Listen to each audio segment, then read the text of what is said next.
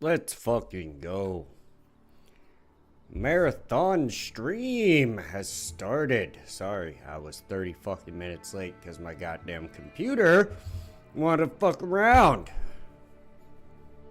Not let me put the fucking content on my computer. I'm like, what the fuck am I supposed to do?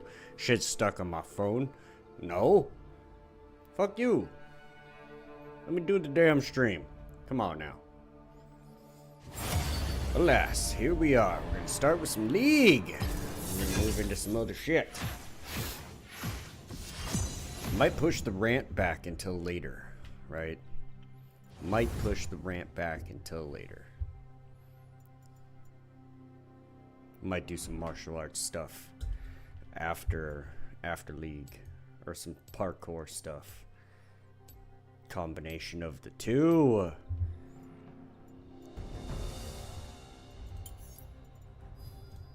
I'm going to remember this.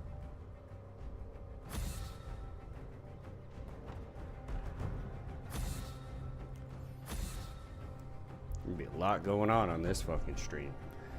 I got whatever clips, I got fucking all kinds of fucking shit. I got stupid people saying stupid shit. Fuck yeah. Conspiracy dumbasses. Me arguing with people online. No holds bar. Just fucking going in on people, buddy. Fucking kidding me.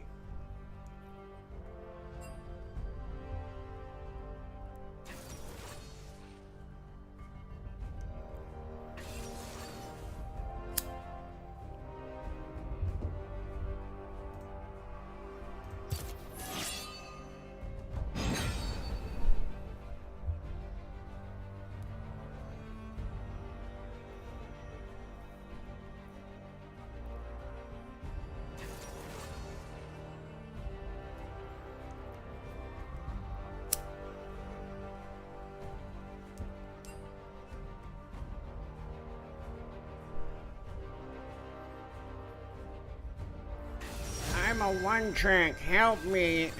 Swap me. Support. Swap me. It's fine. It's fine.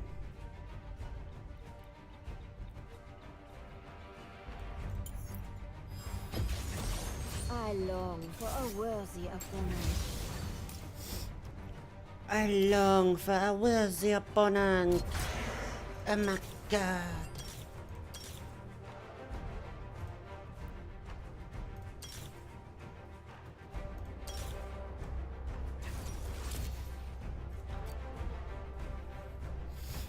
Ew, Teemo.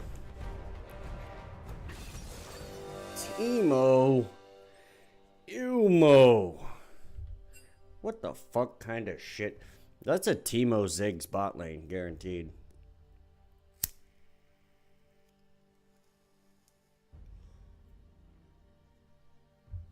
Teemo Ziggs bot lane, motherfucker. Father mucker. God damn it. I gate Teemo with all my heart. Well, you found the H in heart, but you dropped the G in hate. Like, what the fuck? How you gonna spell hate with a G? That changes the word entirely.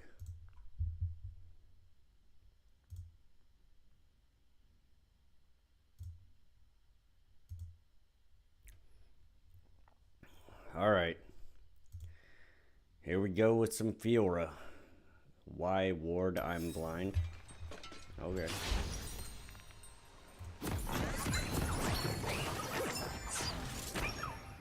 Okay. Others try. Dude, I really? succeed. Yeah, see, I fucking knew something was gonna be fucked up with this shit. Welcome to Summoner's Rift. Well, Teemo has to be Is this support supposed because to he be a was given the challenge? role, and they give you the item 30 now. seconds They until make you minions take the spawn. support item.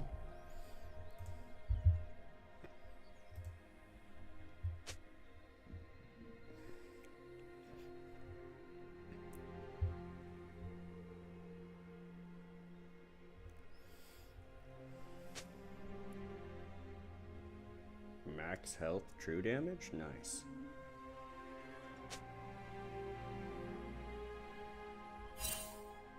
Minions have spawned.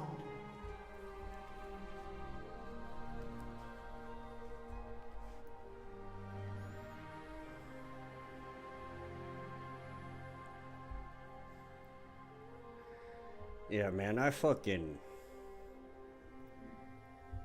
hate new Fiora, bro. They should have never changed this champion. Old Fiora was the shit. At once.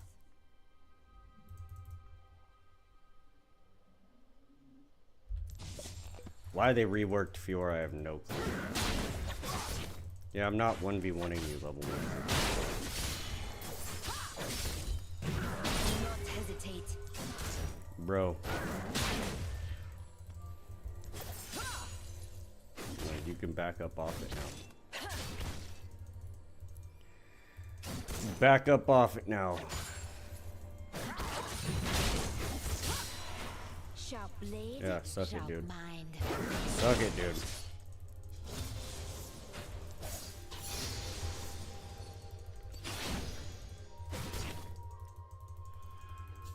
Nobody's fighting Olaf level 1, 2, or 3.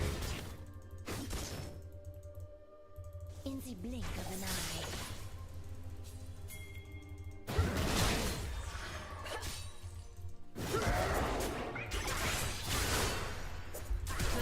Oh, come on. Damn it, Shaco. Damn it, lag, dude. What the fuck is up with the fucking frame rate? Come on.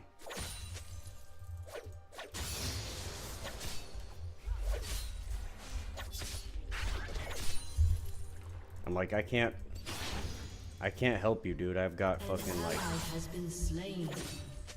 I'm like, I can't fucking help you. Style.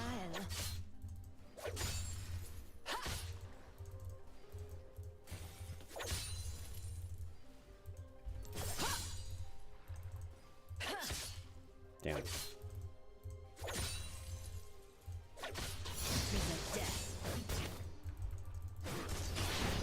Okay. I'll let Olaf tank that entire wave.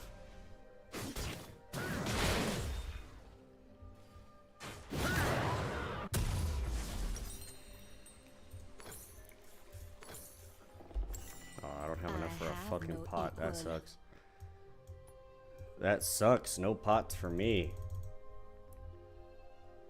I'm gonna try to tab out one more time and then tab back into the game.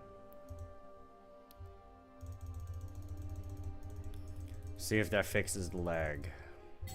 I fucked it up by not and grace. making sure that I hit the fucking client when I turned my camera back on.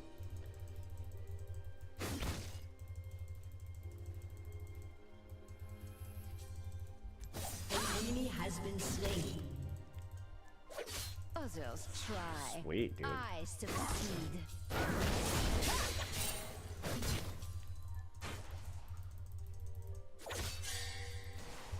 An ally has been slain.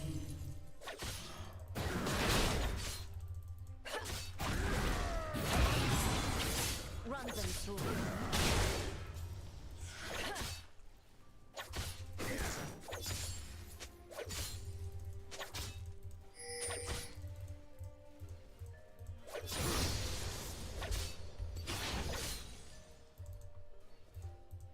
Strike quickly. Strike deadly. Crash the wave, finally.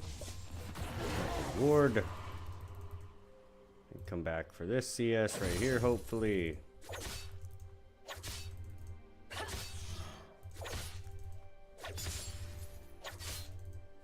Is this supposed to be a challenge?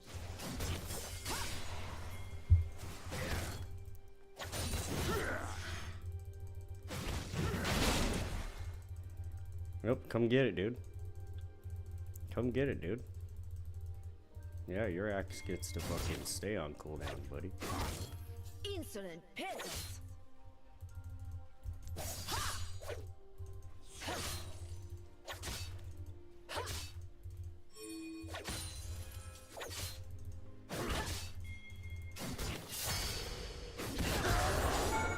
At once. An ally has been slain.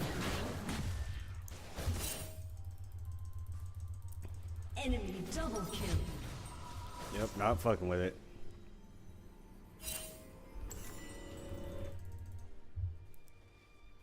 Do not hesitate.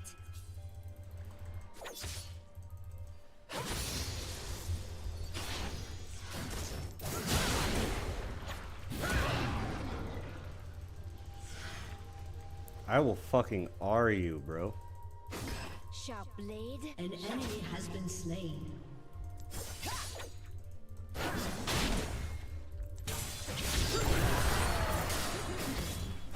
Damn, dude. Come on. Why don't you want to fucking move, Fiora? Can't walk around that fucking asshole. Oh, this is gonna suck. It is what it is. Got a TP.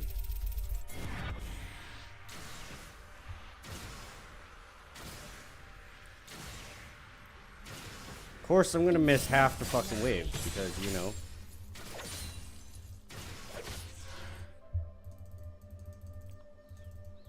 An enemy has been slain. An ally has been slain. Prepare to die. God damn it. You have got to be kidding me with this fucking lag.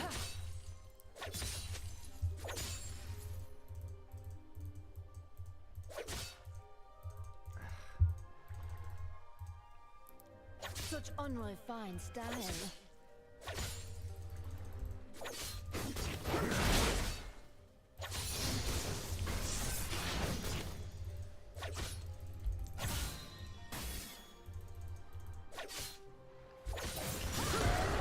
I have no equal.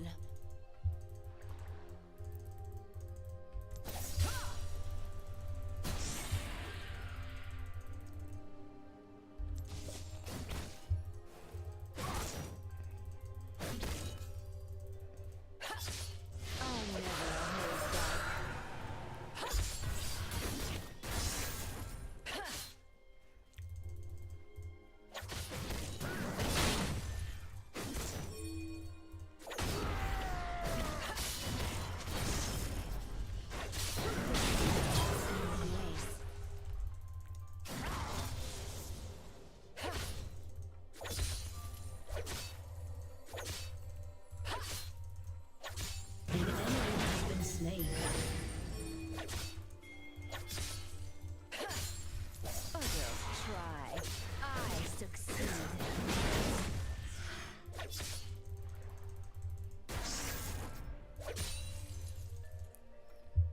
An ally has been slain.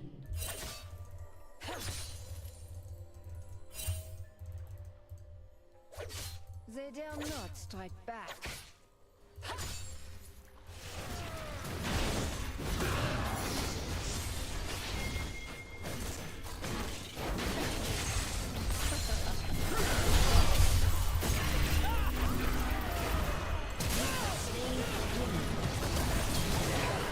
Damn, dude.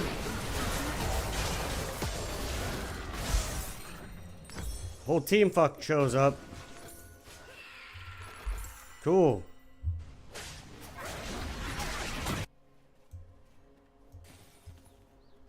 Has been slain. They got the fucking grubs. You want to defend my tower or what, dude? You want to take Scuttle Crab for no fucking reason.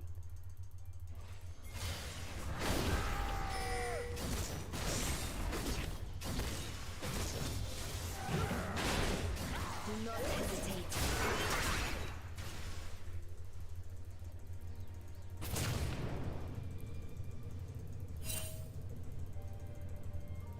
Are you fucking kidding me, dude?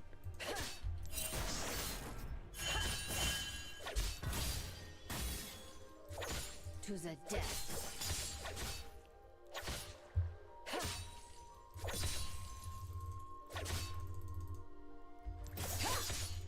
An enemy has been slain.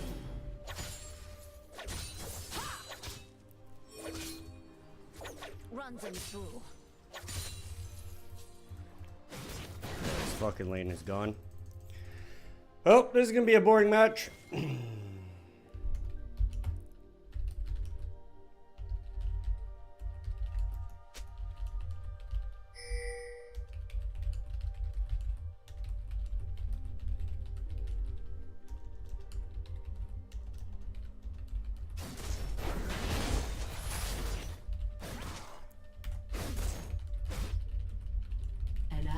has been slain. There is no late game for me. What the fuck?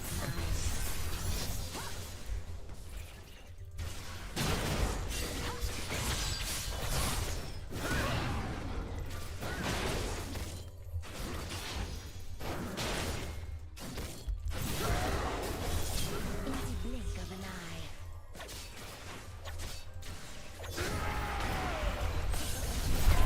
Dude, wow, really? Don't even get to hit a vital, dude.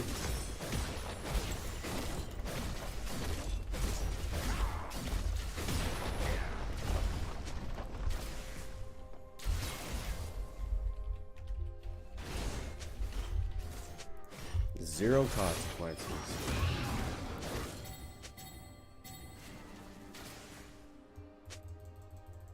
Such honor falls down.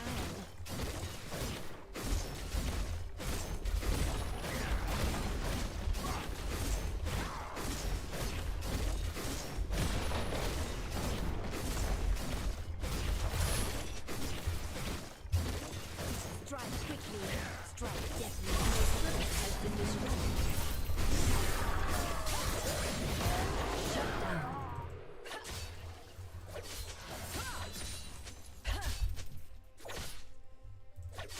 Switch and fight who? Echo? Insolent peasants. Good job for what?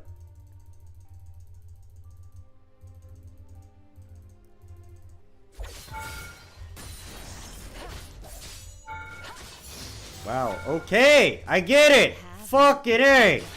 Holy fucking shit, I get it, dude! I fucking get it, bro.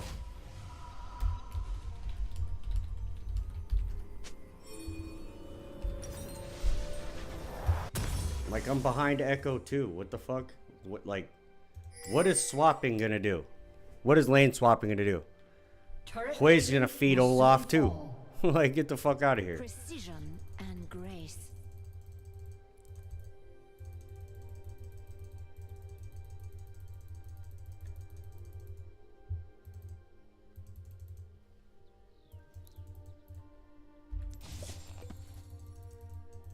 Nope, there's Others literally nothing I try. can do. I succeed. Because if I walk out, I'm gonna get fucking murked by Olaf. Could try and quick push this fucking wave in.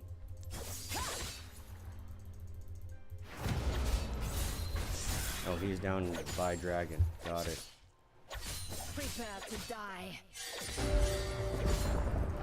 Okay. Your turret has been destroyed. An enemy has been slain. An ally has been slain.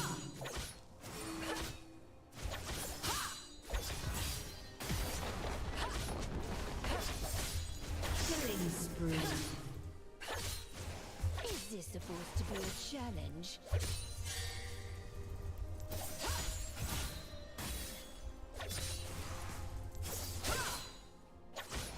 Your team has destroyed a turret. At least I take towers hella quick. Olaf's done wasting his time down bot. Well, Olaf might be fucking one, have the counter pick, and two, fucking, you know, have gotten the better start, but dude's about to fucking lose the game on account of terrible macro.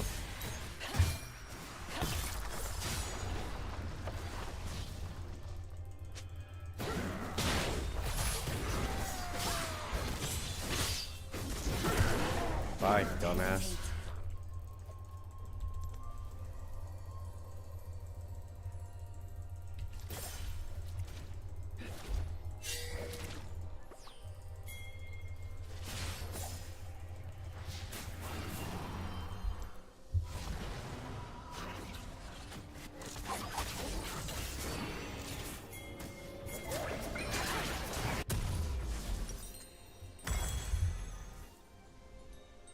Rampage. How am I gonna beat Olaf? Fucking, I'm not. Sharp blade. That's how. An ally has been slain. I'm just not gonna beat this guy. Not even under tower.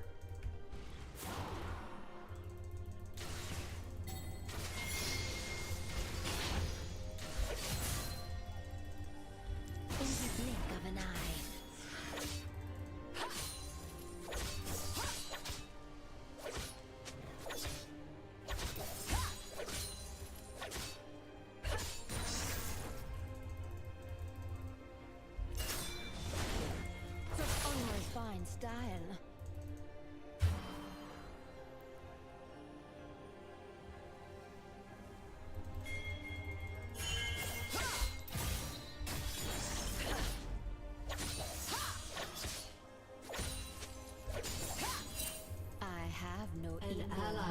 been slain.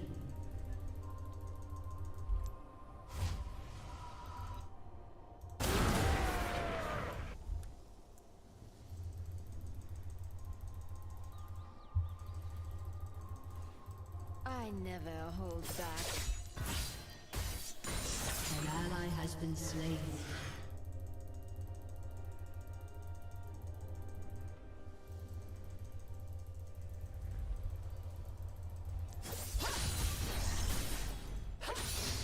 They dare not strike back.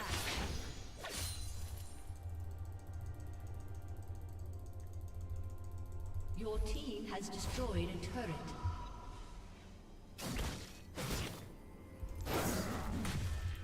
No, you're stupid.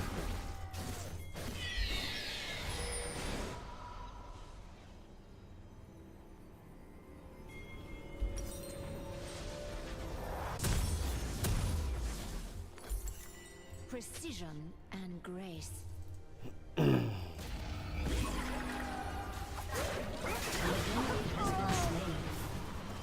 turret has been destroyed. An enemy has been slain. It is my job to just split push the fuck out of this game. Others try. I succeed. An ally has been slain. An enemy has been slain.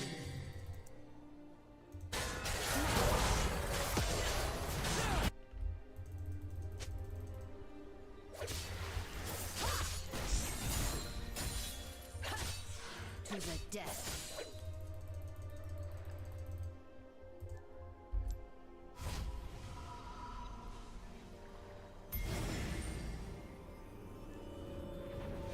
Reset, go to dragon. Is this supposed to be a challenge?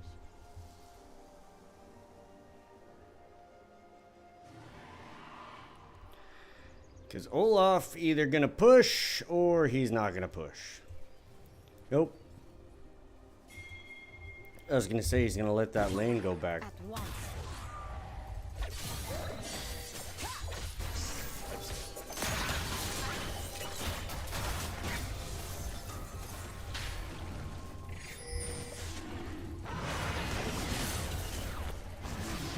Do not hesitate.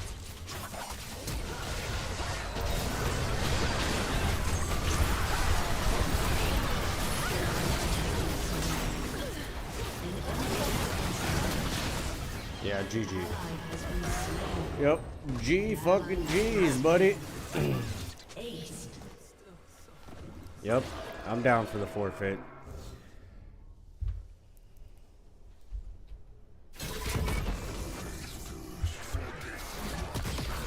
Defeat. Laughing my ass off, bro. Laughing my ass off. Fucking noobs. Shaco should have camped my lane. And if that support was actually gratuitous about, you know, me trading them fucking support because I'm a one track, should have ganked my lane several times too, considering I got counterpicked.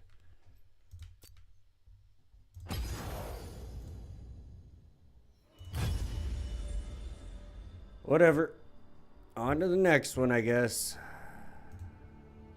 I'm glad we're not doing this shit all night.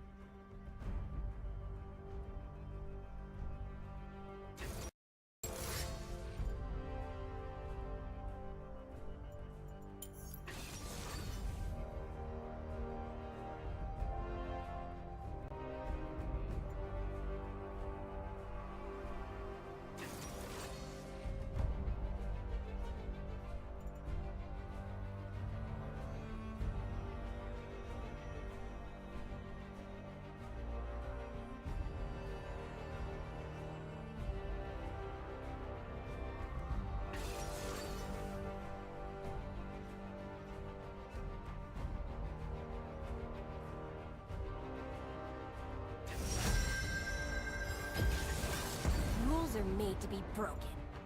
Like buildings. Or people.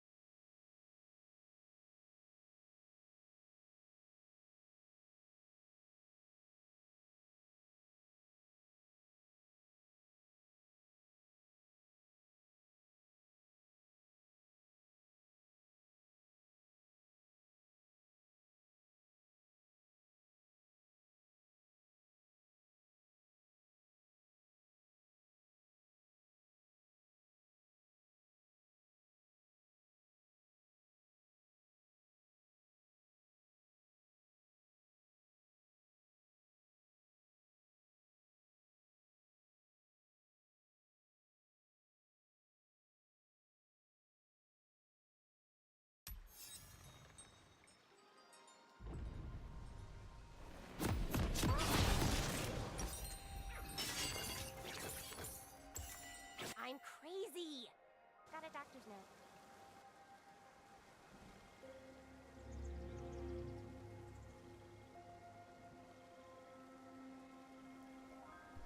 Man, after this one, only 2 more matches. Welcome to Then we get into the other Summoner's shit. Then we get into some of the other shiz-niz.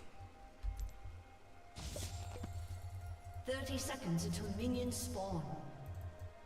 I'm trying to care, but I just can't.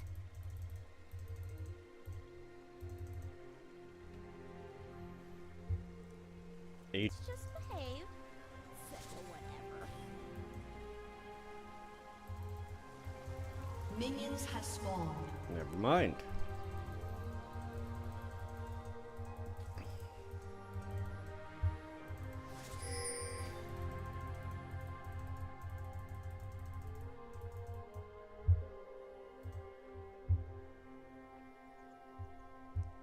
Hold on. I'm about to say something really cool.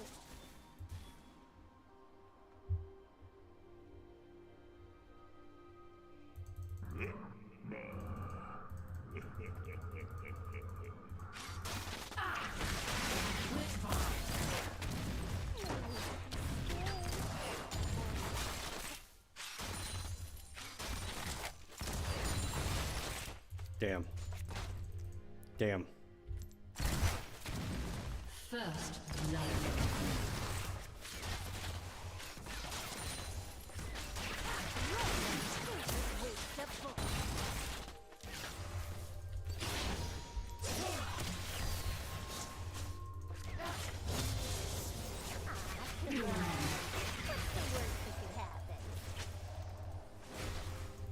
Dang. Twitch, you almost dead, homeboy.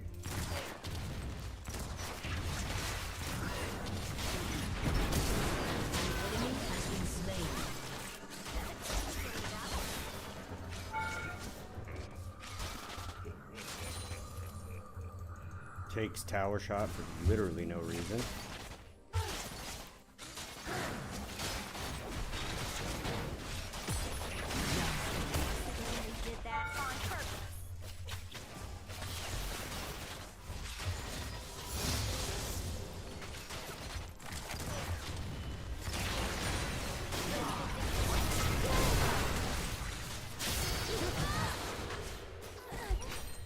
Doesn't matter. I got the kill.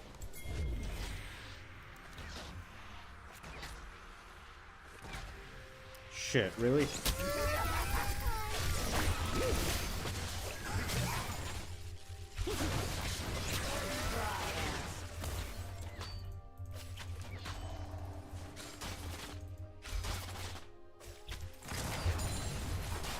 I'm wearing lots of belts. No reason at all.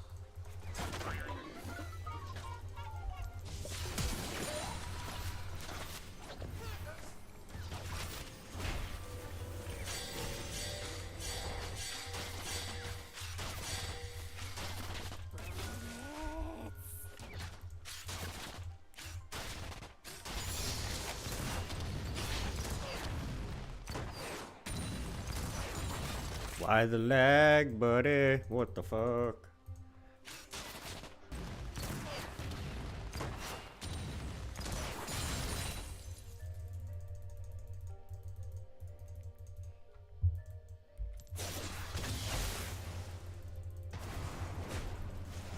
I really need a new gun.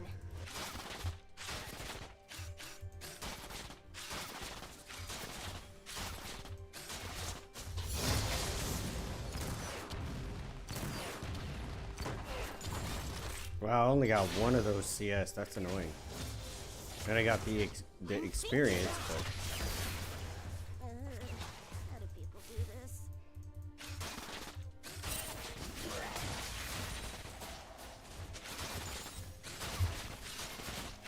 Everybody, back.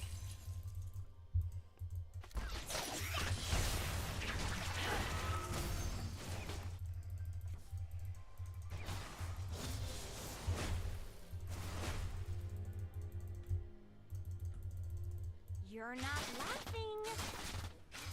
Twitch literally isn't and can't do anything.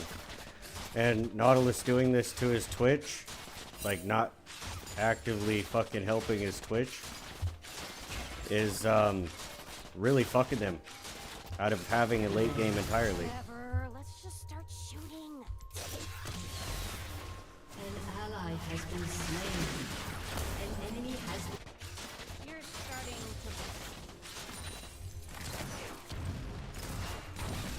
I'm gonna want that back. You're looking a little green. Yeah, I'm dead. Nothing I can do.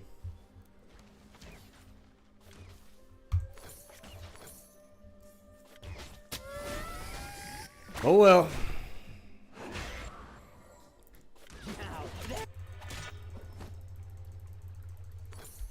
You think I'm crazy? You should see my sister.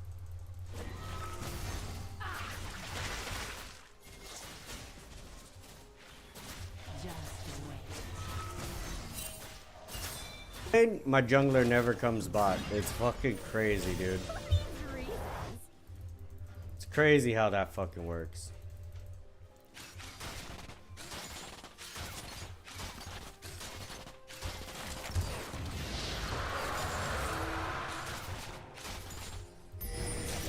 Mario, it's called gunplay. Zero fucking wards. Wait, I've died twice? Oh, yeah, I remember the first time I died. More fed than Twitch. All part of the plan I just made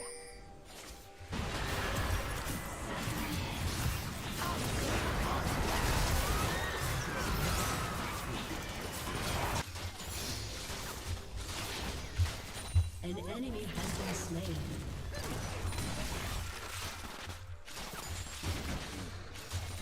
Nailed it. I got myself a red buff too. Fuck yeah. That's what I'm fucking talking about. Ask me if I'm listening. Hint.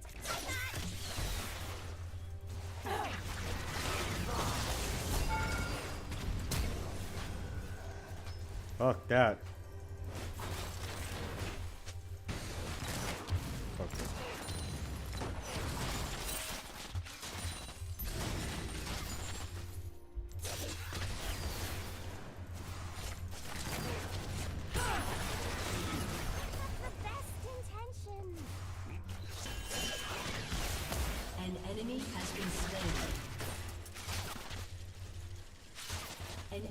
has been slain.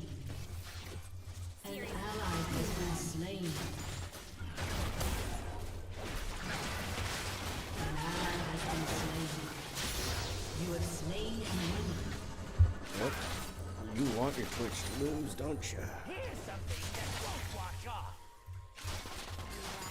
You're Looking a little real.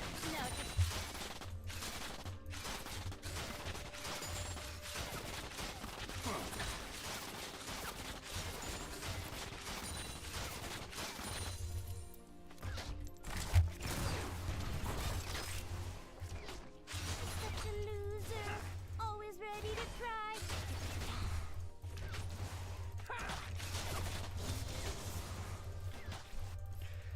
Just being a menace. Alright, I need to go back. I have some attack speed I need to pick up.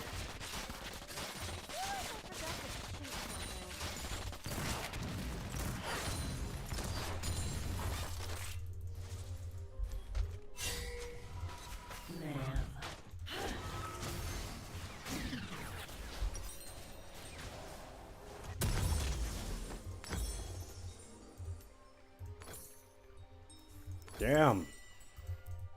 All of the attack speed. Holy shit.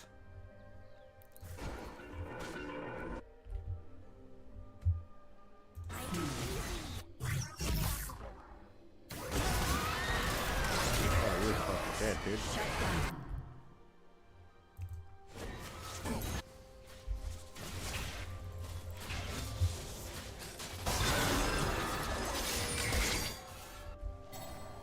I'm trying to care. I just can't.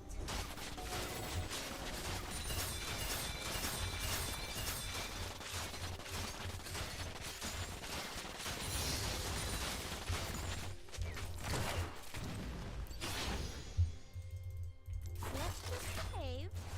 Say whatever.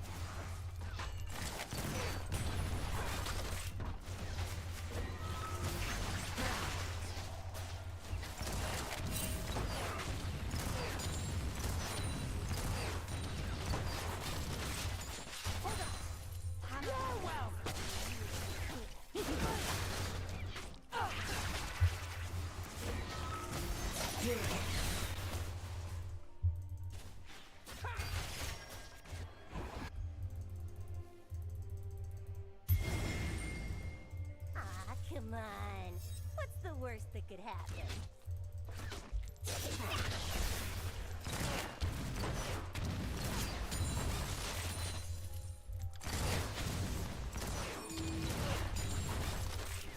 Just wait. I don't even think once that I won't stop.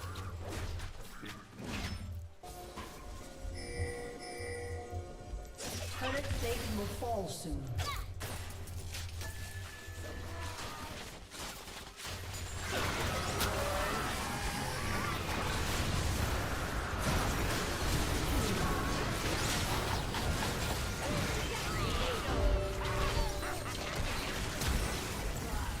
An enemy has been slain.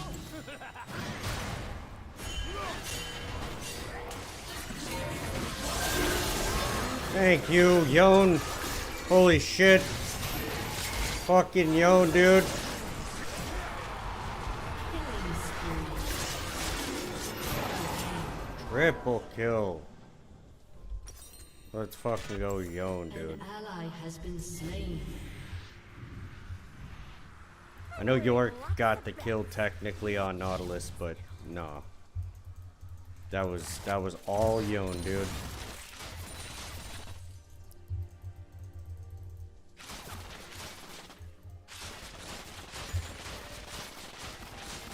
Your turret has been destroyed.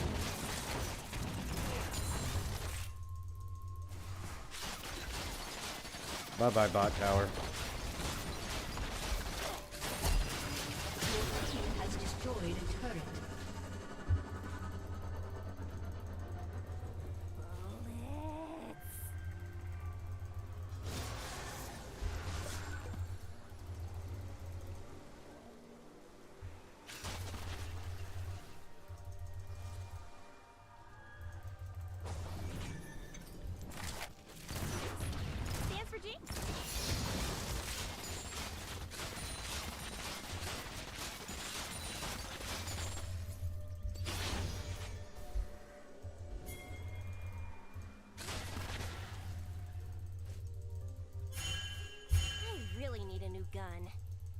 I'll tell my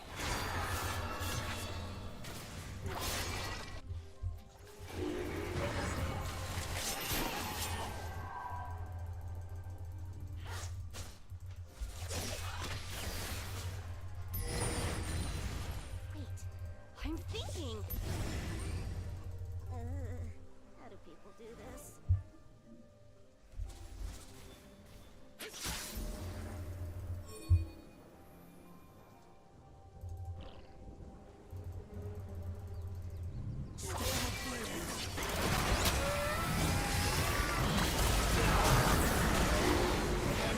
Killing spree.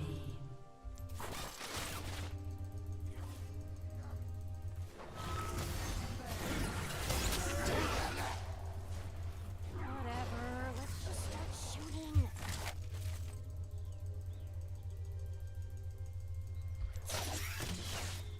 Unstoppable. Motherfucker. Double kill.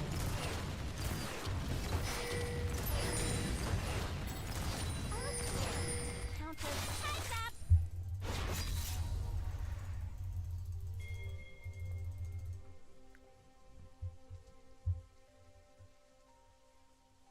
Fuck these minions take for goddamn ever, bro.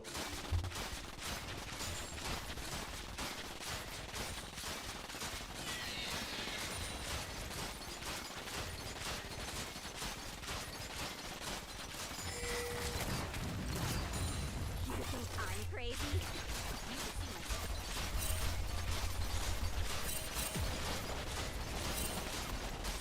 You can see my Your team has destroyed a turret.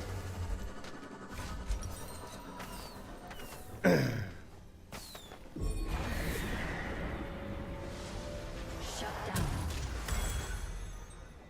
Your team has destroyed a turret. Shut down.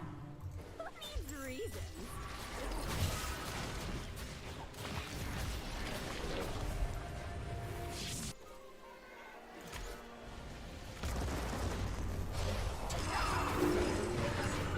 Enemy rampage.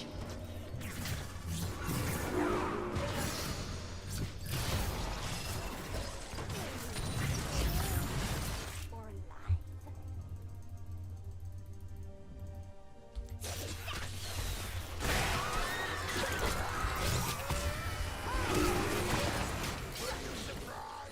Sweet, dude.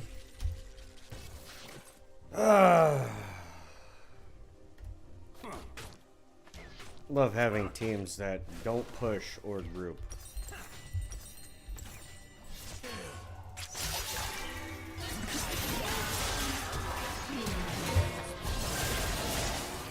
The enemy has been slain.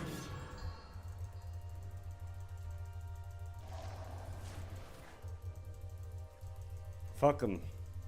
You know what? Fuck them. Oh, part of the plan. I just did it. I'll just teleport top. Take fat waves and push. Push and leave. You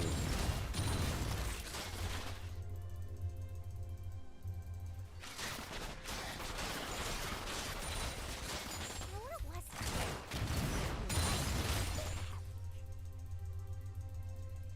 Okay, Yorick left his fucking Krugs. So I'm gonna take him.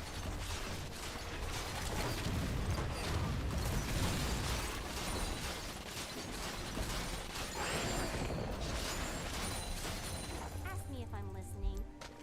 Hint, I'm not. No pick. Okay. Unfortunate.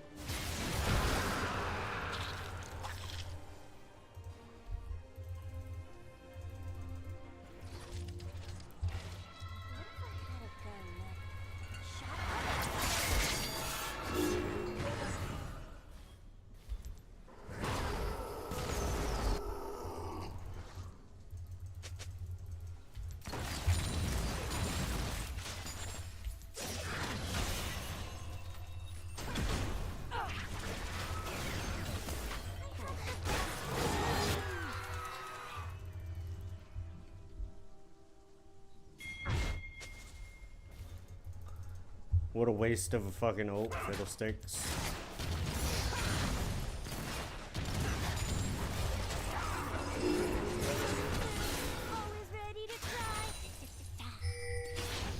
fuck your little minions, Malzahar.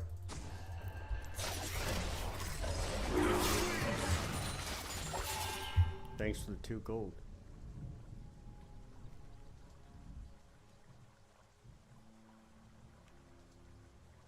I'm crazy. The hell? Got a doctor's note.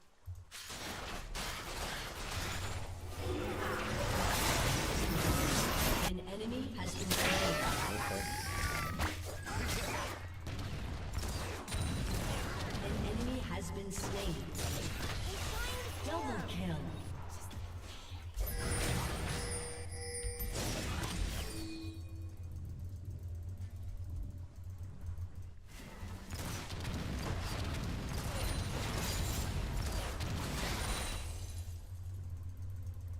Let's just behave. Said no one ever. Okay, they're gonna go get Atacon. 3 people are dead, so I'm gonna fucking push top lane. There's no sense in defending mid.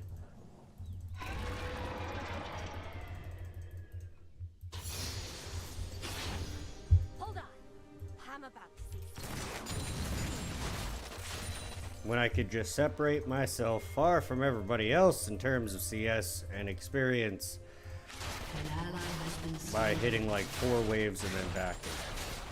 Whoa, lag spike. Ah, come on. What's the worst that could happen?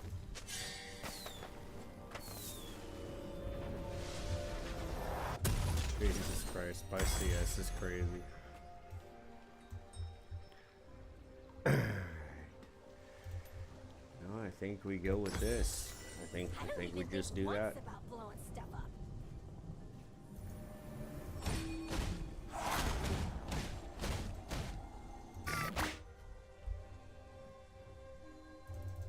Treadle's taking that tower. There's nothing anyone's gonna do to stop him. I'm wearing lots of belts.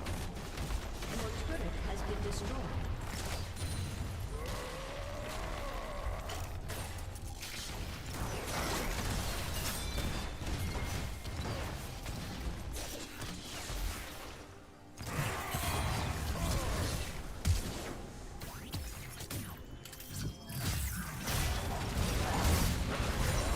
Has been slain. Sorry. Turd.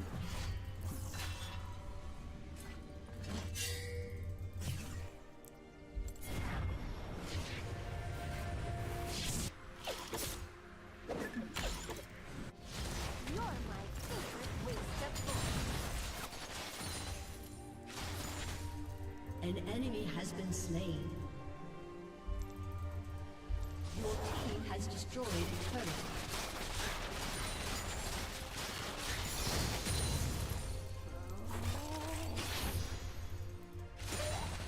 I'll take it. Whatever. Fucking almost 200 CS.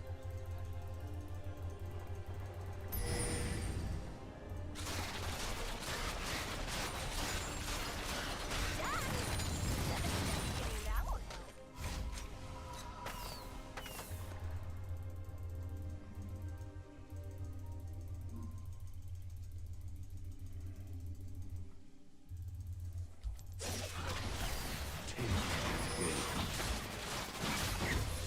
Stands for Jinx.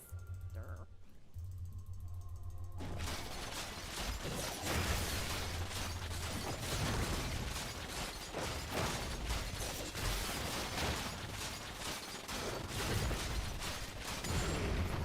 I really need a new gun.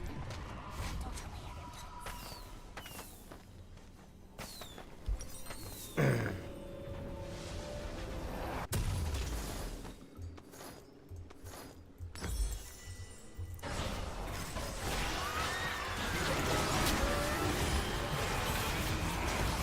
Shut down.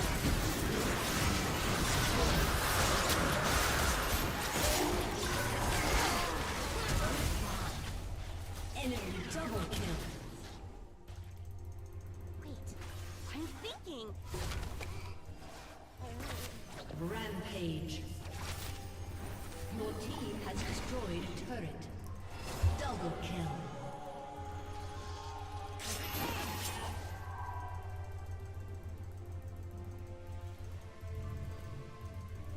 Forever.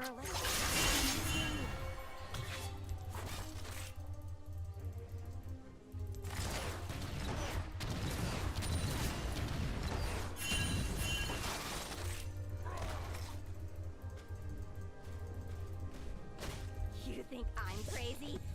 You should see my sister.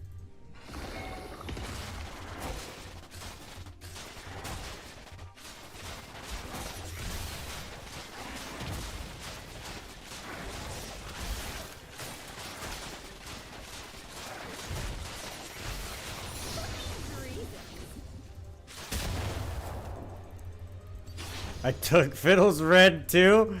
Damn, dude, he's pissed. That's both of his big buffs taken. Sorry, buddy. Had to do it, dude. Oh, part of the plan I just made up.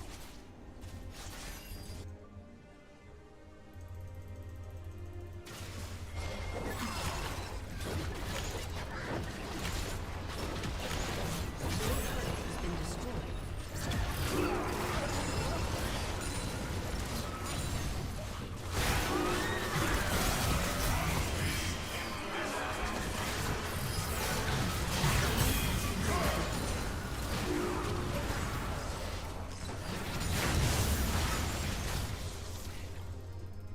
Ask me if I'm listening.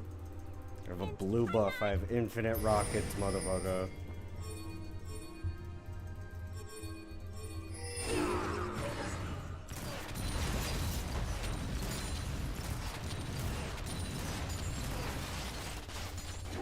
What don't people know about, like, getting priority in mid lane first?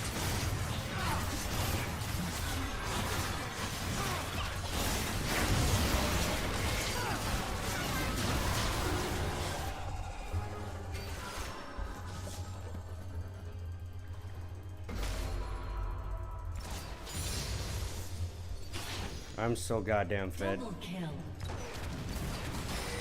kill. Enemy killing spree. We did that on purpose. An ally has been slain.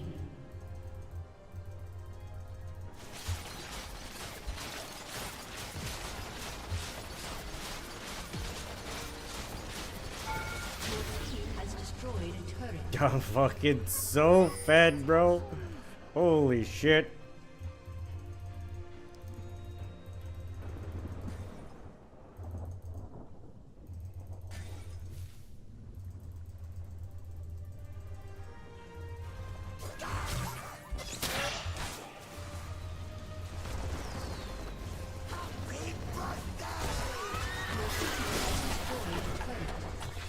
You have slain an enemy. I like warned him that I was coming, basically.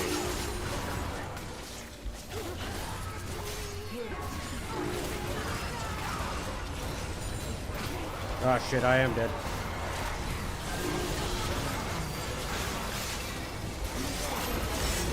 Like there was nothing I was gonna do about that. Nothing I was gonna do about that. That's funny.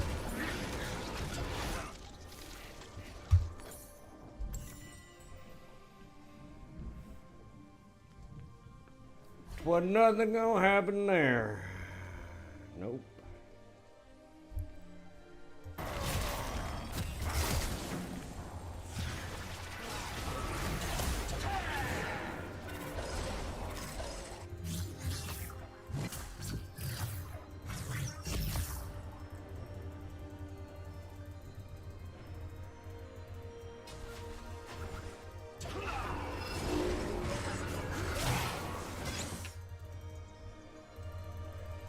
I'm crazy.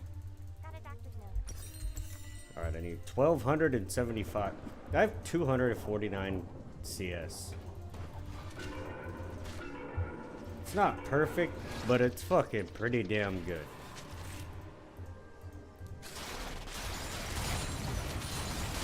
I'm trying to care.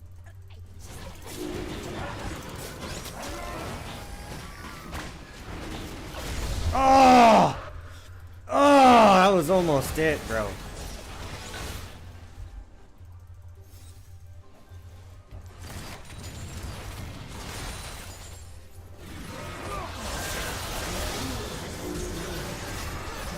Double kill.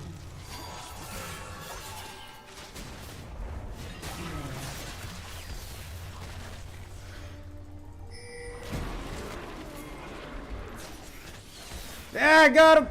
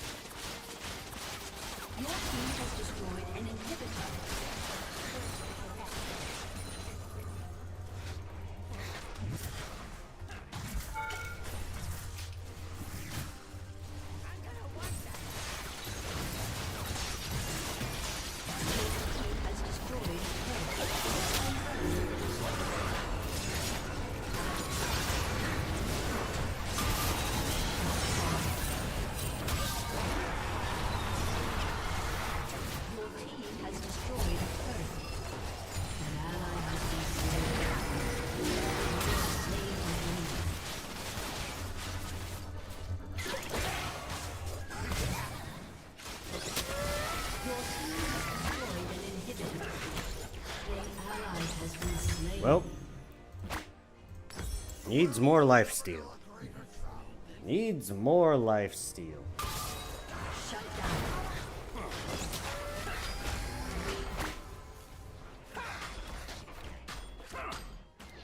Aced.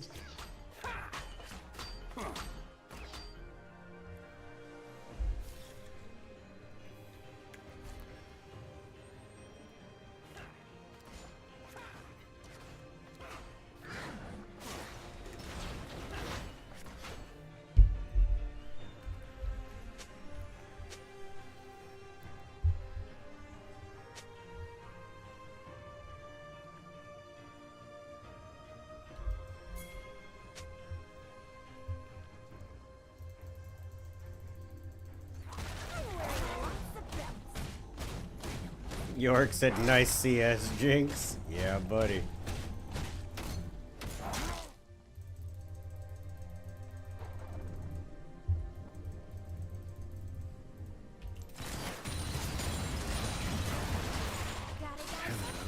Friends.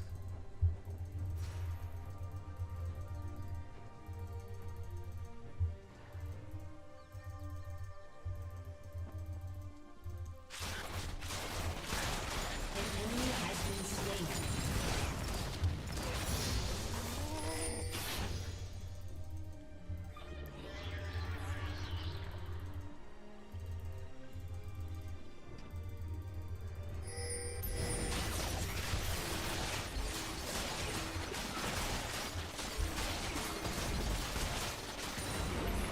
Stands for Jinx. An enemy has been slain.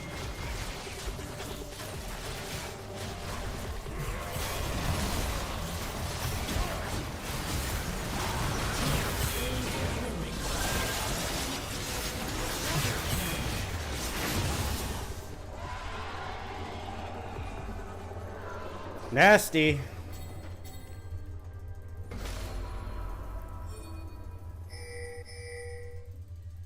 I really need a new gun. But don't tell my other friends.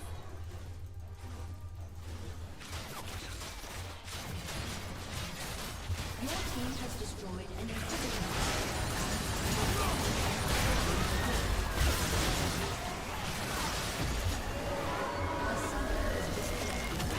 GG's, buddy. GG's, buddy. Shit. Shit. Oh. Fucking A.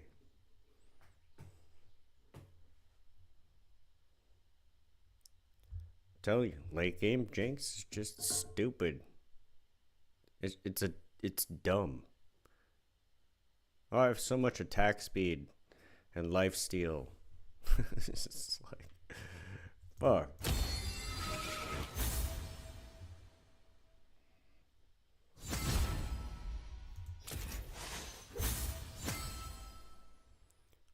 GG, good macro? Yeah, buddy. S on Jinx. Let's fucking go. I died a lot, though. I died some stupid deaths. Some stupid deaths. It is what it is. Jesus Christ, Zyra did so much more damage than I did. But, like, hold up. Hold up. Right? Graphs. No. Let's see. Total damage to object. Oh, shit. Fucking Yorick, bro. Damn, everybody on the team did more damage to structures than me. What the fuck? I was just taking minions, I guess. What a noob. Oh my god. Come on, man. Really? Fucking noob. That's funny. I'm going to run to the restroom real quick. Then we're going to do 2 more matches of League. And then that's probably going to be all of the League for the night. Because we have a lot of other shit to get through. We have some fucking roasting of the LGBTQ nonsense is gonna come up soon. We got fucking rating Trump's presidency. We got fucking whatever clip. We got like wipeout clips. Let's go. People hurting themselves, because why the fuck not? We got some martial arts. We got some parkour. We got all kinds of shit coming up in this 12-hour stream. So, I'm going to go to the bathroom. I'll be right back. We'll play 2 more, and then we'll get started on all of the other subjects for the evening. Yeah, buddy. All right. Catch you guys in a minute.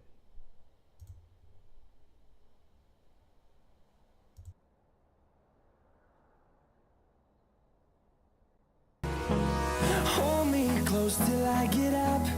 Time is barely on our side. I don't wanna waste what's left. The storms we chase are leading us, and love is all we'll ever trust. Yeah, no, I don't wanna waste what's left. And on we'll go, through the wastelands, through the highways, till my shadow turns to sun rays. And on we'll go, through the wastelands, through the highways, and on we'll go.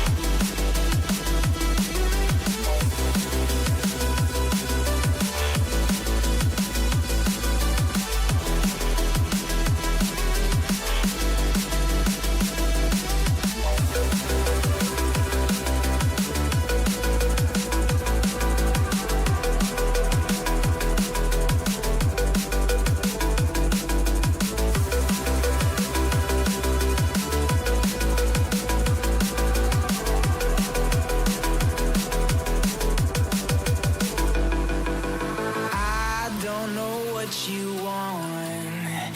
Let's have a bit of fun till I downfall. My love, if you feel like I do right now, don't say you're on the run to the other side. My love, you say you wanna try, but you never do. Sugar, there's a reason why we lose.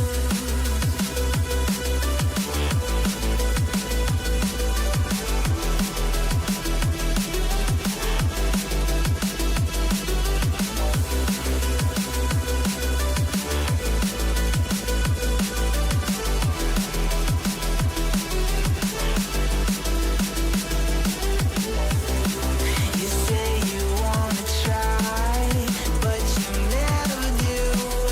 Sugar, there's a reason why we lose. You say you wanna cry, but you never do. Sugar, there's a reason why we lose.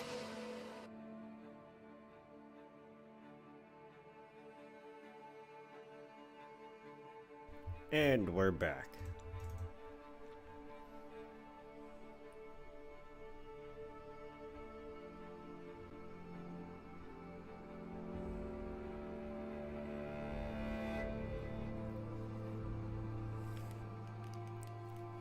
And we're back. Who the fuck was I gonna get next? I mean, on the other account I have... Oop. Nope. I don't want to message nobody. On the other account I have everybody, I do believe, except for Briar and Milio. Briar and Milio are the only two champions in the game I have not played a single time. I've played everybody else one time.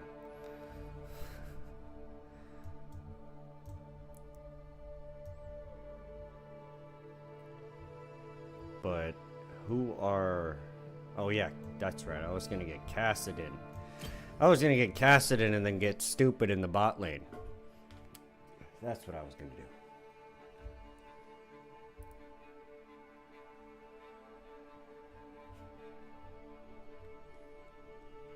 That's what I was going to do.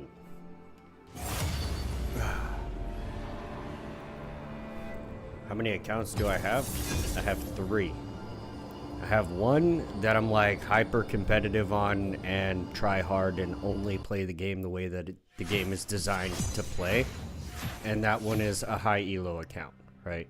I think I am Diamond 2 or Diamond 1. I got fucking demoted. I was Grand Master, but I got demoted.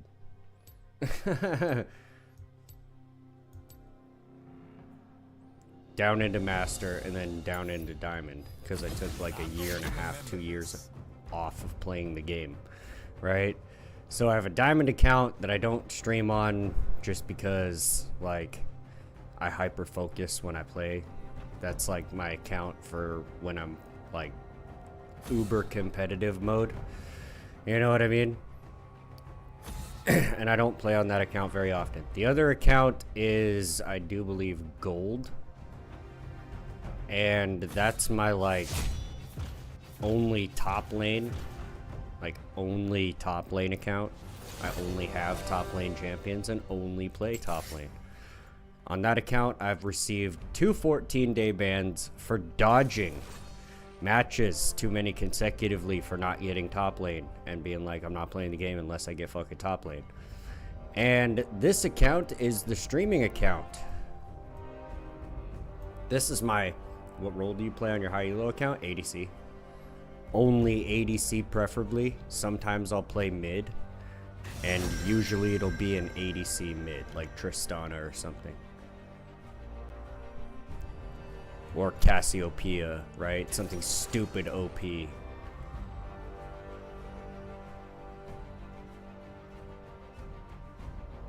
Oh, come on, really? Alright, fine. I'll go with Senna. I'll go with Senna, No one that's fine. fights alone in the mist. On my high elo account, I play a lot of Senna ADC now. Holy shit, that's the only thing I've been playing on the high elo account is Senna ADC because it's fucking busted. Holy shit, Senna's crazy. Senna's a crazy champion, dude. Like, since I took those suggestions from you with the fucking auto Q auto real quick on somebody to gain stacks, holy shit, dude. I get so many stacks now. I feel like Nasus in the bot lane, bro. It's crazy. Wondering how to duo? Often my other accounts are too high to duo. Yeah. Yeah, a lot of people fucking have that issue when trying to duo with people. Is fucking their accounts are too far off. You can duo, like, okay, so interesting thing, right?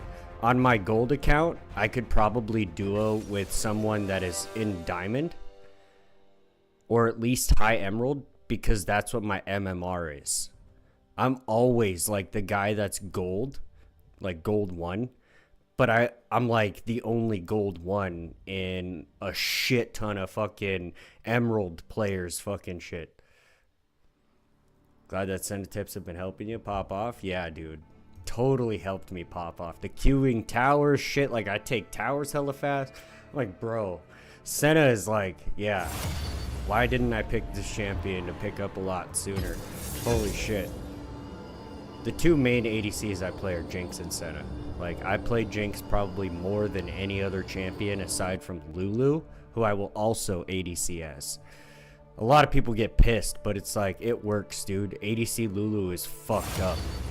You polymorph somebody and you have the crit, and it's just like they're dead before they're out of polymorph. It's so broken. Her base damages are stupid. You take electrocute, and it's like one combo, they're at half health. You polymorph, and then they're dead. And it's like, oh man. Like, here, I'll show that shit off right now. Check this shit out. Ready? We're gonna play some Lulu. Lulu's the, like, ultra main champion. If I had to pick a main champion, it would be Lulu. Like a champion that I main more than any other champion in the game and have played more than any other champion in the game, it's Lulu, by far. Sounds odd, the ADC Renata can be very, very strong. ADC Renata? Dude. Okay, every time I play Renata, I fucking suck, dude. Holy shit. Holy shit. I suck with Renata, man. I never get the, like, revive thing. Whatever the hell it is. What it's called. Like, bailout or whatever. I never get the bailout, dude. And I'm like, this sucks. I suck. Oh, man. But no, so the streaming account, I do a lot of stupid shit on the streaming account. Like, when I get Cassidon, for instance, I'll play fucking Cassidon in the support lane. And it's like, why do I do that? Because if I'm going to be competitive, right, there's no point to streaming it. There's no content in that. That's like, if I'm losing trades, I'm going to sit under tower, rarely ever say a word because I'm so hyper focused on the game. I'll miss chat entirely. Like, yeah, no, I don't want to be competitive when I'm streaming, so I do stupid shit, right? And then sometimes the stupid shit really works out, like, really well. Like, for instance, when I did Renekton support for a minute, that shit was crazy. It kept working out. That's good content right there. Because that's like, oh yeah, somebody could just randomly, you know what I mean, stumble upon that video and then use it in a high elo match or their own stream or something, right? Like, what I'm doing while I'm streaming League is kind of taking the bullet, or I'm like biting the bullet and taking the losses when I do stupid shit to find out what stupid shit actually works. Do odd subs too? Yeah.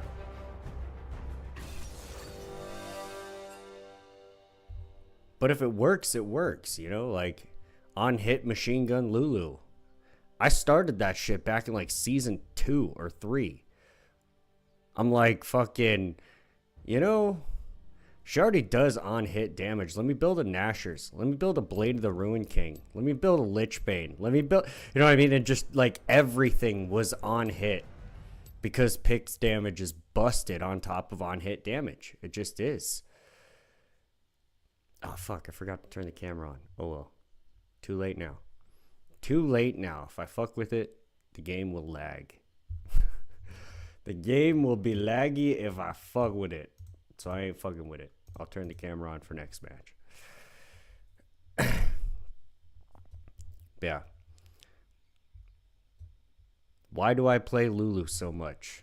Because when I was, I want to say 14, I got a cat, and that cat's name was Lulu, and that cat lived with me for 17 years of my life before it passed away. So over half my life I had that cat, right? And like, amazing cat. Never tore up anything, never fucking pissed or shit anywhere that it wasn't supposed to. No fucking hairballs in the entire existence of that cat. Not once did I have to clean up a fucking hairball. Like, would listen like a dog, would snuggle you like a dog. You know what I mean? Like, the cat was fucking smart, dude. Nosy dewdrop.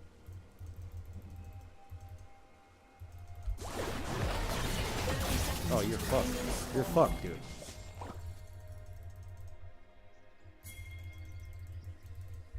Yeah, bye, Kindred. Yep. Bye, That Kindred. tastes purple. So yeah, Lulu, my cat, came long before League of Legends, right? And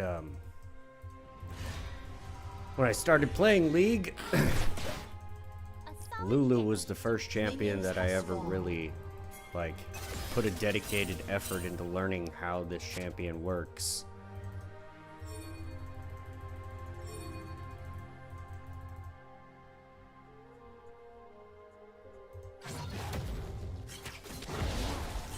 Gotta focus.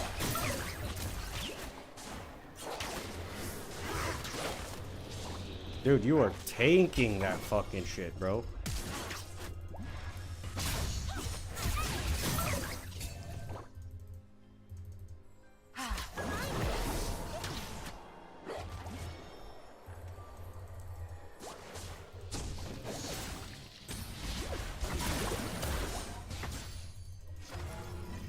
I'm like, what's up, Lux? You want to stick around? Let my E come back? I'll kill you. Alright, now that I'm like uber behind the bot lane right now.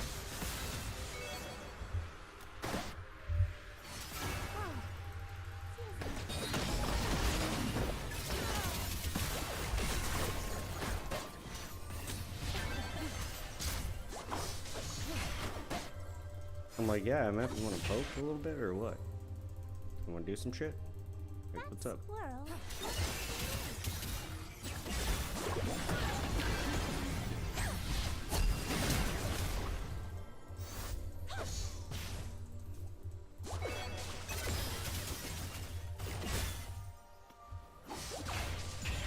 You'll see more with your eyes closed.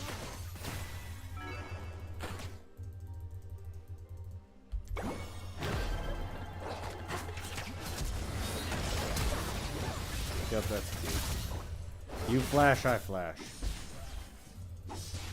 Dude, I need fucking level 2, bro. What the hell?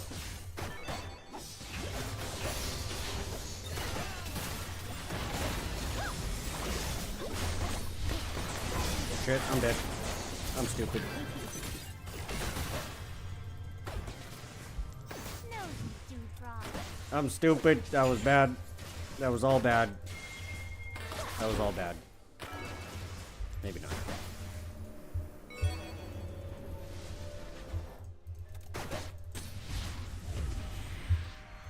They aren't gonna like this. Nope. Nope. Not getting me, bitch.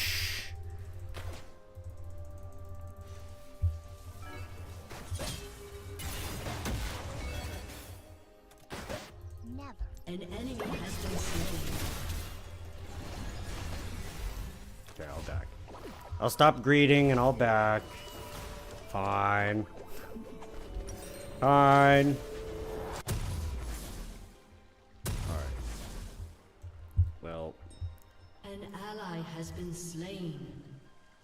You see, I would buy a support item, That tasted purple. but we're not doing that. We're not doing that. We're doing this. Attack speed on hit Lulu for the win. That's what we're doing. I recommend sticky.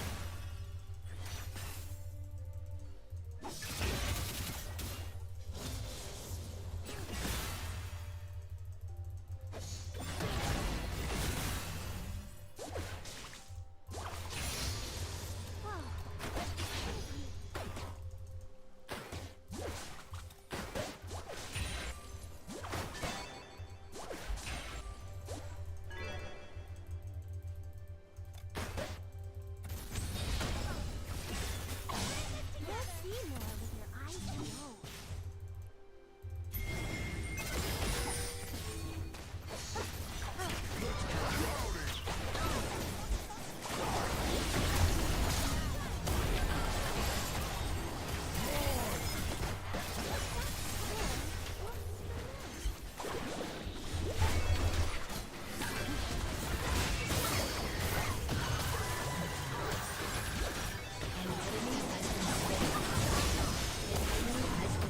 Damn, son. Damn, son. Just get collapsed on. Just get collapsed on, you stupid fucker. You all lose. You suck. You fucking suck. Nothing you can do to me. Haha, I'm Lulu. I fucking win. Fuck you, tower. What the hell?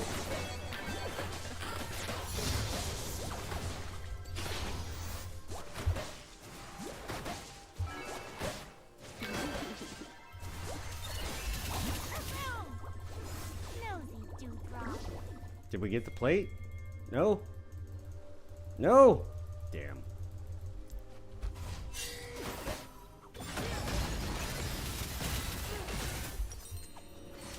I need it back, MF. I need it back, motherfucker. That tasted purple. Ooh, I almost missed my opportunity to get the scanner. Has been slain. Can't miss the opportunity to get the scanner. Alright. An enemy has been slain. Hey, Garen. Has been slain. Oh, Garen. I recommend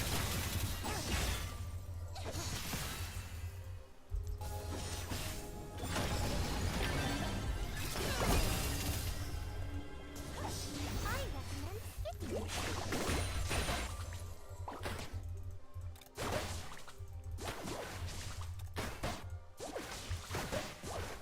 Ah, I should have eaten that minion. MF would have got it. You'll see more with your Damn, dude. Made me polymorph myself.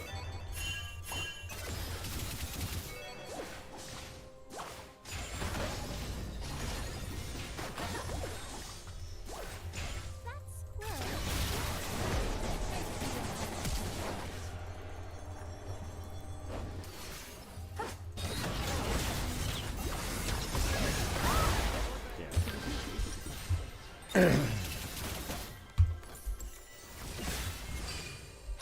That'll happen, finally.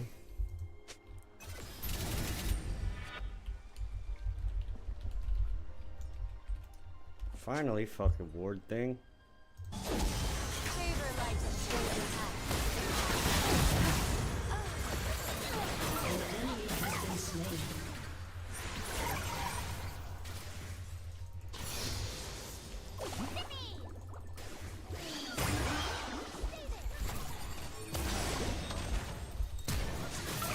An ally has been slain. Damn it, dude.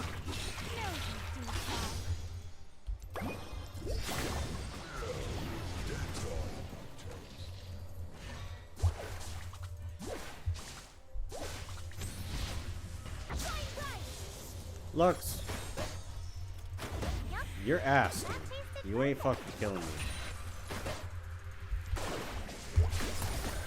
Yeah, you need to leave the lane.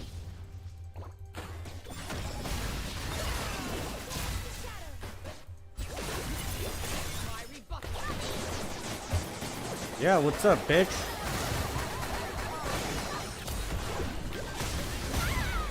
Come on, misfortune. I'm like, kill Lux. What are you doing? What are you fucking doing? Stop being so fucking passive, bitch. Jesus Christ, Lux had like no health the entire time. Ridiculous. Hey. An enemy has been slain. I recommend skipping. It's about fucking time.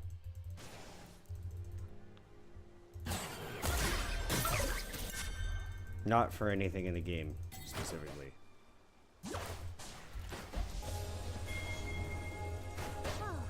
Alright, I'm not level 6 and I need to be. Like...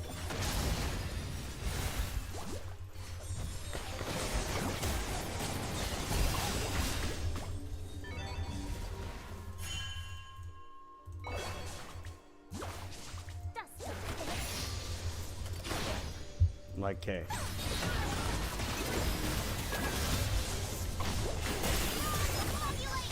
Really?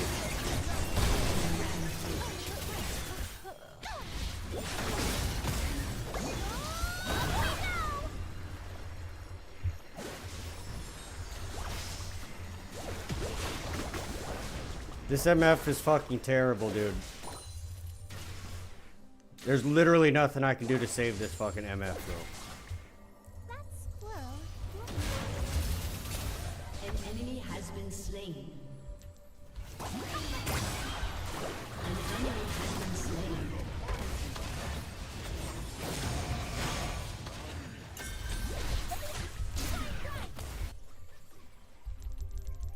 An enemy has been slain. See more with your eyes closed. You have slain an enemy. I don't care. I don't care. I know that's greedy as fuck. I don't give a shit. Nosy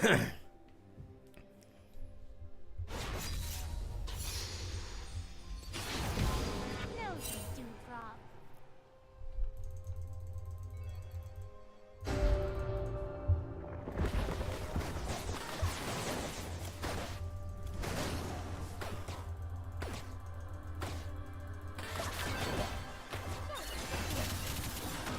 Killing spree.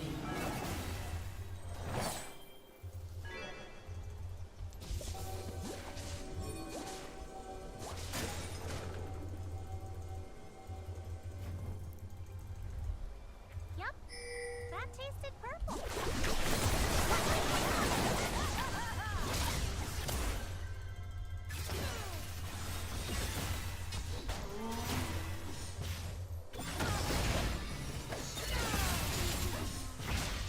Too tall. Much too tall.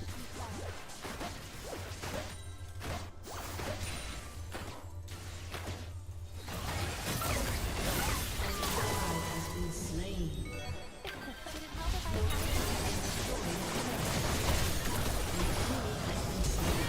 Endo!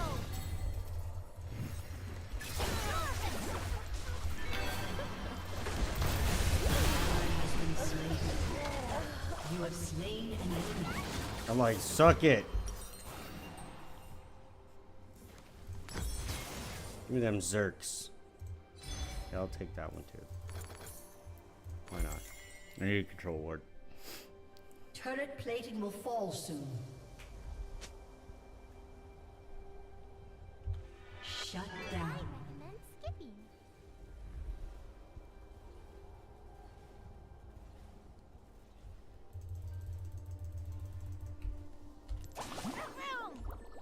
Go, MF, go!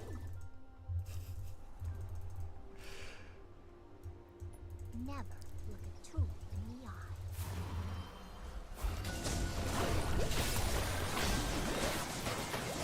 An enemy Sorry about your looks.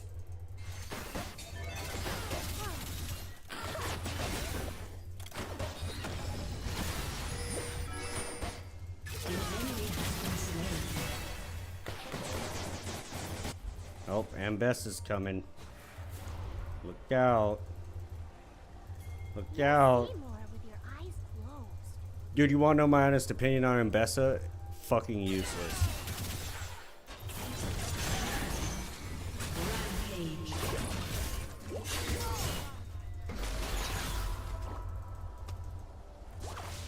A solid giggle.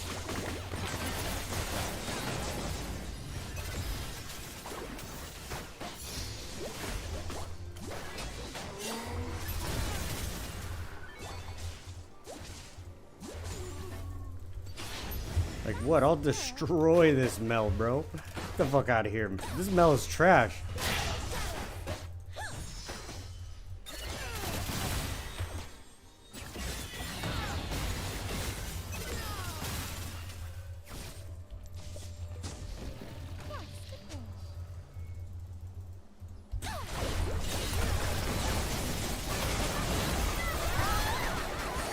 Damn, they wasted 2 ults on me, huh?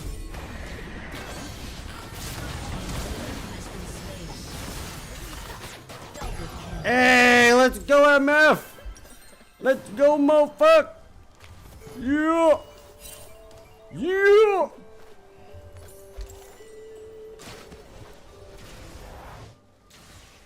An ally has been slain. Like, you could have cleared that wave first, Misfortune. I'm sucking right now. Tasted purple. Like, literal dog ass.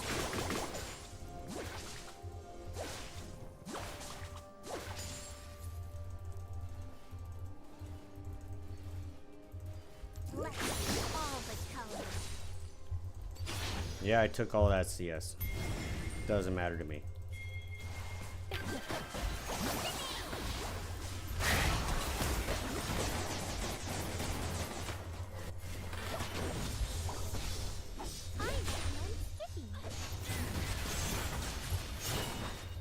Oh, Ambessa's bot lane again. Unstoppable.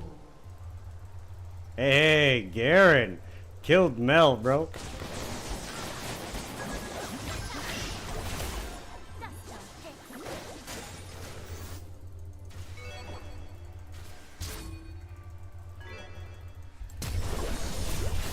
Slain an enemy. Bye. Fucking dumb Lux. Get the fuck out of here. What do you think this was?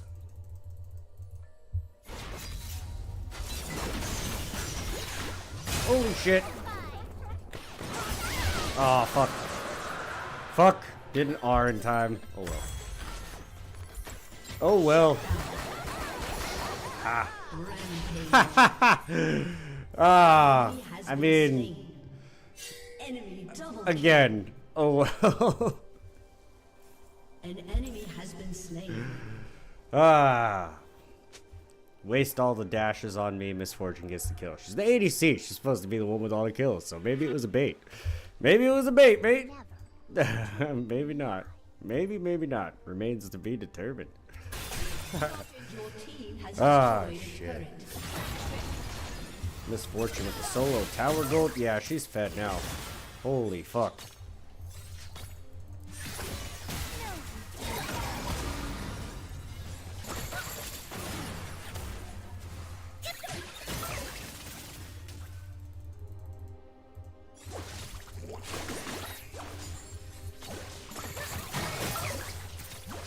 They aren't gonna like this. Your team has destroyed a turret.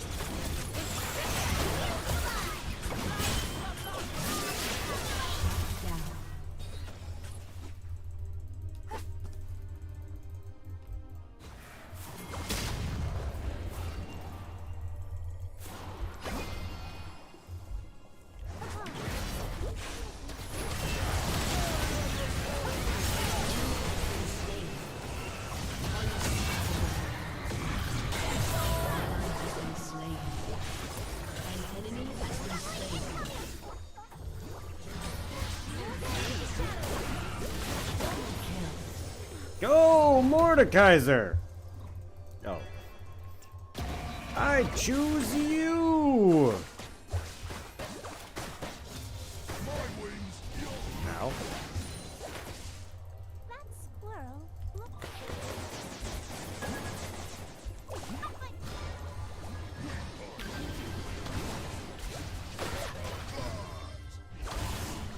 Your team has destroyed a turret.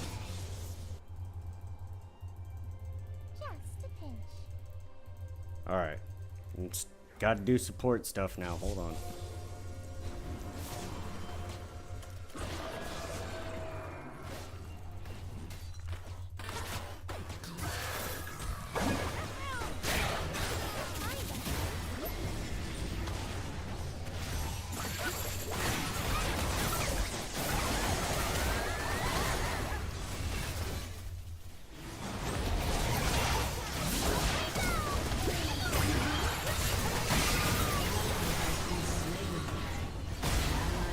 Fucking A.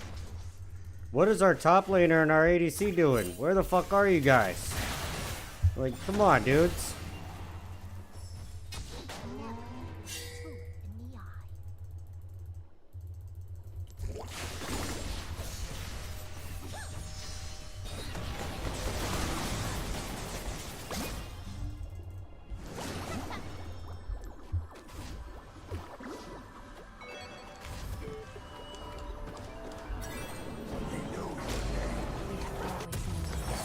Your turret has been destroyed.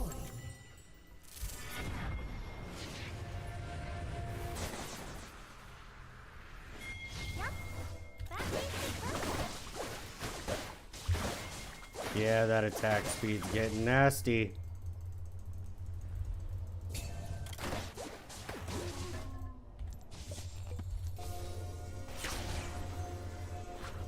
Let's use all the colors.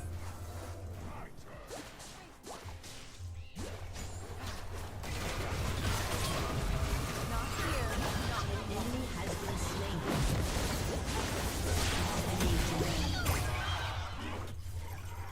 Let's go. Dizzy. An enemy has been slain.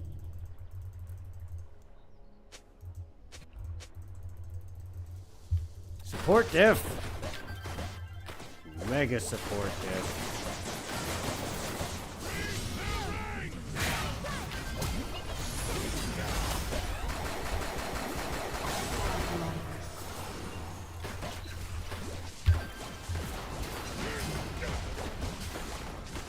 Team has destroyed a turret.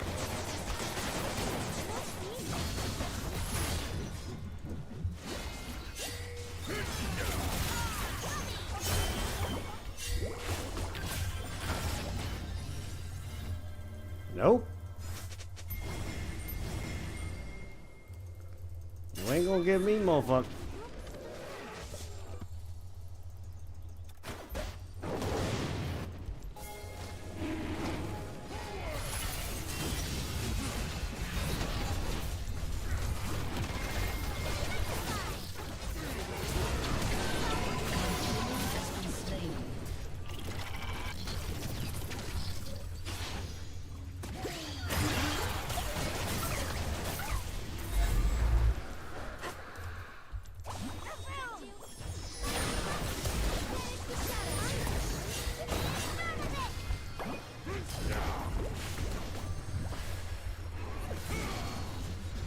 Q.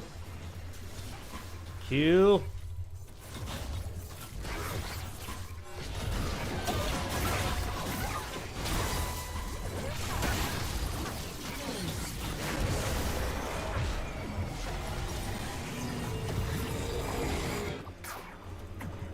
Mega Q.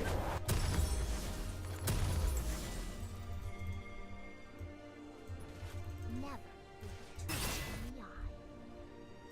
Shut down. Misfortune. Damn it. No, misfortune. Yep. That makes it purple.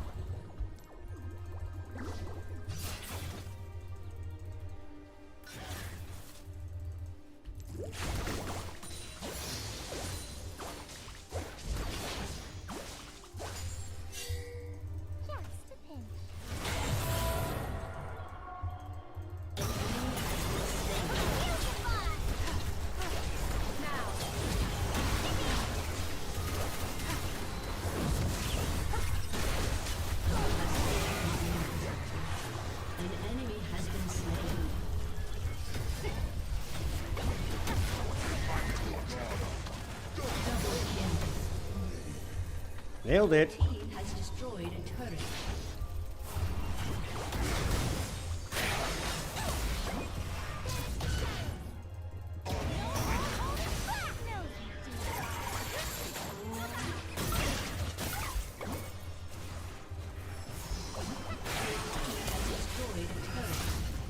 Whoa!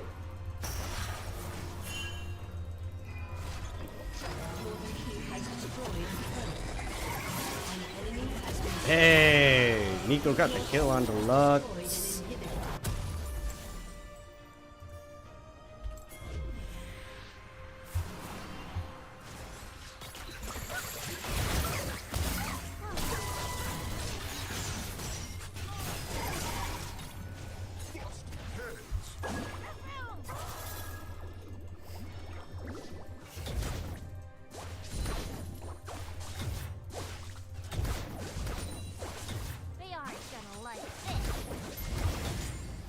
Sorry, Nico, I can't stop myself from taking CS. I have too much fucking attack speed, bro.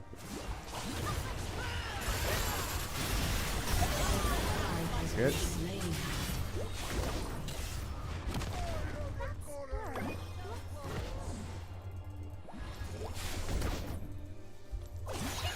Bye-bye. Bye-bye. Bye-bye now.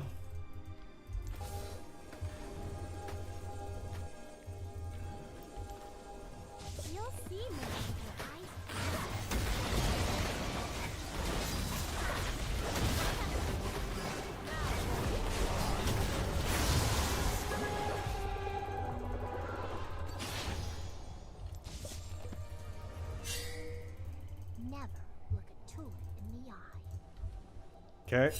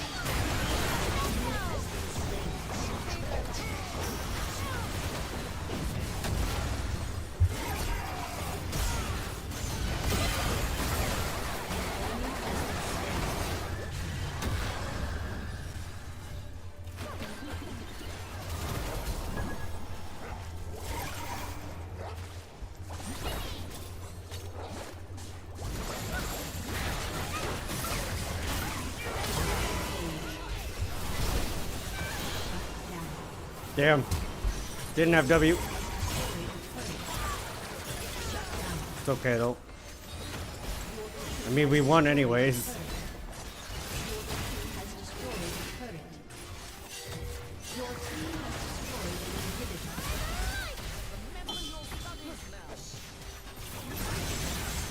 Yeah, there ain't nothing they're doing to win this. This is over.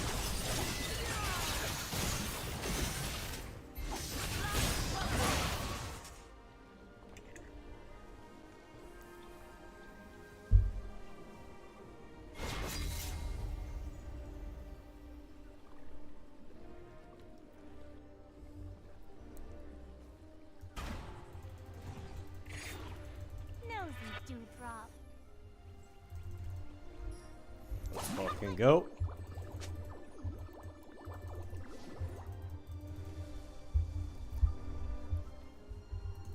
Let's fucking go. Let us fucking do the thing. Oh my god, Mordekaiser, what are you doing?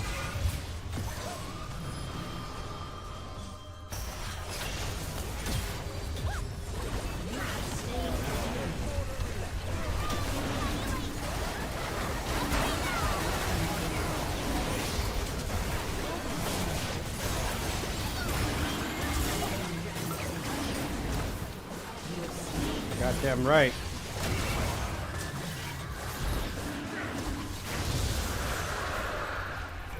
Winions!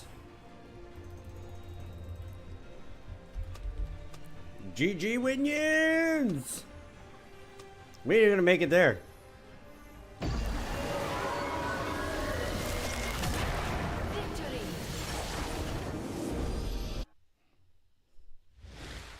GG's Winions, buddy. Fucking. I didn't do too bad, but I could have done a lot better. A lot better with the Lulu. It was a pretty fucked matchup, but we made it happen.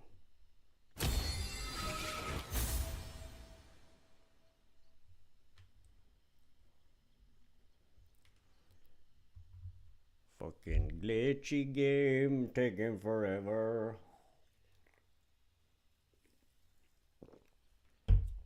Come on, you son of a bitch, hurry up. League of lagging.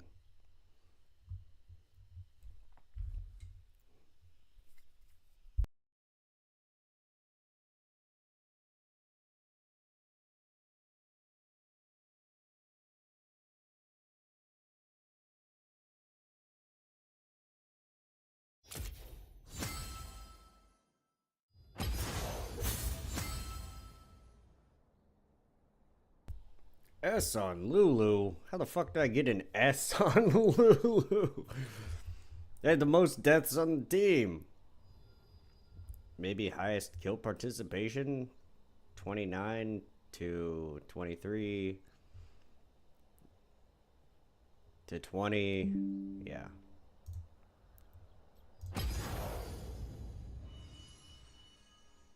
I mean, I guess. Right? Wait a minute. Hold up. Hold up. It is really that time. It's really that time. It is that time, ladies and gentlemen. Now we're going to do some stupid shit in the bot lane. Kassadin support. Let's go.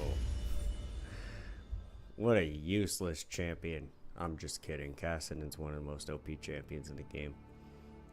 If not the most OP champion in the game. That's why he hasn't gotten a rework. He's been the same fucking champion for like 15 years.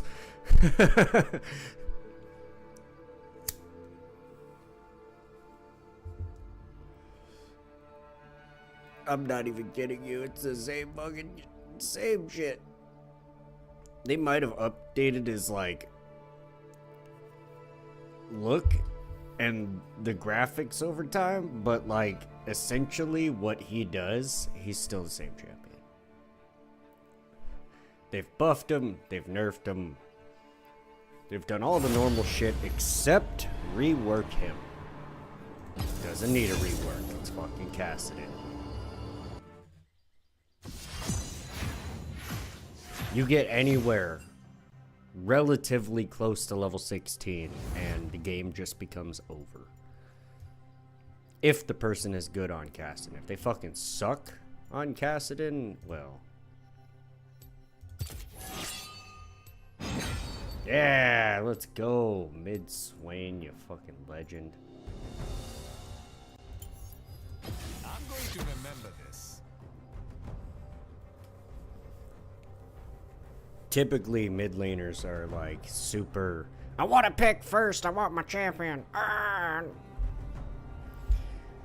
So if you want to trade out of first place or out of first pick, the easiest person to trade with, oftentimes in games, is the mid laner.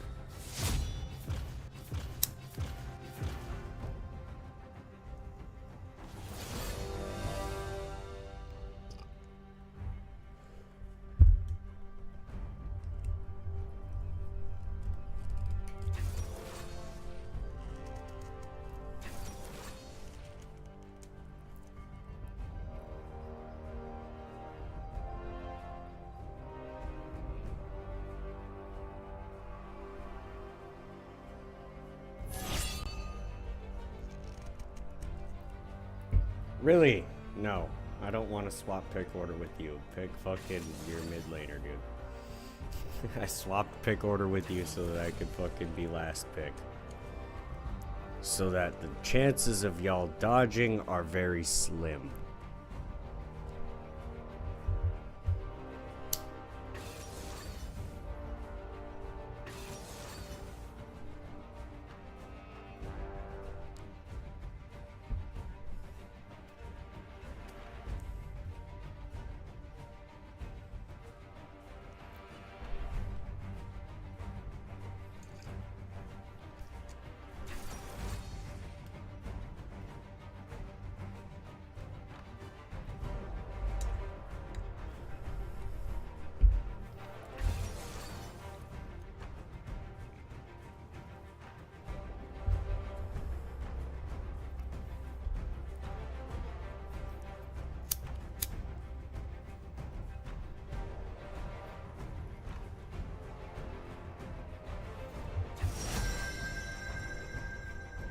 Alright.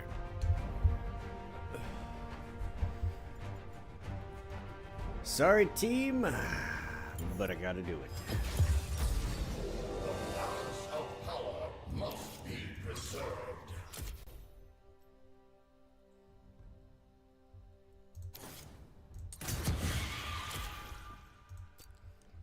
I gotta do it, team. Gotta do it. You guys can be mad all you want, but I'm doing this. Oh shit, you know what? Just at the last second, we got it. Let's go. Fuck, didn't turn my camera on again. Oh well, gonna have my camera on all fucking basically for the rest of the night, so it is what it is. It is what it is, buddy.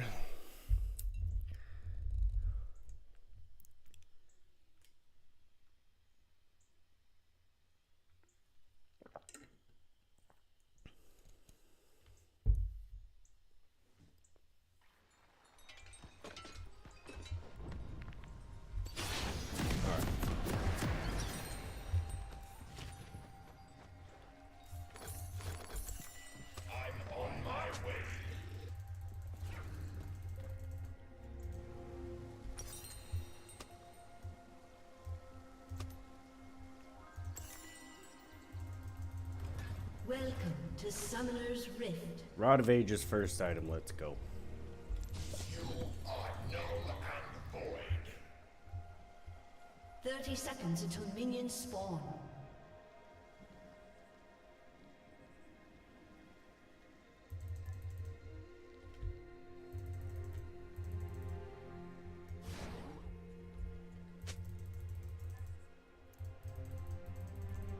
Justice will be served.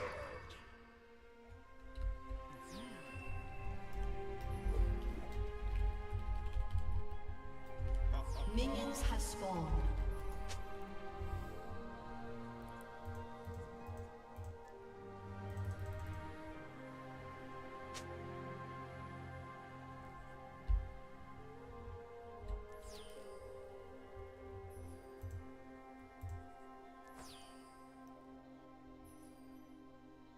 Balance above all else.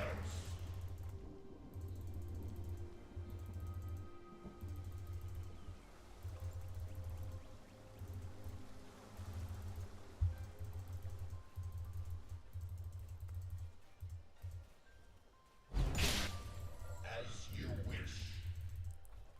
Yeah, dude, I should have gotten casted in a long time, not gonna lie.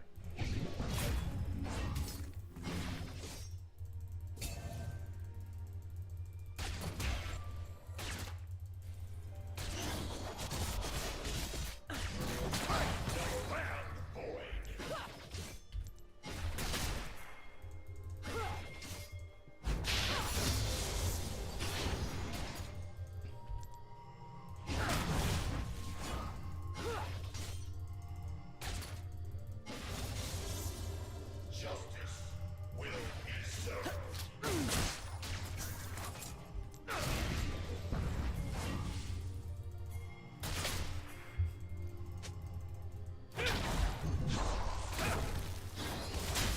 Oh, Siver. You threw it right at the fucking wall. What the hell?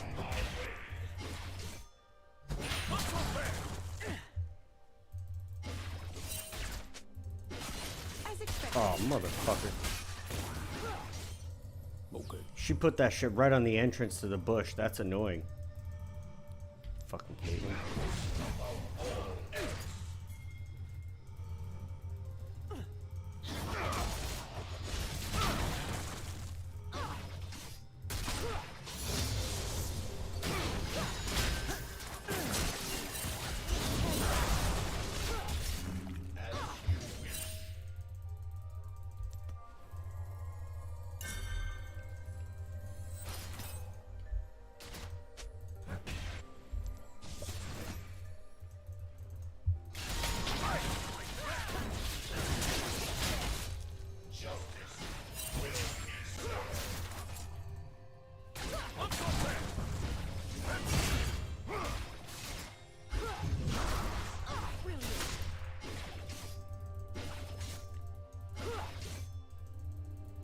Sick.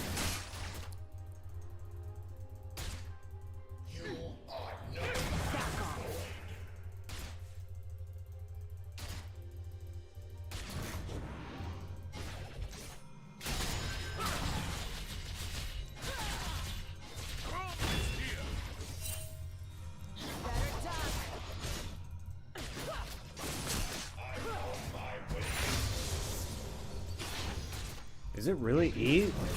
Really? E is the suggested max? No, dude, I'm gonna max Q. Q is like my poke, dude. What the hell? It used to be W that was suggested to max, not E. Get the fuck out of here. E max Cassidon. What kind of nonsense is that? Oh shit, sorry, Sivir. I almost took that CS from you. But I didn't, that's crazy.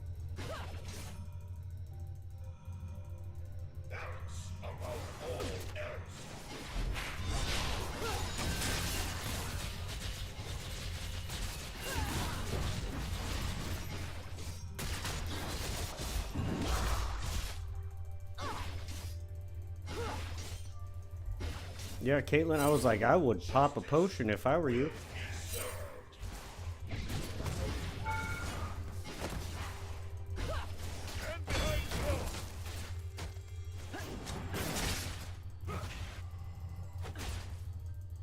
Yeah, finally got a fucking Dark Harvest stack, though. Took long enough. Fancy a treat? An enemy has been slain. Missed me, motherfucker.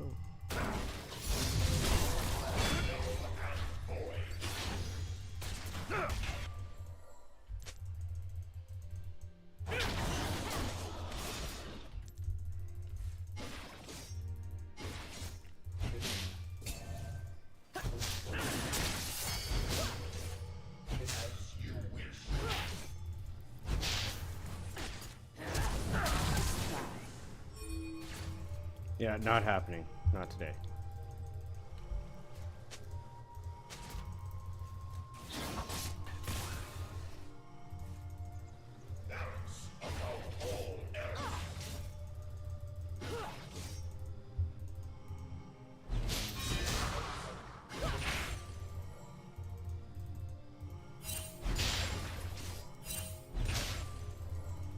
Alright.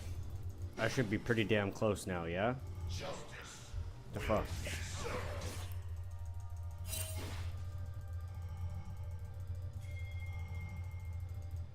They're not getting the dragon? Where the fuck is this enemy bot lane?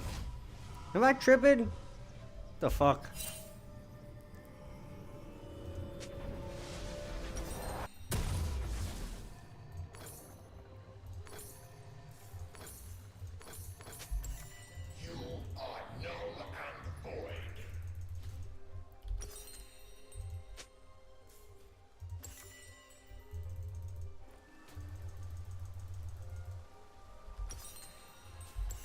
I'm gonna go Rod of Ages, then Redemption.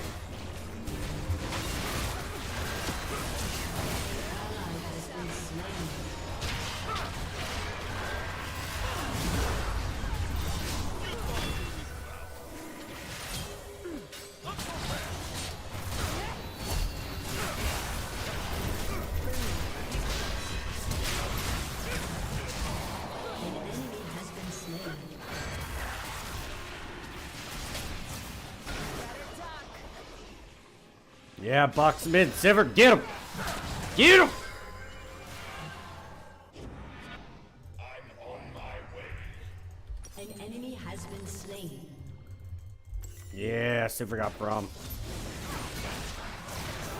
Silver about to get that Caitlyn. Slain. An ally has been slain.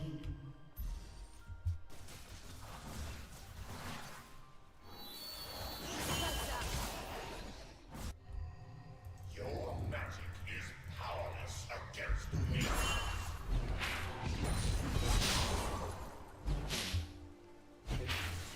Killing. Told you spree. Silver was about to get that Caitlyn. An enemy has been slain.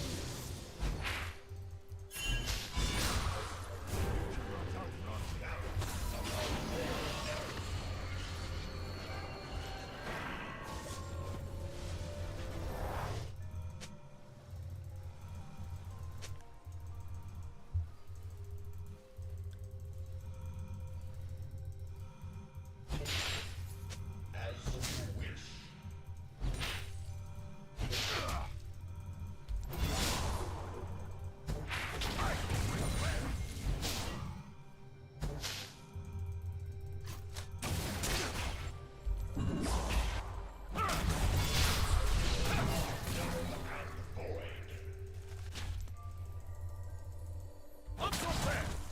Like, suck it, boy.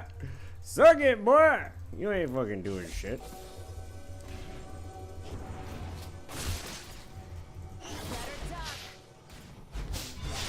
Justice will be served.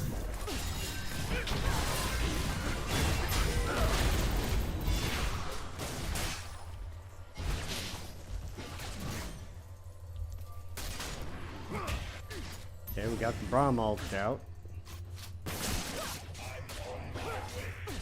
Got the Braum ult out.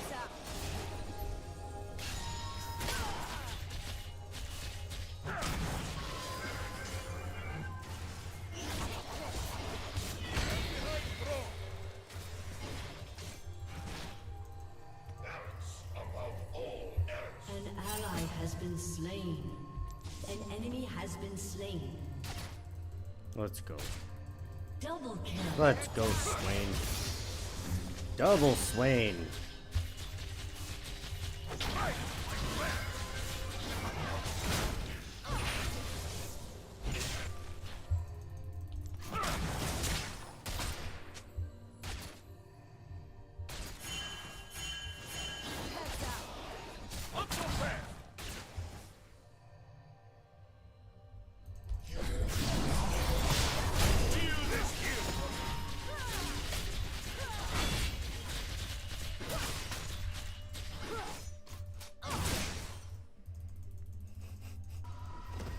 Caitlyn's like, shit!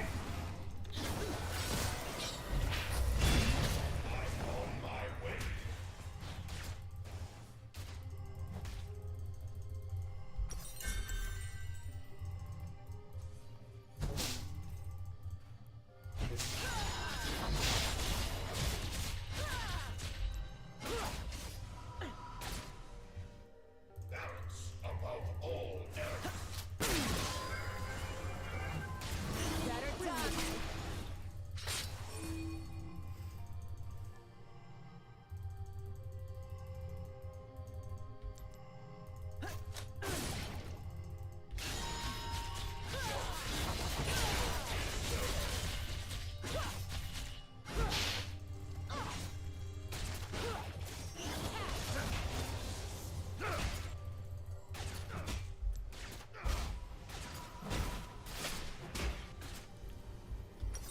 I'll come back. It'll be fine. I'll come back into lane. I promise. Alright. Alright. Rampage. Dude, fucking Swain though, bro. Let's go. An enemy has been slain.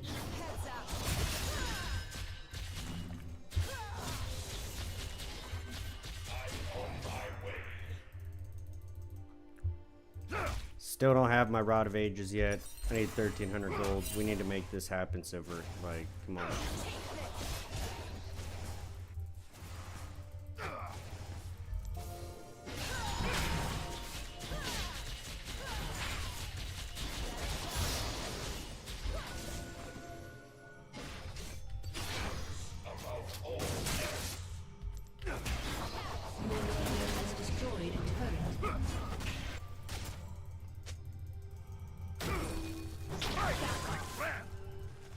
Ah. Good job. Turret plating will fall soon. Good job, Brom.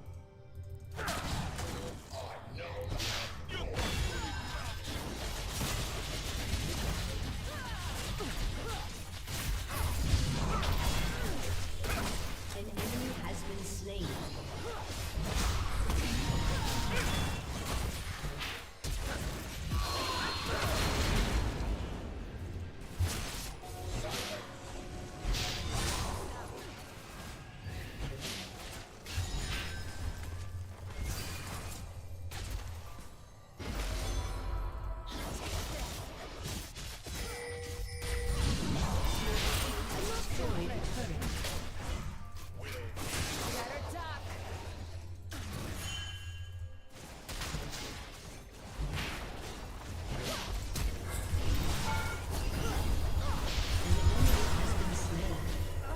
Oh, oh well.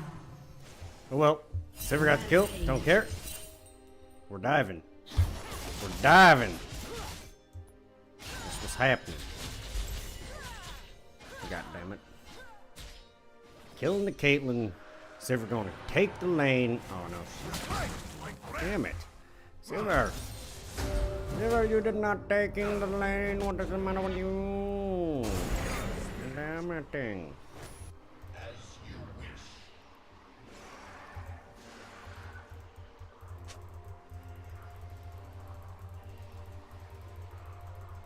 Udyr, I'm gonna take your wolves, homeboy.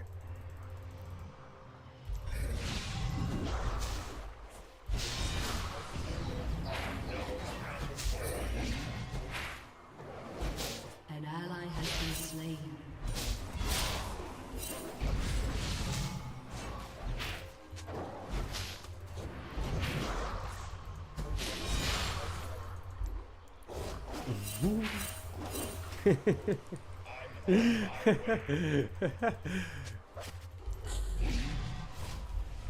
What are you talking about?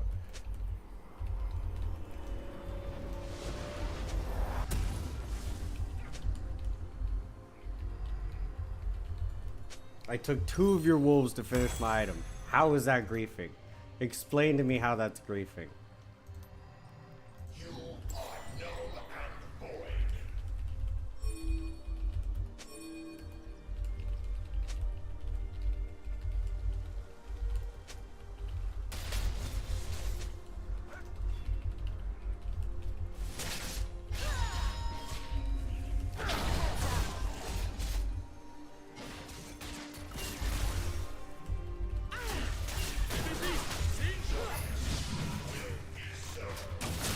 Like, maybe don't be an unwarded enemy jungle when your bot is backing.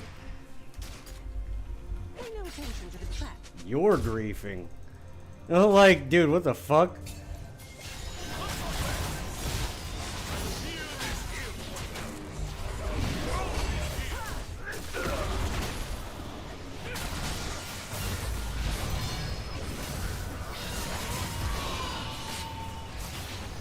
Good.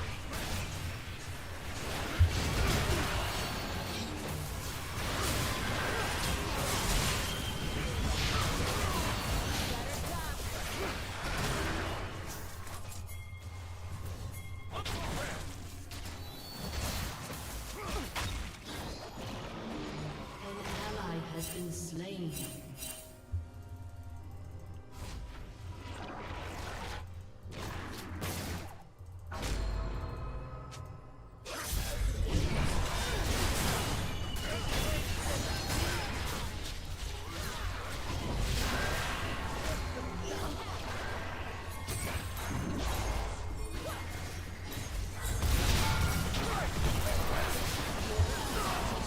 Oh well.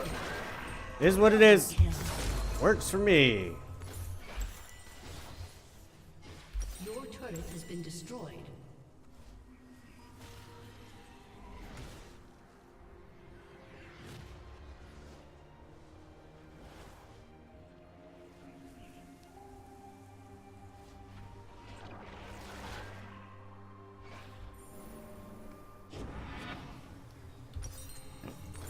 All right.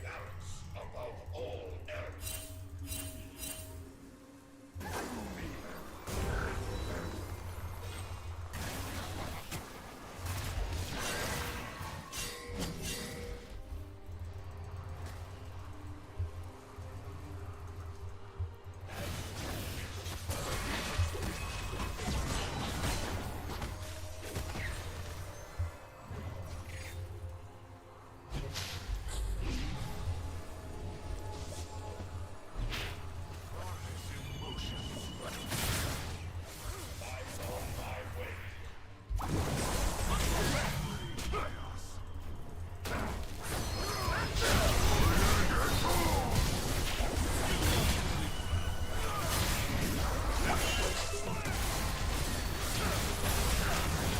Holy fuck, there's nothing I can do to save you.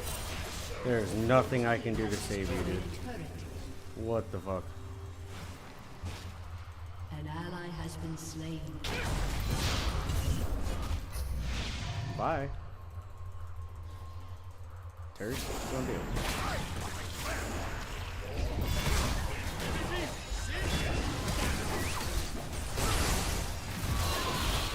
Caitlyn, like, why?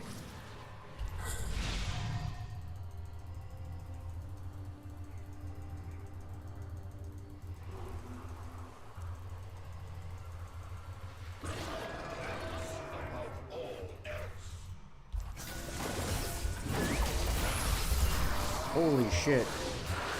Okay, Set pulled me in. That kind of sucks. Not gonna lie.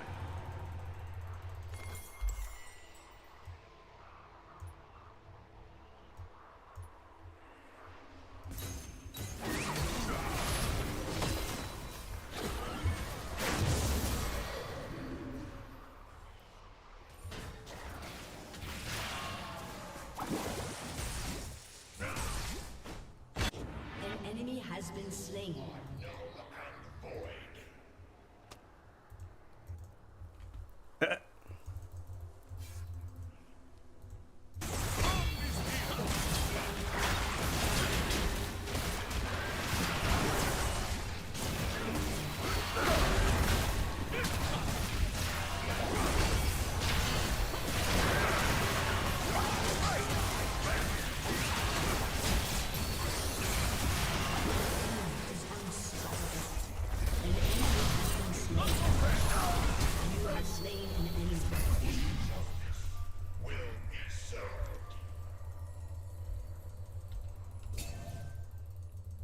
I got him one back.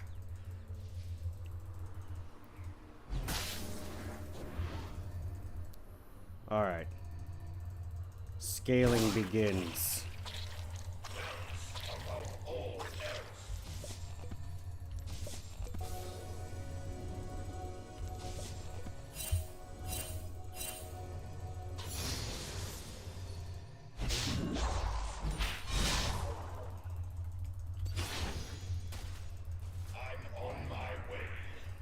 Okay.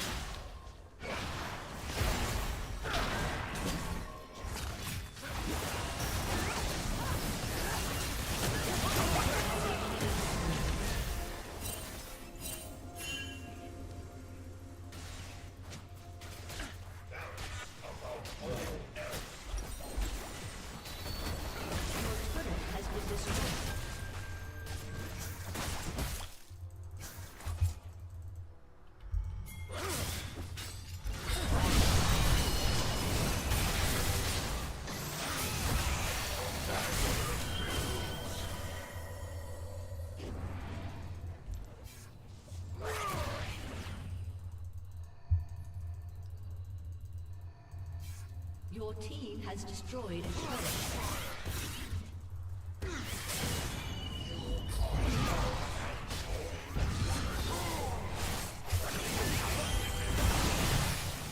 An enemy has been slain.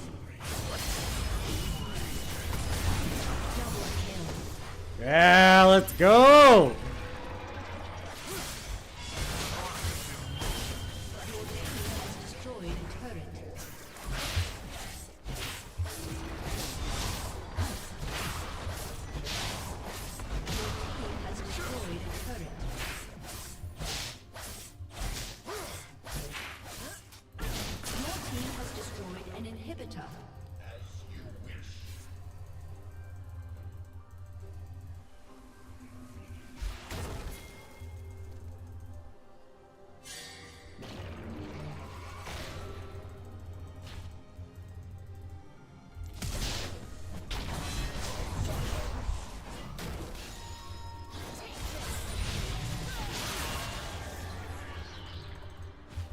Your team has destroyed an inhibitor.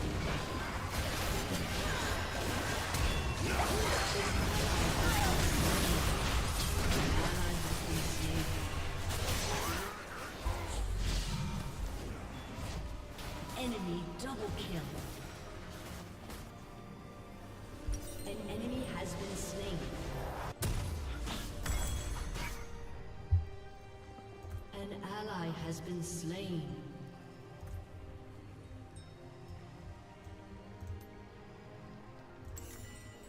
Balance above all else.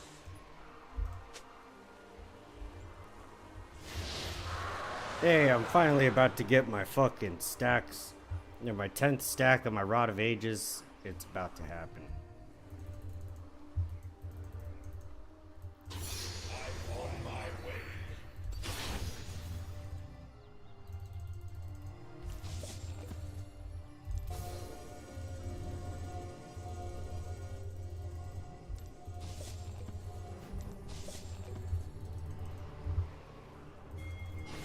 You are null and void.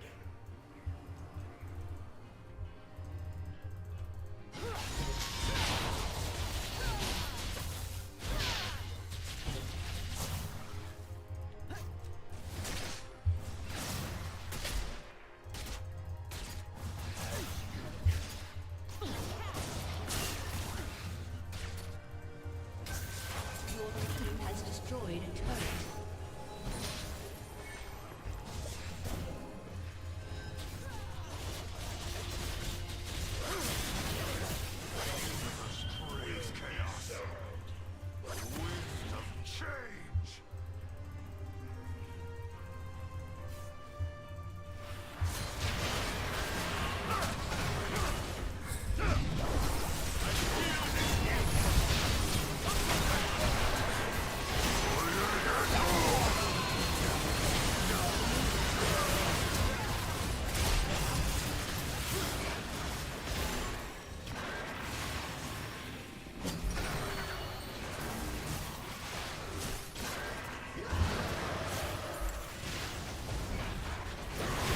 Damn, I should have used my redemption. Why didn't I use redemption? What the fuck? Oh, you're both fine. Oh my god, no you're not.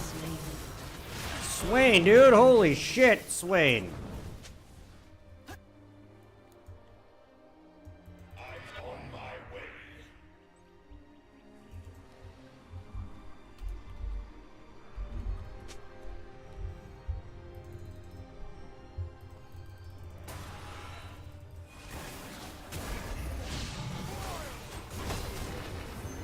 Balance above all else.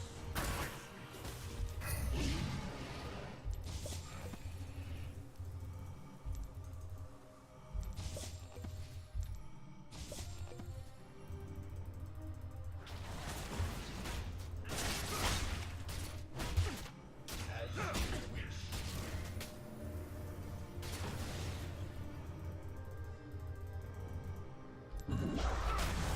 Heads up.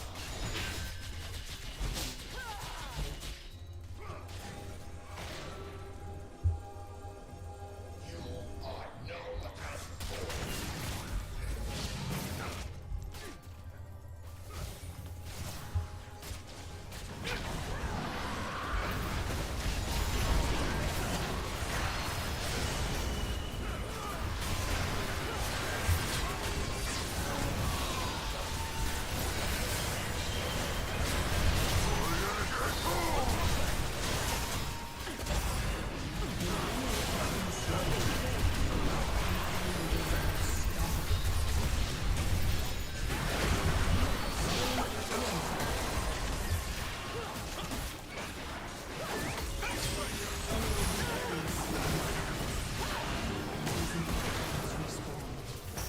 An enemy is dominating. Your team has destroyed a turret.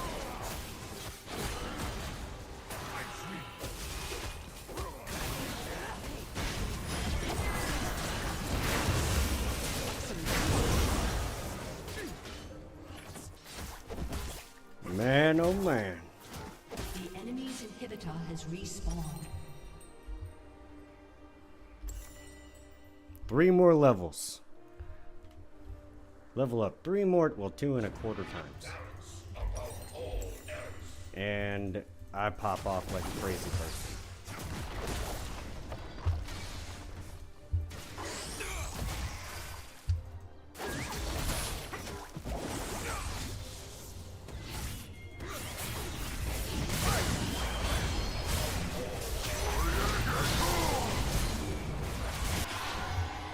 Oh, well, the enemy team gets Baron. All except for them.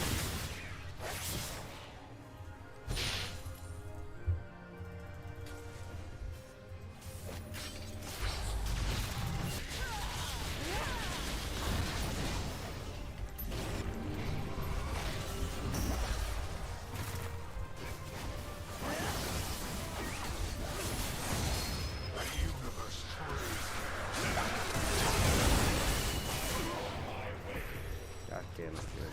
An ally has been slain. Legendary. Your team has destroyed a turret. Shut down.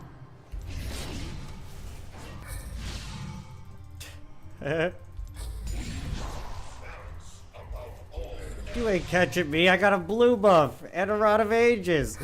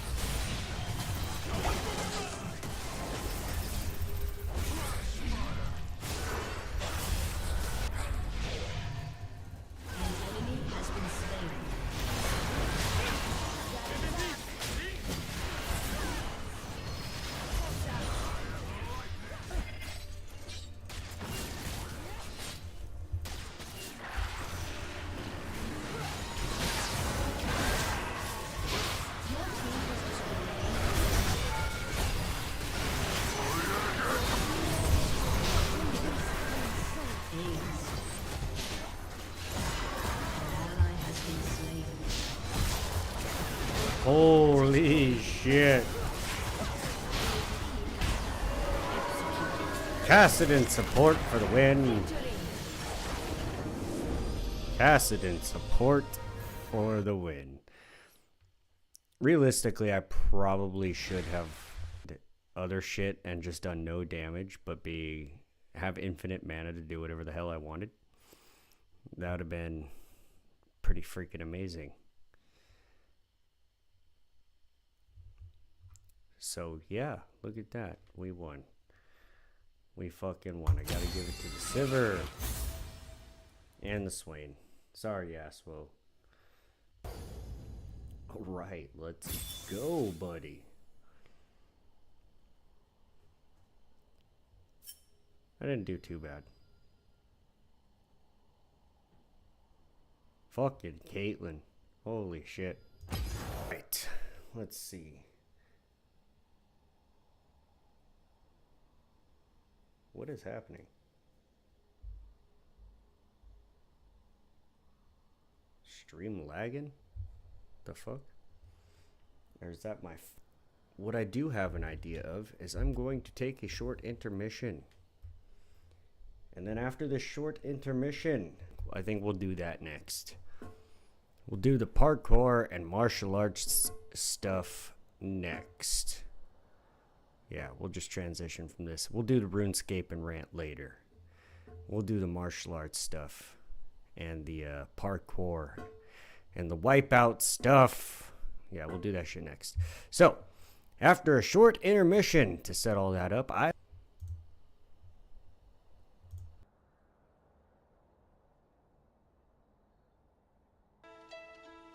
been treading water for some time. Didn't get to solve it this time. how we're hard to break apart. Don't you feel it? On the break of dawn, on the break of dawn, follow you to carry on.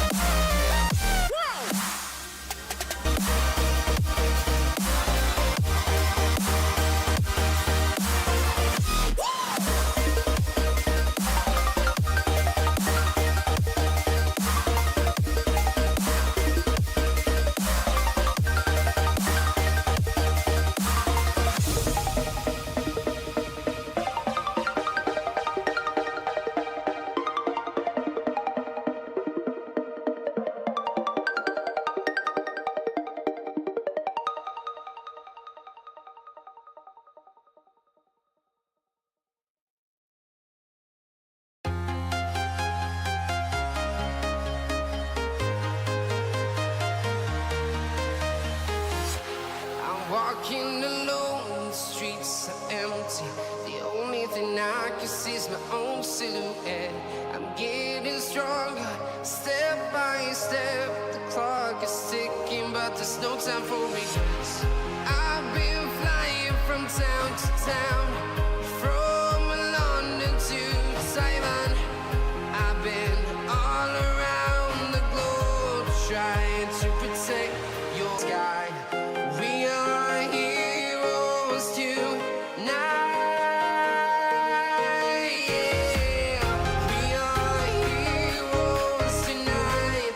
We will fly above the sky. We are heroes tonight.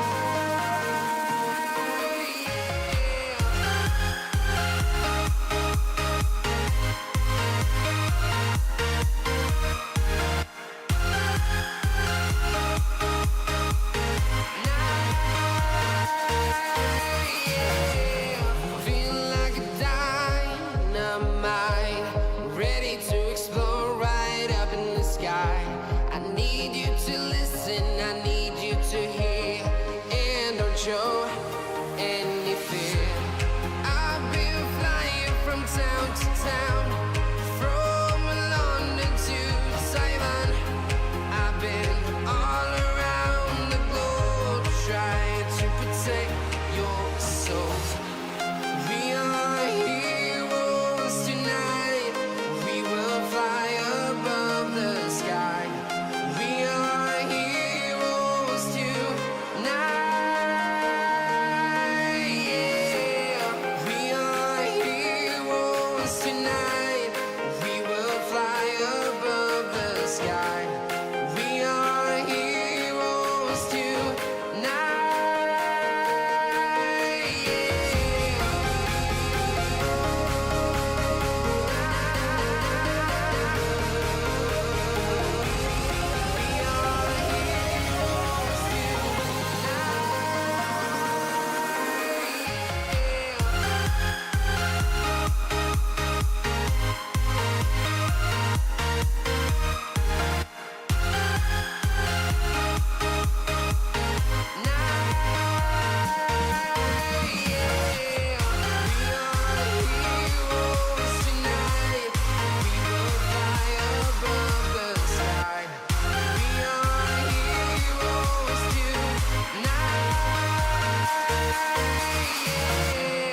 I've been flying from town to town, from London to Taiwan.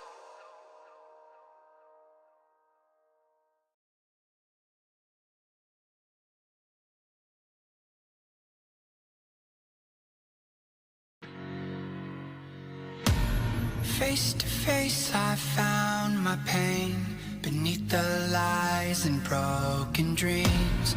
Lost the love I had in me, it tore me apart, fade away. I felt so lost, but I held on to what I had. For what it's worth, if you're feeling low, just know that you can, yes you can. There's life in love that you hold. Rise above and let it glow. Just know that it's never too late.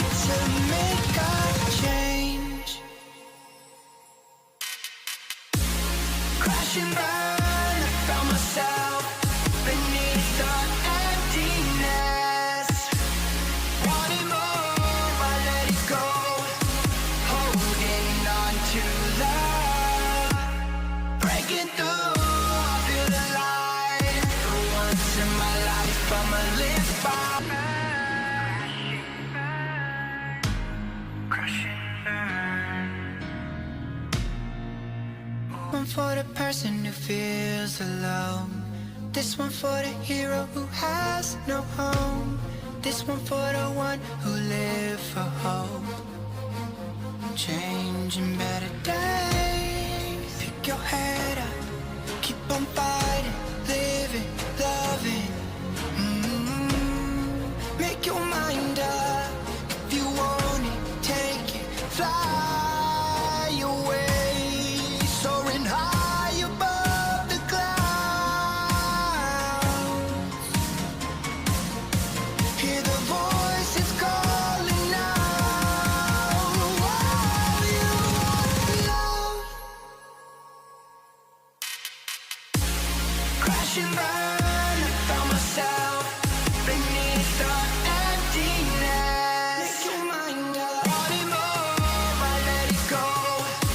Holding on to love. Breaking through, I feel alive. For once in my life, I'ma live by the one to be all I can. Let the rest just crash and burn.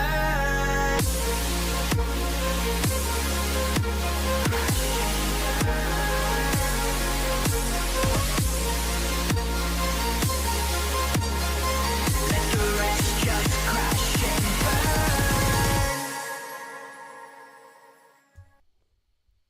Is my fucking stream lagging out for y'all too? Like, or is it just my phone's being fucking retarded?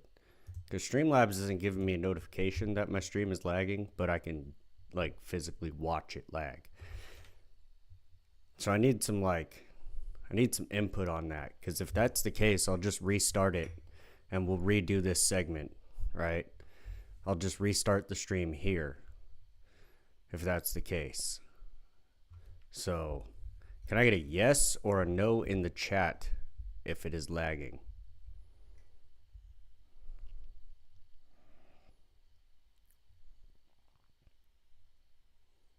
Whoever's in the chat.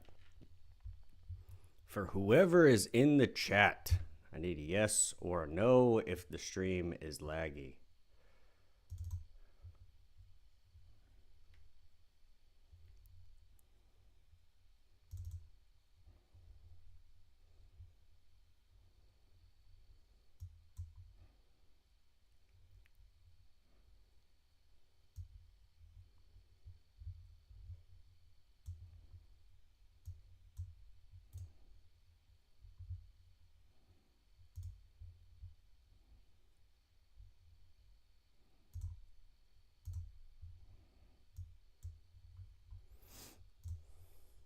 Doesn't seem to be lagging right now.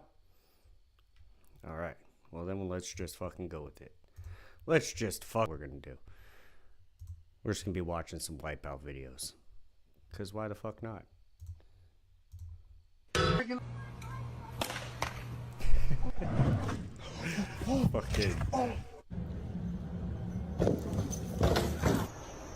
Almost took out bro's dog.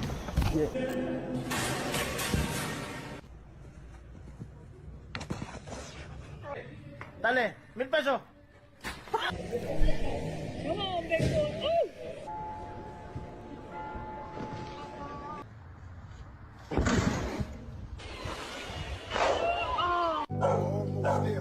That was a weird edit.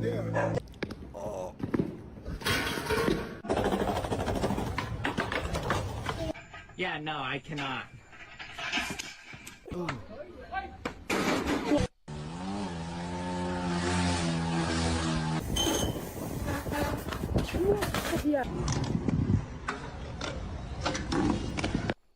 Shit.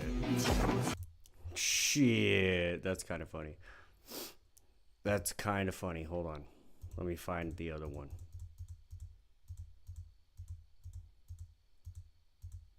It's in here somewhere.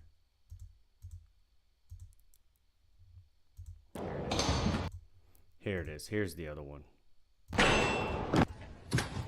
What? Full screen that shit. Full screen that shit. So much pain. Yeah, I know, right? It's necessary, though. Like, you want to know the #1 way to not be a crybaby? Yeah. Here it is. Here's your guide to not being a crybaby. Right? Here's your guide. Step by step. Step by step, bro.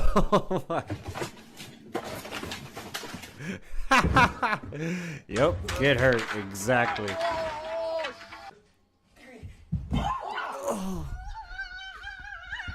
Don't fall down.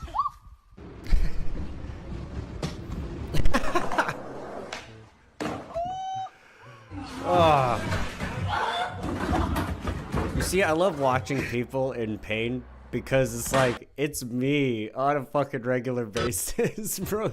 Like, especially that guy. Let's go back to this one. Especially him. I've done that very fucking thing. Like, I've done this. Fuck, dude. Oh, God. Fuck. That last one, yeah, with the sign. Oh my God, man. God damn. That's fucking funny. Okay, so if you remember, we're gonna play this one next. If you remember, or were present for the Nerd Zone that I was on Crystal Strange's channel, shout out to them. They're doing a Nerd Zone right now. But if you remember, when I was on there, I said that the best combination of martial arts, in my opinion, would be something like Wushu and Sambo, right? Wushu for speed, accuracy, and agility, and Sambo for fucking hitting hard and takedowns and ground fighting, right? All your bases are covered between those two martial arts. And not only that, Wushu teaches you weapons.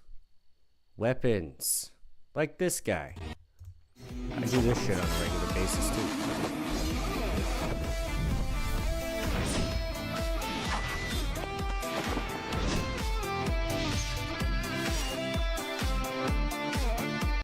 I thought that dude was fucking cool, right? I was like, alright, the double Chinese broadsword is fucking kind of sick, not gonna lie. The double Chinese broadsword, kind of sick, not gonna lie. Fucking epic. I'm not fantastic with two swords, but I'm proficient, right? I'm proficient enough with two fucking swords. I prefer a straight sword or a saber. Sabers are my favorite type of sword. Love me a good, a nice, what a decorative saber, right? Those are fucking fantastic. And then, you know, if we're gonna go top 5 swords, I'm gonna say saber, like a straight saber, not like a fucking, not one of the curved ones, right? A straight saber. We're talking, I don't know, 4 foot, 3.5 foot blade, right? Maybe a little bit less. Maybe a little bit less. I don't know. I don't know how long mine is. I really don't, but it's like the perfect fucking length. And it's, you know, one-handed sword. It's really thin, but it's really sharp and it's really strong. And it's like the way you can move that saber is fucking fantastic. So quick, so light. And, you know, here's an example of like how fast you can move a weapon, and Wushu teaching you the ability to do that.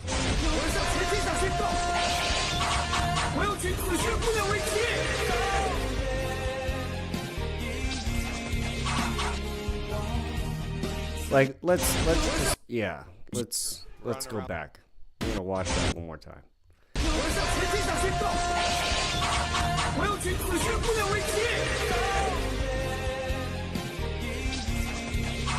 He transitioned that sword so fast. so fast from forward to a reverse, right? And you didn't even see it. He swung that thing around. He probably spun that thing a good 10, 11 times. Like, fuck, man. Fuck. Oh, it's fantastic. It's fantastic. I enjoy martial arts. Wushu is one of my favorites. It's one of my favorites. One of my top practiced. I actually practice it every day. Really, really good in terms of, like, getting a good workout in is doing a good wushu practice. Well-rounded. Couple of forms. Some warm-ups. You know what I mean? Some of the more advanced workout strategies. That kind of stuff. It's a really good workout. Highly recommend. Highly recommend. Highly recommend. Why? Because eventually I'm gonna fucking open a coliseum. We're getting there. We're getting there. We have shit like this. We're getting there. Okay? We're fucking getting there. Oh, look at that shot. Oh, yeah. Let's fucking go. Hard landing home. 30 seconds left. Running around, they're fantastic. Like, come on. Let's fucking go. All right, before we do the parkour stuff. Before we talk about the parkour stuff and then get into the Sambo portion, which I'm sure is going to be after all the parkour stuff. Might be in between. I don't know. Depends on how the videos are lined up. Anyways, right? Like, we gotta make sports great again. And the pussy sports we have nowadays with all the safety regulations it's boring, dude. It's just boring. I'm sorry. I would much rather watch two people fight with pole axes with pole axes in full suits of armor than watch some dude fondle another dude's balls until he gives him the fucking football so that he can throw it downfield for somebody to maybe catch it. Like, shit, man. Sports back in the old days, don't get me wrong. Like, when you could beat someone half to death with a hockey stick, it's fantastic. When you could, like, collide with somebody in football, with two people colliding with one person, basically rip a dude in half, fantastic, right? Nowadays, we have all these safety regulations that make fucking sports super boring. Super boring. I don't care. Like, you should be able to bitch slap somebody in basketball, bro. You're just going to stand there and dribble the ball? Okay, guess what? Bitch slaps, ball stolen. Oh, shit. I'm just saying. Oh, man. Let's watch some parkour stuff. I got a lot of fucking parkour videos. This is Ed Scott. This guy's fucking awesome. He's from the UK. Shout outs to Ed Scott. He does have a YouTube channel, I do believe. Instagram, that kind of stuff. Okay, this guy is Eric Mukamechin, right? This guy's cool. I chose this video on purpose. There's a reason for this, right? One thing about practicing parkour is eventually you get good enough at moving your body to where you want to learn new shit. And the only way to really learn how to do new shit or just push the limit that much further is to continue at it. A lot of people be giving up too soon. This is why you don't see me, like, you'll see me very rarely click yes on that surrender button when we're playing League of Legends. It ain't over till the fat lady sings, y'all. And in real life, I ain't ever clicking the surrender button. There ain't never going to be a surrender button, bro. Like, there just isn't. You either push through it and do it, or you fucking don't, right? You either win or you lose. Those are the only options. The only time you truly ever lose is when you give up. When you give up. So don't fucking give up. Keep going with it. Keep trying. Now what he's trying to do right here is, yeah, all three walls. Connect with all three walls and land it. Right? Let's go first time. Almost. I want to be strong and have fun at the same time. Okay, yeah. That actually kind of moves smoothly into the next little segment of this parkour session, right? The parkour talk. So, like you just saw, Eric Mukamechin probably ended up doing that a good 50 or 60 times. Like, let's be real. Let's be real. It wasn't like 5 or 6 times, right? He probably was trying at that for a minute. He probably fucked up a lot. And he kept pushing through, right? Now, on the other side of things, on the other side of like learning how to self-motivate, parkour is a fantastic workout. It is the only full body workout that like I recommend above and beyond all else. Like, no shit. Above and beyond all else. There is no other form of exercise that will give you the same results as parkour will. And I mean like overall, right? You could do a bicep exercise to work out your bicep. You can curl, you know what I mean? You could deadlift. You could do like workout specific exercises to build certain muscle areas and be good at really one thing. But like parkour and free running, dude, this shit works out your entire body. Now, obviously, you get good at it and you gain the benefit of being a ninja. You just do. But that's like the natural human state. That's literally the natural human state. Think about it. The more that technology progresses and society progresses, the less and less people are actually using their body to the full potential of their body without doing it by choice, right? Like, I don't know, 8,000 years ago, when shit was really fucking hard, I'll guarantee you a lot of people could do some like really crazy shit. A lot of people, that was like the majority of the population, could do some crazy shit, right? Because parkour, like, as much as I like to like shit on like women's sports all the time, right?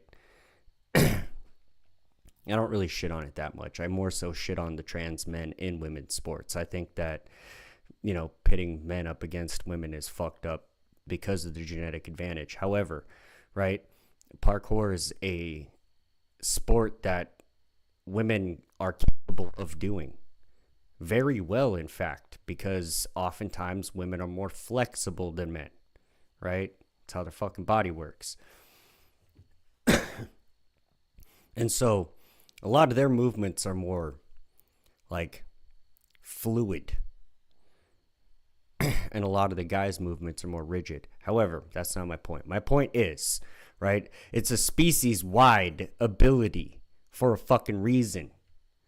For a fucking reason. Shit used to be fucking difficult on this planet. Technology and society and fucking, you know what I mean? We have a lot of safety nowadays. And so people like lack in the ability to actually know themselves physically. Like, know their own body, know their limits, know what they can and what they can't do. Oftentimes, that gets people trapped in situations that could have been really easily avoided. If maybe, you know, you just ran around like a kid every now and then. Which leads me into this video. I want to be strong and have fun at the same time.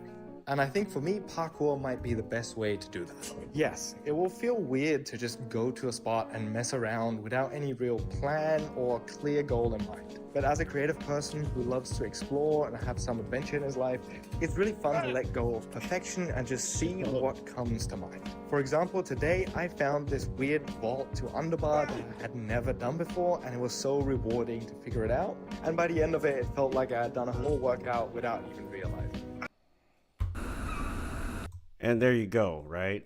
Like, he's not wrong. Shout outs to Jason Paul. He actually is another parkour coach, right?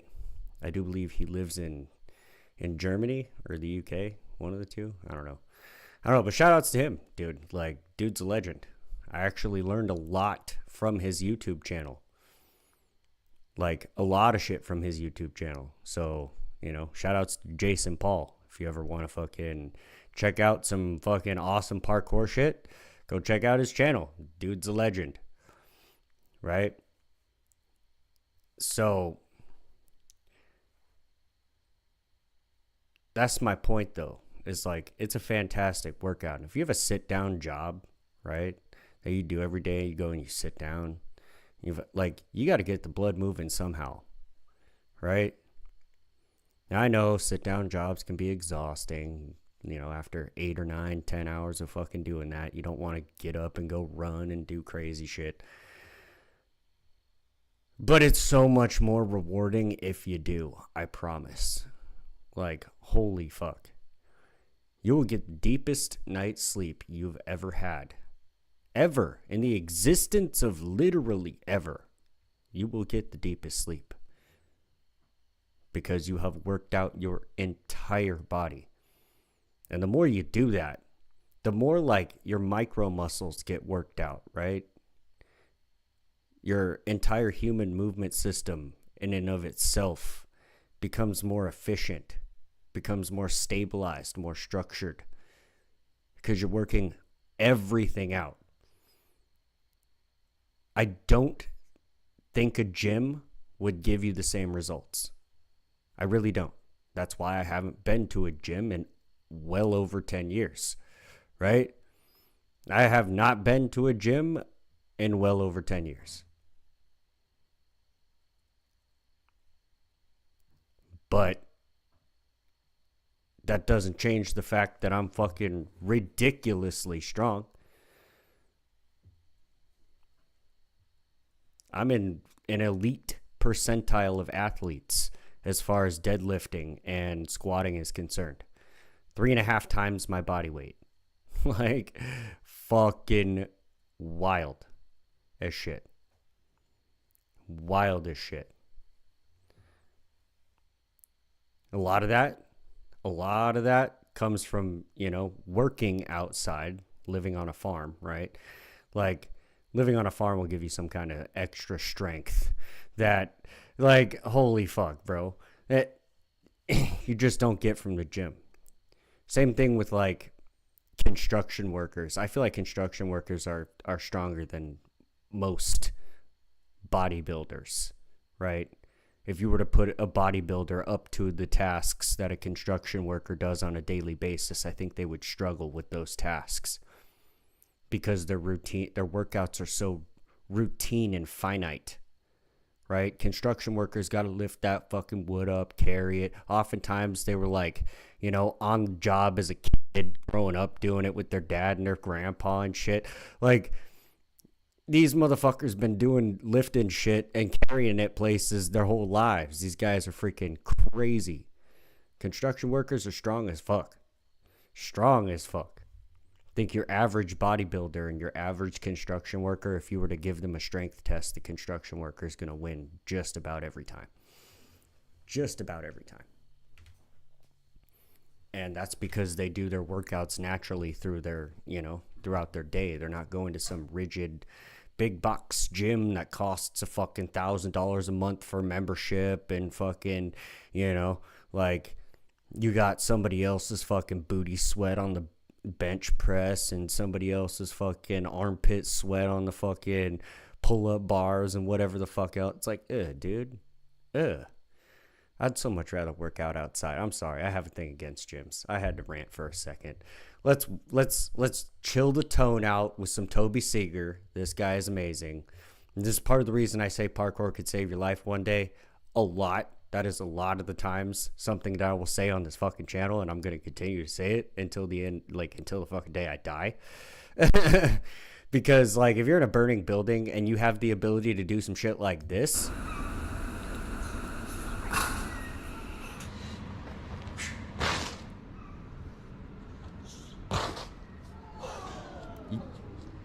you're getting out of that burning building. You're getting out of that burning building, dude.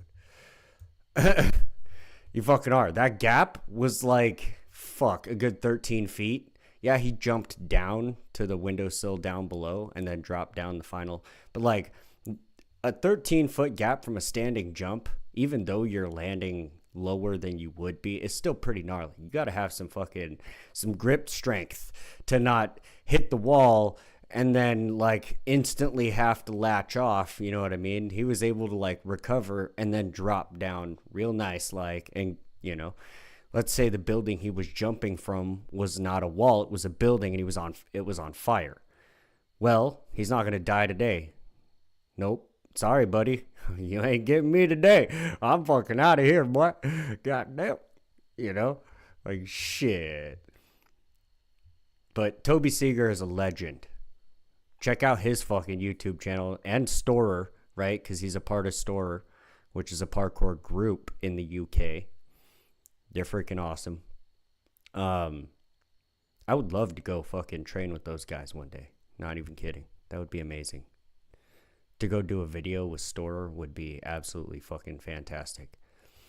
But yeah, Toby Seeger, it's like not just parkour. He does a lot of climbing shit too, which another thing that I advocate highly for is climbing, man. Holy shit, you want fucking strength, you go climb. You just go climb some mountains or some trees or something. Climb something, dude. You're going to get some strength, buddy. Holy fuck. Climbers, man. Some Assassin's Creed level shit. This is Pasha, right? Pasha the boss. So Russian parkour athlete who I do believe now lives in LA. And he's kind of a legend too. He does a lot of like really unorthodox tricks that are like just move your body in weird ways. Just casually doing, you know, actual ninja shit. Okay, so before we get into this, right? The last Pasha video was him doing a front flip from one roof gap to another, and it was like on an actual like Chinese style rooftop. Fucking A, bro. Like, that'd be sick. That'd be fucking sick. I could imagine back in the day in like various parts of Asia where ninja-like assassins existed in their various forms, you know, because ninjas aren't just like ninjas.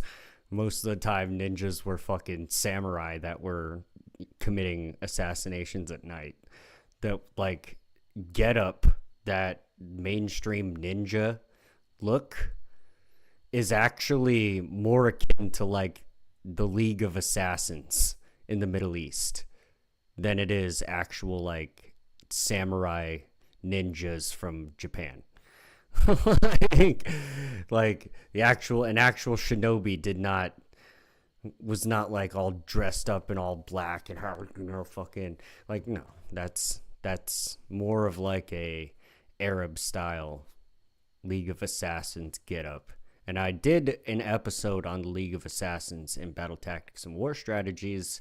If you haven't seen it, there's a lot of informative information. It's very educational. It's fantastic.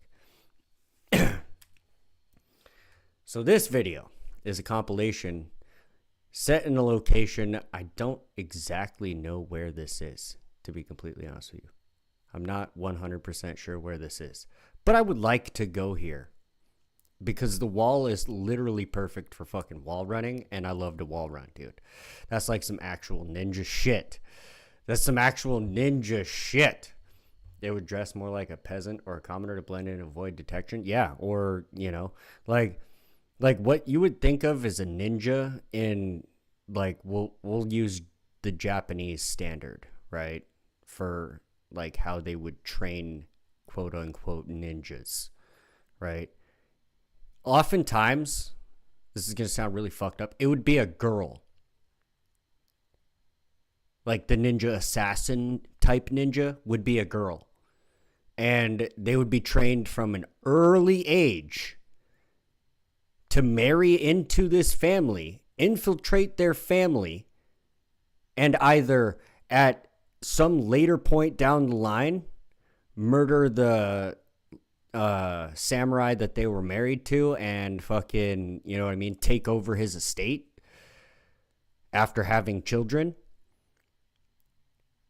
so that their son or her son could like grow up and like take over the estate, and then that's how they gain control through infiltration, assassination, right? Like that's the kind of shit that like the real ninja shit that they don't talk about is like, okay, these were like trained from an early age that were married off very young and like lived undercover for a long time until committing like egregious acts. You know what I mean? Like just the craziest level shit. Were there men ninjas? Yes, there were men ninjas. There were men ninjas, right? But the men ninjas would, like Smoking Spaceman had just put in the chat, they would dress more like a peasant or a commoner, right? Or a merchant or a monk or somebody that's like trusted in whatever societal structure that's going on, right? They would fucking dress up like that and kind of weasel their way in. There are actually stories where dude would like literally dress up as like a religious figure, like a monk of some kind, infiltrate a monastery, be a part of that monastery for like 10 years. You know what I mean? And then like, oh, okay, now's the time to strike and take out somebody that's not even like associated with the monastery. It's like the local town. And he's just been spying for fucking years and years. And then it's like, take the target out. And it's like, oh, nobody would ever guessed. He's like one of the most upscale members of the freaking, you know, the monastery. Like nobody'd ever guessed it was Jimmy. What the fuck? That's crazy. Couldn't have been Jimmy, dude. Nah, it wasn't fucking Jimmy. This is crazy. Couldn't have been. Was it Jimmy? Man, guy's a ninja. Yeah. Yeah. That's the kind of shit, bro. It's crazy out there. It's crazy out there. We live in such a safe society nowadays. Could be worse. Might get worse. We'll get into that. We got the stupid shit coming up after this. All right? We got the dumb shit coming up after this. The like combating bullshit. There's a couple of conspiracy things. There's some fucking other dumbass shit in there, some LGBTQ stuff to roast, and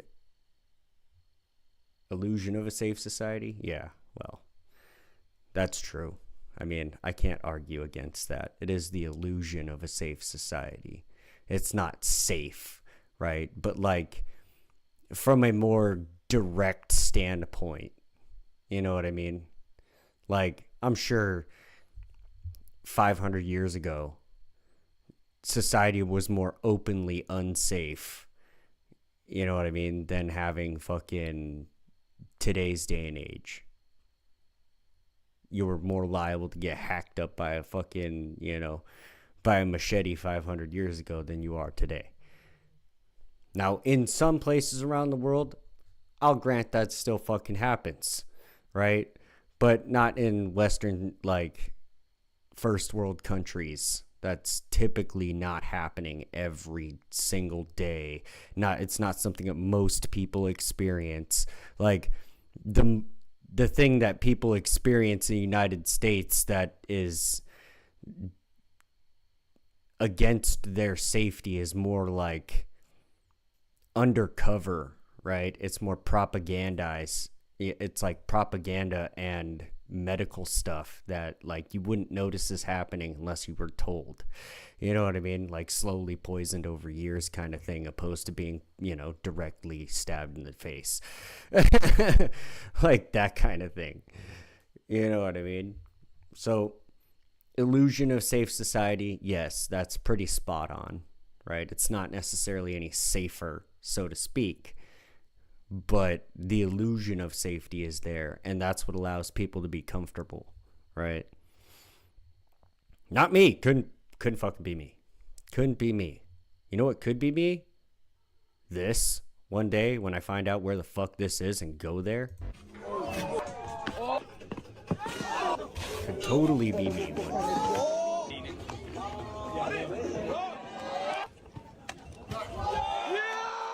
Such a sick wall, dude. Let's go, let's go, let's go, let's go! Let's go, let's go! Let's go! Come on! So that's the perfect example of like how to fall correctly. Grabbing the bar and then rolling on your shoulder, because there's no way he was to land on his feet. Let's go. Parkour, just allowing you to do stupid shit all the time. Just allowing you to do stupid shit all the time. Like, come on.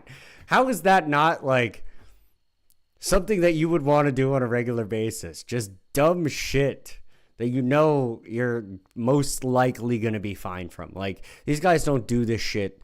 Like, oh my God, it's going to kill me. Like, no. Literally. Ed Scott right here. It's him doing this fucking side flip to fucking, yeah. Come on. Come on.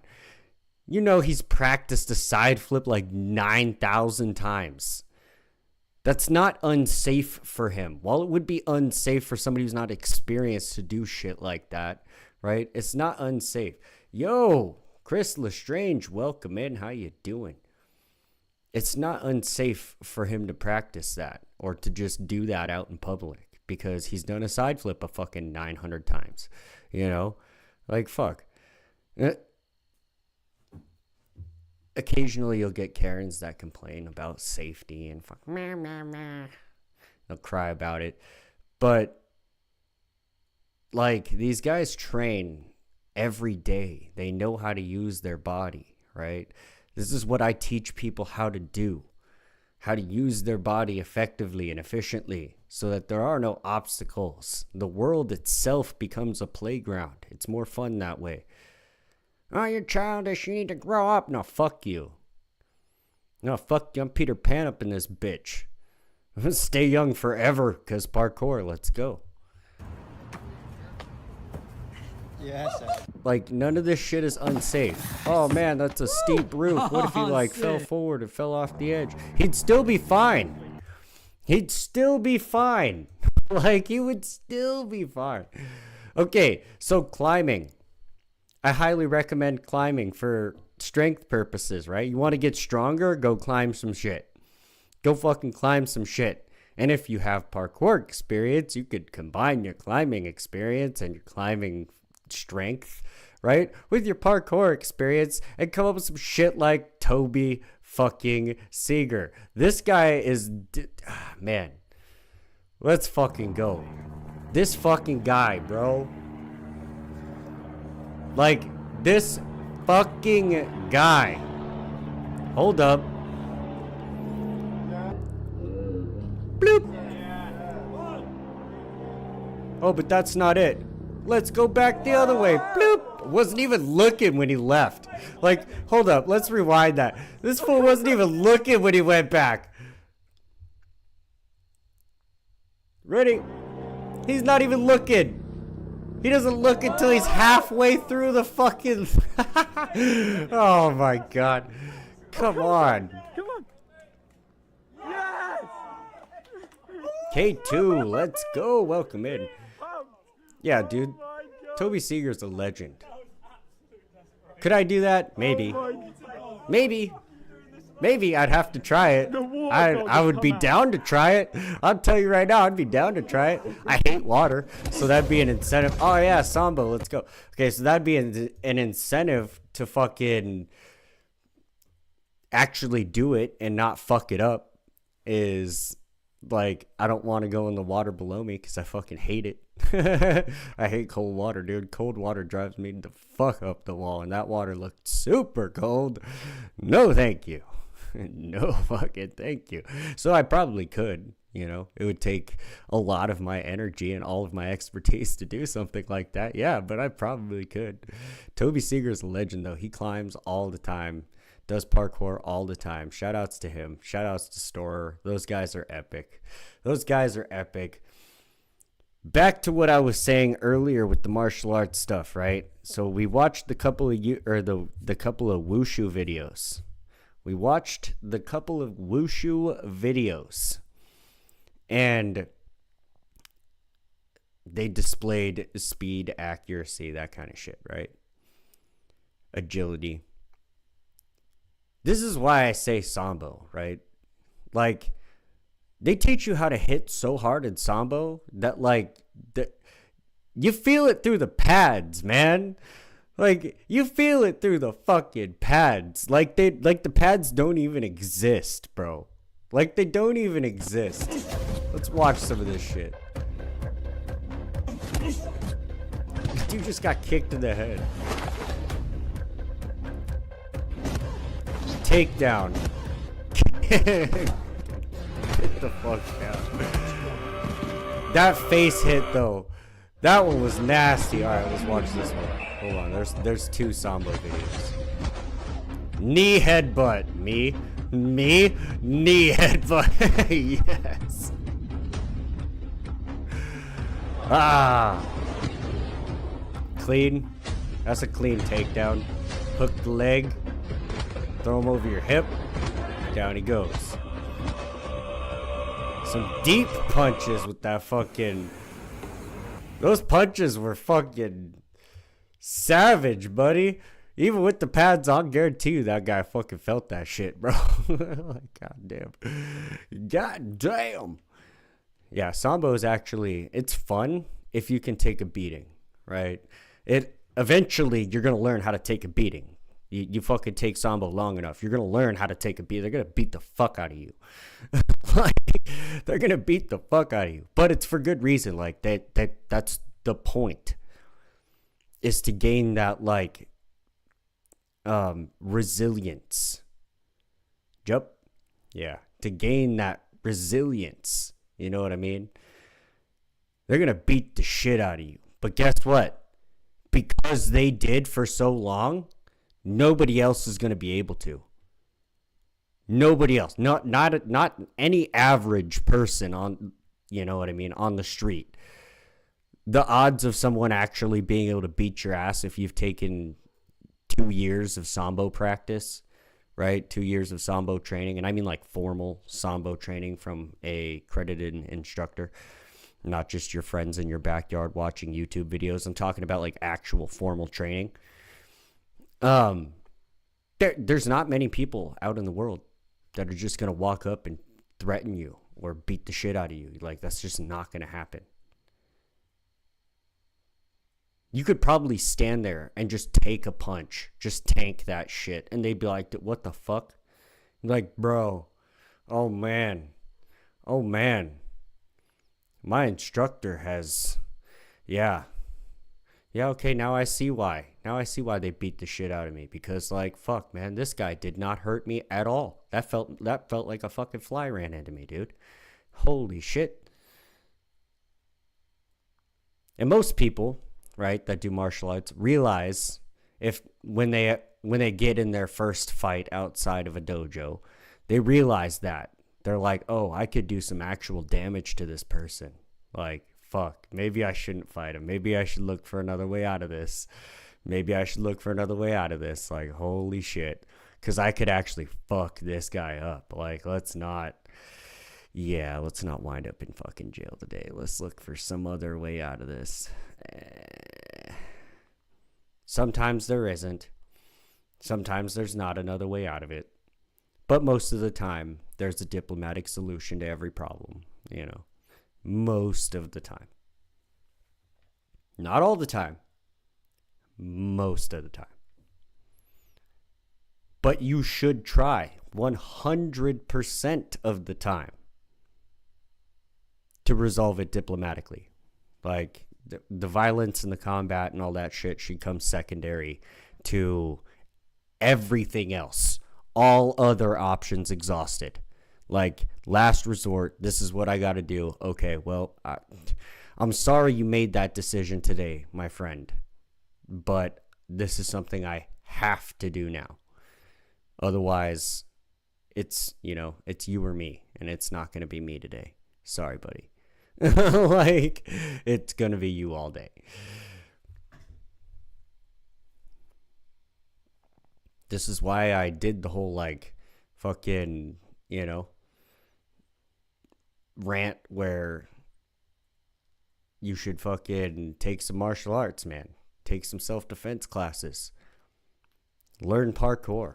You don't even, like, for most of the beginner shit in parkour, you don't even need an instructor. The only reason I would say get an instructor is because they're going to be able to answer your questions and teach you on a more personal level than, like, you trying to learn yourself.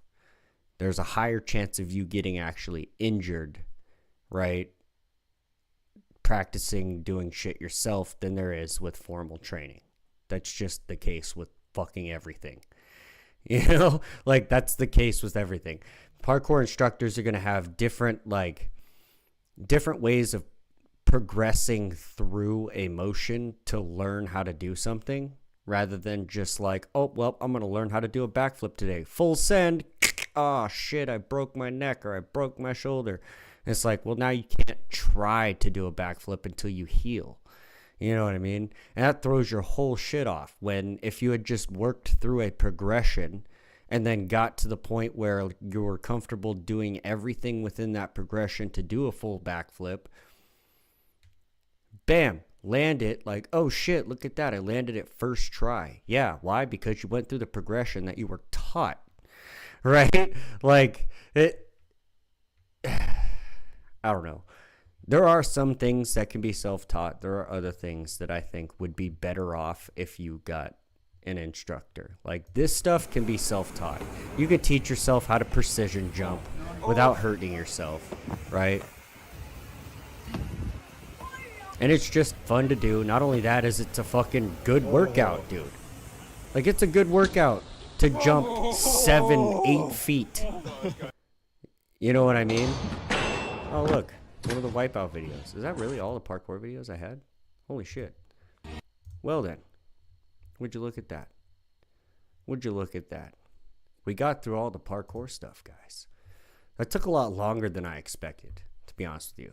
That took a lot fucking longer than I expected to go through all the parkour shit. But we had gotten through it. That's what happens.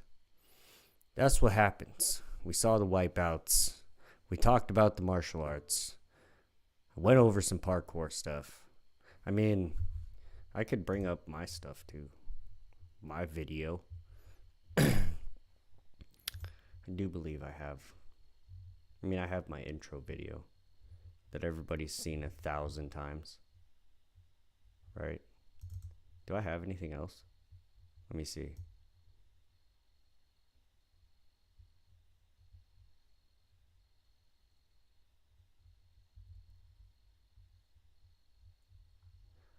I mean, I have the, like, swing jump world record thing that Toby Seeger did, but that doesn't really matter. Because that record actually might be broken by now. And I might have to look that up, because that's a record I'm still trying to break myself. Like, fuck. That's a record I'm still trying to break myself. But that's okay. That's okay. We got through the fucking parkour stuff. I think that was all of it. Pretty sure. Yeah. Yeah. All this will come out, right? And all the separate segments from tonight's stream will come out as separate videos. So if you missed anything or anything like that, they will come out separately. There will be videos with the fucking, or for each segment. And there's quite a few segments. The only one I'm not going to turn into an actual video in and of itself is me playing League, right? Because I do that every fucking night. It's like, if you see me play League once, you've seen me play League 1,000 times. You know what I mean? It's not, there's no need to make that a separate video, because it's something I live stream every day. However, the RuneScape and rant that's going to come a little bit later will be made into a separate video. The martial arts parkour segment will be made into a separate video. The fucking what we're about to move into, the combating bullshit segment, will be a separate video, right? Like, there's going to be probably 9, I think, 8 or 9 separate videos that come from this 12-hour marathon stream. All right, we got a lot of stuff to get into.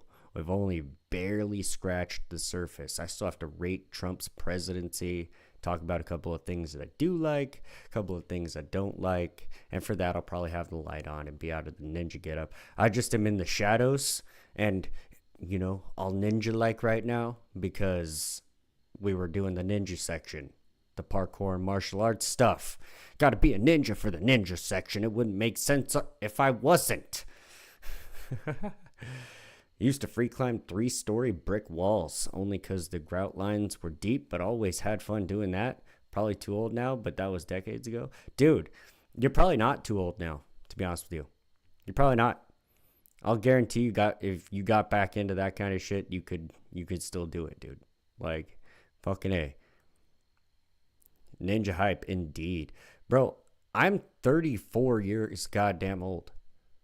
I've been hit by a car. I've broken both my arms. I've broken both my heels. I've fucking dislocated my knee. I have fucking popped fucking various joints out of socket. I've cracked ribs. I've bent my collarbone. Like, dude, I have had head injuries. You know what I mean? Fucking A. Nothing is going to stop me. Not age, not injuries, not nothing. I'm going to keep going. Keep doing this shit until the day that I fucking die. I'll be Mr. Miyagi status. You know what I mean? Like, bro, I'm not even fucking around. I'm borderline middle age, right? And fucking, I still do it all the time. Just got to get back into it, man. Just got to get back into it. Like Jason Paul said in that video, right? The fucking... it might look a little weird or it might feel weird going to a random spot and just doing random shit, right? You might be like, oh, what the fuck are these people? These people are going to be looking at me like, who the fuck is this fucking guy? Like, come on, man. What the fuck? Yeah, no, fuck all those people, man. Who cares? Who fucking cares? Go have fun. Live life. Like, the fuck all other people, bro. There's going to be Karens everywhere. There are going to be Karens everywhere that refuse to have fun, and misery loves company, so they got to make everybody the fuck else miserable along with them. And I don't subscribe to that kind of bullshit. No, fuck that. No, fuck that. You go be a Karen over there. You can fucking cry and whine and scream and complain all you want that I'm having fun. But that's not going to stop me.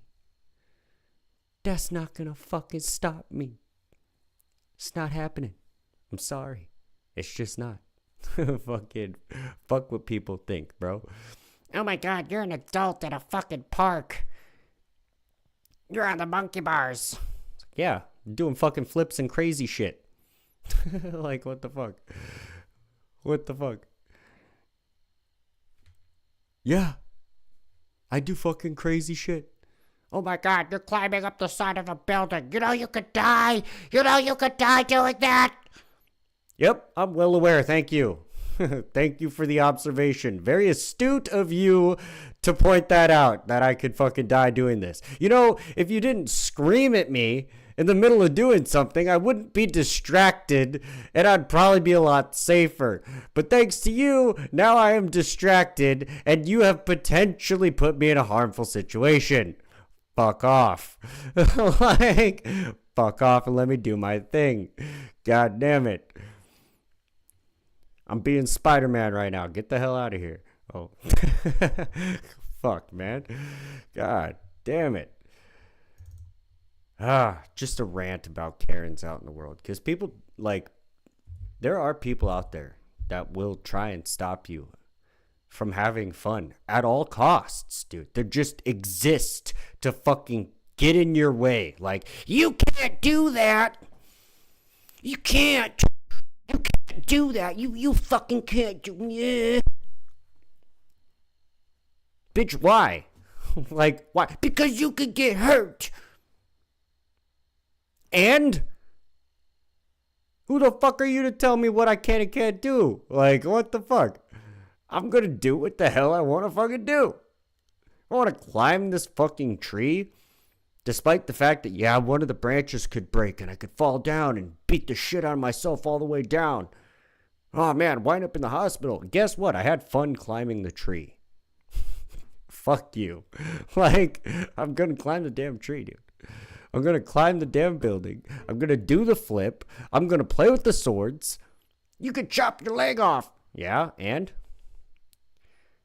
I'm actually lucky lightsabers haven't come out yet. Let's be real. I am lucky lightsabers have not come out yet. Because if lightsabers had come out, bro, I'd be missing limbs.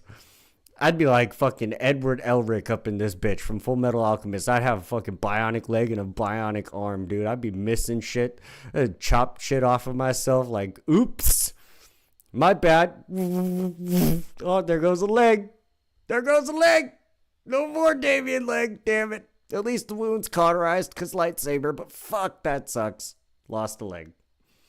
They're the NPC guards of the simulation. Yeah, I wouldn't doubt it. I wouldn't doubt it.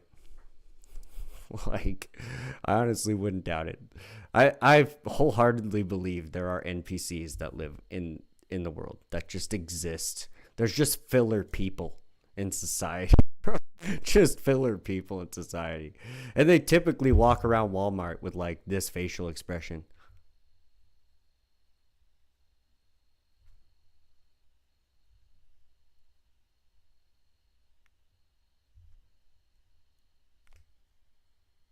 And they make like really rigid movements. You didn't lose the leg. It's right over there. Yeah. Yeah, it's right over there. Let me sew it back on real quick. Shit. Wouldn't that be crazy? Fucking hey, one day we'll be able to fucking print body parts and it'll be weird. It'll be weird. Just like, oh damn, I permanently broke my leg doing parkour. Well, that's cool. I could just grow a new one in a lab, have it surgically removed and the new one connected.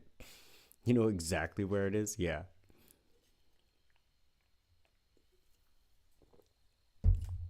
What can you do? You know? What can you do? All right. Man. There is going to be a lot of shit for this. Holy crap. I might as well just leave the fucking folder open and then we'll just go through each video separately instead of doing it the same way that I did with the parkour and the martial arts one and kind of free flow with it. We're going to do this one by one. One by one. We're going to start with the written stuff and then we'll do the videos, right? We'll start with the written stuff. But yeah, combating bullshit. That's the next one that's coming up. That's the one that is coming up next. I'm going to run to the restroom and hit this 420 a couple of times before I come back on this camera. So I will be right back. Transition in between segments. Let's see. Before I go, what other segments do we have left to do? We have done the league segment.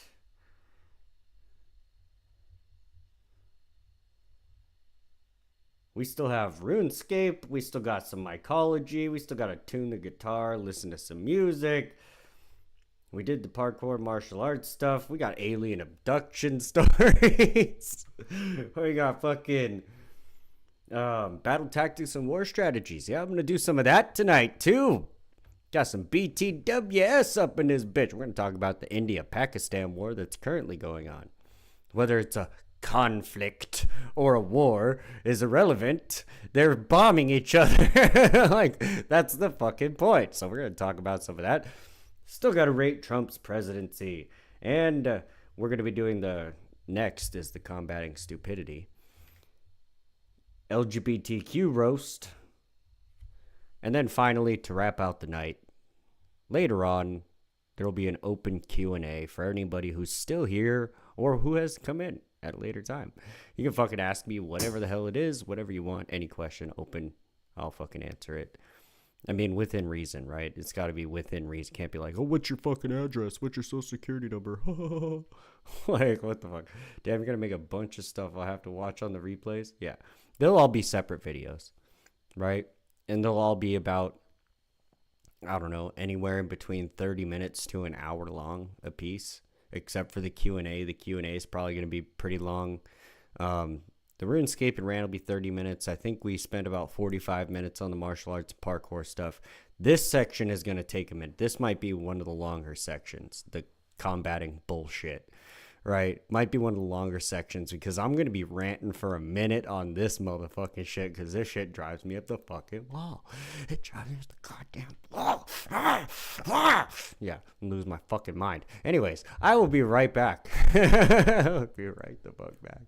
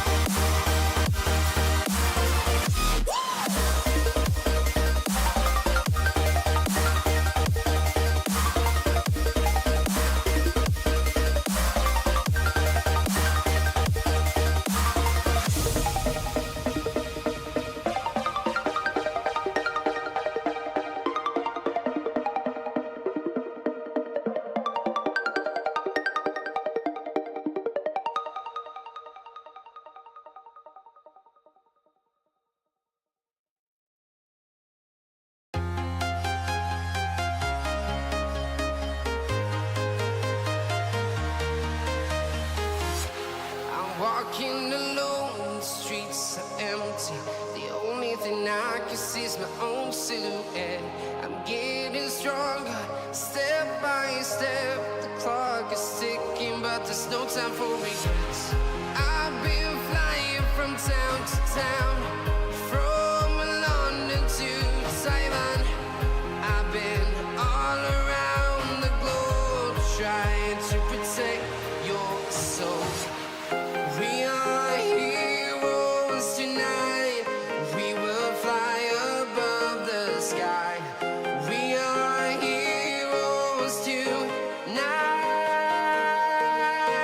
Yeah. We are heroes tonight.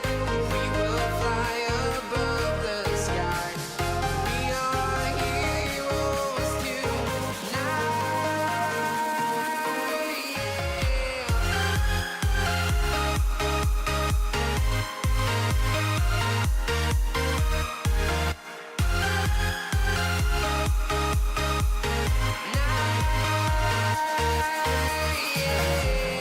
Feel like a dynamite, ready to explode right up in the sky.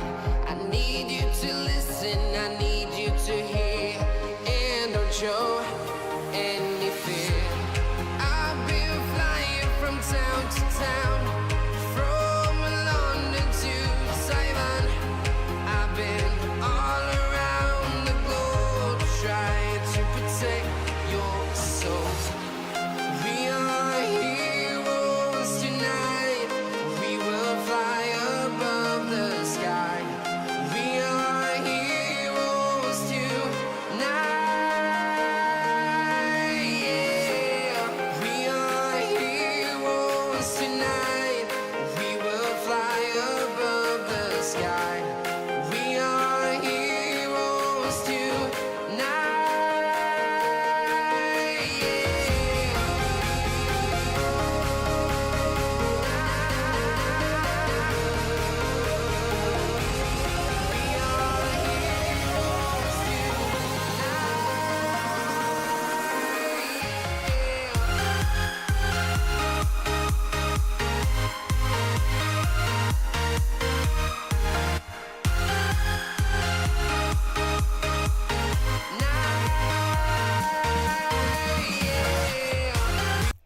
All right. We're back. We're fucking back. Whoa. Hold on. 1 second. 1 second. We're fucking back. We are fucking back with some bullshit. So, you know the narrative. The fucking trans narrative floating around in the world, right? Where they're trying their hardest to push this shit for clicks and views or whatever the fuck they're pushing it for. Some page on Facebook was like, Elliot Page recalled the emotional moment he realized he was transgender. And I said, because I was salty that day, you mean the moment she lost her mind to the woke mind virus? Right? Well, people didn't like that. Of course, people didn't fucking like that. So let's find out what they had to say about it. Don't worry, your mind is firmly locked up. So much so, doubt is rising whether it's even there at all. Well, I hate to break it to you, but you spelt weather wrong. Oops. Your grammar is ass. You didn't capitalize the don't in your sentence. Like, failure. Failed English class, man. Shit. Sucks. Anyways, I said, sounds like you're projecting to me. One such as yourself might want to look in the mirror before casting shade onto others. You clearly trade logic and reason and reality for emotions. And I can confidently say it's people like you who have ruined society and turned it into what it is today. Disgusting, the lot of you. To which they responded, yes, I am the one ignoring advanced biology, psychology, history, and posting emotional comments. Hope you don't mind if I don't get all emotional about being disgusting to people like you.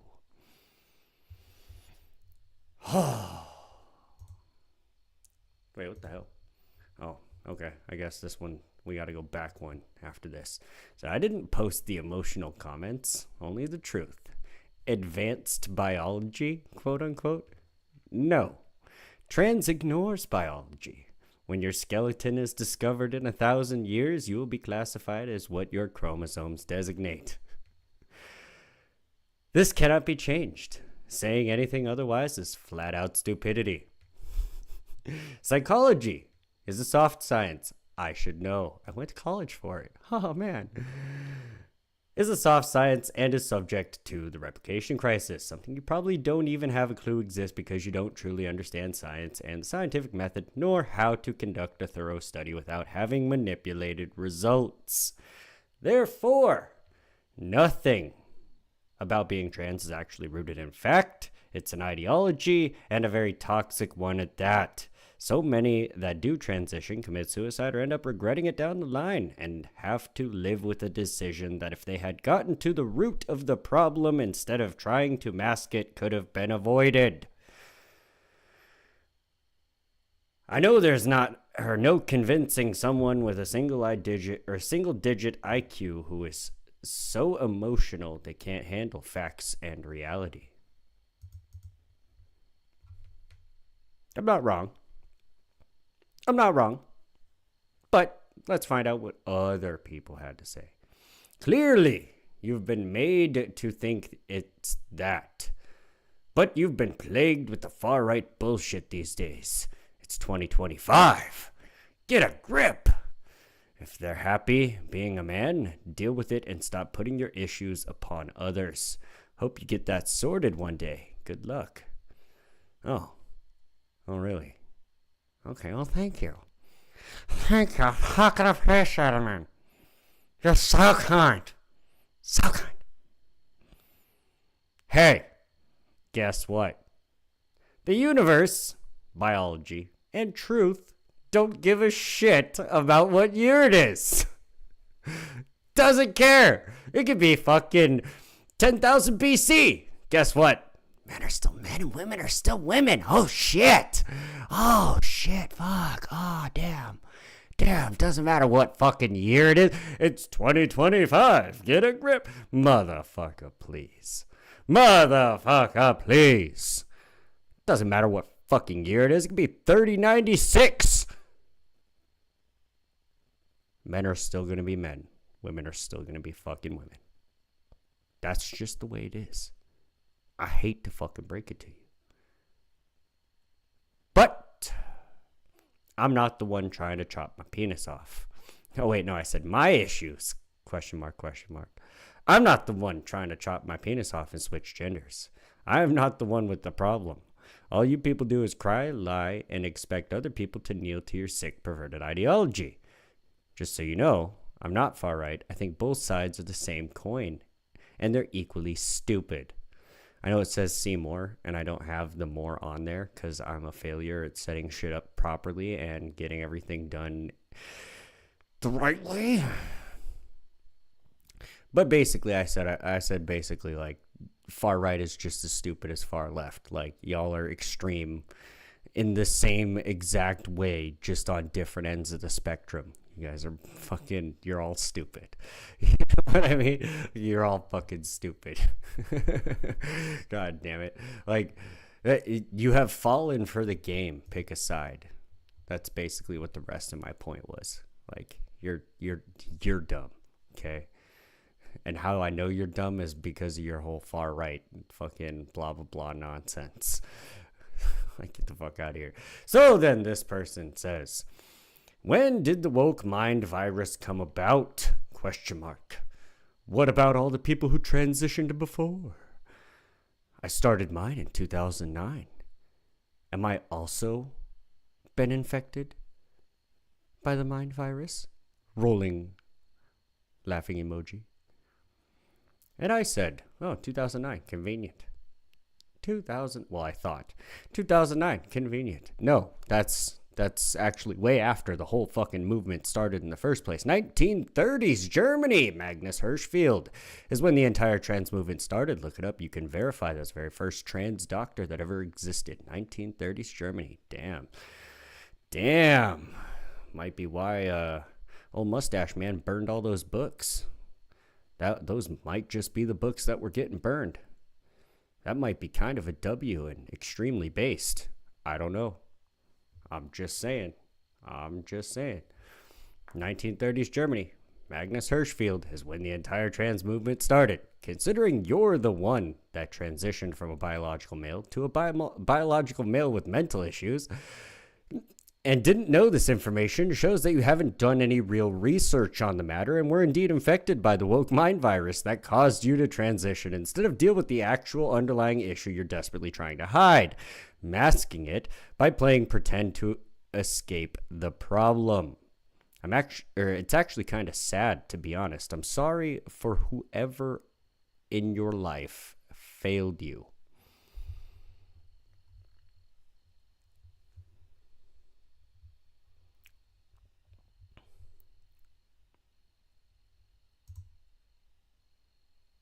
This is what happens when you have people that just listen to TikTok videos and mainstream media and all this nonsense, and they get this shit filled in their head when they go to college. Trust me, I've been there. I know exactly what kind of bullshit they talk about in college. Like, I know the fucking crap they spread around college campuses, dude. It's literally lib fucking central. It's the craziest shit. The craziest fucking shit. Like, the craziest fucking shit. But that's okay, because I have a picture for this, right? I have a picture for exactly what I'm talking about. Liberals! It's been called the Gulf of Mexico for almost 400 years! Gulf of America! What the fuck, Donald Trump? W. Donald Trump, by the way.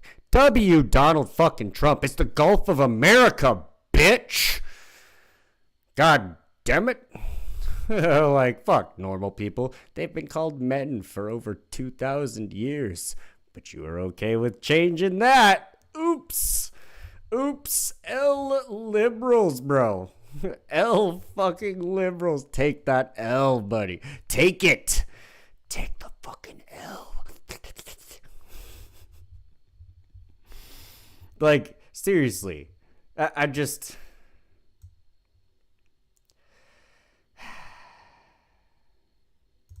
Look, liberals, all right. I'll tell you what. I'll throw a jab at the traditional conservatives. Okay? I'll throw a jab at the tradcons real quick. Because they're gonna take an L too. I'm sorry. Sorry, tradcons, but you're gonna take a fucking L. Okay? I agree with a lot of the shit that traditional conservatives, right? I agree with a lot of traditional conservative things. But some people treat being a traditional conservative like leftists treat being far leftists, right? They turn it into a religion and like try and spread propaganda that's just as ridiculous. Like, so I've seen this post now probably 5 or 6 times on several different social media sites that are like, W this chick or whatever, right? W being a traditional conservative. And it's usually by traditional conservative accounts that post this, and they're like massive W, hell yeah. And every time I come across this post, I'm like, bro, this is not a W. This is like some questions need to be asked about this. Some questions need to be asked about this. A 23-year-old woman has 11 babies and wants to have a lot more. People being all up in the chat saying fucking W, this, fucking hell yeah, that, traditional conservative is the way to be, blah, blah, blah, right? Think about that. 23-year-old with 11 babies. How long does it take to make a baby? L, motherfuckers. That's not a W. That's a L. Here's why. 23 years old, 11 babies. 9 months per baby is 99 months, which equates to 8.25 years. Meaning that she was under 14 years and 9 months old when she got pregnant the first time. That's 8.25 years minimum. That means she popped a baby out, immediately was pregnant within a couple weeks. Right? That's minimum. And you're still approaching like 8.5, even if you like go with a couple weeks times 11. Right? Like that, some questions need to be asked here, ladies and gentlemen. 23 with 11 kids? What's going on here? And why are so many people saying that's a W? That's not a W. That's fucking weird. That is fucking weird. I'm sorry. Like, no, that's not a W. That, like, if you come across that post, do the very simple math. It's not a fucking W, bro. That's some weird shit. Some fucking weird shit. All right. I think that's all for the written shit, though. So we're gonna do a couple of clips here. Okay? That's what we're gonna do. We're gonna do a couple of clips. One of them is from Asmongold. Shout out to Asmongold, dude. Dude's actually, like, I'm not going to lie. Asmongold is kind of based. I didn't know he existed until I watched the whatever podcast, and Brian was talking about him a shit ton of times back in the day. He still brings up the Asmongold reference every now and then, but, like, he used to talk about him a lot more. And I'm not going to lie. Dude's kind of based. Like, bro, I've been watching his shit, and I'm like, shout outs to Asman, man. Dude's a fucking, he's kind of based, not gonna lie. Kind of based. Let's check this shit out here. Here we go. Okay, ready? Here's the thing. I'm gonna make sure you understand this. The whole, like, you're talking about, like, a masculinity being a real man. There's nothing that you're gonna say that's gonna put my masculinity in danger, because I don't derive what I am from what other people think I am. So you can go and insult me and say this kind of stuff and have whatever kind of opinions that you want and try to argue and say that I'm skinny or like I'm ugly or whatever. But just never forget that you're the person that has a picture of a cartoon as your profile picture, and I'm sitting here in front of a webcam. I mean, like, let's be real. Let's be fucking real here. That facts. I mean, like, goddamn it, dude. Too many people nowadays. Too many people are far too worried about what other people think. Far too worried about what other people are going to think of them. Right? Like, I don't know. I used to catch a lot of shit for wearing shades on stream, right? Like, why do you wear shades? You don't want people to see your face? It's like, you can still see my face with sunglasses on. Like, what the fuck? Like, you can still see my face with sunglasses on. God damn it. Fine. No, I just actually, since I moved my setup, I don't have the same lights. They're not as bright, right? And I also am down a monitor, so I don't have another screen blasting fucking light into my eyes. So I can actually stream without shades, and I would prefer to play League of Legends without wearing sunglasses as well. That's why I've stopped wearing sunglasses. But when we go back to the voice acting streams, right? Donation incentive is a quarter of the way done for that, by the way. $50 out of $200 has been donated. Shoutouts to Ben Talk. Anyways, fucking people need to learn to worry more about themselves, think about themselves. Yeah, you're not wrong. Exactly. Like, nobody else's fucking opinion of you matters. The only opinion of you that truly matters is your own opinion of yourself, right? If you hate yourself, like a lot of people do, for whatever fucking reason, I don't know why. I don't know why people choose to hate themselves, but they do. Like, if you hate yourself, dude, like, figure out why and stop. Like, stop. Like, bro, If you have a behavior or something that you don't like about yourself, fucking change it. Jesus. It's not hard, people. It's fucking not hard. Hi, you can see the bow staff in the background. That black stick over my shoulder. It's the bow staff, buddy. Let's go. Let's go staff it, the bow staff. All right. But yeah, I mean, like, fuck what other people think. I posted some shit on TikTok too, like some motivational shit. It's like, dude, for all the people that tell you you can't do something, right? Like, you can't do that. You'll never be able to do that. There's no way you could do that. Well, fuck them, dude. What the hell do they know? Fuck your haters, bro. The only reason that your haters exist is to test you, to test your drive, to test your motivation, to test you and your confidence in yourself. Can you do it? Then prove your fucking haters wrong. Prove your fucking haters wrong, even if it takes a couple tries, right? How do you learn how to ride a bike? You gotta take the training wheels off sometime or another. How do you learn how to swim? Right? You gotta take the plunge. Just fucking do it, dude. Fuck what other people think, man. Fuck what other people think. Are you happy doing what you're doing? Are you happy where you're at? If not, change it. Make a change. My suggestion would be to get off your ass and do some parkour. Fucking A. Like, do some fucking parkour, goddammit. Alright, so here's one that's back to the fucking...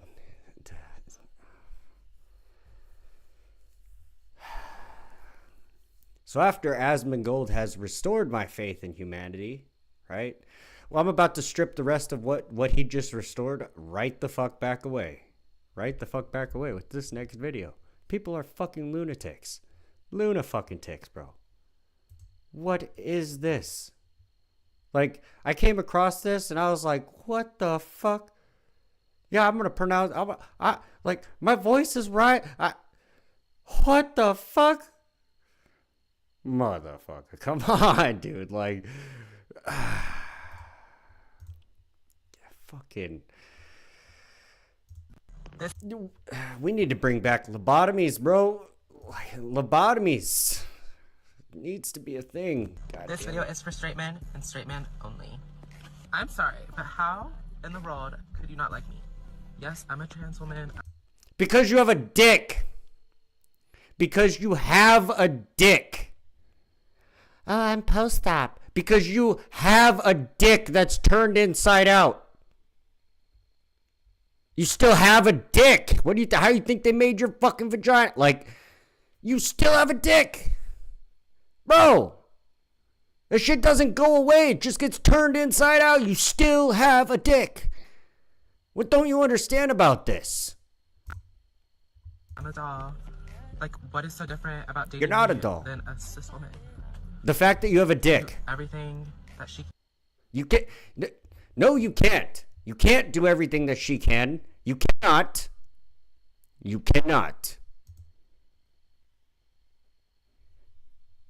You have a penis. You cannot do everything that a cis woman, whatever the fuck that cis word is, an actual, like, woman, right? You cannot do everything that they can do. You cannot produce breast milk. You cannot have babies. Like, bro.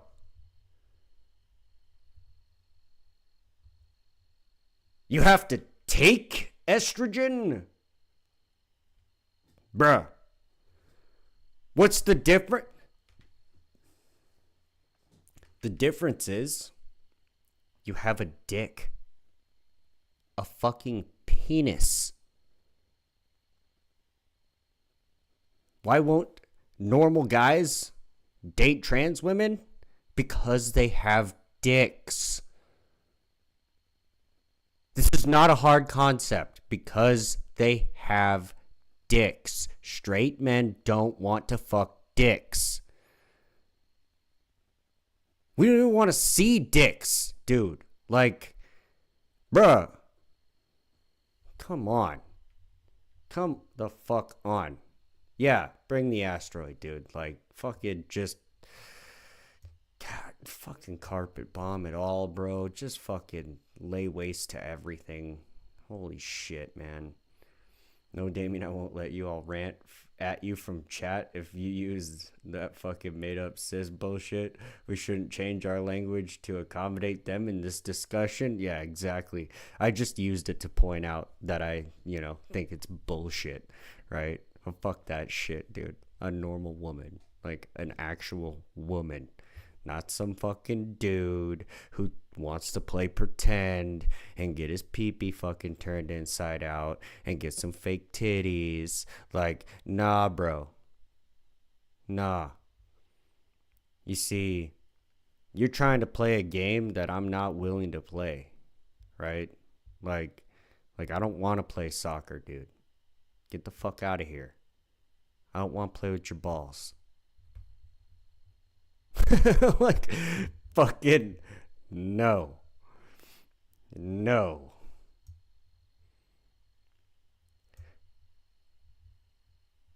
Germany, too, by the way. Like, Germany,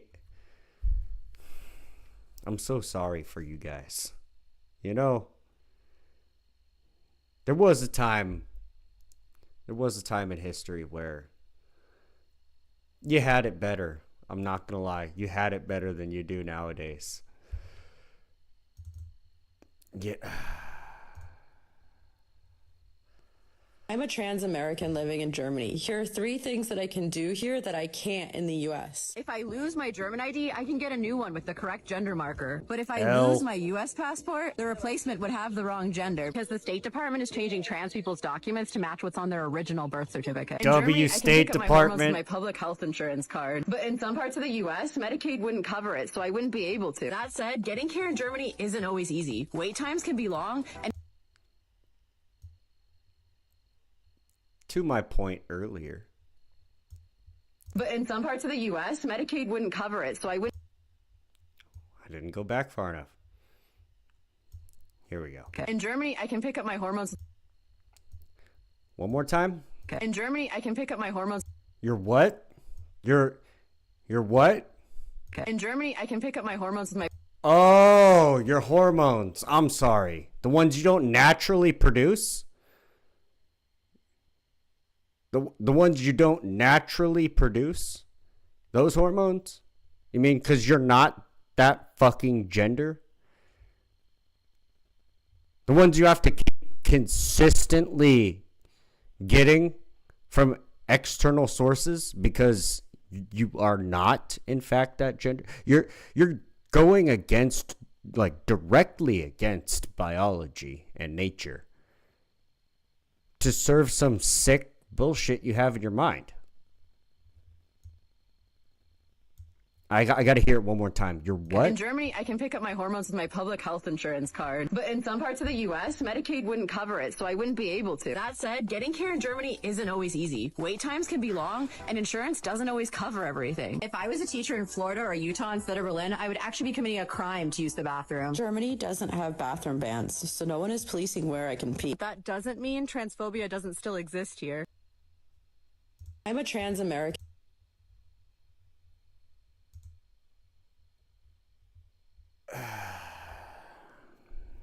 There's only one way. Like, there's only one way to redeem yourself from going down that road.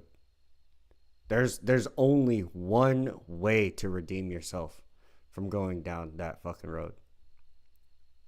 You must restore honor to your family by committing seppuku. That is the only fucking way.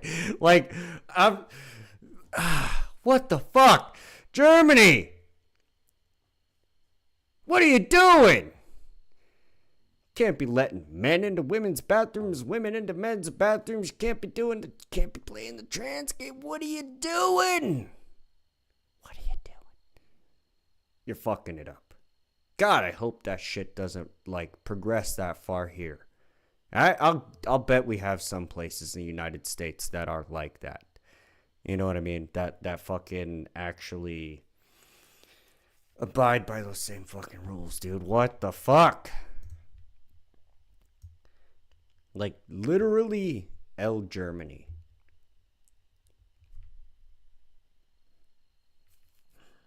LOL, okay, bro, out of all this shit, changing and manipulation of language pisses me off the most. Yeah, dude, literally. Like, I love the English language because there's so many ways to say the same thing, right? If you take the meaning from all those words and make them fucking irrelevant nonsense, then you can't have as much fun with the fucking language. Like, that's the whole reason puns exist. It's the whole reason, you know what I mean? Like, you can't fuck the language up, dude. You just can't. It's not fair to the linguists that like to have fun and play with different types of words. Like, I'll give an example. These assholes are being Richard Craniums. They're being Richard Craniums. If you know, you fucking know. They're being Richard Craniums. Do you think it's all a psyop to make nations build industrial ovens the size of warehouses? I think it's, you can't even have a conversation when you change their meanings. Yeah, seriously, you can't. I think it's definitely a part of a larger psyop, right? Unfortunately, I don't think it's the main meat of what would be a much larger, much more organized psyop, which results, which the psyop's goal, right, is to result in as much division as humanly possible. You get people all pissed off at each other and fighting with each other, then you can basically do whatever you want behind their back. They're distracted. They're easier to manipulate because they're all mad. Like, they're all stupid because they're not paying attention to anything. You know what I mean? Like, the only things that they care about are these fucking infinitesimally small issues that are made gargantuan. Like, this is the reason you used to have the saying, don't make a mountain out of a molehill, right? Now everything's a goddamn mountain, dude. Every molehill has become a mountain at this point. It's a larger divisionist propaganda. Are we at war? I think we have been for a long time. I don't think that shit ever stops. It just changes. I had to remove that one because I think it pushes TOS. Oh, yeah, well, you know. You never fucking know. You never know who's behind what agenda. I mean, it gets pretty obvious when you follow the money, right? When you follow the money, who's funding everything, it speaks for itself. I don't have to say anything further than that. I really don't. Look into it yourselves. You're a pattern recognition machine. Recognize the pattern. Recognize the pattern, buddy. All right. I have another one that's... Before we get into, like, the stupid shit, okay? Like, there's a couple of things that are fucking just dumb.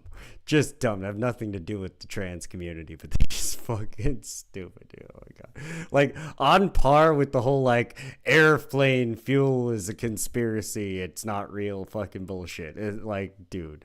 Oh, my God. Let's get to this last fucking trans one first, right? Before we fucking move into that other nonsense shit that's just funnier than it is fucking. That's just funnier than it is fucking, you know, whatever. Oh, man. Oh, yeah.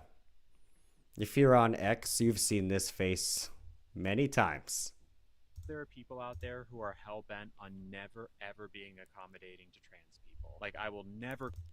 You're right. Me, I'm one of those people who will never be accommodating. You are so correct. Oh my God.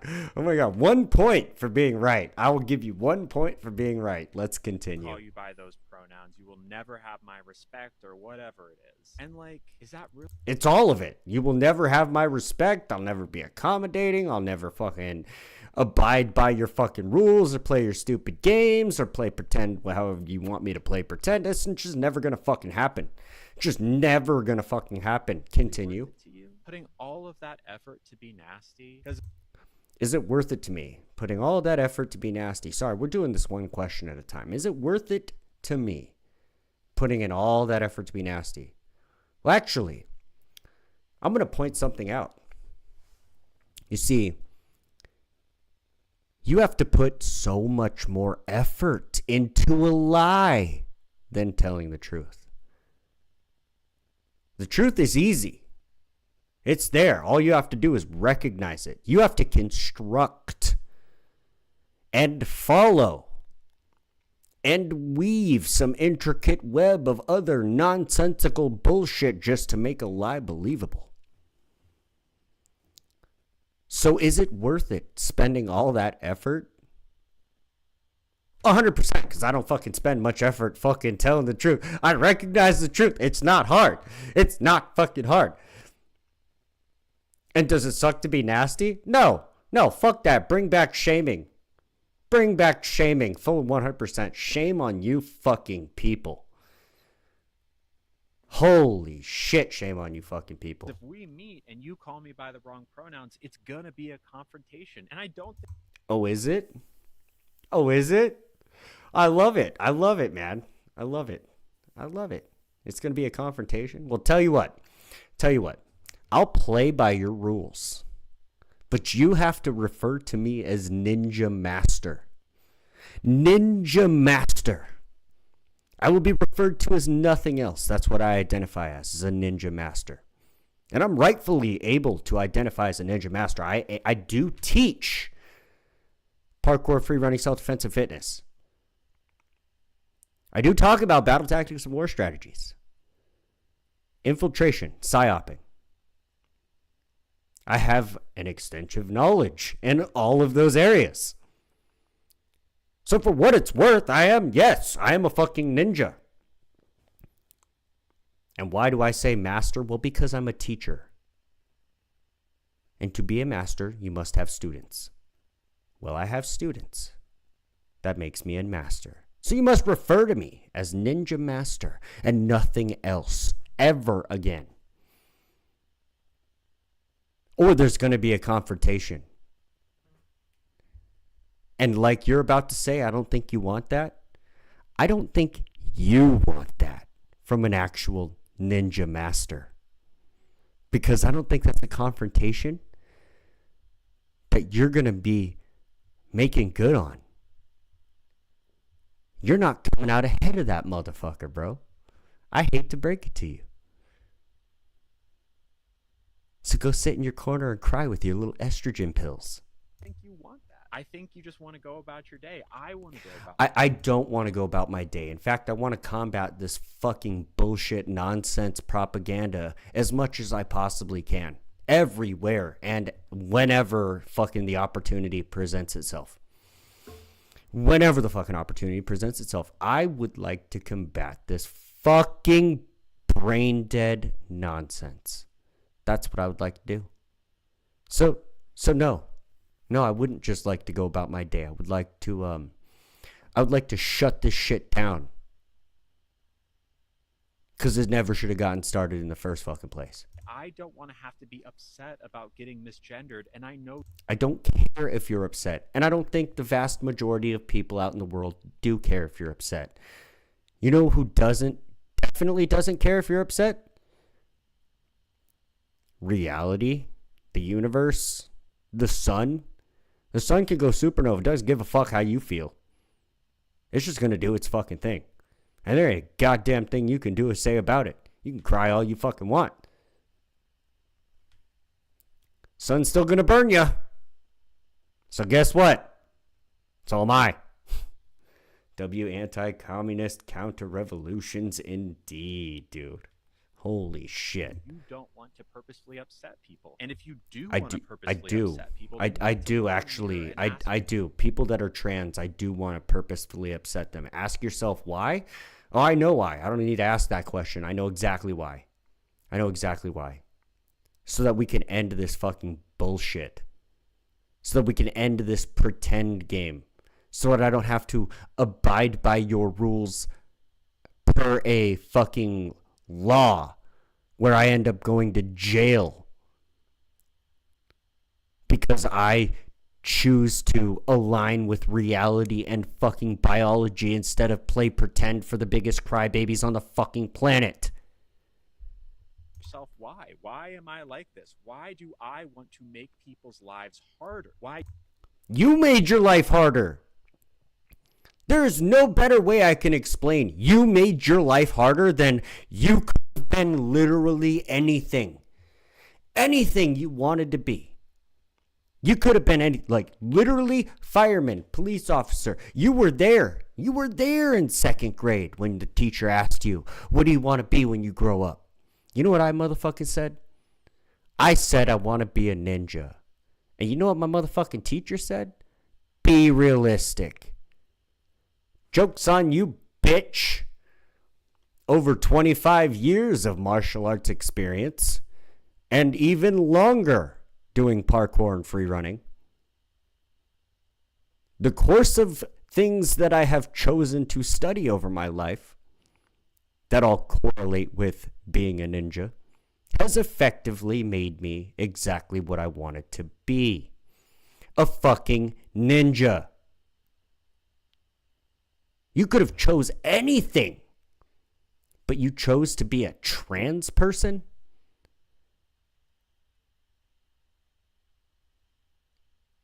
The fuck? You made your life harder, you fucking idiot. Correct, they make their lives harder and everyone else. Exactly. Don't project your fucking bullshit onto me.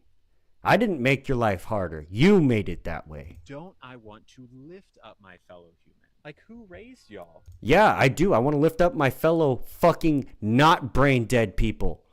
My fellow intelligent humans. The ones that have a working cognitive process in their brain to discern bullshit from reality. Those are the people I would like to rise up. I don't want to rise up everybody. That's ignorant. That's fucking ignorant. There are some stupid motherfuckers out there there are some sick motherfuckers out there who I'd really rather not be in charge, but are in charge. Who made you so hateful and upset? God forbid. I'm not being hateful and upset. I'm being real. That's it. If you interpret it as hateful and upset, well, that's your interpretation. And that's unfortunate that you interpret it that way, because that's not reality. So when you do come back to reality, if you ever do come back to reality, I will be here waiting. Not upset and not hateful. Slightly annoyed, but that's not going to stop me from saying no to your stupid bullshit nonsense. You have children and raise them to want to make people miserable. Of course. Oh, yeah. Having children and teaching them, raising them to make people miserable. No, I'm going to raise them with the same philosophy I have. You made your own goddamn self miserable. Miserable. You chose your path. No one else chose your fucking path. My kids will be ninjas, just like me. Hate to break it to you, bitch. In my opinion, reality don't want them back. Yeah, that's why I said bring back lobotomies. Especially if it's something as simple as not using a couple of words. And to be... Who the fuck are you? The FCC? I'm sorry. Sorry, hold on. Pretty sure there's an amendment in the Constitution that's Called freedom of motherfucking speech, bitch. I use whatever goddamn words I want. Yes, dudes can be bitches. I realize this is a dude and I keep calling him bitch. Yes, dudes can be bitches. This dude is probably one of the biggest bitches, bro. We're not saying that you can never use the words sir or man. We're just asking that you don't use those words until you know which one we prefer. I don't care which one you prefer. I'm going to use the correct one.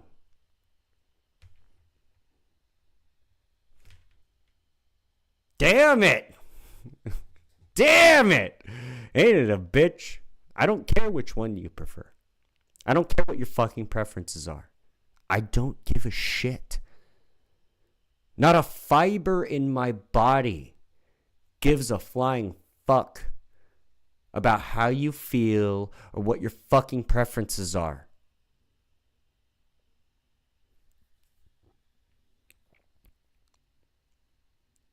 You're trying to dictate how I am as a human being and what I can and can't do based off of your fucking feelings. I think not.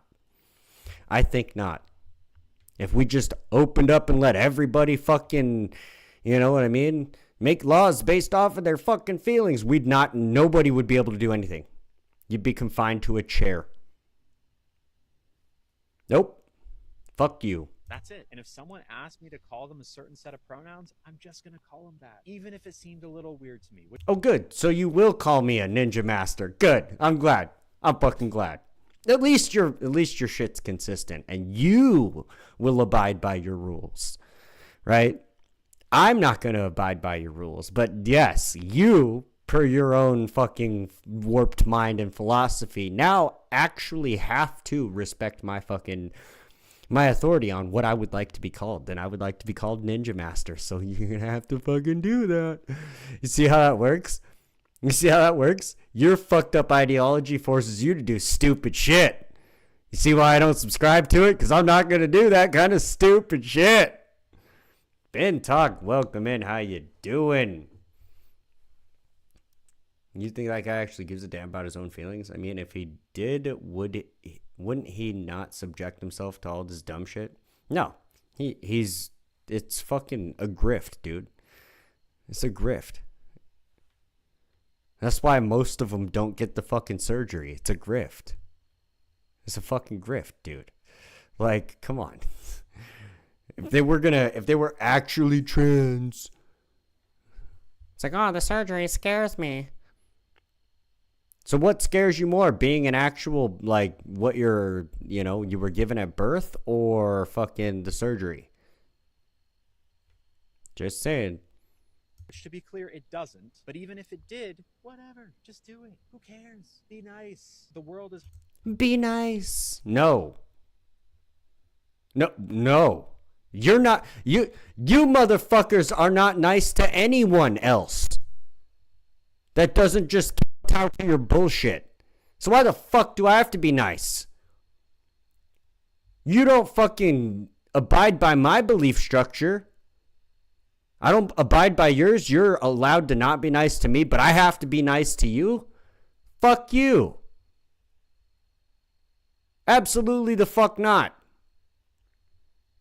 I don't adhere to his way of speech, but I'll call you a ninja master, Damien. Ha. Let's go. Let's fucking go, Big Talk. I mean, it's accurate, though. I explained earlier how, me being a ninja master is actually accurate, dude. Like, I didn't have to get no surgeries. Fucking check that shit out. Hard enough already. Be nice. Be nice. Be nice. Get that motherfucker off my screen. God damn it. Put a real man back on that fucking screen. Be nice. Fucking get the hell out of here with that shit. Stupid ass motherfucker. Stupid ass motherfucker.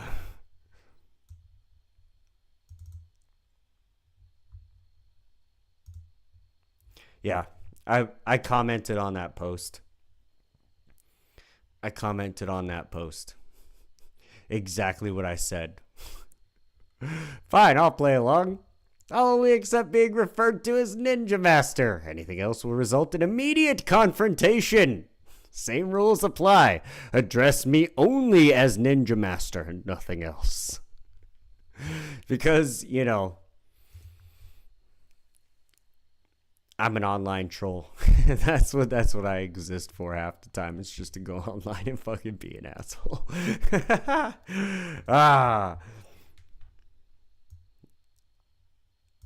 I mean, I'm over it, bro. And this is part of the reason I'm over it right here. This would be a big reason.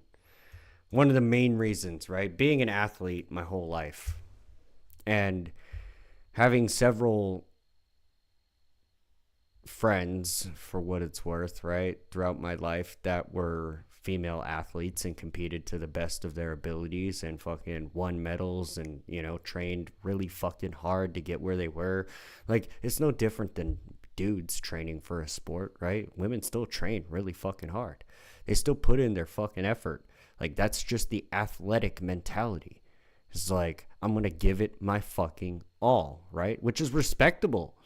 You know what I mean? That, if anything, that's respectable, right? Like, I'm not gonna ever shit on female athletes in women's sports. Like, they're fucking, you know, they put in their fucking all to try and be as best at, you know, as best as they can at the sport. Now, are they as good as men? No, they'll never be as good as men at sports, ever. That's never gonna be a thing. Men are just more physically apt in that way. We're more agile, we're stronger, we have fucking way better stamina, we can take in more oxygen. Like, there's a lot of things that, you know, allow men to be fucking far better at sports than women. It's why women get dominated by transgender men, which fucking drives me up the goddamn wall like no other. You wouldn't fucking believe, like no motherfucking other. Holy shit, this is one of the most disappointing things to come out of society nowadays. Like, I'm going to do a whole separate rant on it, and I'm probably going to have a bunch of compiled videos. It's not going to be a RuneScaping rant. It's going to be a separate, like, whole-ass live stream in and of itself. Because this bullshit has got to fucking stop, dude. What the fuck? Like, I didn't even pull up one of the horrific ones, right? Like, none of the MMA shit. I didn't pull up any of the MMA shit. I just pulled up this one, right? And it says, transgender long jumper wins the CIF South Section Masters meet, continues to dominate the female competition. Hernandez, who was born a male, jumped 19 feet 3.5 inches. The second place jumper, Kaylee Best, a female, jumped 19 feet and 3/4 of an inch. During a recent interview, Hernandez says he was going to win to give the quote-unquote haters something to talk about. Shameful.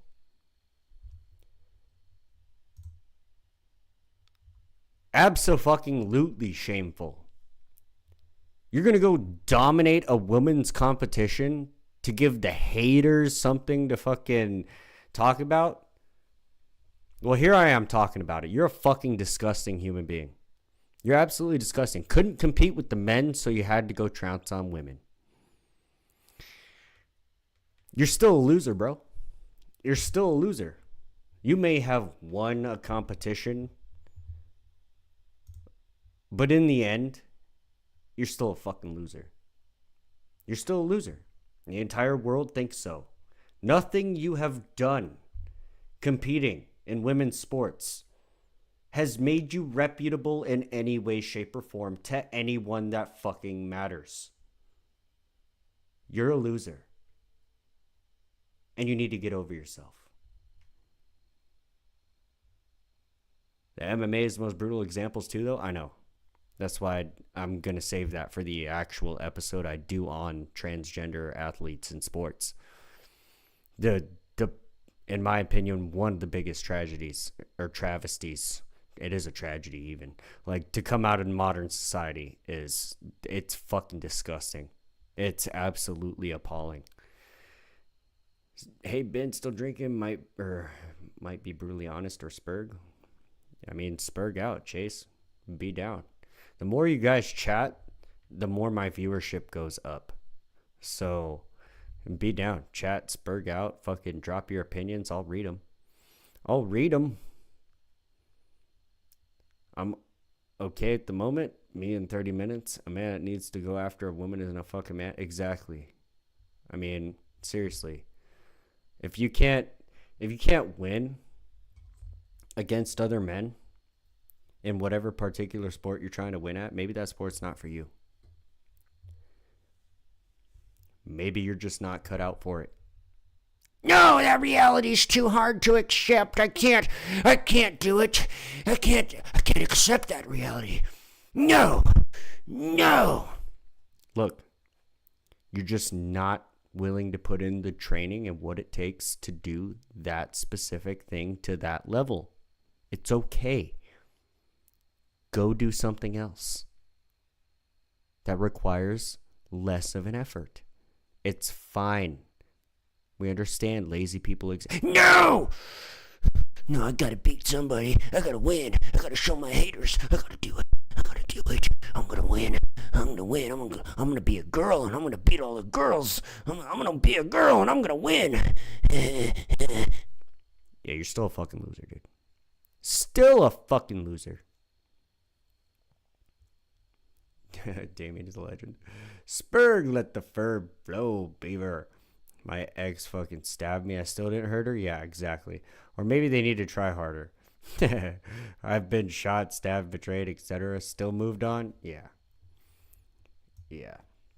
But I'm just saying, like, the trans movement fucking shit drives me up the goddamn wall. Like, you wouldn't believe.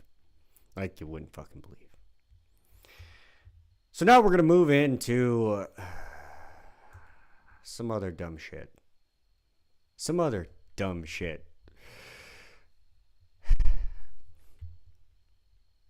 You know what? Before we do the dumb shit, let's watch this. I thought this was interesting. Now, obviously, it's not McDonald's chicken nuggets exactly 100% accurate, right? I'll recognize that it's not 100% accurate. Okay? But his explanation is what he does, maybe not. His explanation is McDonald's chicken nuggets exactly at home. Our first ingredient is bleach. Cheap mass-produced chicken in the US is danked in a chlorine bath to disinfect it and to soak in some water away. Let it sit for 30 minutes. Then roughly cut it and put all of it in the grinder, including those things. You want a pink, disgusting looking paste. Time to season our nuggets, and to make them juicy, they add sodium phosphate. I got this heavy duty industrial cleaner from Home Depot. McDonald's probably use a food grade one, but this is essentially the same thing. Then add yeast extract, wheat starch, natural flavoring, safflower oil, dextrose, citric acid, and salt. Mix all of this together and shape into chicken nuggets. Now we need to coat them. Water, flour, corn flour, baking powder, then a cocktail of phosphates that's great to make them puffy, but not so great for your kidneys. And some spices. Mix it well and throw them in. Now to fry this, they're using a blend of cheap, genetically modified seed oils. But that's not it. They add to the oil TBHQ, a petroleum-derived preservative, and dimethyl polysoloxane, essentially silicone, so it doesn't bubble too much. And then when they are done cooking it, they're placing it boiling hot into this paper container that's actually lined with polyethylene for extra microplastics. Send this to your friends who are addicted to McDonald's and let me know, would you eat this crap? Yes, it's disgusting. Motherfucker, that's absolutely disgusting. What the fuck? What the actual fuck, dude? It is the similar stuff. Never mind about, yeah. Abort. Yeah, dude, no. No, those were, yeah. Bro, stop eating fucking McDonald's, man. Like, I haven't eaten McDonald's in almost 15 years. We're going on 15 years, chat, since I've fucking eaten McDonald's. Like, I don't eat that shit, man. Like, I remember the day, the day that I ate McDonald's for the last time. I remember that day. I fucking was at work doing some landscaping. I went to McDonald's, got a double cheeseburger, got a McChicken, got a small fry, and a large Coke. And I took the first bite into that burger, and I swear to God, all I tasted was fucking plastic. Like, I'm not kidding. It literally tasted like I was just eating Legos. Smushy Legos. And I was like, dude, this is fucking disgusting. What the fuck? What the fuck? Now, do I believe all the conspiracy theories about McDonald's? No. I don't fucking believe all the conspiracy theories about McDonald's. But do I know their shit is absolutely disgusting and is poisonous and harmful to human beings? Yes. Yes, I do. I know that for a goddamn fact because I'll tell you right now, I don't fucking eat McDonald's and I feel goddamn amazing. Like, I feel goddamn amazing, buddy. The last time I have anything to compare it to was 15 years ago. I felt like shit. I felt like shit all the time when I ate fast food. I don't eat fast food anymore, guys. I mean, I do occasionally. I'll eat some fast food, right? But it's not like I don't go to fucking McDonald's the way people go to McDonald's anymore, dude. They fucking go there 5-6 times a week, getting a fucking double fucking, triple fucking quarter pounder, goddamn 20, 40 piece McNugget, 50 fucking 100 piece, goddamn it. Like, holy fuck, bro. Yeah, dude, bring the asteroid for sure. Oh my god. Let me see. I literally held her down with a fucking knife in my shoulder. Yeah, that sucks. With a knife in your shoulder. I've been hit a couple of times. I've had my leg almost chopped off with a sword. I've had my fair share of weaponized injuries too. Sorry that happened though, Chase. Never mind. Abort. Yeah. Adapt, survive, thrive. Yup. It's going to be hard to wait for your asteroid emoji. Right? Talking shit about McDonald's while I'm thinking about ordering it. Yeah, sorry. I'll always talk shit about McDonald's. I fucking hate that place, man. It's fucking disgusting. They're poisoning people. They're killing people out here. I'm not okay with it. I'm not okay with just like mass poisoning the populace that they claim to fucking serve. They're like, oh, we're giving you food. No, you're not. No, you're not. No, the steak I cooked the other day, fan-fucking-tastic. I'm giving myself food. And on that note, fuck the lab-grown meat. Holy shit, dude. Let's not, come on. Dude, let's not go down that fucking road, bro. Not the lab-grown, no.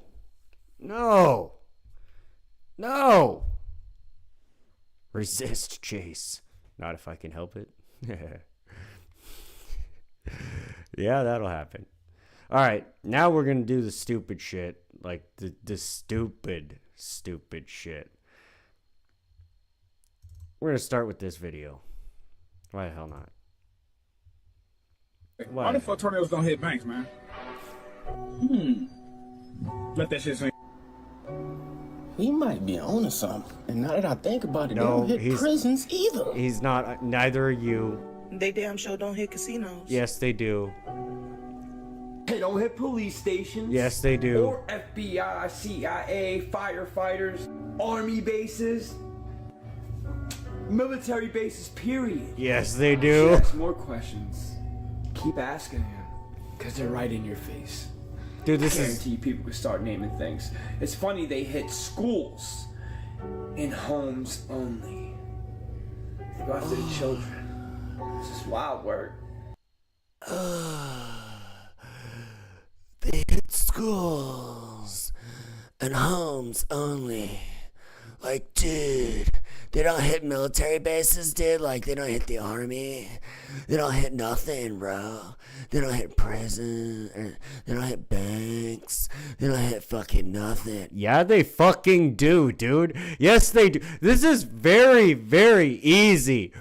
Like, to debunk, bro. Go on Google. Like, holy shit. Tornadoes hit prisons all the time. Tornadoes hit casinos all the time. You realize that Oklahoma has a huge Cherokee population. There's a lot of casinos out here. These motherfuckers, like, are you kidding me? It's like banks get hit all the time. Like, what the fuck are you talking about, bro? You live in your fucking big city, like, oh my god, I live on the West Coast. We don't have to deal with tornadoes, but I don't ever hear about it in the media. Yeah, it's because the media doesn't cover it most of the time, dumbass. Fuck, dude, the only time the media covers tornadoes is when it's an EF5 and it takes out most of fucking Joplin, Missouri, which hit several banks, by the way. Oh! Yeah, most of the fucking city was destroyed. Oh! Kind of brain dead bullshit, bro. He may be onto something. No, none of you motherfuckers are on to anything. The only thing you're on is drugs. Get off the fucking drugs. What the fuck, dude? Holy shit. Get off the meth, bro. Get off the fucking meth. Oh my god. I've had McDonald's 6 times the past 6 years. Going to cut it out completely? Yeah. Here, you ready? One fast food French fry is the equivalent to 1 cigarette of carcinogenic maldehydes? Yeah. A few times I did go was out of convenience because it was a block away to open at night, which are not good enough reasons for me to eat it or support what they do. Yeah. I mean, you could have gone to Denny's or IHOP. Both are open 24 hours. So, 1 order of fries is equal to a pack to a carton of cigarettes, depending on its size. Well, unfortunately, Smoking Spaceman, it's all about the same. No matter what the size is. The fry size thing has been confirmed.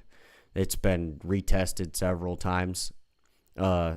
Kids fry fits in a small box. A small fry fits in a medium box. Medium fry fits in a large box. It's all the same size. It's just the shape of the box. It's just the shape of the box. Like, nothing special about fucking. You don't really get more fries. They're not even made out of real potatoes, so I don't understand why the fuck. Like, there should be 2 ingredients in fucking fries: potatoes and salt. How come McDonald's French fries have like 16 ingredients, dude? What the fuck? What the fuck? And most of them are like random chemicals and shit, like binding agents and fucking, like, what the? Those aren't, dude, you can make fries out of potatoes, bro. Like, what the fuck? You ain't gotta do all this extra shit, dude. No.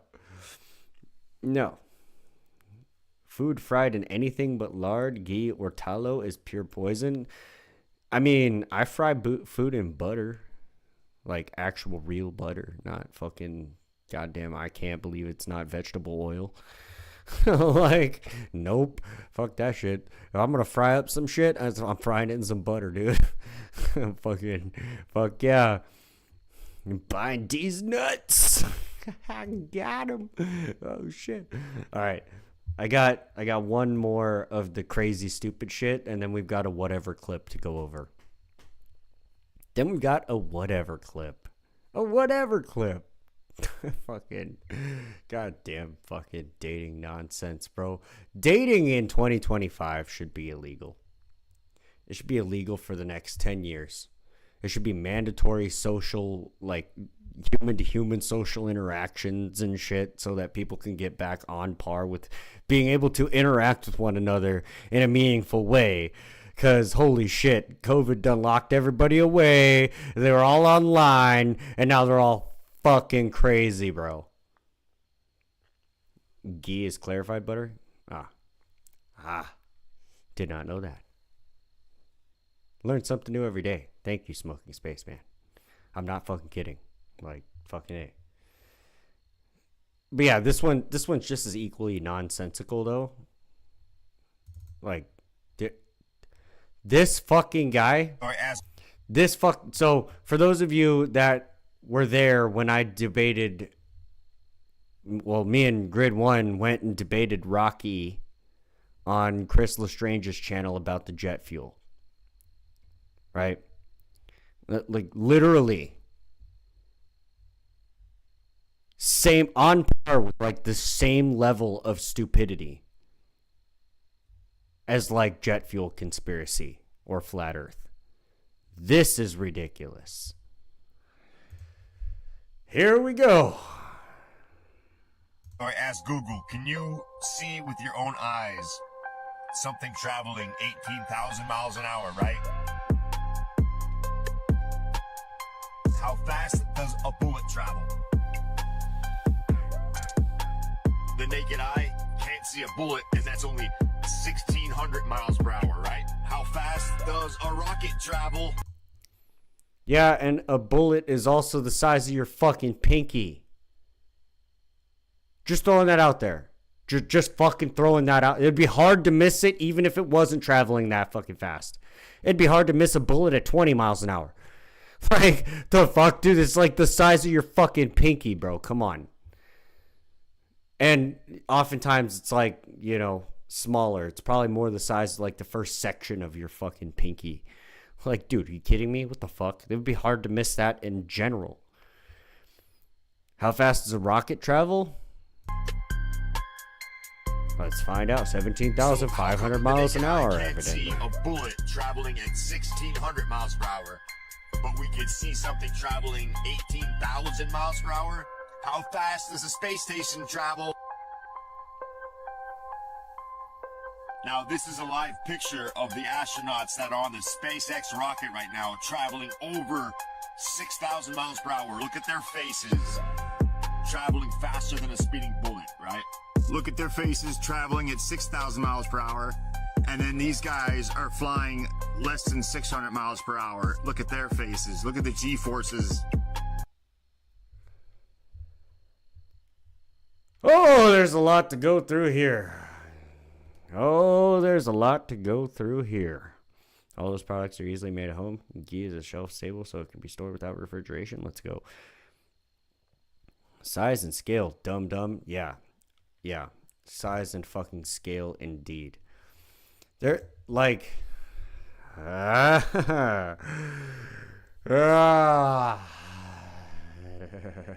fucking stupid people, man. I fucking tell you what, the bane of my existence, brother. Holy shit. Holy shit.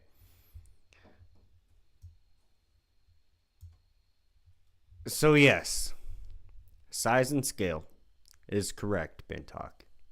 Right? There's many different ways I can explain this. There's many different avenues I could take. Right? But the easiest one is perspective. The easiest route to take is perspective.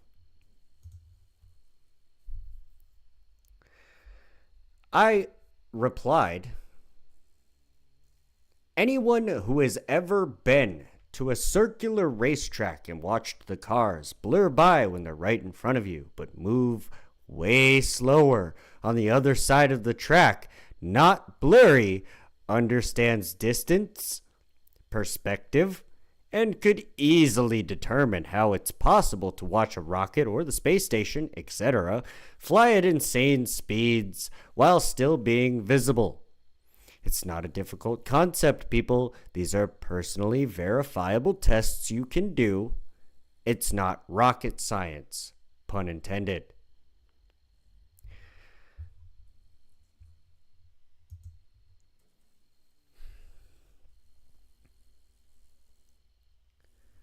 Dude, like, the further out in your vision, the wider the range it is. So something that's right here, right, only has to move maybe 3 inches maximum to be completely out of focus. And anything that moves faster than, 5 miles an hour is gonna fucking blur by your eyes. Something way off in the distance, like a fucking rocket, has miles, tens, hundreds, thousands of miles to move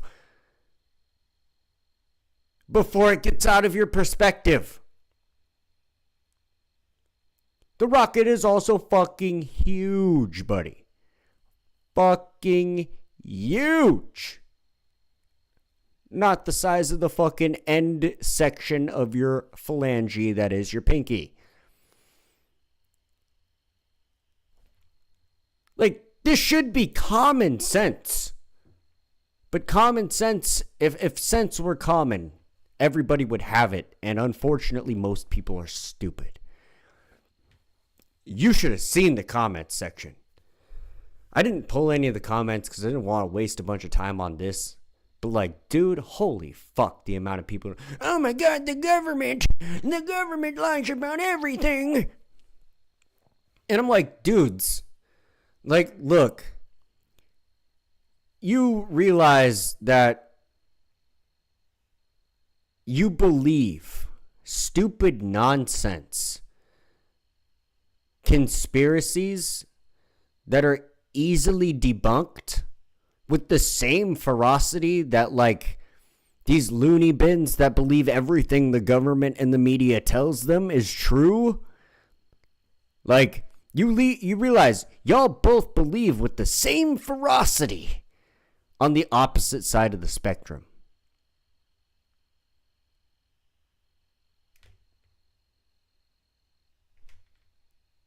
What the fuck? Common sense isn't common? Yeah, seriously. I should have been a rocket scientist. You still can be. You still can be if you start now. Start studying now, smoking spaceman. Smoking spaceman. Evidently, you already are a rocket scientist.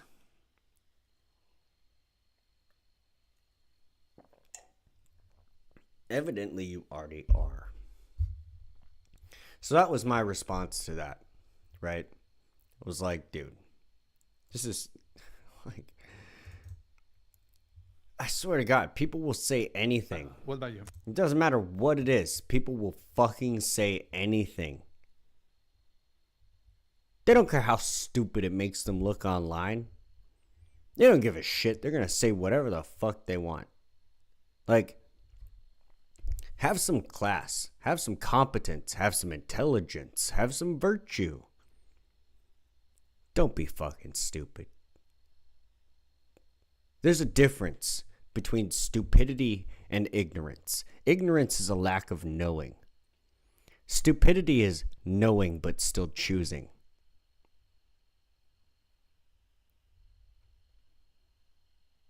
The fuck. The fuck. Oh, look, it's whatever podcast.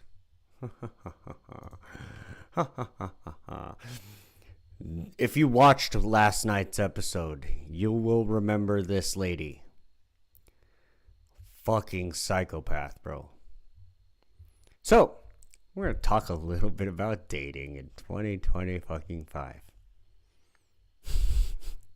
What a hellscape that is, buddy. What about you? I've been single for about 2.5 years. All right. Currently, no men in the picture. Okay. Longest relationship? Actually, it was this last one. Yeah. How long was that? 8 years. 8 years. Were you married? Yeah, I've been married 3 times. Married 3 times? Hold up. What is idiocracy? Hold up. She's been married 3 times. And that wasn't her longest relationship. This is already off to a bad start. Let's continue. Okay. Any kids? 1. 1 kid? Mm-hmm. Is that from your first, second, or third marriage? None of them. Whoa! Slam on the brakes! What? You have a child that's not from any of your marriages. Nope. Well, where did that child come from? That was actually an oopsie. It was a friend with benefits. Oh, it was a friend with benefits. Dude, who let their grandma on the whatever podcast, bro? Get the fuck out. Like, what the hell? What the hell? What is this? This lady's got to be like 90. Now you're like, I got a kid. As a friend with benefits. Now she also is an OnlyFans girl. Fucking, who the hell is fapping to that? Shame on you. Shame on you for fapping to this disgusting creature. What the fuck? What the fuck? Ugh. Okay, and how old were you when you had your, is it daughter, son? Daughter. Daughter. She's 15. 15. Okay, so you had her 37, I was 38? 37. So she's 52? 37 plus 15? No. Yeah, that's 52. She's 52. Is she out here on OnlyFans?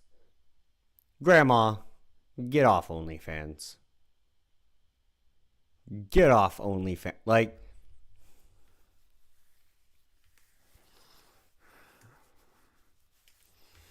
it's not just lobotomies for fucking LGBTQ shit. We need to lobotomize the men that are fapping to this shit.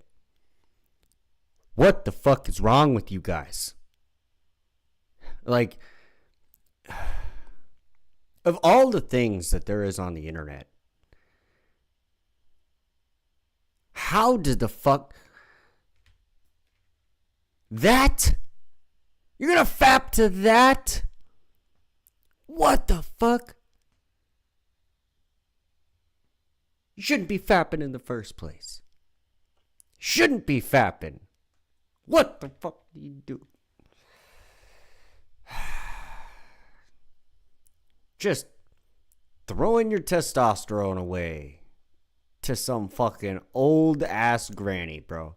Like, the men that watch her content, fucking disappointing. She's a part of the education of younger people, also passing down her ways in society. Serious. Lobotomy by asteroid? No kidding. Rather sad indeed. Rather sad indeed. Okay. And that, okay, so give me the chronological order of the 3 marriages. So how old were you when you first got married? First time 17. What? How did that happen? Unless it's a state where you're legally allowed to have that happen, right? Like, that's weird. Can't sign a contract until you're 18. How'd you sign your marriage certificate? The fuck? 17. And how long were you married for? About 2 years. 2 years. And then who initiated the divorce? I did. Ooh, dang. Why'd you fucking get married in the first place? What the fuck? 2 years in. So you're 19 initiating your first divorce.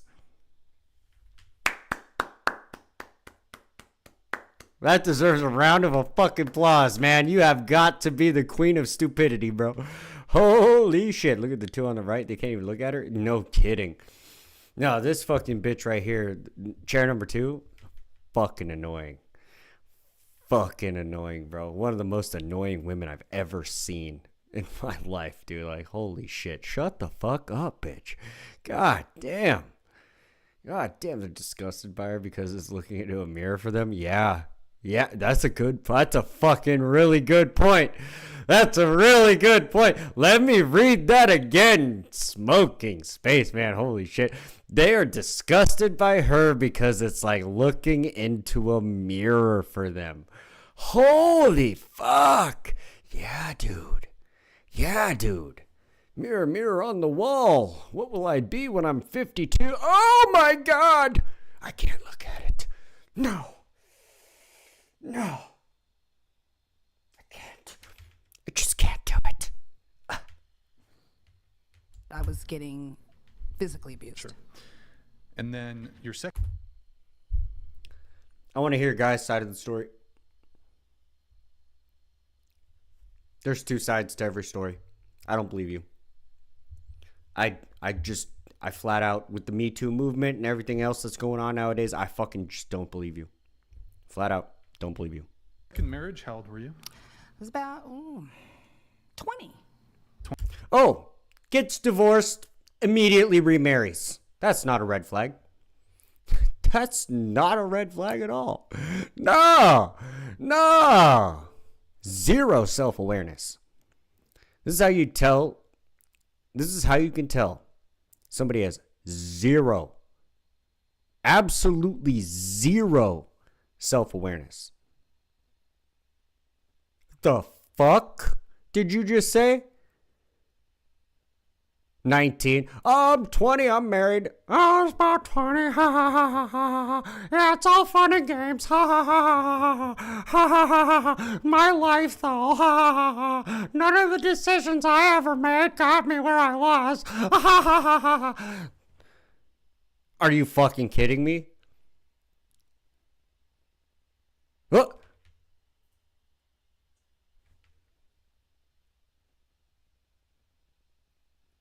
For real, Damien, we did another whatever that tells the other side for every one of these stories. No kidding.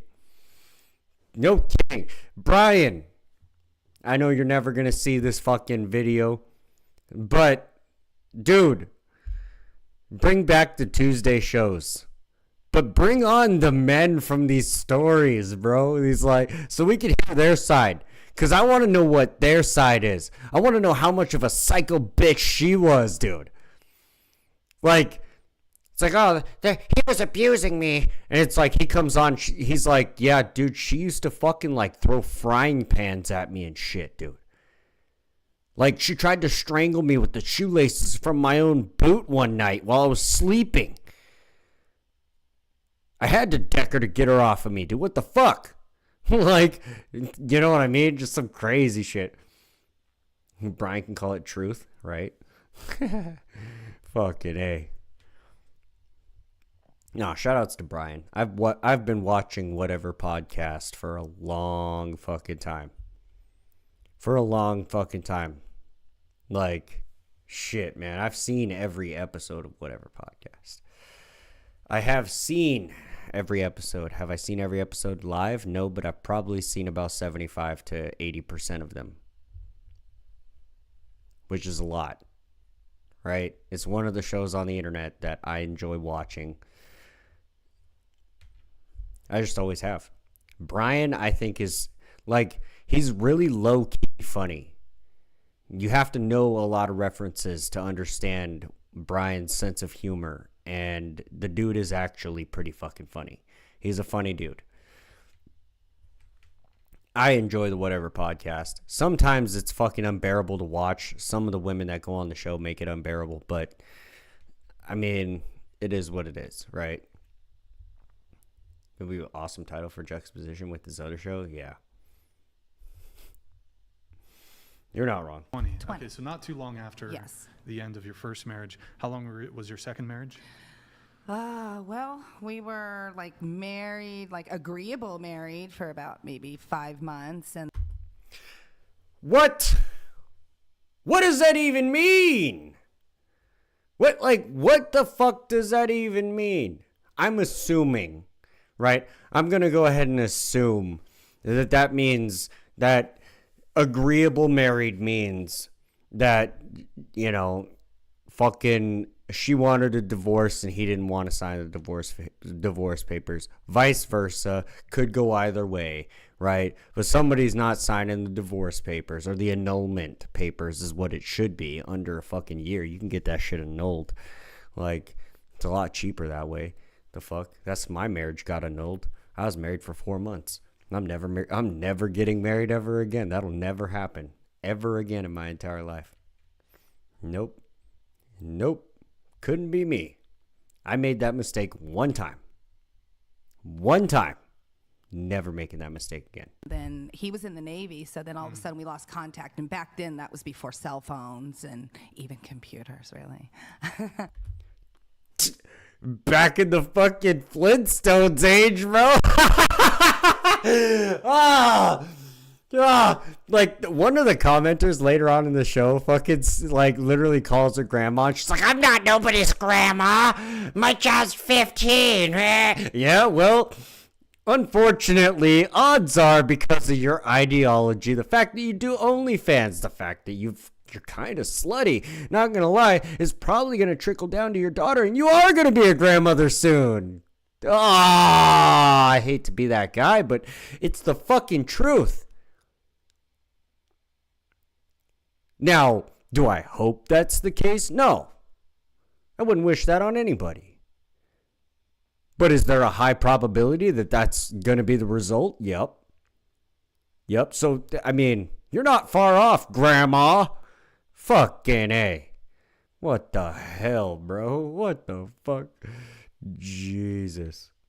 I mean, people had computers, but they weren't like mainstream. This was way back in like early 93. 90s, yeah. I must be ancient, bro. I was born before 93. Thank you very much.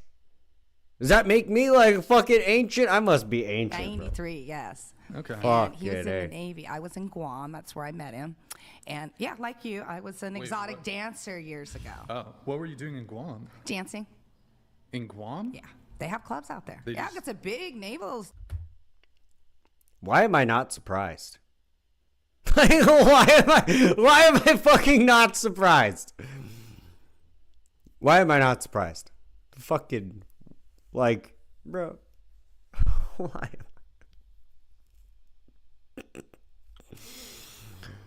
In Guam, of all places, too. Guam. Station Air Force Base, too, out there. Probably couldn't cut it in Vegas. So how long were you married to him? We were on, well, legally as far as dates, from 93 till about beginning of 94. So about a year. Okay. Little over a year. Got it. Yeah.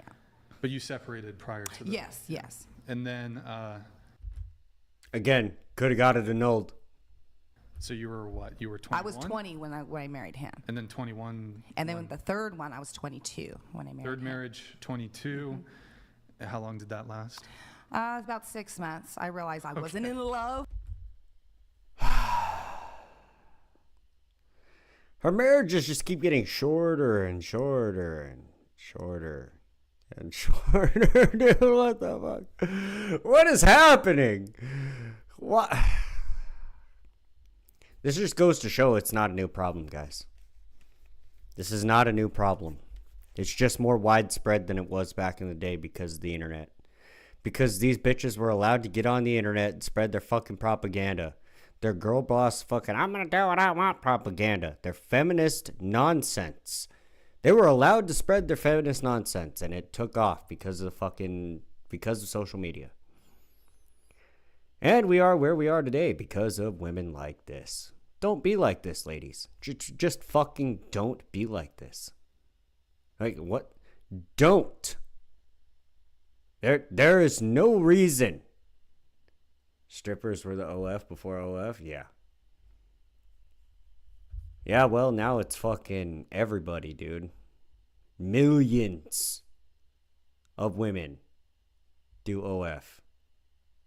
Odds are, if you're in the dating game as a guy, like a young guy, odds are you're gonna run into an OF girl.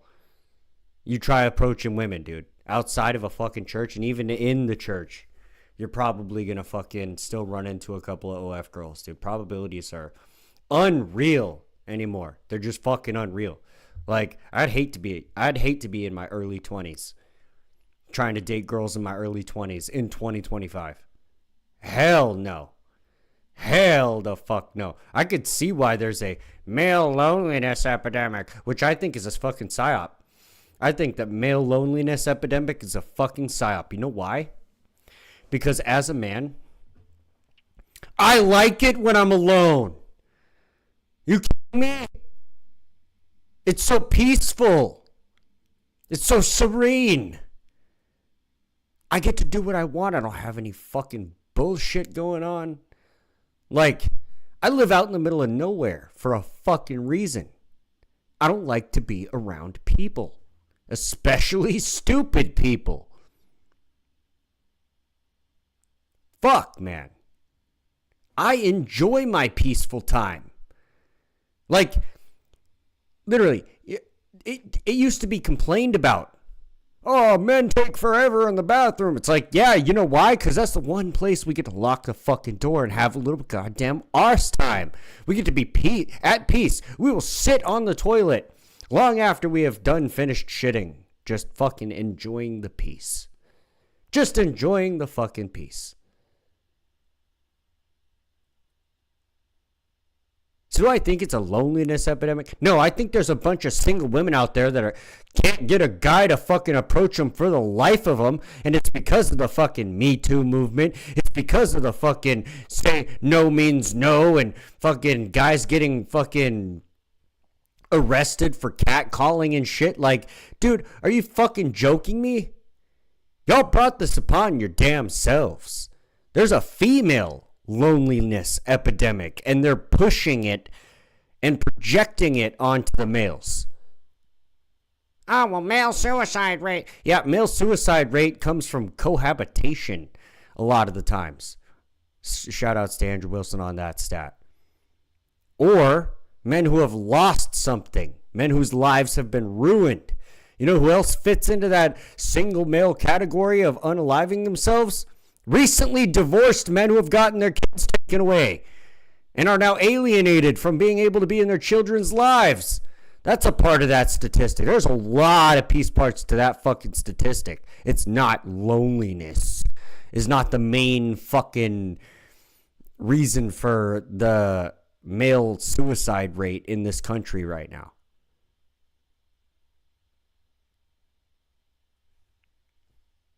Hate to be the bearer of unfortunate news for you, but that's the fucking way the cookie crumbles. With the guy, I loved him as a friend, but I wasn't in love with him. Oh, God. Oh, my God. I loved him as a friend. Yep. Got it. Yeah. And I thought maybe, down the road I can have maybe a kid or two and try to do that love thing. And I'm like, no. Sure. And that was another thing. I didn't want to have kids right then, too. And he was really wanting to start having babies. Right then? Well, you ended up having one with the friends with benefits. And then now you done missed the fucking... Like, you gotta be menopausal, bro. The way she was acting the entire time, there's gotta be menopausal mood swings, dude. Holy shit, she was having some delirium moments. Like, she's 52. She getting old, buddy. Holy fuck. The state knows it cannot financially support the female population, so media is being used to propagate the loneliness epidemic, try and convince men to take these broken women. Yeah, that's a very good point. The state knows it cannot financially support the female population, so media is being used to propagate the loneliness epidemic and try to convince men to take these broken women. You're not wrong. There's a reason I repeated that. Like, fuck. That love thing? Yeah, dude. Jesus Christ. And I'm like, no, I'm not ready for this yet. Got it. So. And you said... Well, guess what? You're not ready yet? You missed the window. You done missed the window.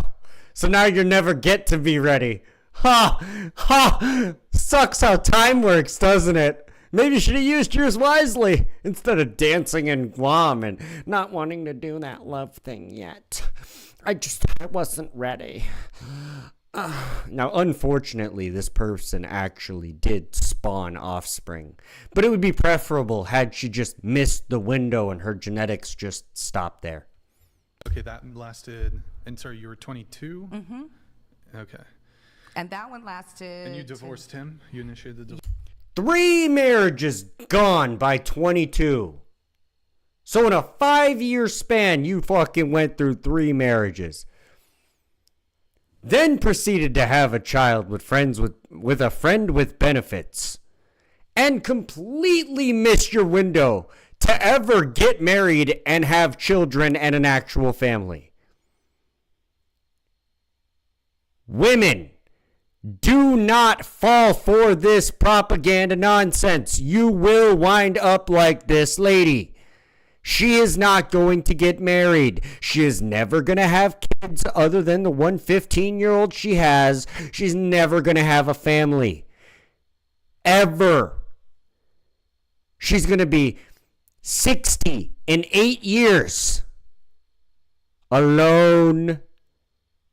With a dwindling OnlyFans and 500 cats. Trust me, You don't want that life. Don't do it. Don't fall for it. Have class. Appreciate yourself. Treat yourself like fine china. Fucking A. Actually hold some worth. Don't spread your legs. Don't make stupid decisions. Be smart. Be tactful. Have class. Have character. Don't nag. And you'll find the perfect guy. I promise. I fucking promise. That's why family court, it's all about, wait, hold on. Their interest isn't in population or families, it's a means to an end. They've used the women to double the labor force and revenue generation of the workforce. Yeah, I know. That was the goal. More money. And if we can keep them divided, then that's more products sold because, you know, if he needs a coffee maker and she needs a coffee maker, that's 2 coffee makers we could sell instead of the 1 coffee maker we would be selling to a family. Right? It's all about the money. Absolutely. That's why family court works as it does. Indeed. It seems like something. I would point to her promiscuous nature and lifestyle, to how she has viewed people, has barred her from being able to connect with and engage with the feeling of love. Yeah, it's probably pretty accurate. That's why divorce is so easy. That's why they pass out birth control like candy. That's why it taught not to appreciate themselves, I would say, or men at the same time. Not to appreciate themselves, not to appreciate men, not to appreciate anybody. Fuck, not even their own moms. Because why would you want to be a mom when you could be a boss babe? The fuck? You know how many times I've heard women come on the whatever podcast and be like, oh, I was brought into this world without my consent.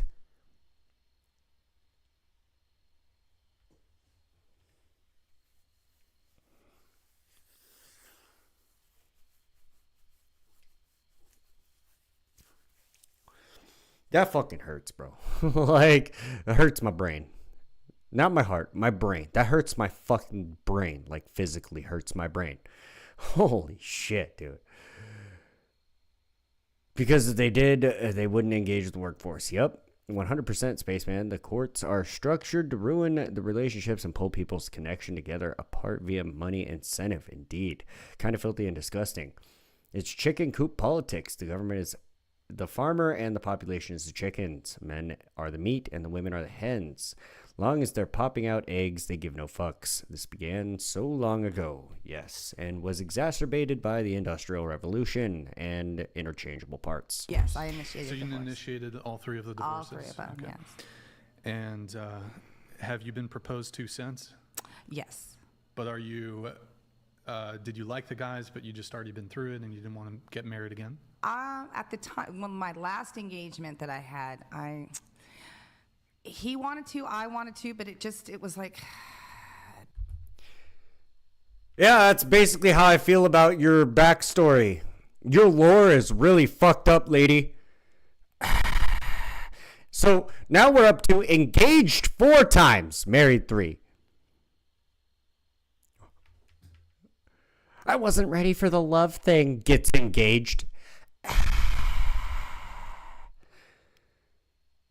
I have never seen a more convincing case of bipolar in my entire life. Holy shit. Now it's being engineered for the population reduction also? Yeah. Bad timing. He was going through some legal crap and he wanted me to move where he was, and he actually got in trouble where I was living. So we were like, okay, well, if you're going to have to do any kind of jail time, why would I want to move up there if I'm going to have to come and visit you here? So I decided. Code for I was fucking another guy and I fucking didn't want to commit because the other guy was better in bed, but that guy had more money, so I was gonna stay and get my pussy wet while the fucking I leached off the guy that I'm engaged to. That's what that's code for, ladies and gentlemen. Let me replay that back. Let's rewind that just ever so slightly. well, if you're going to have to do any kind of jail time, why would I want to move up there? Well, if you're going through some legal crap and he wanted me to move where he was, and he actually got in trouble where I was living. So I used that as an excuse to cover the real reason why I wanted to stay where I was. Which is, I was getting better dick than he had, but the guy was a brokey.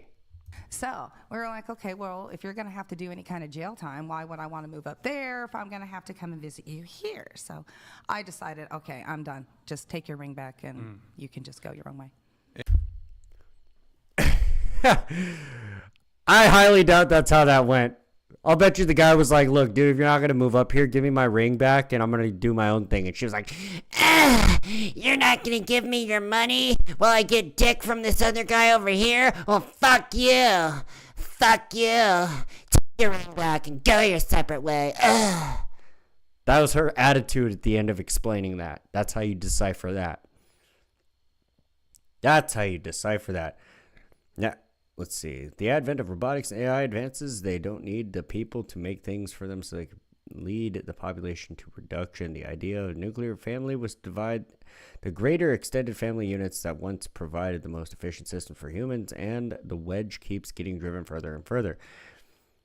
As an extended family living amongst themselves would pose a threat to the government authority due to their tighter bonds and greater numbers. Correct, smoking spaceman, indeed. I also agree with that Bintalk.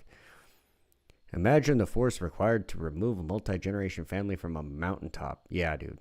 You got like fucking 30 people on a mountaintop that are all fucking, you know what I mean, know the area like the back of their hand and shit. Yeah, I'm telling you. I know all about it. A family that large would be nearly self-sufficient in all aspects. Look at how the Amish live. Yeah, dude, the Amishes are fucking... Amish, they know what's up. They know what they're doing. And shout outs to the Amish, bro. Sex worker. Was it just the... The Amish can put a goddamn fucking building up in a couple of days. Them sons of bitches are impressive. Dancing you were doing? Just dancing. No just escorting? No escorting, just dancing. You currently do OnlyFans, though, is that correct? Okay. And, there it is. You said you had one kid that was she's 15, and it was from a one-night stand. You said, or no, we were friends with benefits. Okay. Yeah. Yeah, that disgusts me on a whole nother level. It's why you'll see me make Amish great again all over. Yeah, dude. Yeah, he actually owns. Is he in the picture at all? No. Does he pay child support? Yes. How much? Just out of curiosity. Of course. A kid with a friend with benefits who she said was an oopsie. Yeah, her child's an oopsie to her. But of course the guy pays for it. You know what I mean? Of course the man pays for it, you know. Probably doesn't have custody either. See, how much does he pay in child support? Close to about $600 a month. $600 a month. And of course he bitches about that too. Okay, and yeah, it's a lot considering you're selling your pussy online for $5.99. Fuck, kidding me? Like what the fuck? What the fuck? You're obviously not successful on OnlyFans. If you were successful on OnlyFans, you wouldn't need the $600 a month for fucking child support. Ah, gotcha, bitch. Gotcha. That's why you went on the whatever podcast. You wanted to see how many old people simps there were in the chat. Ugh. Well, anyone who subscribed to this lady's OnlyFans from the whatever chat, you took a massive L, dude.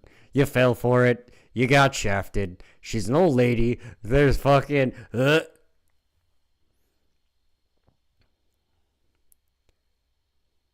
They also seem much happier on average than most of the wider world. Yeah, it's because they get a chance to go out in the world and experience it and make a decision, and a life-altering decision on whether or not they want to stay out in the world or go back to being Amish.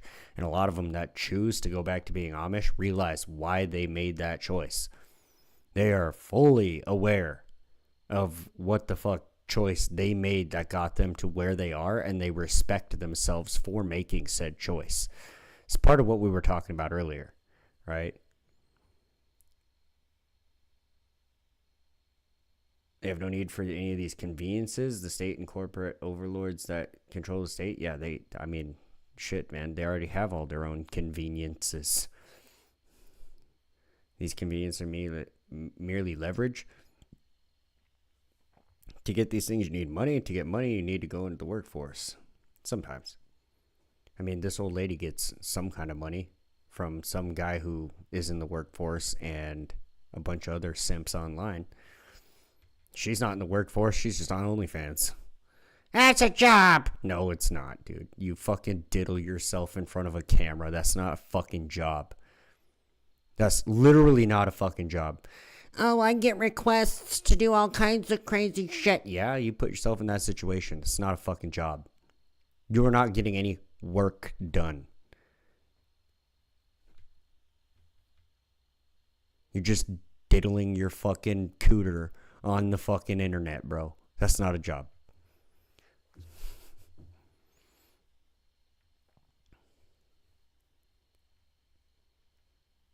It's like a pull of the One Ring in metaphor. Yeah. We're all slaves to the machine, and most don't even know it. It's fucking... You're damn right. It overwrites people's personalities towards the leverage and consumes them with the ideas implanted on them by whatever leverage there is. Like, One Ring does things... Or does to things like Gollum. Yeah, I mean, you're not wrong. For your marriages, did you receive any alimony from any of them? No. No, because they were pretty short, so I don't think. Well, that and I didn't even ask for it because I didn't want something to be tied to either. Right. And I even gave back my... I didn't want something to be tied to. You have a kid, you idiot! Like, you have a kid with a friend with benefits. I didn't want nothing to get tied to, so I gave the ring back. Bitch, you have a child! What the fuck?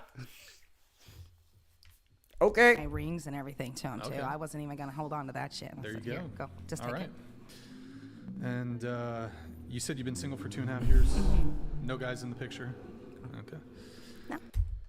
I wonder why. This is the end of the video. Right? My precious food stamps. Seriously, dude. Seriously. But like, bro, come on, man. You gotta be kidding me with this shit, dude. Like,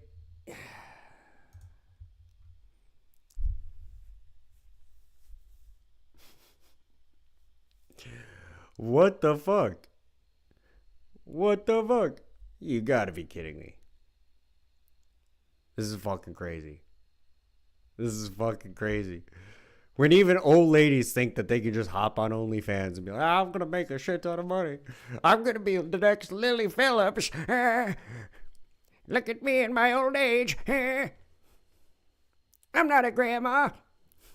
Bitch, you're 52. You're 50 fucking 2, dude. You're fucking damn close. You're damn close, grandma. Fuck. I hate to break it to you. Fuck it, hey. Holy shit, man. Them's the fucking breaks, though. Them's the fucking breaks, though.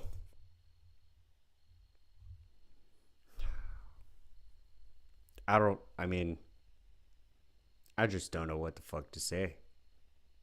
You know? I just don't know what the fuck to say.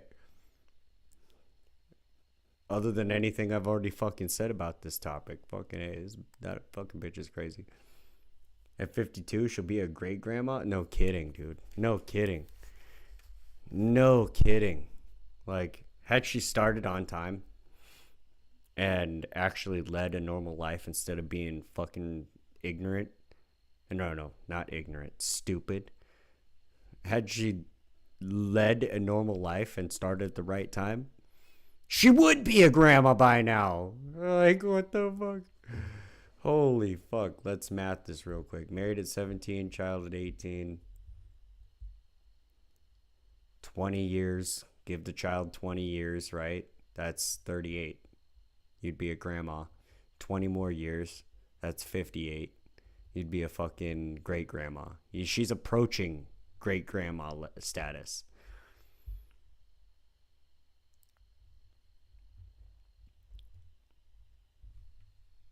I'm just saying.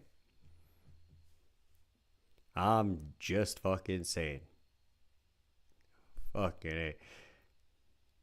Yeah, if there was 17 to 18 every time. Yeah, I got that.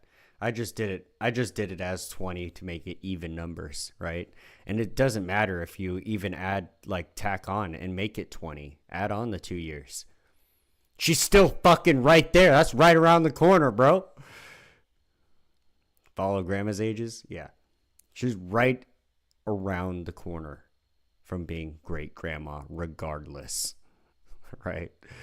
Fucking A. Like, come on, dude. This fucking lady. That lady was crazy. I don't know. I wanted to pull that clip as part of the combating fucking stupidity, because, like, she still thinks that there's a chance. Like, dude. For any of the women that think that old lady still has a fucking chance to get married and have kids. Literally, she was having menopausal fucking mood swings all night. She is beyond the wall and about to be infertile, which will drop her odds of being able to find a husband astronomically low.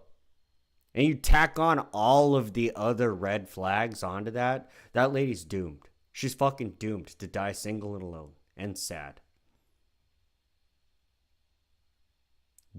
Don't do that. Don't follow down that path.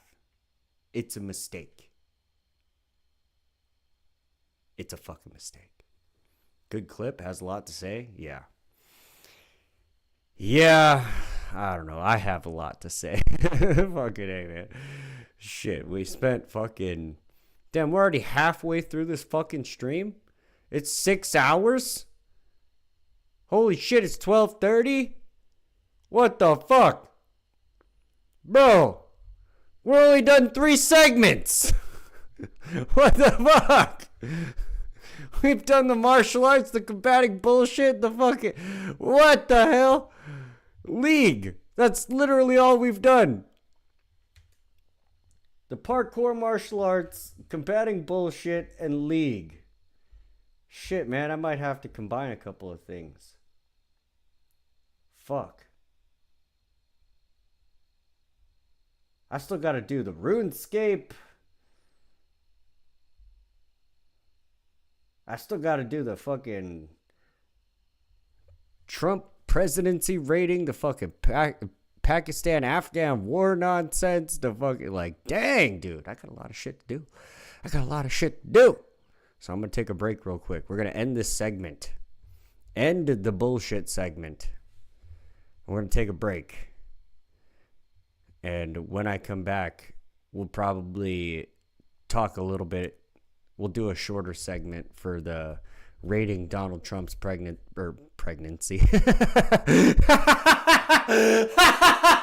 Oh, no! Oh, shit. We're going to rate Donald Trump's pregnancy, everybody. When I get back. Stay tuned. No. Damn it, dude.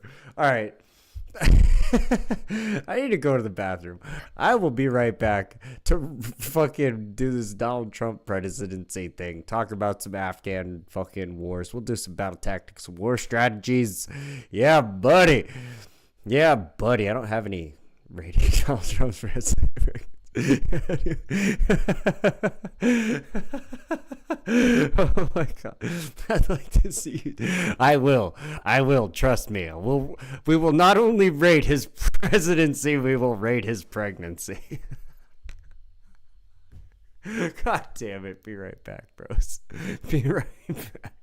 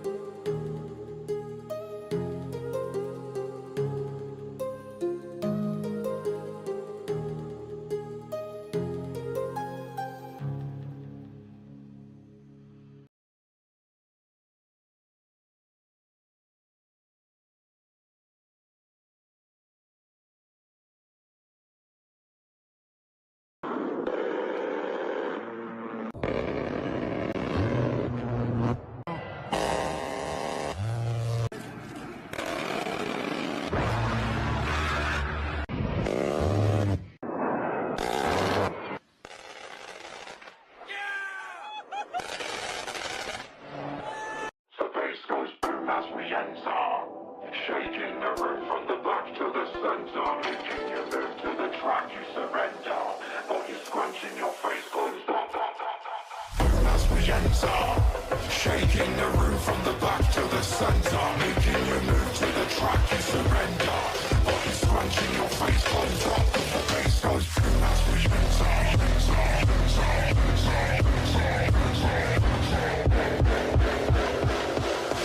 Scrunching your face closed up cause the bass goes shaking the room from the back to the center, making you move to the track you surrender. Shaking the room from the back to the center. Got you scrunching your face closed up cause the bass goes shaking the room from the back to the center, making you move to the track you surrender. Shaking the room from the back to the center. Got you scrunching your face closed up cause the bass goes as we enter. Shaking the room from the back to the center, making you move to the track you surrender. Got you scrunching your face closed up cause the bass goes as we enter. Shaking the room from the back to the center, making you move to the track you surrender. Got you scrunching your face closed up cause the bass goes.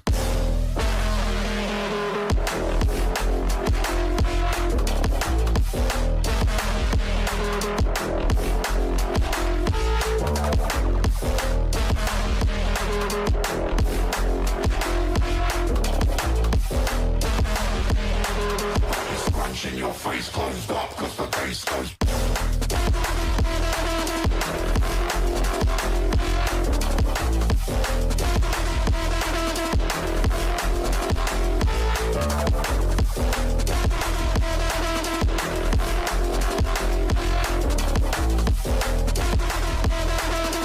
Scrunching your face closed up cause the bass goes. As we enter, shaking the room from the back to the center, making you move to the track you surrender.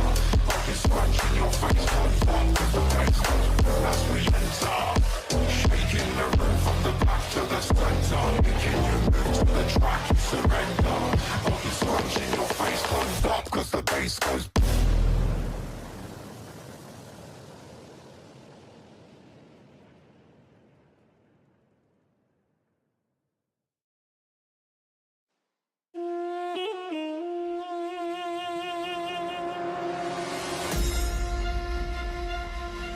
These mortals have awakened the gods of old. We rise from our slumber to reveal our true power. Focus fire.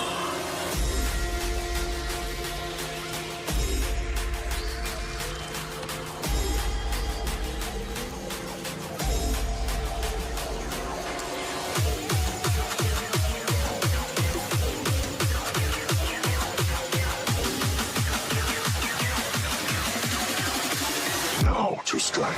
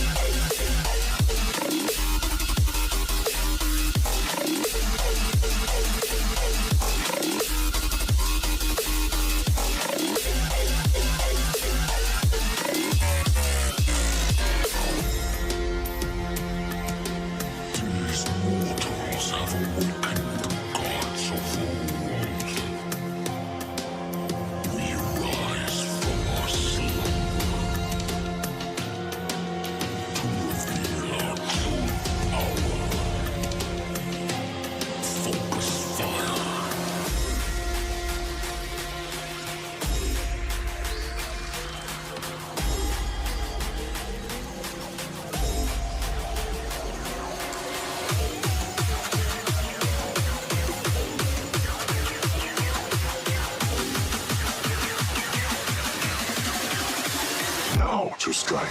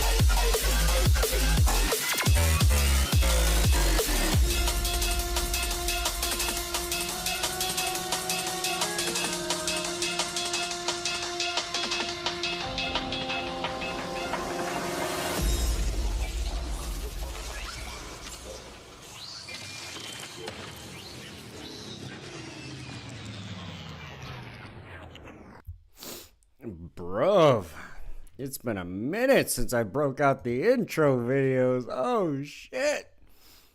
Oh shit. That's crazy. That's fucking crazy. I love the intro videos, dude. Like, I did a good job on them. There's one part of the first season of Battle Tactics and War Strategies intros that, like, drives me nuts because I fucked up the editing. But, nonetheless, it's still good. Still a good intro. Fuck, man. I give myself a lot of shit when it comes to editing. Like, I'm terrible at it, but, like, I can clip something up and throw some music to it and, like, match up the beat to what the footage is on the screen pretty fucking well. I'll give myself credit for that. I will give myself credit where credit is due. Give me 1 second. We're gonna fucking...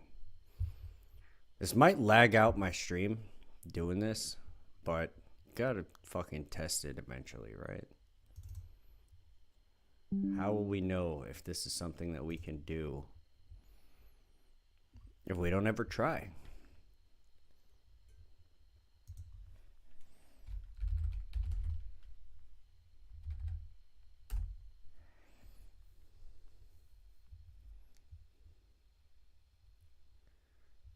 All right, let's see. Give me 1 second.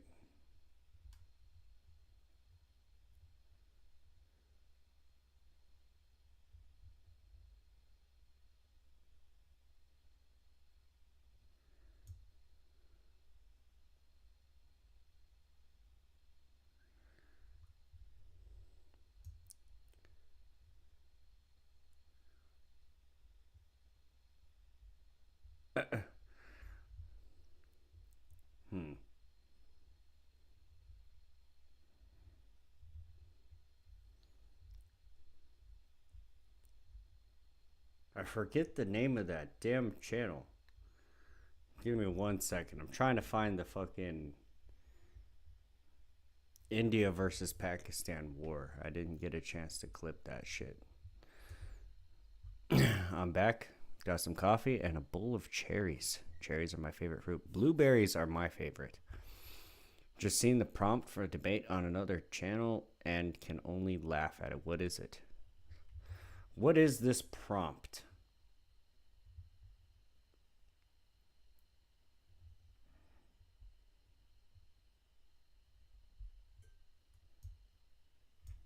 What is this prompt that you speak of, Smoking Spaceman?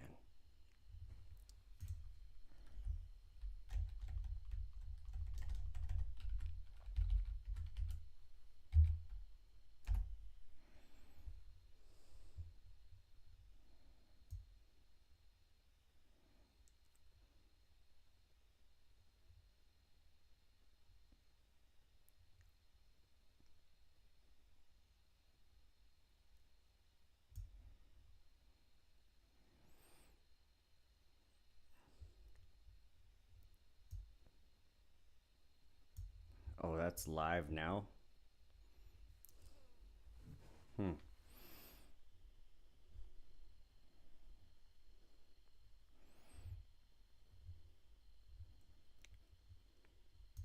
we'll just of pull course, this carrying one. out operation. We'll pull this one. Okay, that's what we'll do. We'll pull this one. This one's from 4 days ago. Pakistan blames India for terror attacks. New Delhi hits back. New Delhi, oh my God. We're going to be talking about Pakistan-Indian war. That is what we are going to be doing. Okay? Them damn Pakis are trying to attack India, and it is not making me a happy guy. I'm totally kidding. I don't have a stake in that shit. I don't have a fucking stake in that shit. What the fuck? Get out of here, dude. Yes, it is. Wait, hold on. Is the death penalty a deterrent for a crime?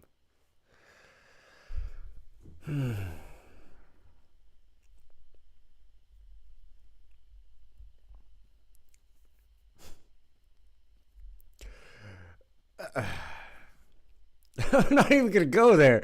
Like literally, go watch any episode of Verbal Combat that I've been on. Guaranteed, there's gonna be a 1v1 in there somewhere with me and the fucking death penalty. Is it a deterrent for crime? Yes, it the fuck is. Yes, it the fuck is. Why you think every other country in the world doesn't allow their citizens to hold guns? So that they can commit crimes upon their citizens and not reap the consequences for it. It's literally what our Second Amendment is for, is to fight against tyranny. Fucking guarantee you, the largest army in the world is the United States citizenry, okay? Like, as divided as we are currently, this goes hand in hand with battle tactics and war strategy, so I can kind of get into this. As divided as we are as a country right now, with all divisionist propaganda, men hating women, the whole racially charged bullshit between blacks and whites currently, the fucking, like, just division on all levels. Red pill, blue pill, fucking Republican, Democrat, liberal, conservative, like, fuck, dude. Everybody versus everybody, let's fucking go, right? That's basically what the United States is right now. That's just what it is. It's realistic. Somebody's fucking picking one side of one thing over everything. I personally choose to remove myself from that bullshit. I ain't picking a goddamn side. Why? Because I pick the side of America. Whatever is going to benefit this country is what I'm going to go for. Okay? Like, hands down. Whatever's going to benefit the country is what I'm going to go for, right? And that's part of the reason I rate Donald Trump's presidency, before we get into the India-Pakistan stuff. That's part of the reason I rate Donald Trump's presidency as a 7. Okay? I'm going to rate it as a 7. It's not a 10. It's not a 10. I still don't trust the guy fully, right? I don't think I ever will. I mean, look who he's paid for by. You know what I mean? Brought to you by, you fill in the blank. Follow the money, fill in the blank, right? Like, I don't trust the guy. I don't trust most of, if not all of our government at all. I don't trust the FDA to fucking control the poison that's in the food, the poison that's in the water. I don't trust the fucking, you know what I mean? Like, I don't trust none of that shit, dude. I don't trust the police to fucking stop a crime from happening. I don't trust them to, quote unquote, protect and serve, which they're actually not obligated to do. I don't trust anything that the government fucking says. Anything in mainstream media. I don't trust it. But what I can see is results. What I can do is mathematics. Recognize patterns. And know, based off of, all of human fucking history and how societies work, based off mathematics, know how shit in the economy works, I can get a sense for what's good and what's going to be, And to Smoking Spaceman's point, right?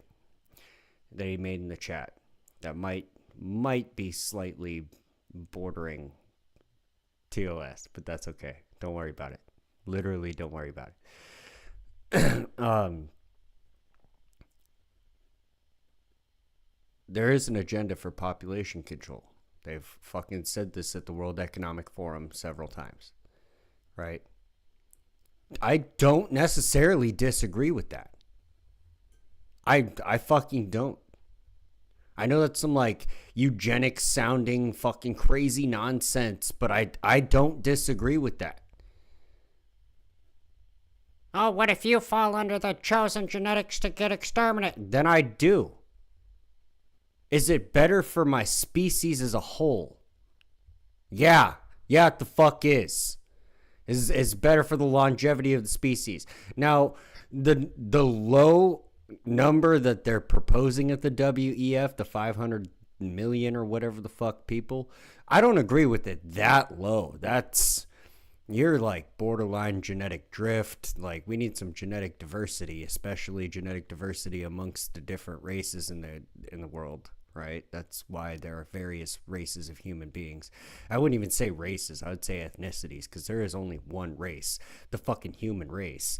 Like, I'm going to tell you right now, if some kind of District 9 level shit happens and there's a giant mothership in the fucking sky and there's aliens everywhere, like, I'll guarantee you, we are classified as one fucking species. Can a white person and a fucking Asian person have a baby? Yes. Can a white person and a black person have a baby? Yes.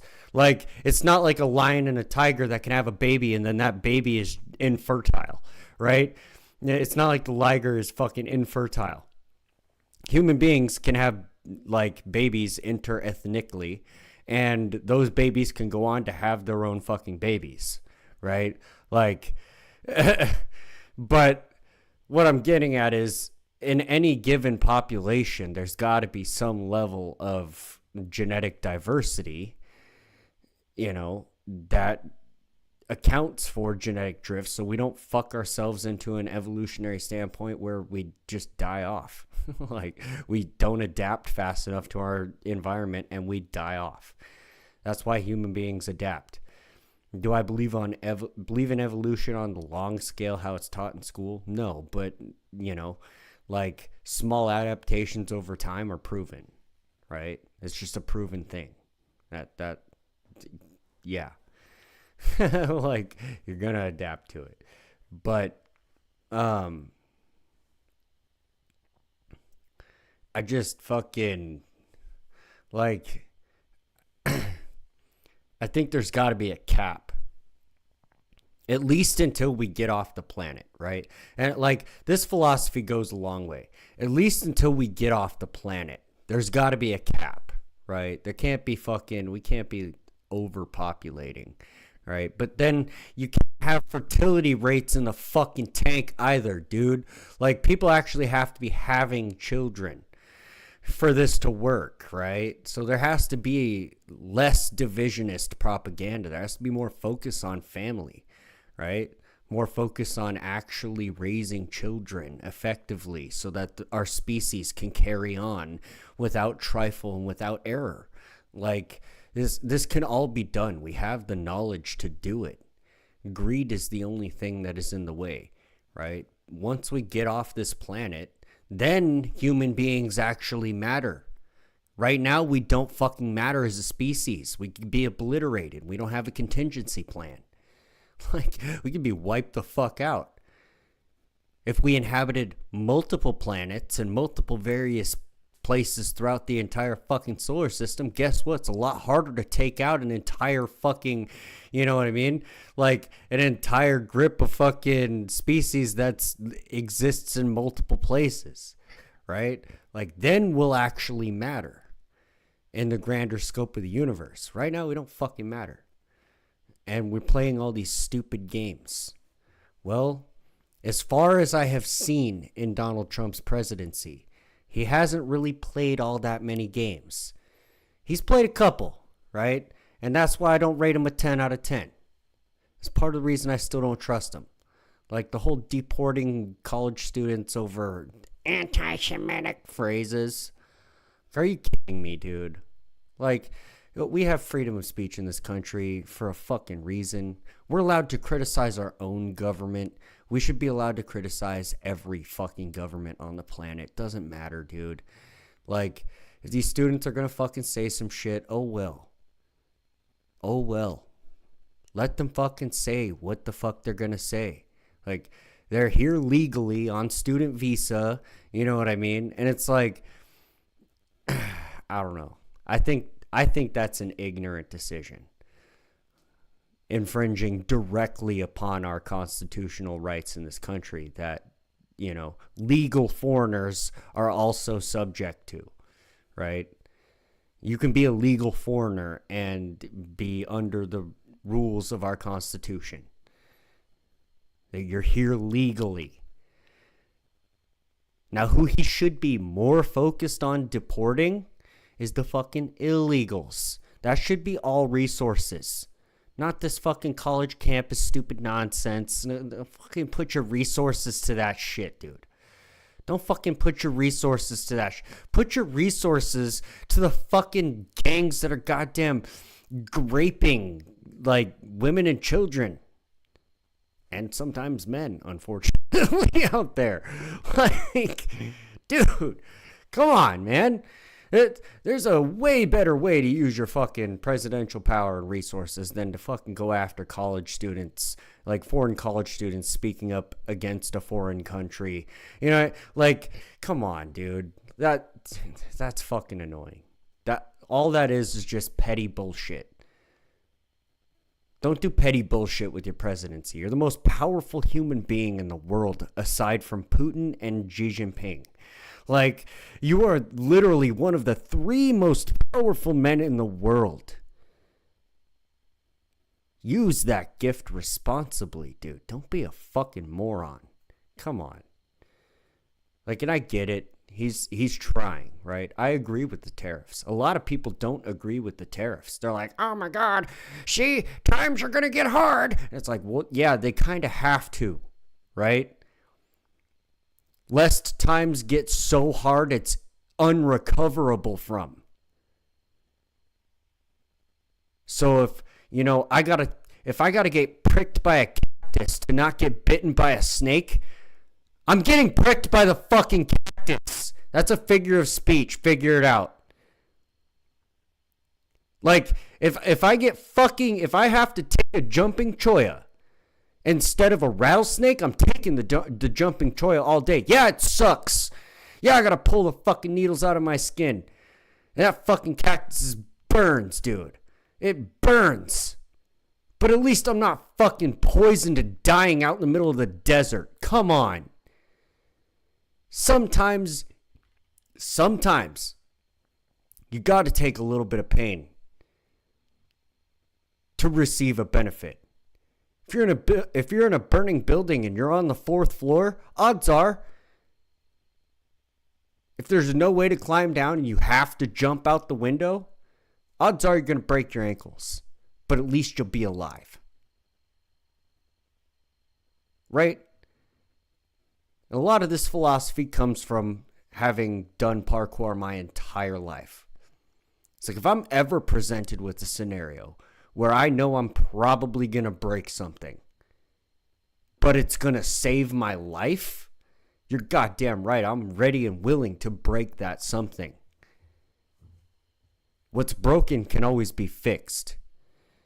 You can't fucking come back from dying. And I'd rather not see this country die. Right? Like, I live here. And I'm not planning on fucking moving. I'm not like the immigrants that are flooding here from everywhere else in the world because they have problems in their own country that they're not willing to solve, and they're just gotta run and seek asylum here. No, fuck that. If I got problems at home, I'm taking care of them fucking problems at home.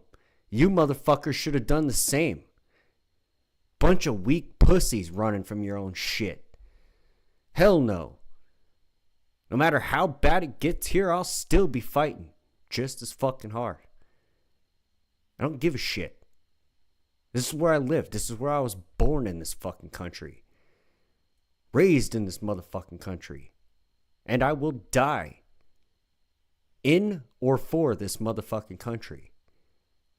And the people, the future generations that are, you know, going to be living here. $10 from Bintalk. Let's go. W Stream and good entertainment. W Stream and good entertainment indeed. Thank you, Bintalk. Thank you. I've been setting this one up for a fucking long time. Like, a long time. You kidding me? It took me a minute to get some of this shit.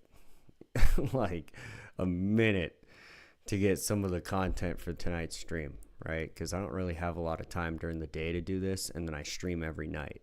So I've only really realistically got like an hour or two outside of, you know, sleeping and other tasks that I have to like pull stuff together and make stuff work, right? And I like to, like, when I do streams like this, I like to organize it. I like to have a set format. I literally have a schedule on my phone of like time slots when I should fucking be done talking about this subject and when I should be done talking about this subject and how much time I have for this, how much time I have for that. You know what I mean? The different allocated content, like what I'm going to do for that portion of the stream. There's a lot of effort that goes into the production level of a stream like this, right? And so I appreciate that $10, man. You're a freaking legend. But W Stream, good entertainment, I'm glad to hear it because holy fuck, man. Like, this is probably the best stream I've ever done. A, production-wise, and B, fucking content-wise. Like, this is the most content I've ever put out in a single stream that's not, like, gaming or fucking whatever, right? But, you know, I do my best, right? I do my best. Shit. We're still a species at level 0? Literally.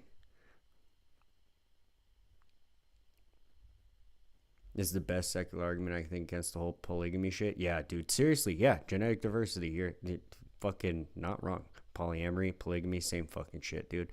Same shit, different stink. Why I see people dividing over genetic futures is usually as they gaslight the population into making cultural differences and upbringing genetics and then tells people to divide over it. Yeah. Deportation was because they broke the agreement they signed their student visa. They're speaking out against the nation's interest. Yeah, but my argument with that would be, is it really speaking out in or against the nation's interests? No. It's against the lobbyists' interests, dude, not the nation's. Look at who's lobbying the most in our country, and that'll tell you exactly whose interests it's in.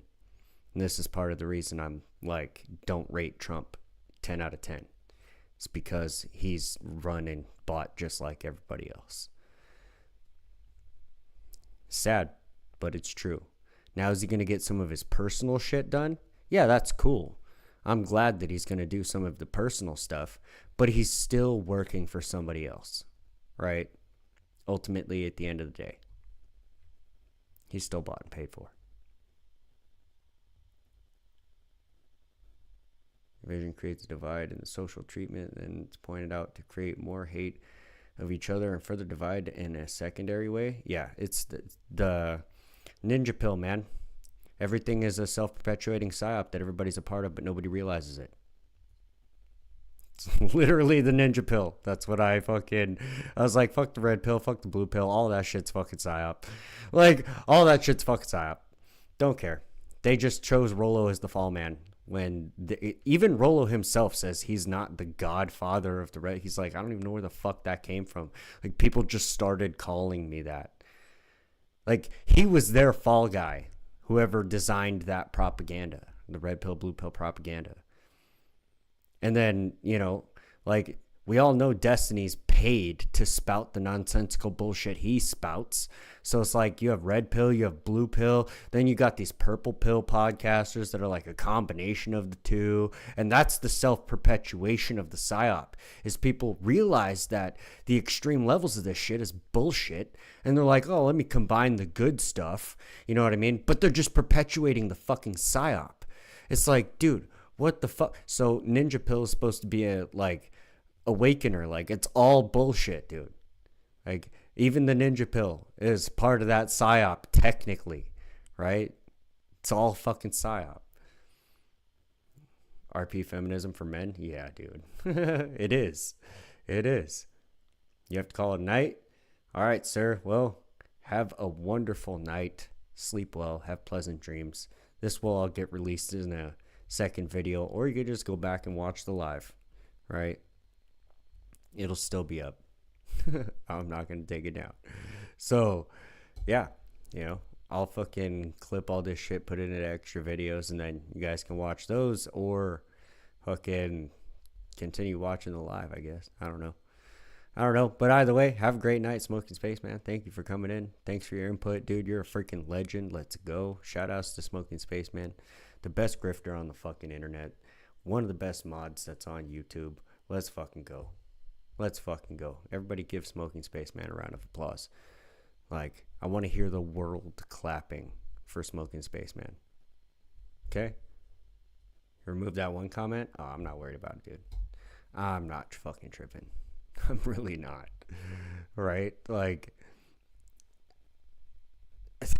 I don't know. I ain't going to get worked up about this or that. You know what I mean? Like, it's really hard to piss me off. You can say whatever the fuck you want to say, dude. Like, I'm not going to get pissed off for your opinions. There's something that, like, something leads everybody to whatever the fuck they decide to fucking W Spaceman, indeed, and whatever they decide to fucking think at that point, right? And it's part of your worldview. It's part of your worldview. Okay? As long as it maps onto reality and you can explain how it maps onto reality, or I can see, right, how that would map onto reality, I'm not going to roast you for it. But if you're going to throw some shit out like LGBTQ propaganda that everyone knows is dumb as shit and doesn't make any fucking logical sense, then yeah, I'm going to fucking roast you for it. But if you put something out there, it's not, you know what I mean? It's like, okay, well, yeah, I can't argue with that. You know, like, I can't fucking argue with that because you're not wrong, right? You're not fucking wrong. So, it's not you, it's the algorithm? Yeah. Yeah, I don't know. I don't know if I'll ever get into the algorithm, right? To be honest with you. I'll just be streaming to the small audience that I have. And I'm not tripping. That doesn't fucking bother me none. Right? I like fucking hanging out with you guys. You guys, like, restore my faith in fucking humanity, that not everyone on the planet is fucking retarded. That not everyone on the planet has lost their minds. I genuinely appreciate when, you know, you, Bintalk, Farney, all these guys come into my chat and they hang out. Chris Lestrange, shout out to him.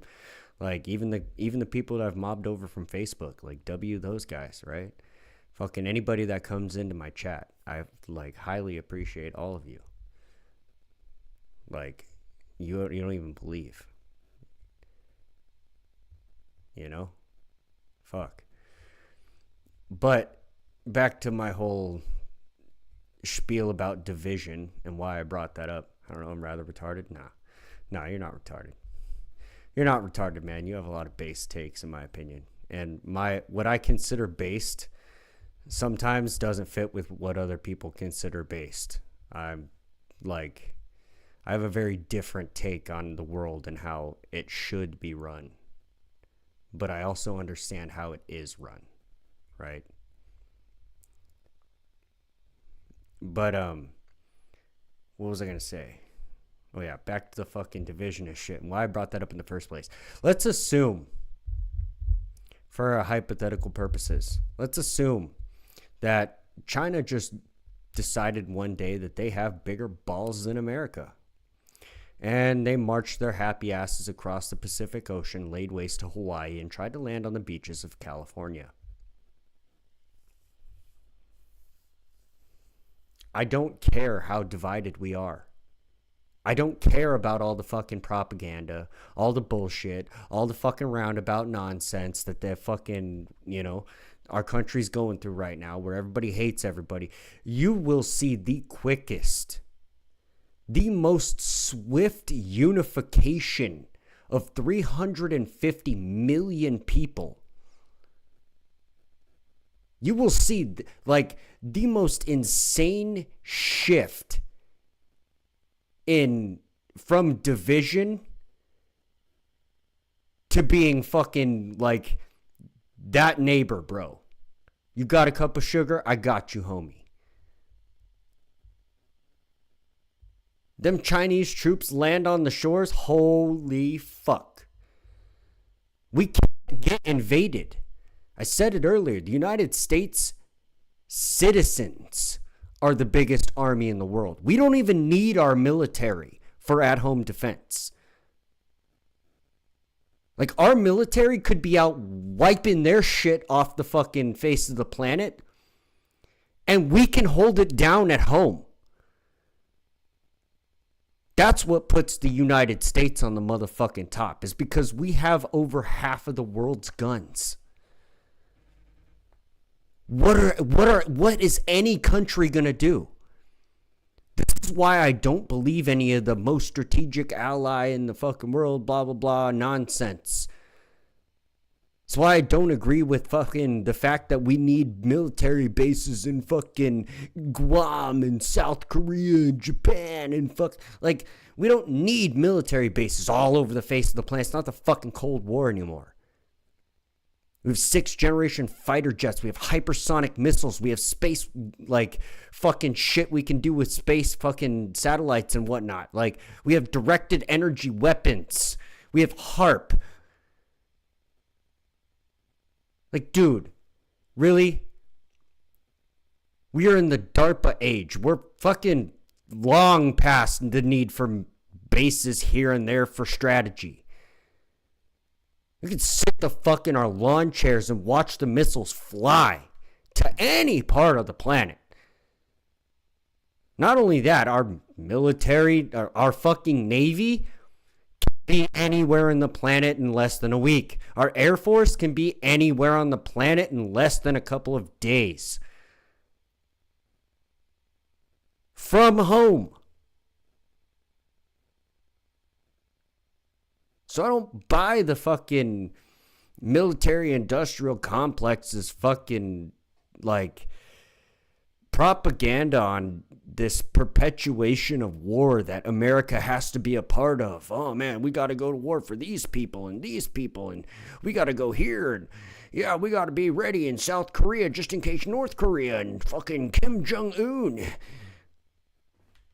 Dude. No, the fuck no. We the fuck don't. Well, what happened when we pulled out of Nam? Commies took over and fucking... Yeah, we lost. We fucking lost because we didn't need to be there in the first place. Fuck, man. Holy shit.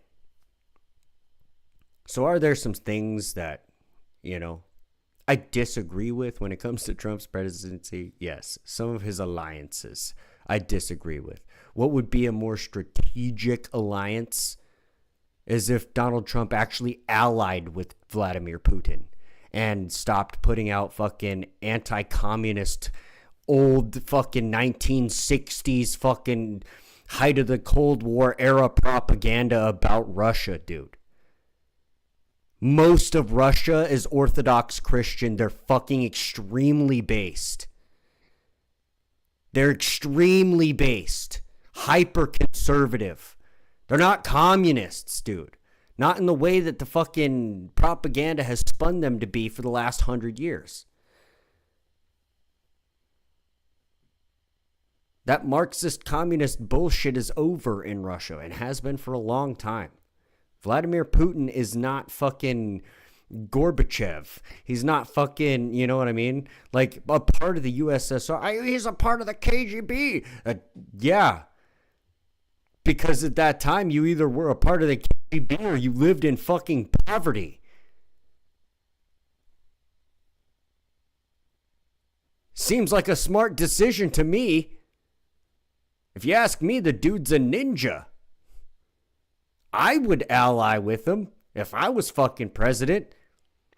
Like, oh, you're the other superpower in the world? Let's not be at war with each other. Let's fucking ally.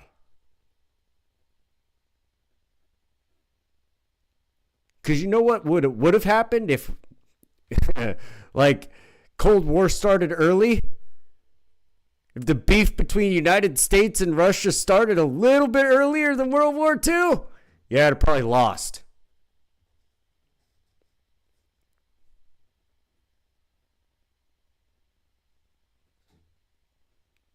There'd be other dominant superpowers in the world, not the United States. Americans like to think that they won World War II. And while we did drop the nuclear bomb, we were the first country to have the nuclear bomb. 80% of the work, the groundwork, in fucking defeating Germany was Russia, the USSR. Was fucking Russia, dude. They did most of the work. Like, fucked.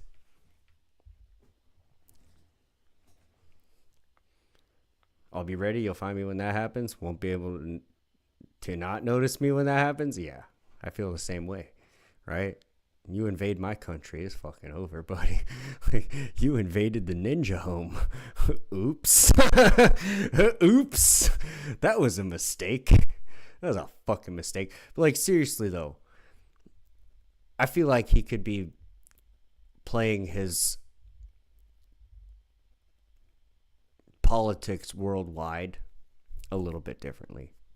And I think that we would go much further as a country if we did. If we stopped playing these petty fucking 1960s era, like, old washed games and fucking convincing the United States population of dumb people that they need to just perpetually be at war with some invisible bad guy.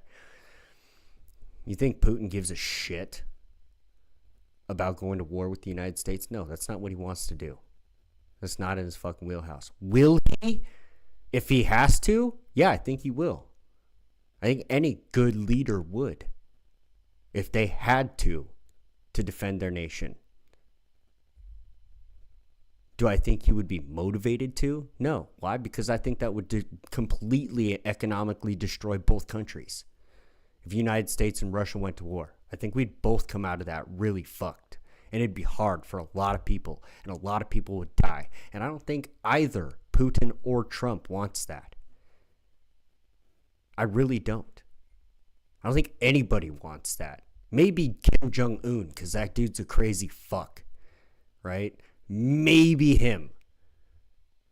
He might be the one guy on the planet that's just like in a position of power that's that fucking lunatic. Like, yeah, dude, I'm ready to nuke when you are, bro. Like, fucking A. I don't know. Otherwise, Trump's doing a fantastic job. I think that the things that he's set in motion are actually going to have economic repercussions that are a net positive. They might be a current negative, but overall will be a net positive if continued the way that they're designed. Right? Like, if he's allowed to get the shit that he wants to get done economically, I think we'll be in a better spot. Trump knows how to deal with money. He's not fucking stupid. The guy's not dumb. When it comes to the economy, I would rather have Trump as president than anybody else that's fucking ran for office in the last 20 fucking candidates since before Obama. Like Bush Sr. You know what I mean? I think Bush Sr. did a lot of fucking terrible shit for the economy. Same with Bush Jr. Bush Jr., however, though, he's one of my favorites. One of my favorites, dude. That dude's fucking hilarious. Not like my favorites for anything that he accomplished or did while he was president, but just the fact that, like, you could tell dude was just either stoned or blasted on coke the entire time he was president. The entire time. He just didn't give a fuck. And that was where I really started to question, you know, who's really behind the scenes. Because there's no way a guy who's standing on a golf course saying, I believe that human beings and fish can live together peacefully. Like, there's no fucking way. You know what? Hold on. I have the perfect thing for this. There's a perfect fucking thing for this. Hold on.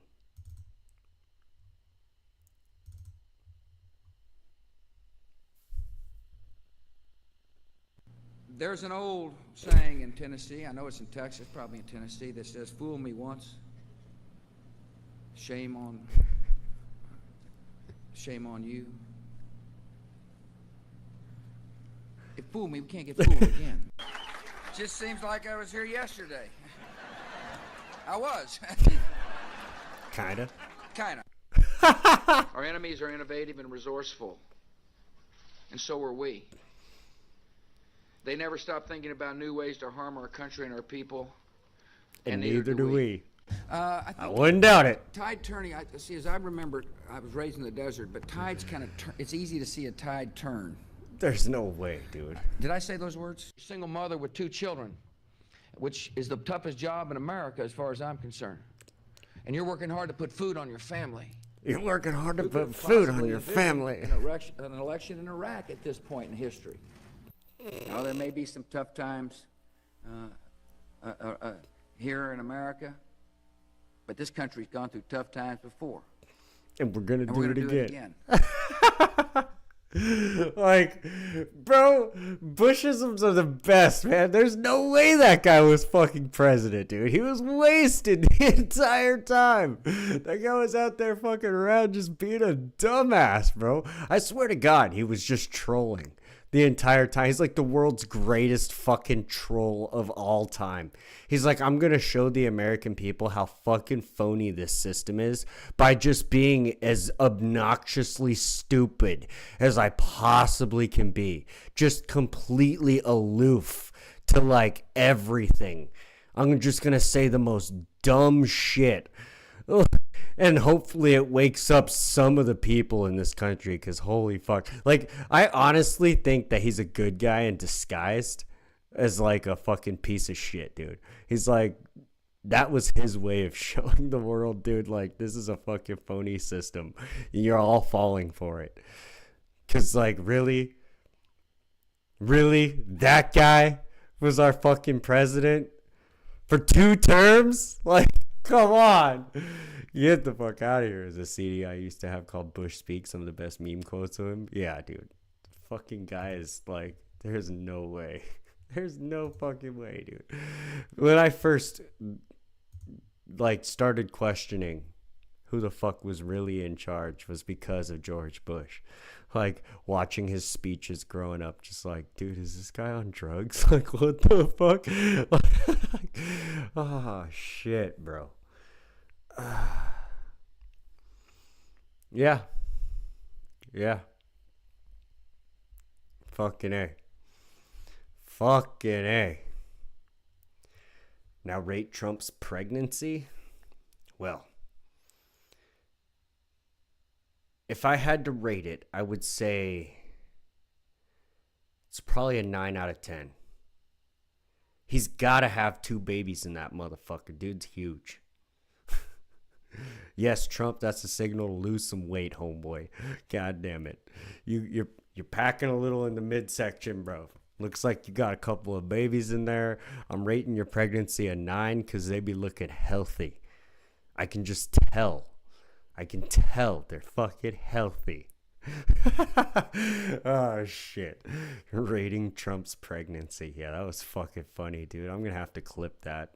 And turn it into a short. Like, oh man. Yeah, no. So overall, I mean, I rate Trump's presidency a 7 out of 10. He's done some good stuff. Definitely positives in the economy. Militarily, strategically, I can't get behind him on it.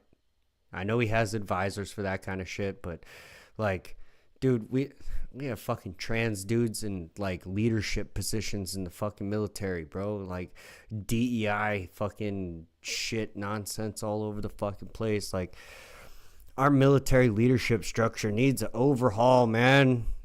Like, it needs some kind of overhaul, because like we need manly strategic men up in there, not crybabies who are just there to fucking say, look, the army's woke too.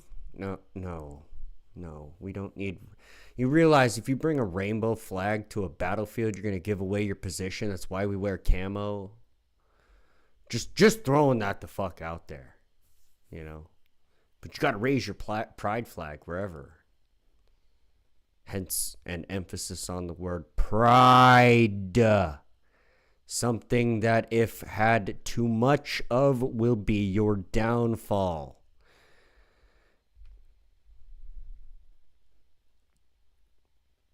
He gives birth to one nasty McDonald's child toy. Oh my God, too much McDonald's, right, dude? Right? He's eating the pink chicken goop. Too many nuggies, bro. He's got too many nuggies. Too many nuggies. But on a serious note, you know, is Trump better than Biden? A fucking million times. I think Biden pretty much solidified it for like anybody that was curious whether or not we had like people behind the scenes making decisions and not the president. I think that was pretty fucking obvious, bro. I think Biden was guaranteed not all the way the fuck there and has had cancer for a long time. That's what I think. I think that pretty much confirmed it beyond the shadow of a doubt that our president is not the one making all decisions. He's signing some papers and he might be allowed to make some decisions here or there, but I don't think he's the one making the ultimate decisions. I think ultimately that comes down to, one, the lobbyists, and two, the deep state. And I've already explained in previous videos who I think the deep state is, which is a lot of lobbyists, right? A lot of the lobbying. But, you know, you've got the trifecta. It is to steal pride from America. Yeah. Yeah. You got to have some kind of national pride. Oh, that's nationalism. No, it's not. That's fucking like normal humans, dude. Are you kidding me? People used to go around bragging that they're from Rome. I'm from Rome. And then during the English Empire, people bragged that they were part of the English Empire. I'm from England. I'm not swine like you.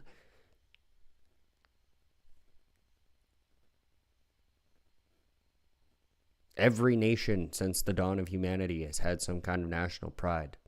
And the moment that national pride starts to break down, you know what happens to a nation? It falls apart. I wonder why. I wonder why.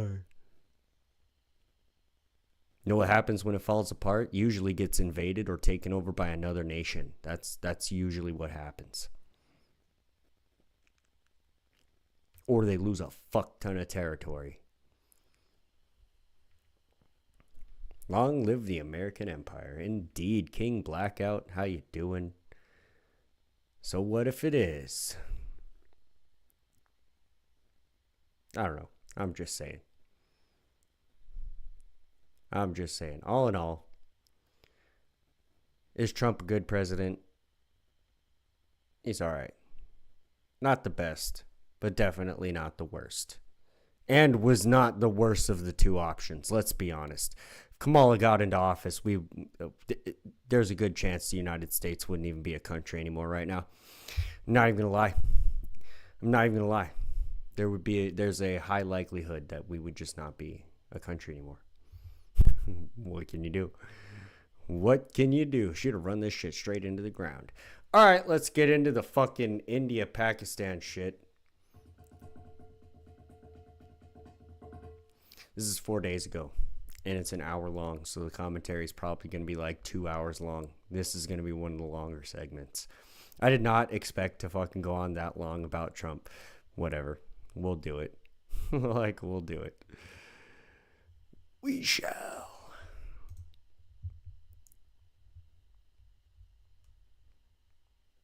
Of course, carrying out Operation Sindoor earlier this month and drawing some new red lines that terror will not go unpunished. There will be a proportionate cost that will be imposed on the enemy. And of course, there are a range of options that are sub-nuclear, some of which India can. Have a good night, Smoking Spaceman. Appreciate you coming in again. Carried out through the course of Operation Sindoor. Are we looking at a new normal? That's what the government of India, that's what the Prime Minister today said in his address in Bikaner. But what is with that phrase? So that's been a thing since like COVID, dude. The new normal. The new normal. Like, why are we normalizing that phrase? The new normal. Is that some kind of subversive, like, neurolinguistic programming shit where like people get used to the term new normal and so they become more easily susceptible to propaganda because it's just the new normal. It's just the new normal. Oh yeah, it's just the new normal. Yeah, we can normalize anything. It's just the new normal. Whatever we want, we can normalize picking our buttholes with ice picks. It's a new normal. What is with that fucking phrase? Like, I think it's a red flag. Anytime somebody says, it's the new normal, that's a fucking red flag, bro. Red fucking flag. India. The red lines, what is the template of this new normal, and how will India there it is again. This new normal, whether it be another attack, some months or years? Dude, this has to be some kind of subversive propaganda. Like some neurolinguistic programming type fucking MK Ultra shit, dude. Like, what the fuck is this? He said that shit like 5 times. The new normal, the new normal, the new normal, the new normal, the new normal. Like, fuck. Down the line. Professor John Mearsheimer is with... All right, here we go. Hello, namaskar. This is First Post and you're watching Vantage with me, Palki Sharma. And you're watching Vantage with me. Oh my god.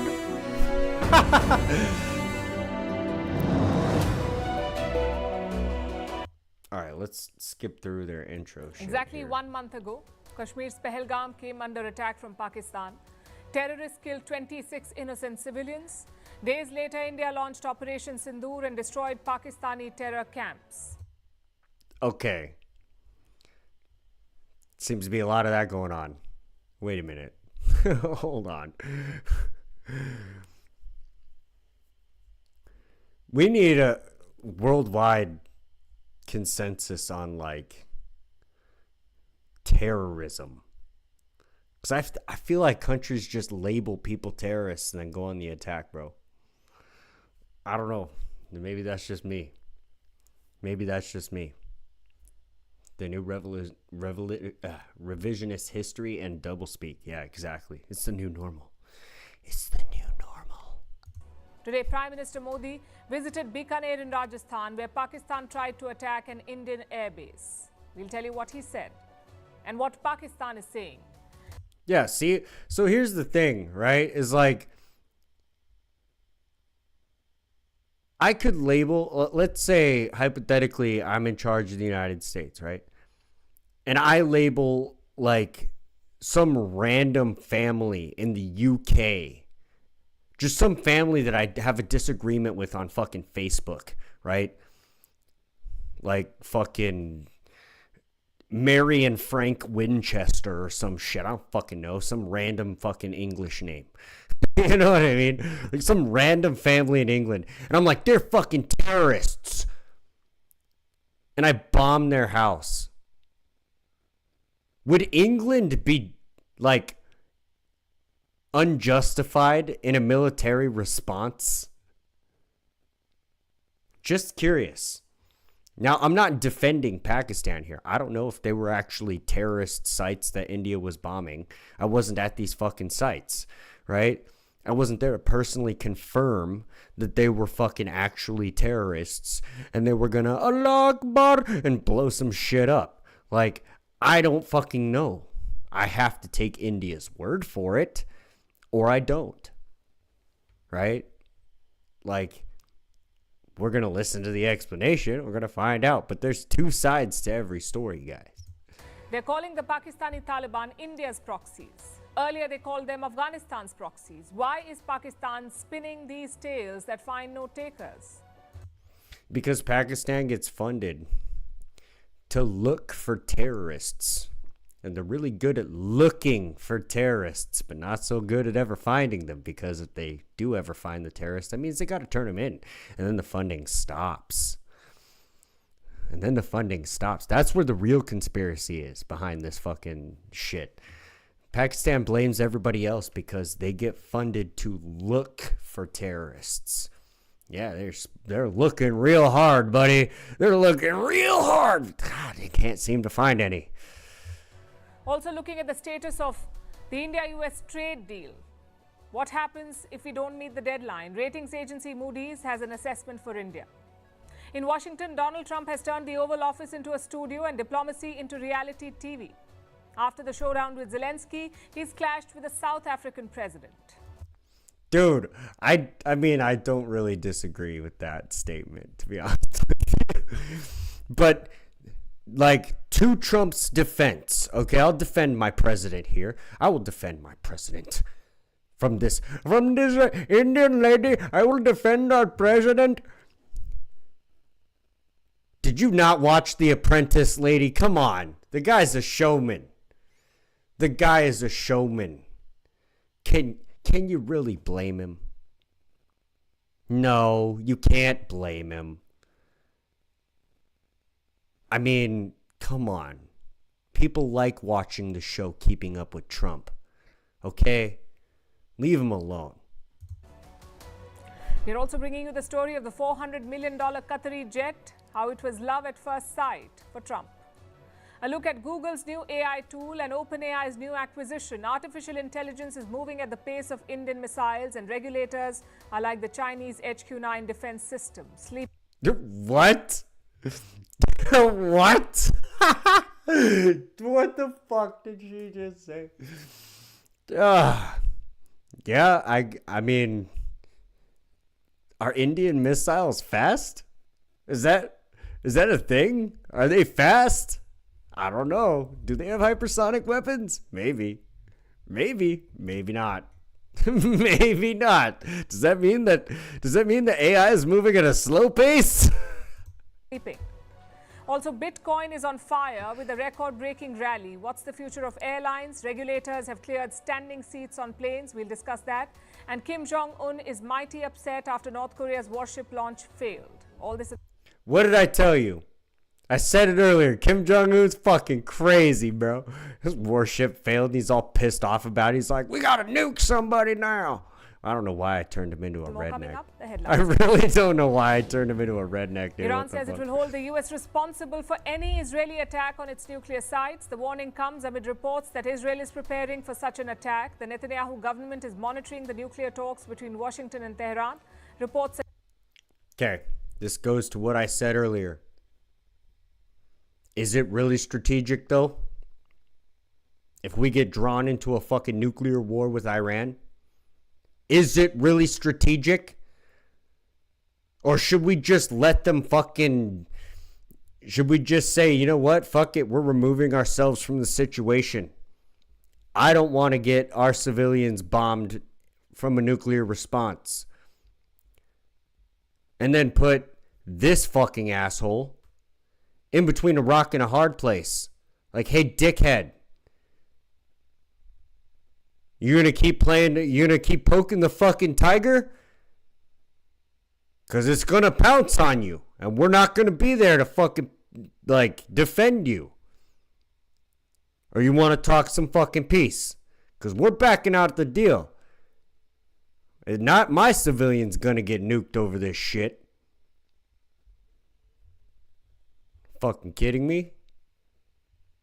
Trump needs to have a better policy on this specifically.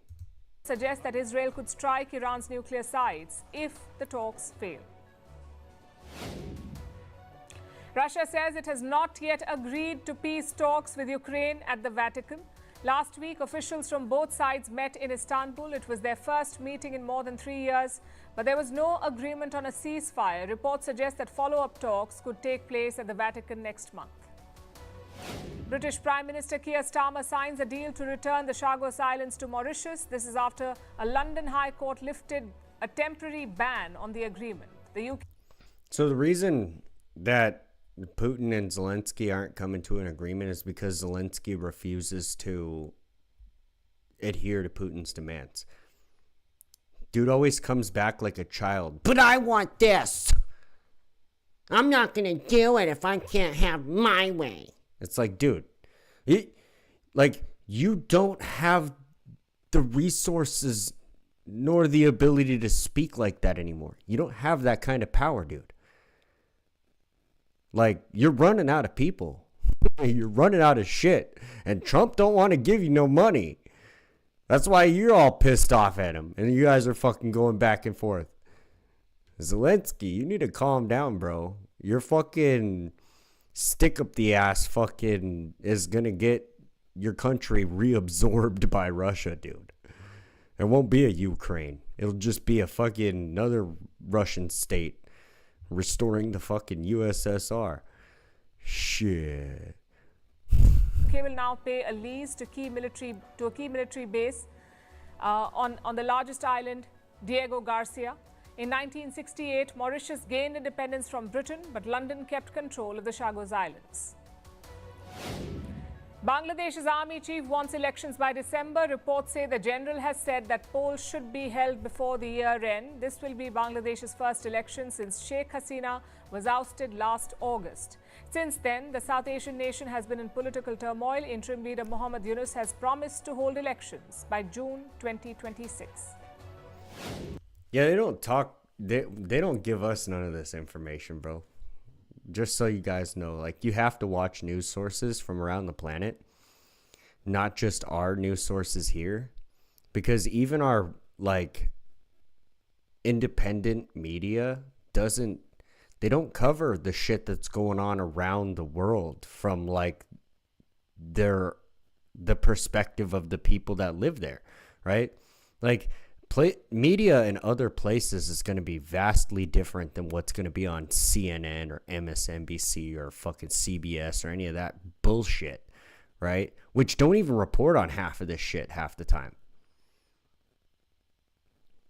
Like, this is part of the reason Americans are so segregated, like, mentally from the rest of the world. Their scope of the world, or at least most of it, is America. Like, they know the other places exist, but they're confined to just America being their world. They don't realize that there is a whole other planet out there with other people on it, and these other people are making decisions, and these other decisions might ripple outward and might have adverse effects on other people that live out in the world from those other people, and that might ripple outward and one day affect you. So it might be, might be a good thing to kind of just pay attention to, outside media sources outside the United States to kind of get a hang of what's going the fuck on in the world. And Romania's constitutional court validates the results of the presidential runoff. It was won by pro-European Nicoșor Dan. The court rejected an appeal by Dan's defeated far-right rival, who had alleged foreign interference in the election. Dan is expected to be sworn in as president on Monday. Wait, did I just hear that right? That guy was fucking had foreign intervention to help him become president, and he's gonna get elected off of that? That's crazy.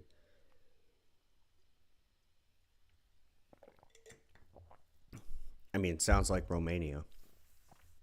Honestly.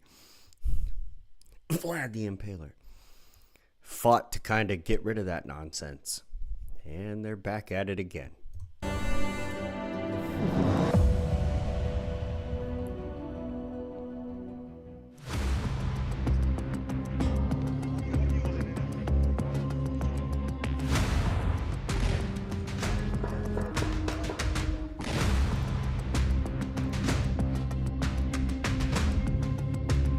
Pakistan blames India for the violence.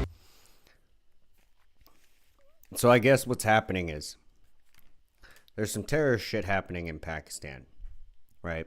Some like Taliban nonsense. And Pakistan is blaming India and Afghanistan for their own internal problems in their country that they're not willing to solve because they know they'll lose funding if they do. That's basically what's going on. It's not India's fault that Pakistan will not address its own problems within its nation. But then when they go and they bomb India, India has to respond. You can't just fucking... No. You don't get to hit me without a consequence. I'm going to fuck you up.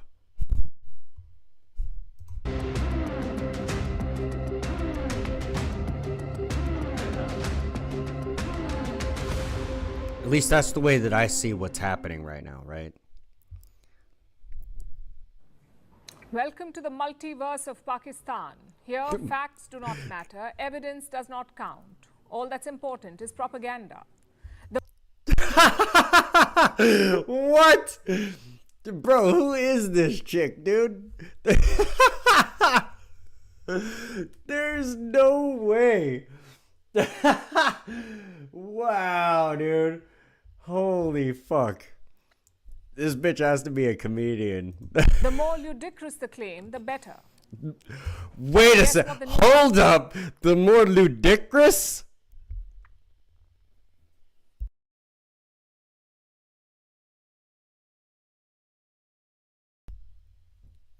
There's no way. Oh, I'm losing my mind, bro. Ludicrous. Stop it. Ah!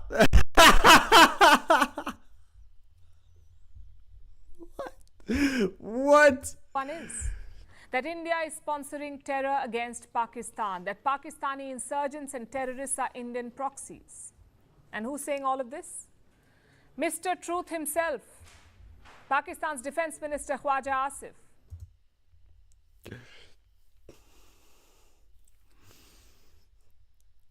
I hope to one day, as a content creator,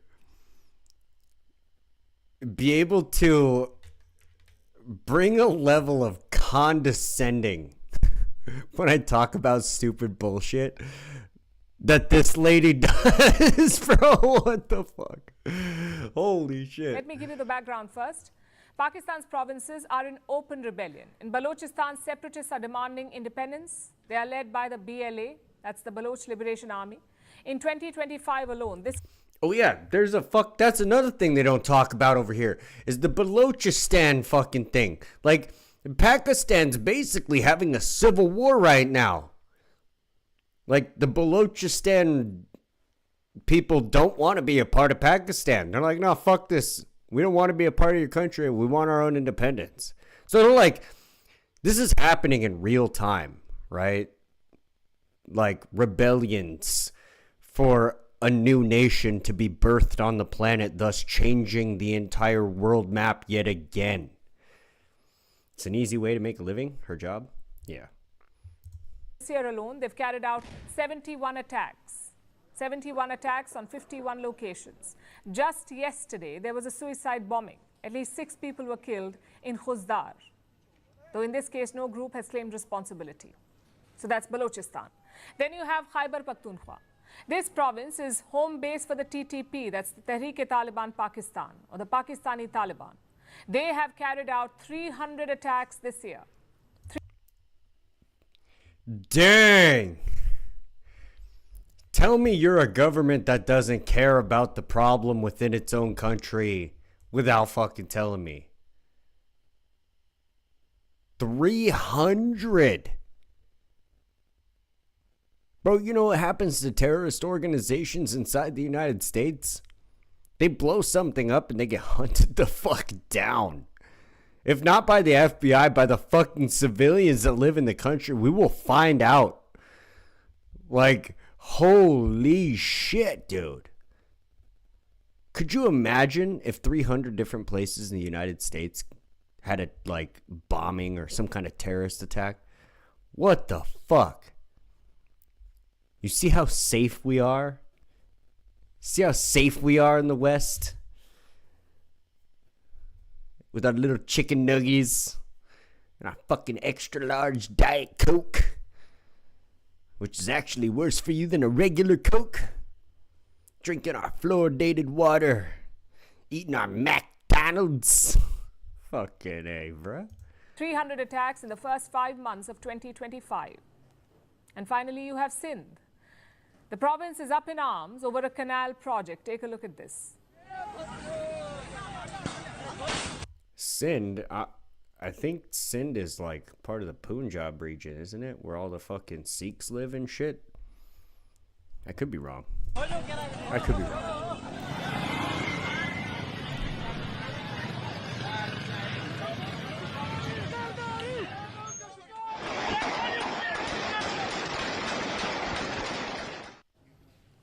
Yeah, that's fucking crazy. This canal would divert water from Sindh to Punjab, so the locals are protesting. And just look at the scene. Security officials are being manhandled. The Home Minister's house was ransacked and protesters are firing guns into the air. Frankly,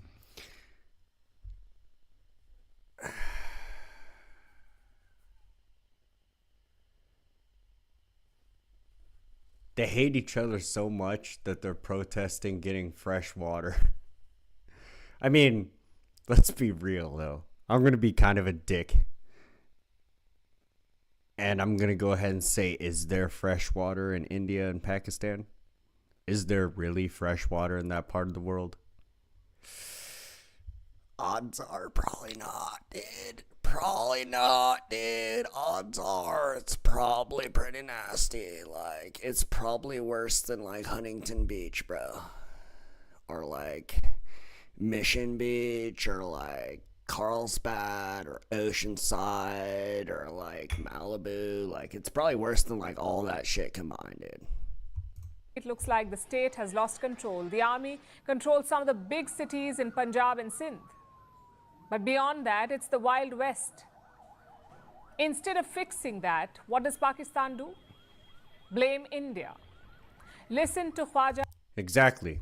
It goes back to what I was saying earlier. What does Pakistan do? Blame India. Yes, they do. They blame India. They say, you're a motherfucker. You're mother chicken and you fucking assholes bombed us. And India said, no, we're not mother chicken. You're mother chicken who doesn't solve your own problems. You're mother chicken with loose hands. Bitch. Asif's statement. BLA and TTP are Indian proxies. They have nothing to do with religion or nationalism. India is financing them and they're involved in bloodshed here. We will present evidence of India's involvement. We will corroborate whatever we have claimed. When? Why not just have that evidence at the ready? Like, what? If you're making a fucking claim like that, you'd think you just. This is my claim. Oh my God, they're doing it in India, and here's all the financial proof right here. You see? I brought you the evidence right up front. You cannot argue it because here it is. Oh my God. But this like we will shit. Pay attention, folks. Our own fucking government does the same shit, dude. We'll release the Epstein files. Oh, really? When? Where do we start? Pakistan says the BLA and the TTP are Indian proxies. Now, first of all, make up your mind. Are they Afghan proxies or Indian proxies? Because you keep saying both. Secondly, where is the evidence? India's allegations are rooted in facts. Thank you! Thank you! Dude, W this fucking newscaster bitch. Holy shit. She said, where's the evidence? I'm like, yeah, exactly. Why would you make a fucking egregious claim like that without any fucking evidence about oh, we'll get it to you. We're good on it. I promise. We ain't gonna fuck you over. We'll give it to you. It'll just be a little while, okay? Well, how long's a little while? It ain't long. It's just a little while. It might be quite a while, but it's just a little while, okay? It ain't gonna take forever. We'll get it to you eventually. We promise. We have captured Pakistani terrorists alive in India. We have intercepted their communication. We have seized Pakistani weapons and technology. We have all of this. But Islamabad has done none of this. Dang. She's like, we got all the evidence. We got physical evidence. We got people we can show you. We got money. We got transcribed fucking communications we can show you. Let's go. That's how you bring the fucking smoke, bro. Like, come on. Guess why? Because there is nothing to find. India has called Pakistan's allegations baseless, an attempt to divert attention from its own poor reputation. Just think about it. The TTP wants to set up a Sharia state on India's borders. They think the current Pakistani regime is not Islamic enough. Why on earth would India back such a group? Literally. There was a whole fucking migration over this shit. Hundreds of thousands of people died when everybody was displaced and they segregated the Hindus and the fucking Islams. Like, dude. See, they don't teach you about any of this shit in America. You gotta kind of do the research, man. But that's part of the reason I did the whole Battle Tactics and War Strategies series. And why I kind of want to bring it back, right? It may not be as often, but I'll get an episode out here or there. And that's why I'm doing, part of, or as one of the segments for tonight's stream. We're going to do it a little bit differently.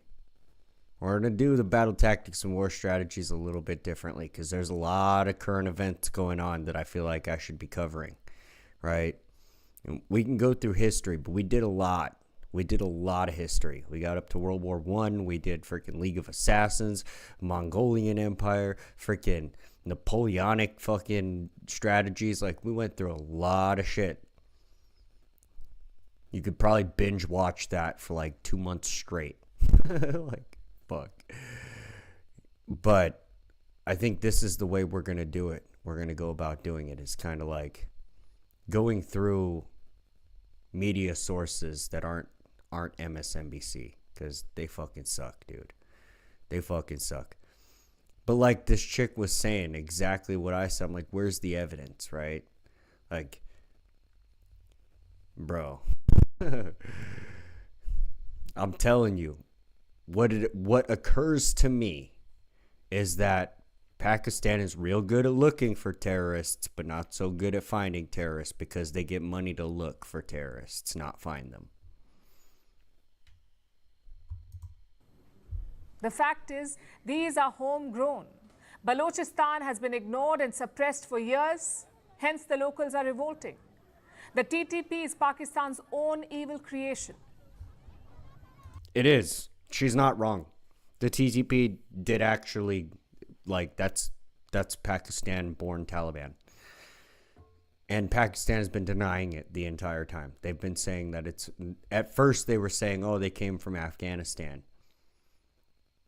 It's like, okay, why didn't you solve that problem when you knew it was happening? If you knew where they came from, you knew when they came in, that means that you knew they were coming in at the time. Why the fuck didn't you stop it? Monetary incentive. Always comes down to the money. Time for a short history lesson. Pakistan cultivated radicals to fight the Soviets in Afghanistan. This dates back to the 1980s. That too. That fucking too. Yep. Okay, I didn't even bring that up. Yeah, that too. Pakistan was fucking like super hardcore on like the Islamic propaganda to like increase the morale of basically their militant society to help fight against the Russians. That's fucking hilarious. I didn't even think about that. The Soviets yes, left, that is but correct. the radicalism did not. Cut to 2001. Well, isn't that interesting though? The Soviets left and the radicalism did not. Yeah, propaganda is going to linger, and like heavy propaganda is hard thing to reverse.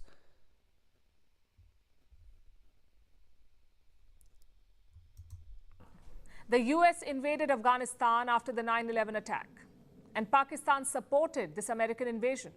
So those same radicals turned against Islamabad. They banded together with the likes of Al-Qaeda.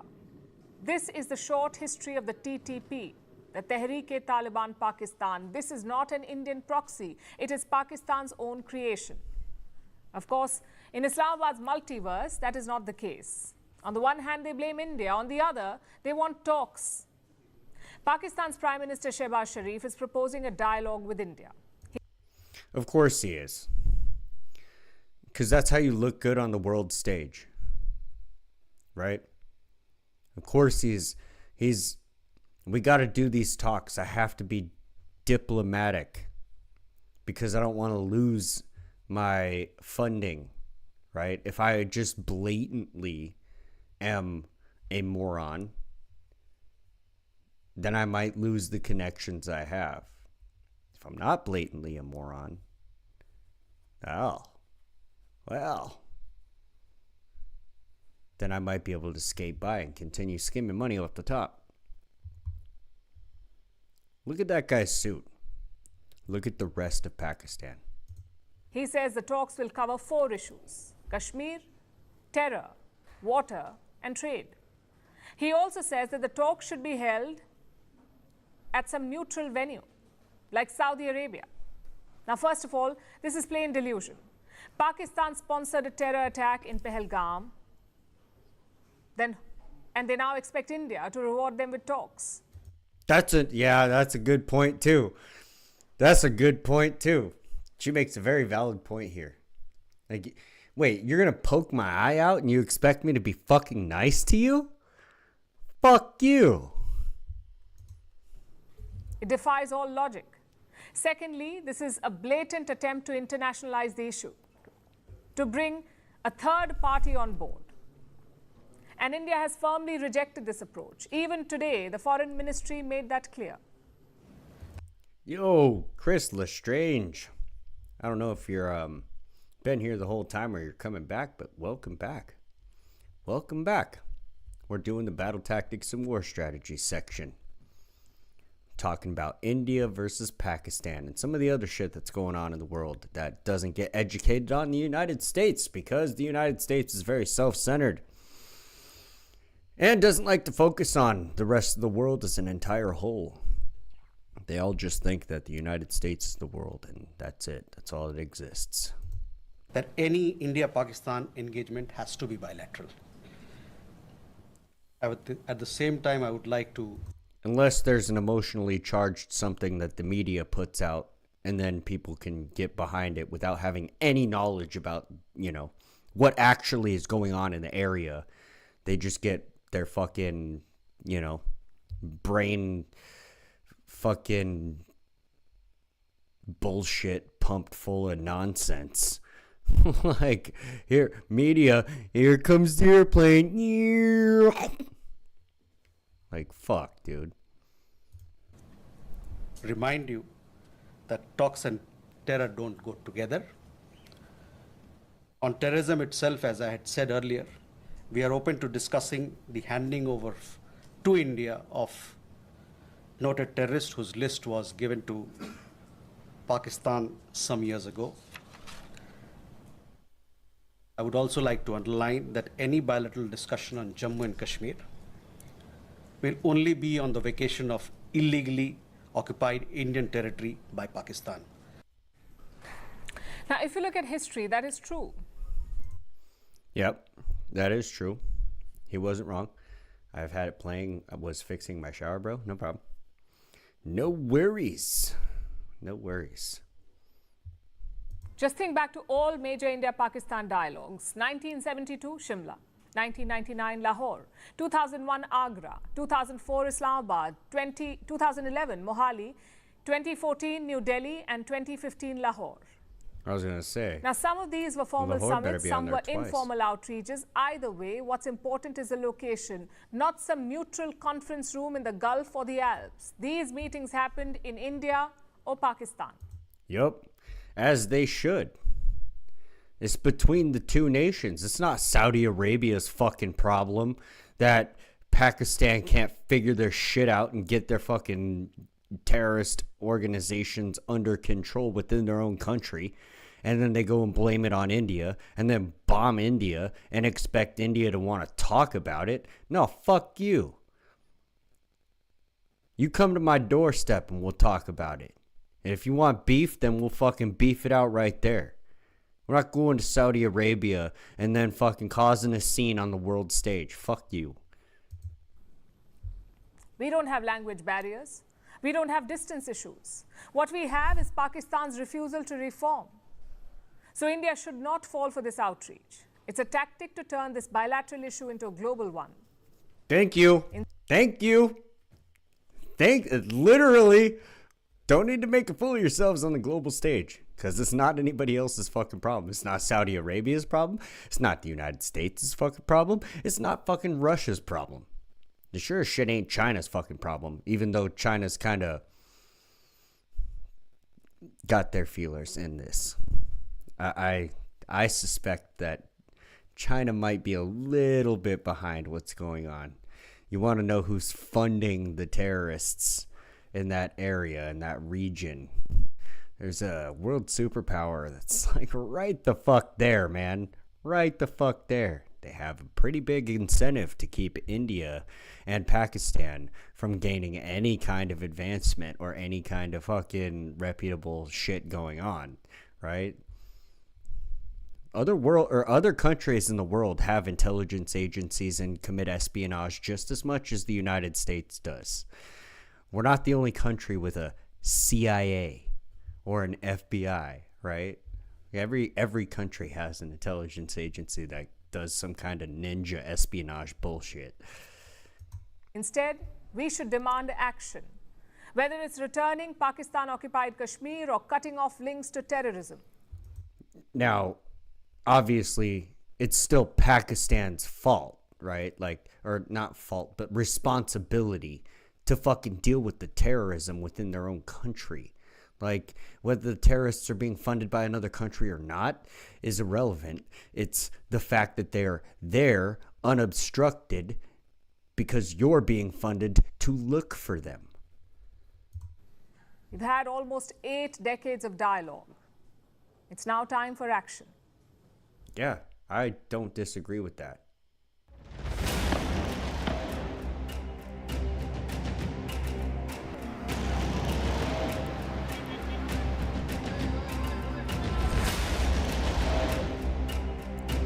Pakistan will pay for terror. India denies any U.S. mediation. Good. W India, bro. W India, United States Military Industrial Complex, man. Gotta fucking love them. They're like, war? Hey, India! Hey, come on, let's get just a little. We can mediate. We can do it. Fucking India. W India. No. India denies any U.S. mediation. That's what I'm fucking talking. They're like, nah. This ain't none of your goddamn business. Go to your room. And a mediation trial.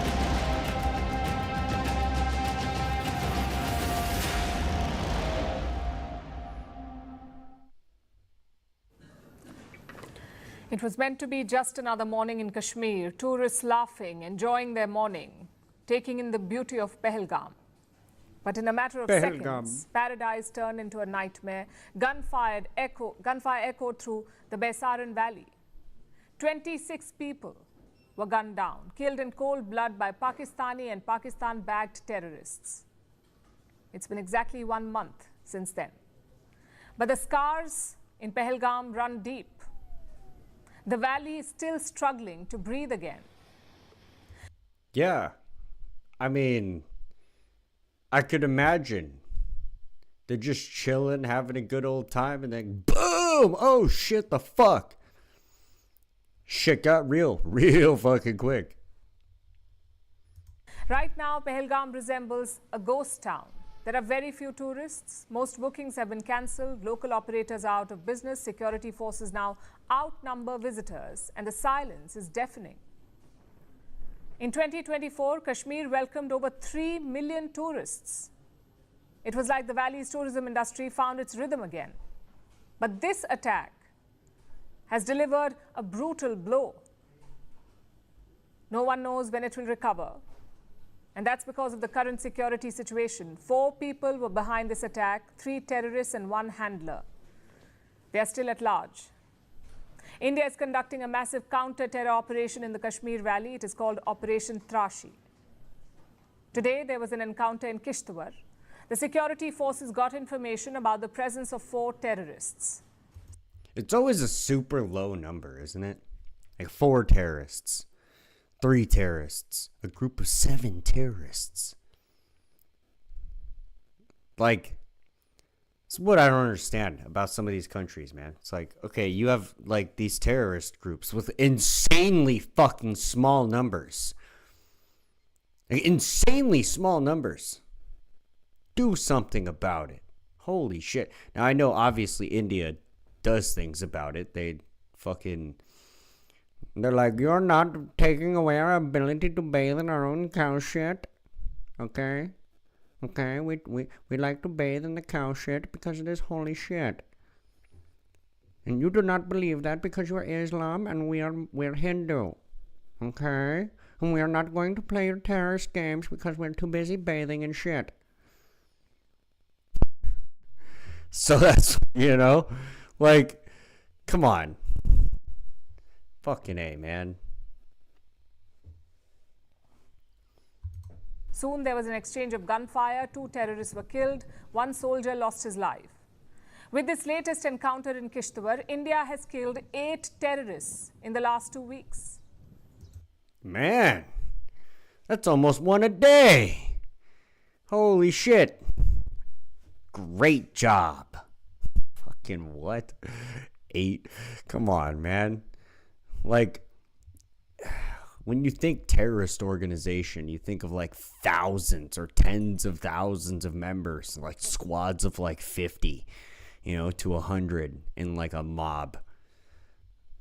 And in reality, it's like, oh yeah, there was 8 terrorists. There was 8. Fuck. Like, I'm sure there's more, right? I'm not saying that there isn't more than 8. Obviously, there's more than 8. It's 8 that have died. But you'd think there would be such an abundance that it would be more than 8, right? Today, Prime Minister Modi reaffirmed India's commitment to see this through, to make sure that Pakistan pays the price for terror. 22 तारीख के हमले के जवाब में हमने 22 minute में. All right, so basically what he's saying is, in response to the 22nd April Pahalgam terror attack, we destroyed the 9 biggest hideouts of terrorists in 22 minutes. Not bad. आतंकियों के 9 सबसे बड़े ठिकाने तबाह कर दिए. Do I think that's slightly exaggerated to add some hype and raise morale? Yeah. दुनिया ने और देश के दुश्मनों ने भी देख लिया. Now he's saying the enemies of the world and the country have seen what happens when vermilion turns to gunpowder. कि जब सिंदूर बारूद बन जाता है तो नतीजा क्या होता है.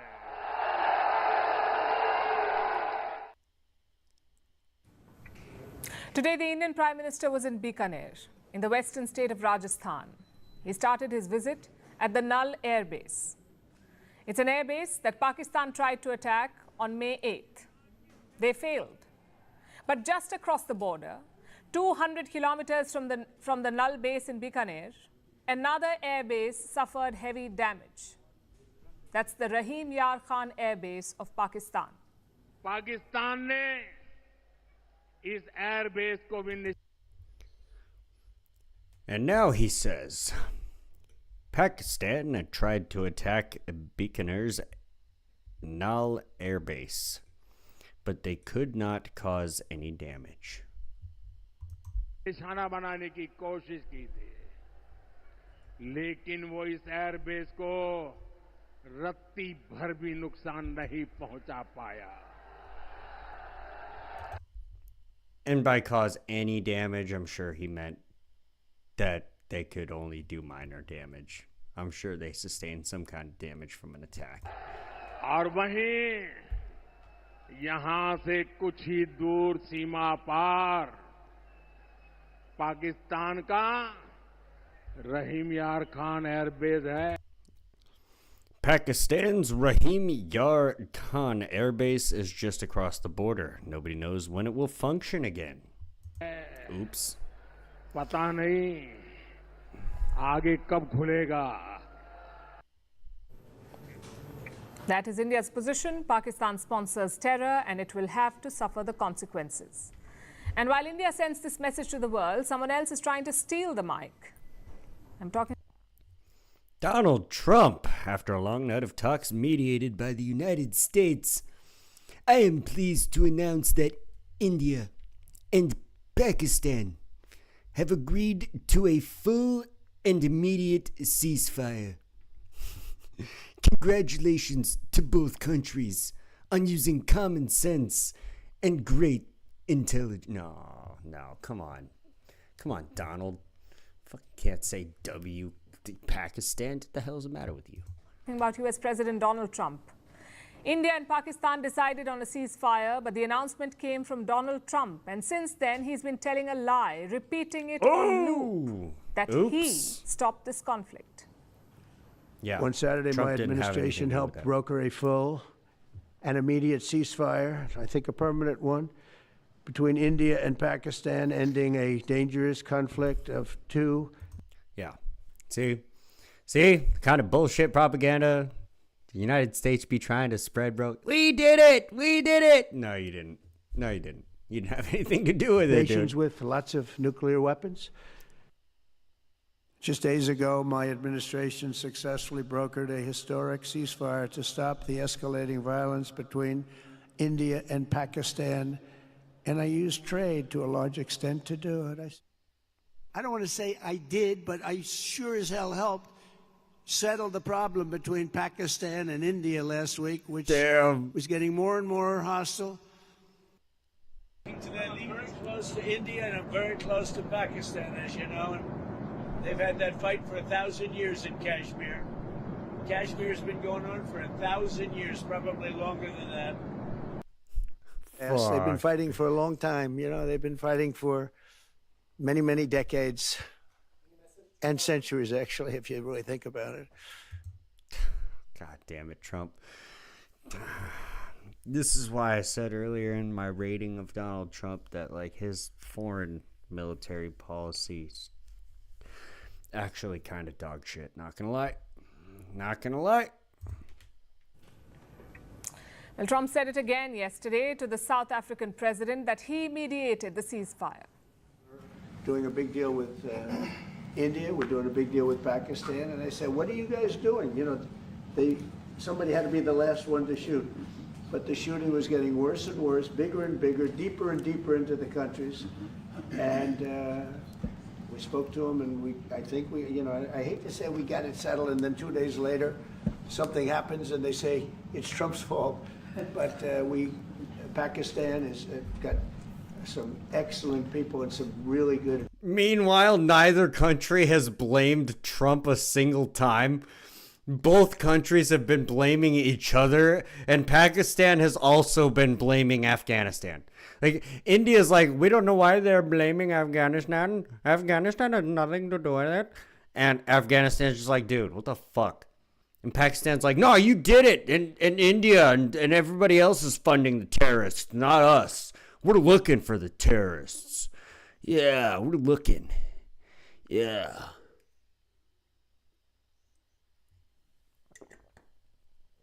Oh my God. Get the fuck out of here. A great leader. And India is my friend, Modi. Modi? And he's a... Mutual friend? Yeah, Yes. he's a great guy. And I called them both, and we just did something good. Guess he's still not giving up. India has fact-checked him on more than one occasion, but Trump won't let it go. It's like a broken record. Today, India's External Affairs Minister... Yeah, because he knows the American people aren't going to fucking look into it. He knows all of his supporters aren't going to fucking do the research. They're just going to be like, oh, sweet, America for the win. Yeah, W America. Debunked Donald Trump's statements. S. Jaishankar is visiting Europe. Earlier this week, he was in the Netherlands. He was asked about U.S. involvement in the ceasefire, and Jaishankar had just one thing to say. The U.S. was in the United States, meaning Washington had no role to play. Of course they didn't. And it's something that India has been saying from day one. India hit terror camps in Pakistan on May 7th. Pakistan hit back. That's when India struck their military bases. A humble Pakistan sued for peace. On May 10th, their army sent a message to India. They were ready to stop firing, and New Delhi responded accordingly. And that's exactly what happened. That's exactly what happened. Trump didn't do shit. The United States didn't do shit. We didn't have a fucking hand in the ceasefire between India and Pakistan. This is part of the reason I wanted to go over this tonight. That is the story. That is how the ceasefire came about. The U.S. was in... That's also why I linked the Trump presidency rating to the India-Pakistan. Like, I put those two segments kind of together into one bigger segment is because, or added the Trump rating segment to the battle tactics and war strategy segment because it was relatively relevant. Informed, as were many other countries. None of them is claiming credit. But Donald Trump wants to be the hero in the story. India won't have it. There is no room for the U.S. in this conversation. The Kashmir issue is bilateral. Operation Sindoor was not about Kashmir. It was about Pakistani terrorism. India will not tolerate it. And when it comes to national security, India will write its own script. As they should, man. As they should. The United States needs to get its fucking nose out of everybody else's ass, bro. Like, goddamn, I love this country, but our foreign policy is so ass. No one, not even Donald Trump, gets to edit the ending. Operation Sindoor was not just another strike, it was an epochal event. A defining time in India's present, heralding major changes in her future. To mark this moment, First Post has put together a special e-paper, a collector's edition, if you will, on India's emphatic military success. It breaks down how Operation Sindoor was planned, why it matters, and what it means for our future. So, Indian propaganda about how India won. It's basically all she said. You can scan the QR code on the screen to access it or check the description box for the link. If you are Indian, pay attention to the India newspaper and do it. Do it.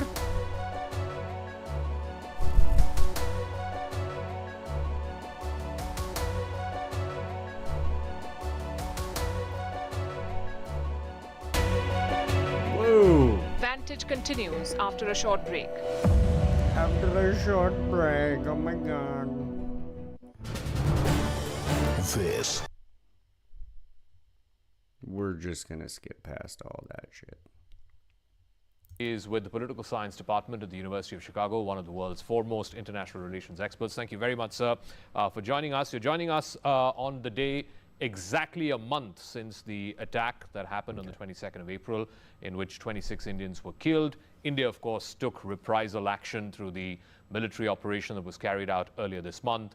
What is your assessment now, a month in, as to whether India has created a new paradigm or a new security doctrine when it comes to dealing with these acts of terror by the actions it took earlier this month? That India has created a new paradigm or a new model for dealing with this problem. Dude,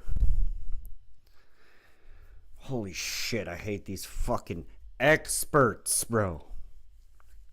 He literally just repeated what the guy said.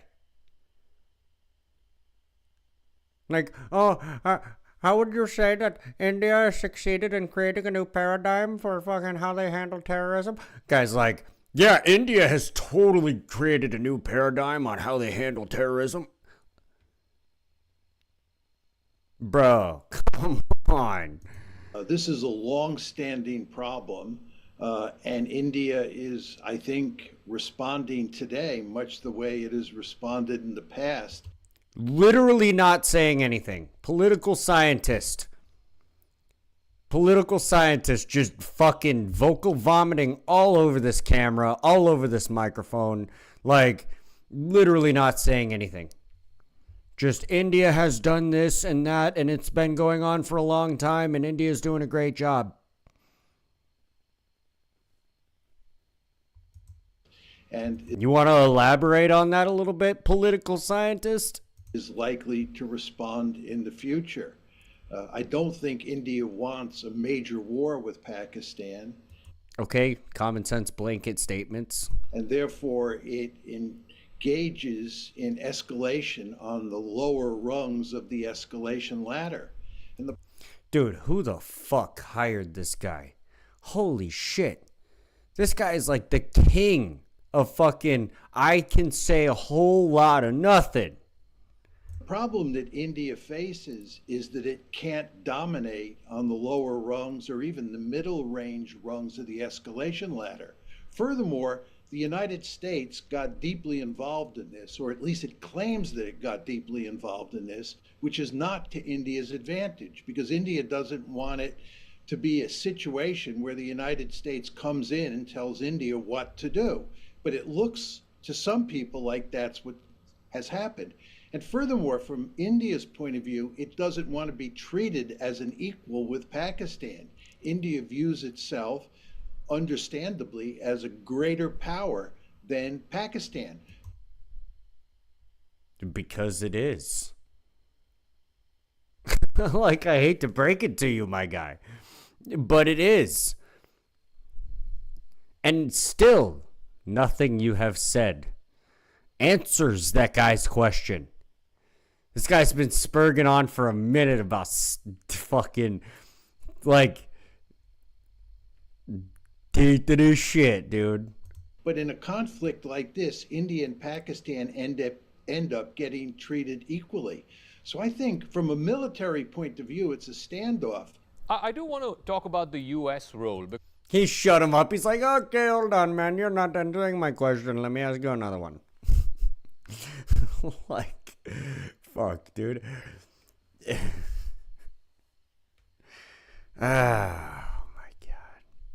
Because there's been a lot of disappointment with the intervention of leaders like Mr. Vance, the Vice President, the Secretary of State. But the disappointment, I suspect, is greatest with President Trump, not least because of his public pronouncements, including one yesterday when he was meeting the South African president, I think, in the White House, where he said, look, I told these two countries, let's do some trade.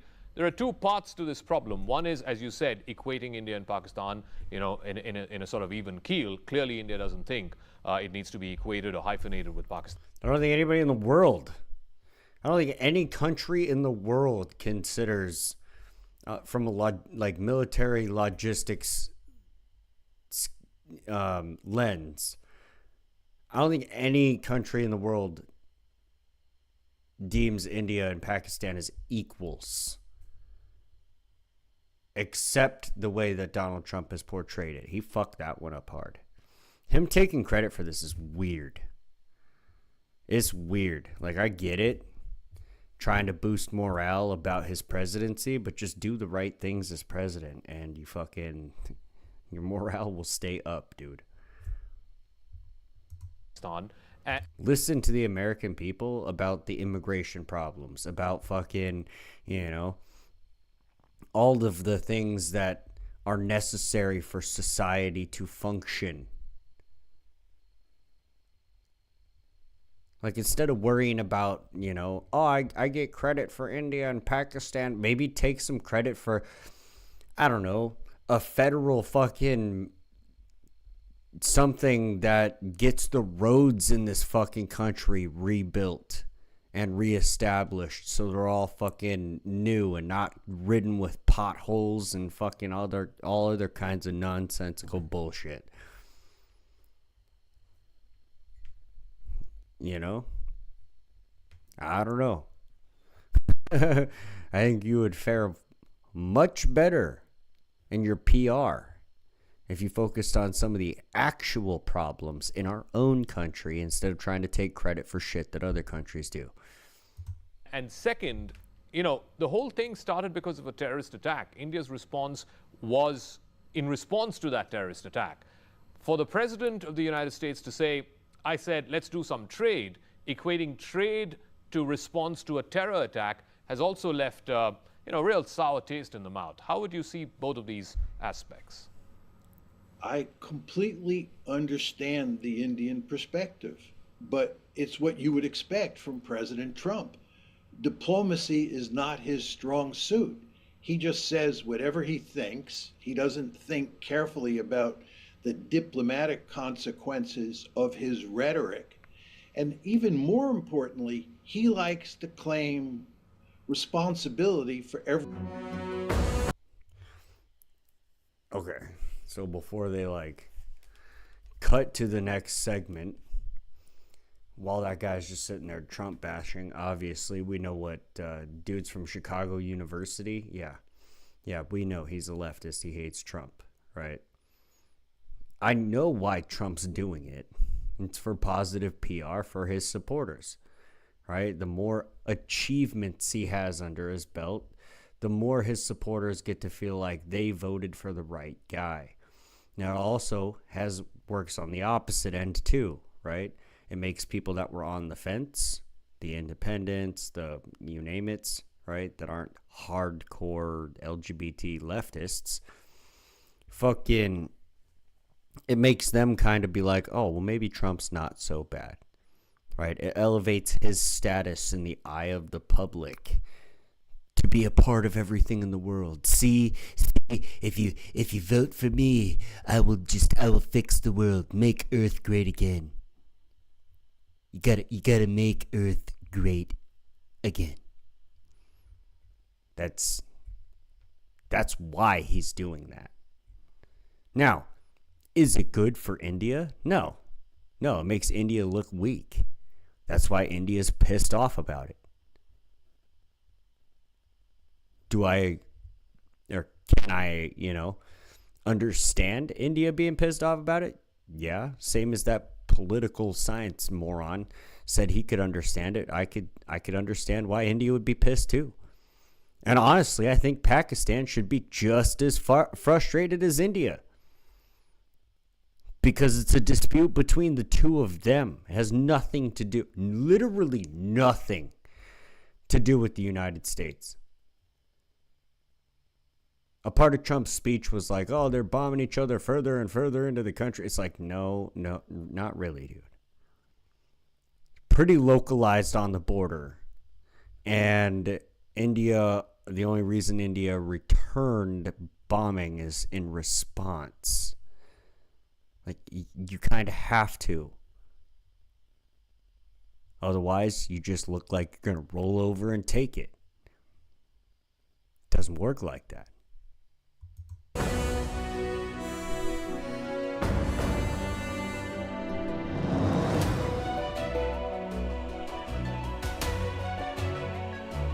Let's skip past this intro shit.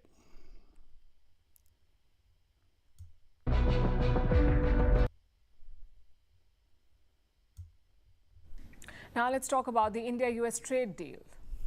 The clock is ticking. Both sides are racing against time. Trump had set a deadline, the 8th of July. If the deal is not done by then, a new round of tariffs would kick in. And the US president has some bold expectations. He wants a deal. Low-key W for Trump, though. Honestly, that's how you get your fucking way, dude. Like, see, when it comes to money, this dude knows what he's doing. Trump knows what he's doing when it comes to money. When it comes to, like, military strategy and other kinds of fucking foreign policy, the guy is fucking No clue. And I don't think anybody in his advisor, their advisor roles, they don't fucking know what the fuck they're doing either. Deal with zero tariffs. Very hard to sell into India. And they've offered us a deal where basically they're willing to literally charge us no tariff. India has not committed to anything like that, but it remains engaged with the Trump administration. Earlier this week, Piyush Goyal was in Washington, D.C. He is India's commerce minister. He's the one who has been negotiating with Trump's team, and he met them again this week. Yes, that is accurate. Trump, yet again. Oh, man, we're going to get all our shit for free. No, we're not. You just know that people aren't going to look that up. People aren't going to do the research on it, and you can make that blanket statement, and then, you know, whatever consequences come from it, people will find out later after you've already done the thing. So what came out of it? Are we close to a deal? As things stand, both sides are pushing for an interim agreement, something they can sign before the 8th of July. That is the priority right now. Negotiations are underway on several fronts: goods, services, and digital trade. India is open to discussing non-trade barriers as well, but it expects concessions in return. And on this front, New Delhi's priorities are clear. It wants to protect the labor-intensive sectors, industries like textile and leather. India is seeking concessions for them. It also wants to secure some sensitive sectors like agriculture and dairy. For these, India could push for a quota or a minimum support price. The best-case scenario would be a zero-tariff trade regime. But there's a roadblock. I was going to say, they're not getting that zero tariff trade regime, dude. That's not ever going to happen. That's not ever going to happen. They're like, realistically, what does India have the United States can't procure themselves? We have all the stuff. We are the one, like, United States has the larger amount of resources and far less population consuming those resources. India's got the lower hand of the deal here. They don't really have much to negotiate. That's why Trump's being the way that he's being with them. Like, dude, we're just gonna keep lopping on the tariffs. Yeah, we're just gonna keep lobbing on the tariffs, keep making them fucking worse until you just sign the fucking papers. I know it's kind of coercion in a way, but oh well. You don't have a choice. Trump administration. You want to trade? You're going to trade the way I want to trade, or you don't get no resources. Sorry. Administration cannot unilaterally bring down tariffs. For that, it needs approval from the US Congress. That is the American Parliament. They must approve. And that would take time. If this deal goes to the US Congress, it won't be signed anytime soon. So India wants to... Yeah, it will. It'll be signed pretty quickly. Trust me. Keep it simple. India's ask from the Trump administration is this: just remove the 26% additional tariffs, the ones that Trump imposed in April. Remove them. That's the ask. An interim deal, no congressional approval, and no delays. Yeah, okay, but what's the trade-off there? We removed the tariffs, but for what? What do we get out of it? You see where the line needs to be drawn here? Just a fast and focused agreement that gets both sides across the finish line quickly. Because both India and the US want to win. So this should not be a tough sell. And yet... Let's be real, lady. There's only one winner in every given situation. Somebody else is always going to take the shit end of the stick. The wishbone only breaks one way or the other. It's not done till it's done. So we should prepare for all scenarios. What if the deal does not happen? What if they do not meet the deadline? What happens then? The prospect should not worry India too much. That is the assessment of ratings agency Moody's. They have released a new report. It says India is better placed than most emerging economies. Is it? Trump's tariffs may slow down growth, but the Indian economy should be able to absorb the shock. India has a strong domestic market. It has a low dependence on exports and robust growth driven by internal factors. In fact, Moody's says even... Okay, but like the other guy, right, that you were like, where's the evidence? That's where I'm like right now. Is where's your evidence for this? You're all your internal. I think that's a bluff. Even if the US imposes tariffs, India won't suffer significant economic damage. That should be encouraging. At the same time, resilience cannot be an excuse for stagnation. India does not want to just survive this. It wants to expand its trade. And for that, it is looking beyond the United States. India is negotiating with a wide range of countries. Some deals have already been signed. India has deals with more than 10 countries in blocks, including Japan, South Korea, the UAE, and Australia. Recently, we sealed an agreement, a trade deal with the UK. New Delhi will cut tariffs on 90% of British goods. In return, 99% of India's exports to the UK will face no duties. East India Trading Company is back in business, baby. Oh, shit. No way.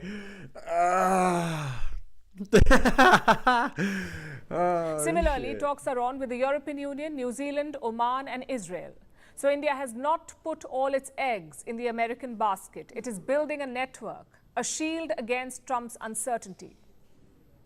If the US agreement comes through, it will be a boost. If it doesn't, India is building options.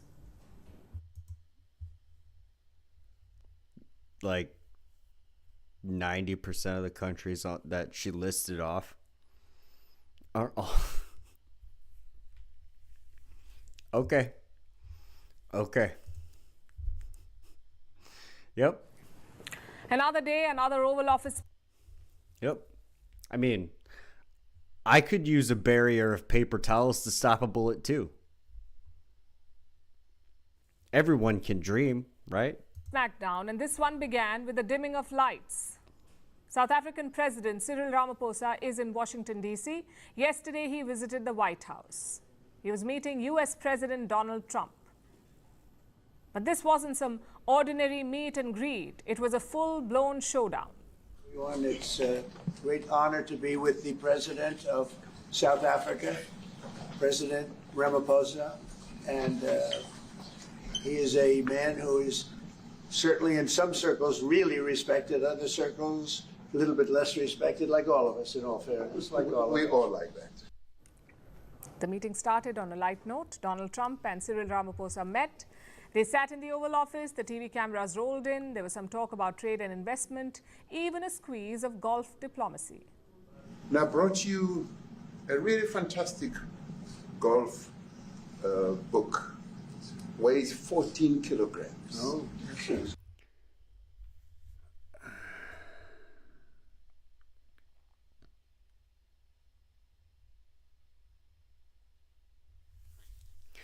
This is the kind of shit world leaders talk about, fellas. And it showcases the golf courses in our country. He's like, come to South America, play golf, Donald Trump, please. Please? The fuck?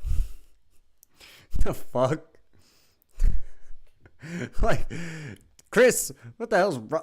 Your back had to deal with some shit, although after dealing with it, I feel much better. There you go. Let's go. Let's go for feeling better. Chris Lestrange, what the fuck? The fuck is your country's president? Like, the fuck is this golf shit, dude? Then came the big fuck question, is this the golf question about shit? white genocide in South Africa. You wanted an easy trip, not a hard one? Yeah. Well, that's what happens. Ramaphosa took the bait. He did not hesitate. He answered the question.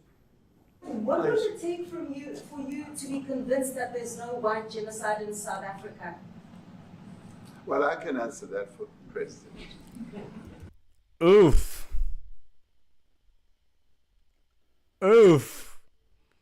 Let me ask y'all a question. If you were in the position of Trump, would you want to get spoken for by some other fucking leader of some nation? If you were the single-handedly most powerful man in the world, would you want some other man? Well, I can speak for him. Excuse me, bitch? I don't fucking think so. It's for him. No, seriously. I'd rather have him answer. Nailed it. I'd rather have him answer. I know the answer. It will be. Our president will respond to you. Yeah, let me- Thank you, Mr. President. It will take President Trump listening to the voices of South Africans, some of whom are his good friends, like those who are here.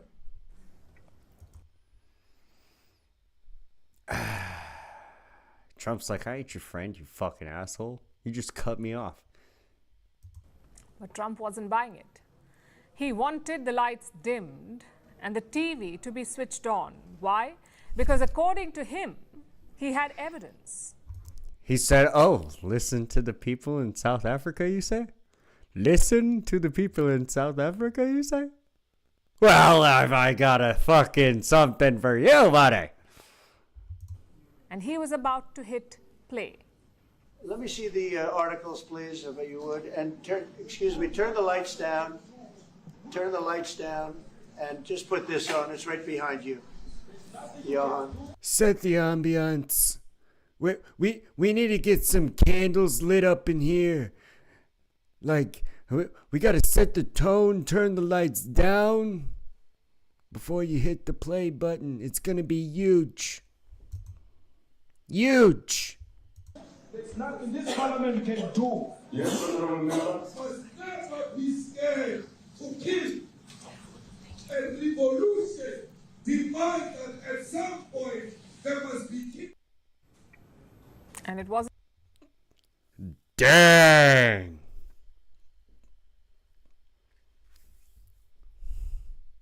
Oof. Oof. I'm going to say it one more time. Oof. Dude, could you imagine? Oh, shit. Shit.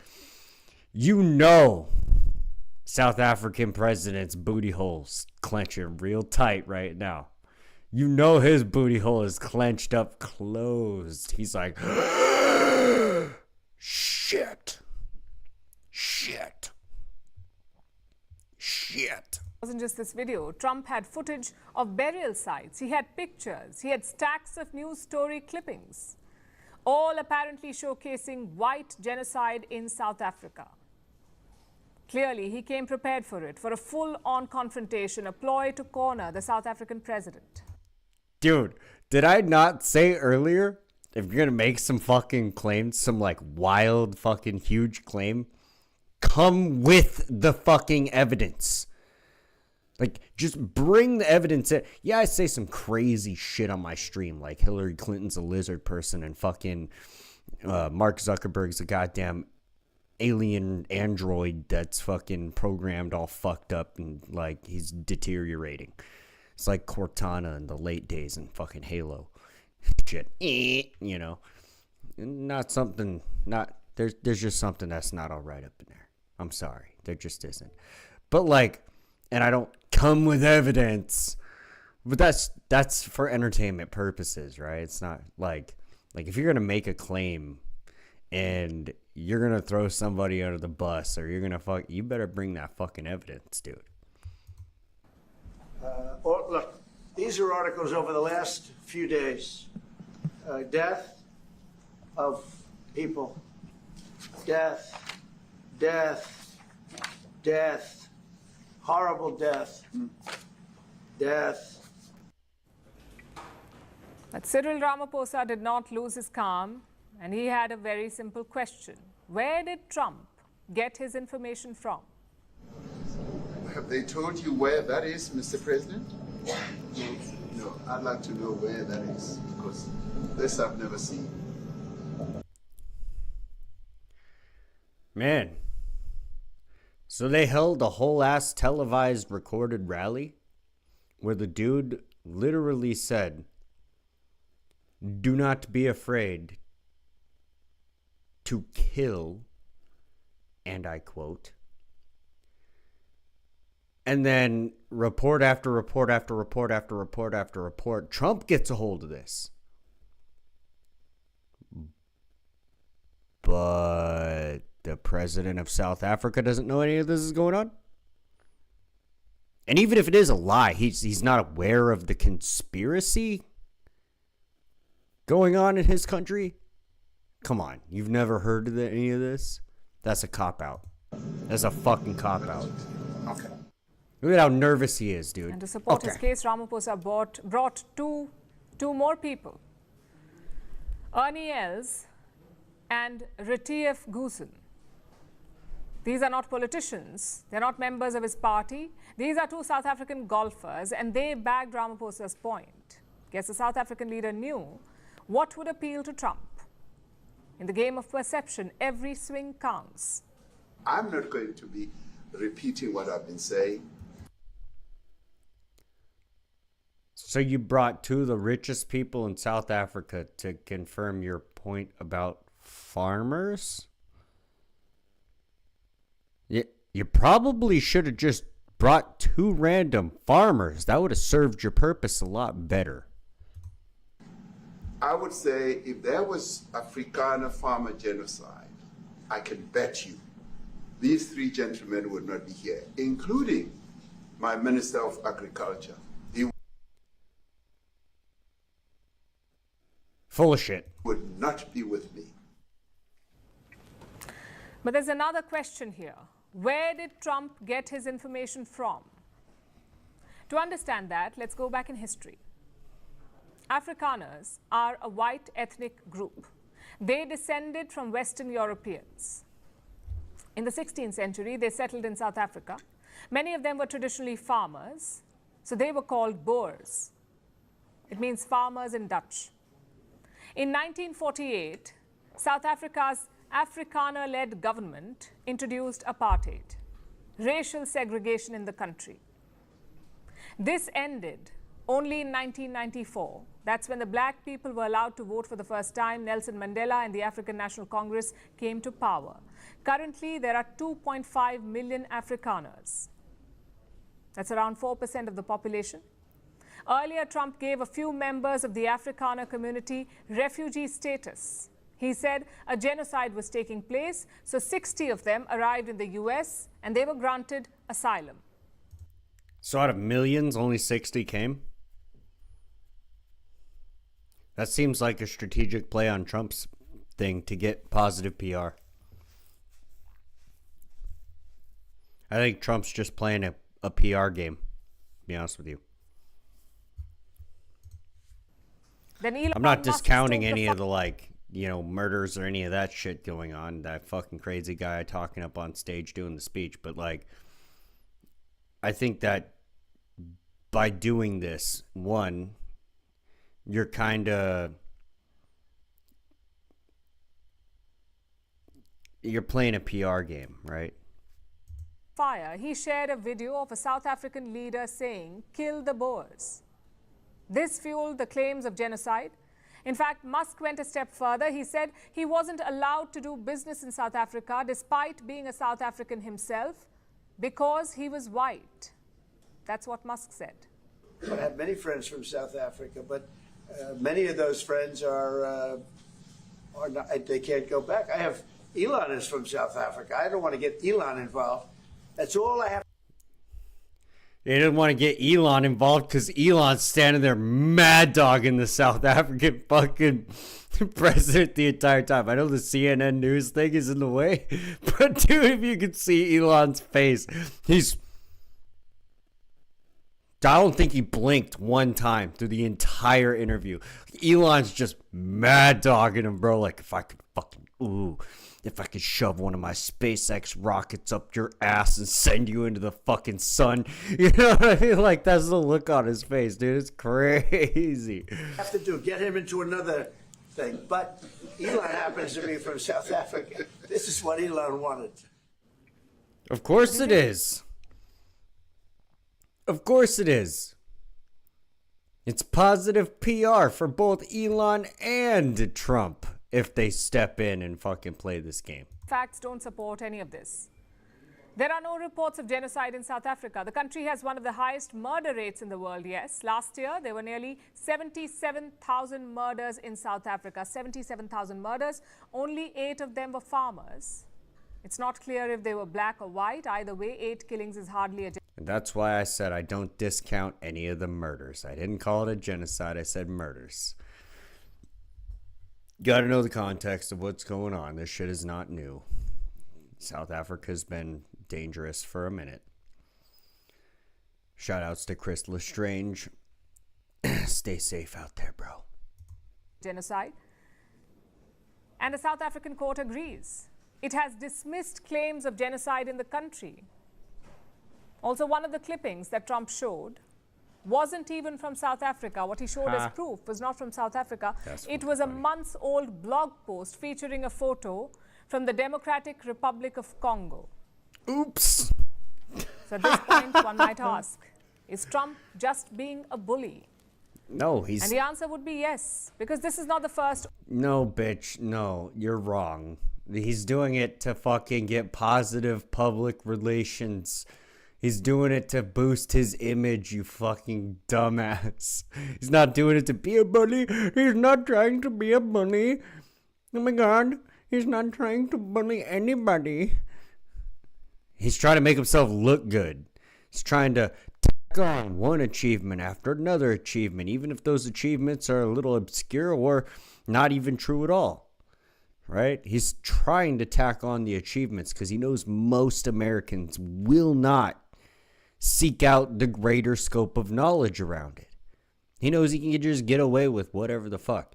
As long as people see him doing the good guy shit, he wins.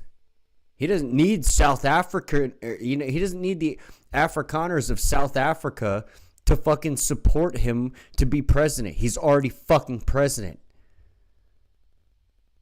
He needs his supporters in his own country to continue to support him so he can do whatever the fuck he wants to get done as president. You see, if he were to act like a jackass like he did in his first term, I still voted for him. He was still better than the opposition. Yeah, fuck Hillary Clinton. I'd never vote for that lizard bitch. But like, come on. It's all public relations play, dude. It's not hard to come to that conclusion. Must get some sleep. Enjoy the stream.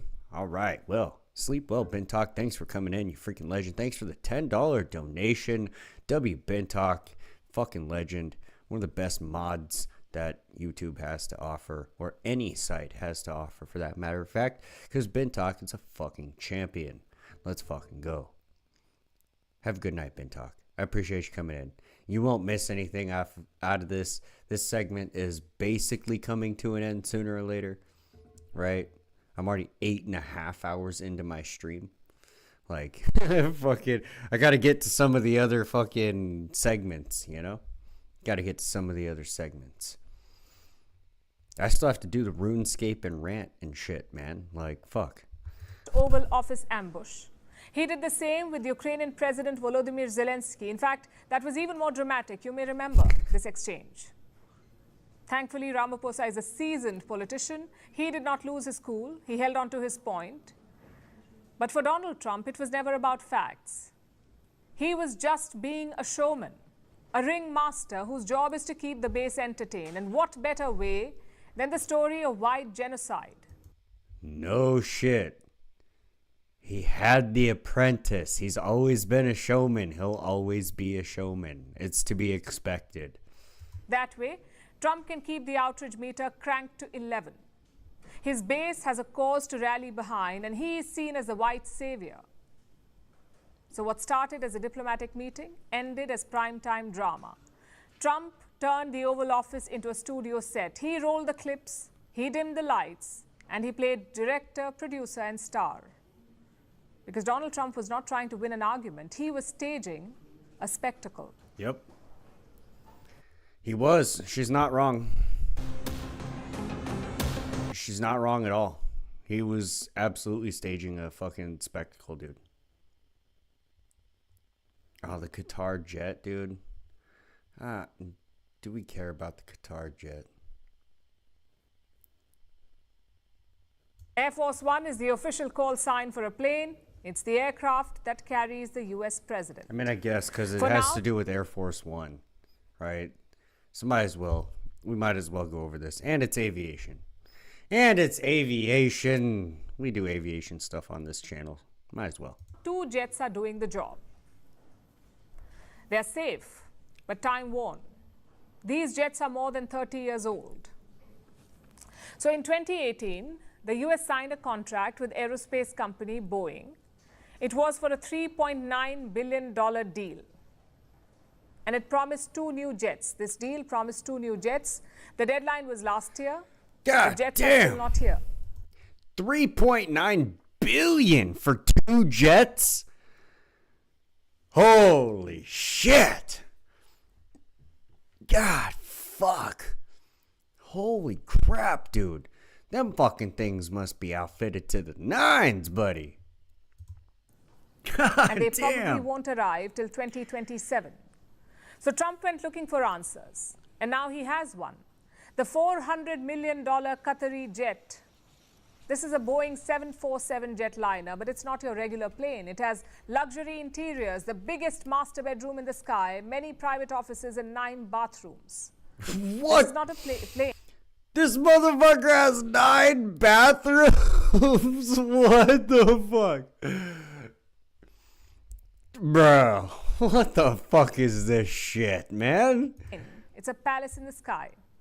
And the best part? Trump did not have to pay a penny for it. This plane is a so-called gift from the Kingdom of Qatar. Now, Bro.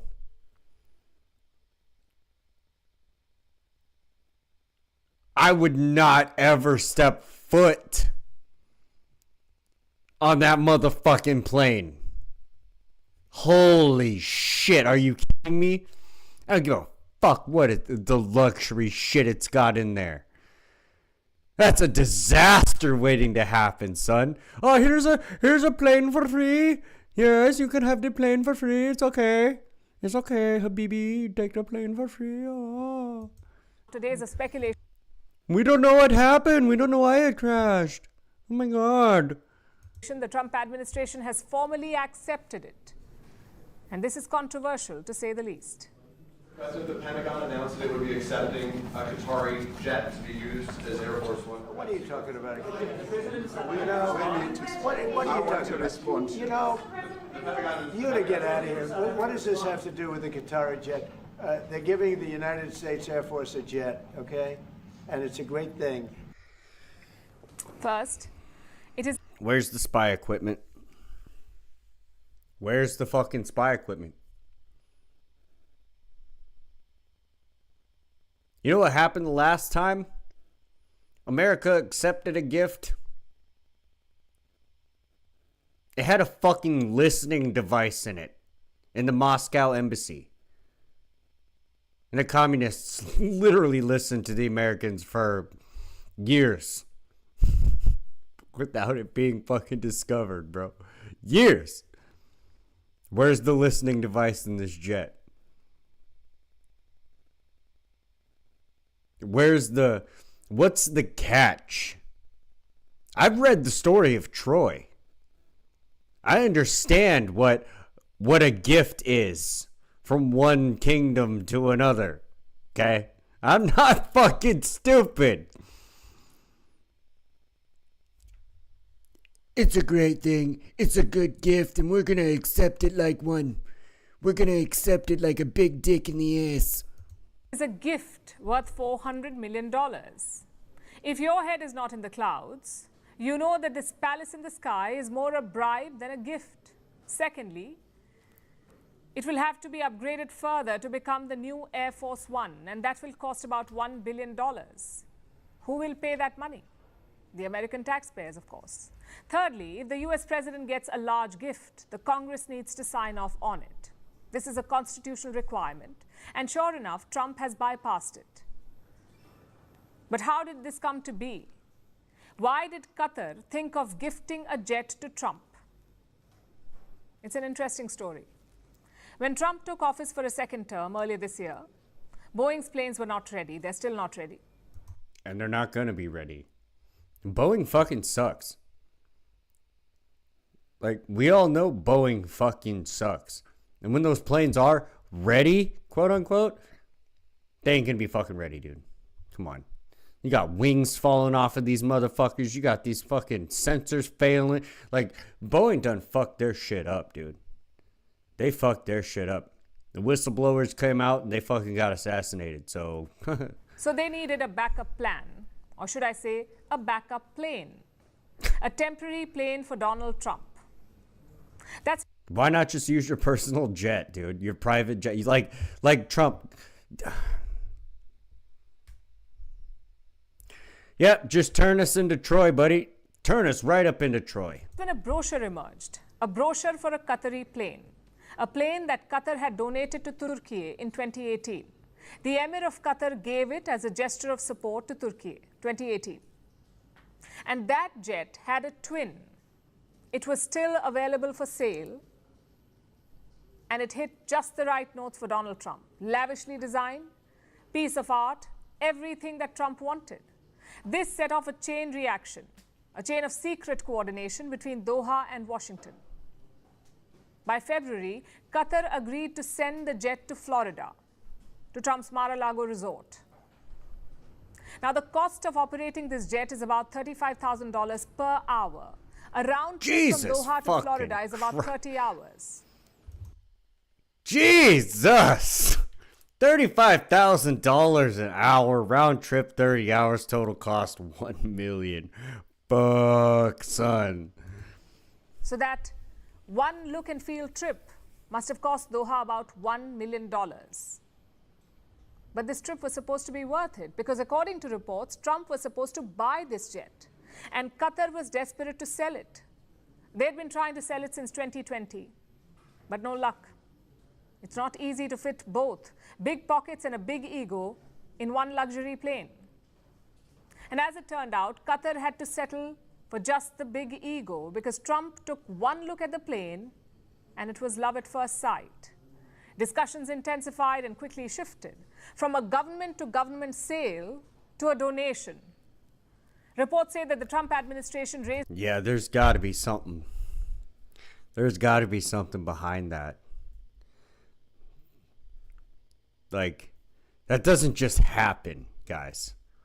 That doesn't just fucking happen. Like, a country as poor as Qatar is not going to be like, oh yeah, here's your fucking plane. Here's your plane. For free. We were desperately trying to sell it. But you know what? You know what? We love Trump so much. Here's the plane for free. There's something behind that. Dude.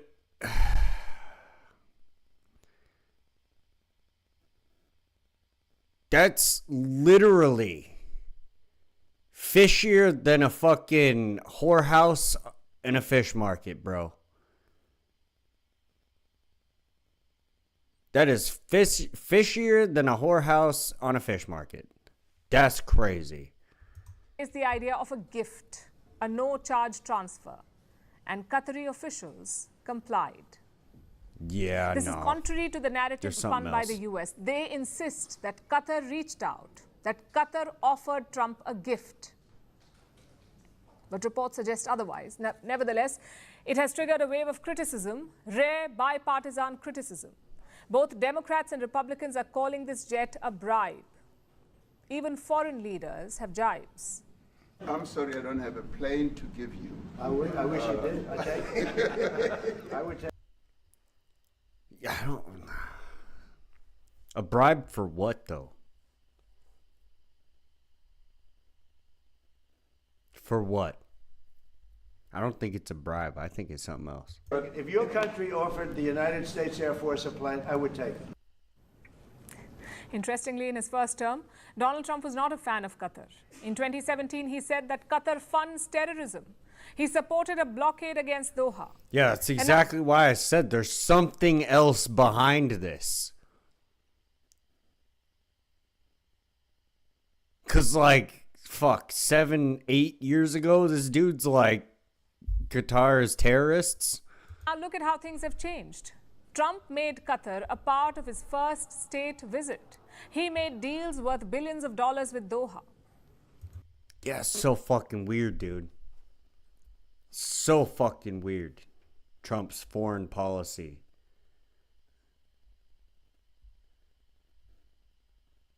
Just fucking weird. And finally, he graciously accepted the $400 million bribe from them. Almost as if he was waiting for Qatari investments to come in before declaring his love for the jet. Unfortunately, I see that this story is taking a different direction and is being more politicized while it's a normal government-to-government deal. Trump sees all diplomacy as... That's a normal government-to-government deal? Is it? Is it? Because I don't remember this shit happening all the time. That's not normal, dude. There's nothing about that that's normal. And it's not a part of the new normal either. Is transactional, and Qatar just happened to offer him a literal palace in the clouds for free. Yeah. So call it what you want. A normal deal, a brazen bribe. But Qatar should know this. Much like its $400 million jet, its intentions are no secret, neither in the skies nor below. Yeah, she's not wrong, dude. But I don't think it's a bribe. I think it's deeper than that shit.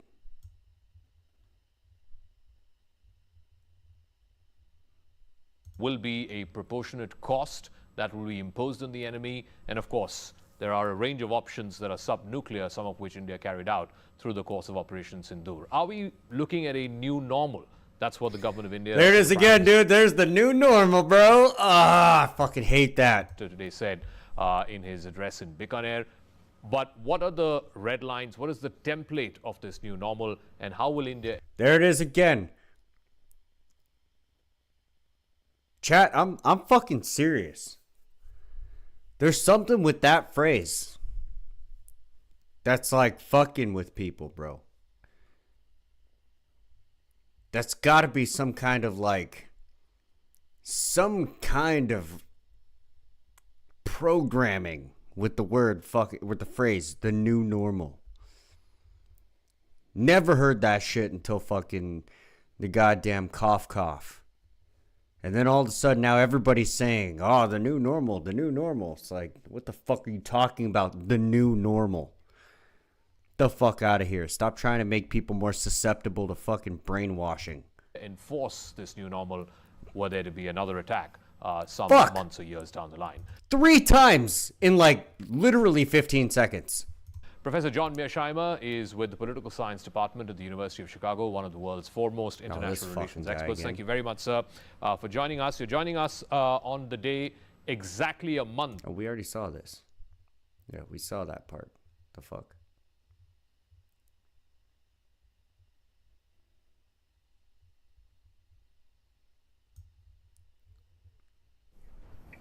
The war in Gaza is entering a new phase, perhaps a more dangerous one. As Israel's war goals shift, so have the front lines. We saw 2 dangerous incidents this week.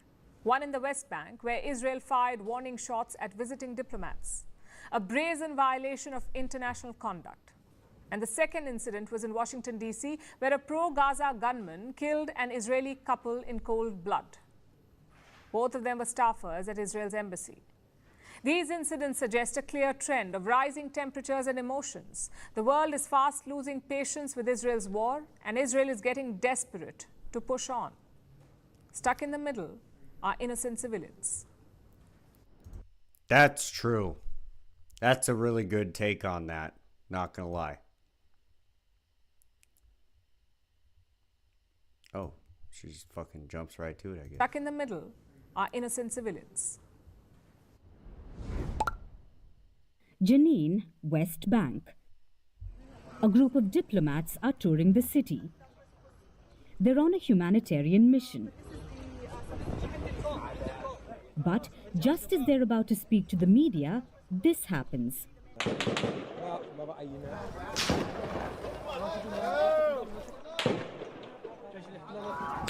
Gunshots ring through the air.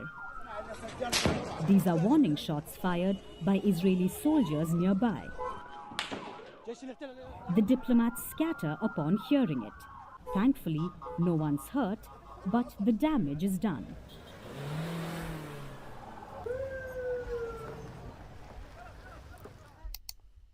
The mission involved some 20 diplomats. They came from Europe, Asia, and the Arab world. Their trip had been approved by Israel, but they now say the mission deviated from the planned route, hence the gunshots to keep them away. Israel has since apologized for the firing, but, like we said, the damage was done. France, Italy, and Spain have summoned their Israeli envoys. Saudi Arabia and Jordan have issued stern condemnations. Yep. Gotta be fucking delicate with foreign diplomats, dude. Netanyahu doesn't give a fuck. He doesn't give a fuck. The only thing he wants is war, and war now. He didn't give a shit. This episode will widen the rift between Israel and the West. Already, Spain and Ireland have recognized the Palestinian state. Patience is running thin in other capitals too. The UK has suspended trade dialogue with Israel.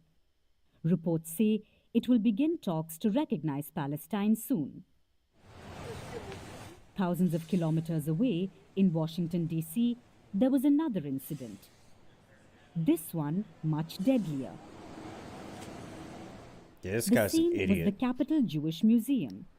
It was hosting an event for young Jewish professionals, and among the attendees was this couple, Yaron Lischinski and Sarah Lynn Milgram. Both of them worked at the Israeli embassy in Washington, and they were planning to get married soon. They left the event at around 9 p.m. local time on Wednesday, but as they stepped out, a gunman opened fire. I couldn't tell what it was, but I heard it afterwards, the shots, and he shot this young couple. And he ran inside and yelled something. I couldn't make it out what he said. Yeah, this guy, the murderer, the shooter, is a fucking idiot. A fucking idiot, dude. Like, bro, the pro-Palestinian shit has got to stop. Look, I know who lobbies the most in our country. It's the Palestinian ops, right? It's the ops. But that doesn't mean you gotta be pro-Palestinian, bro. Oh, there's a shit going on over there. Who cares? It's not our fucking problem.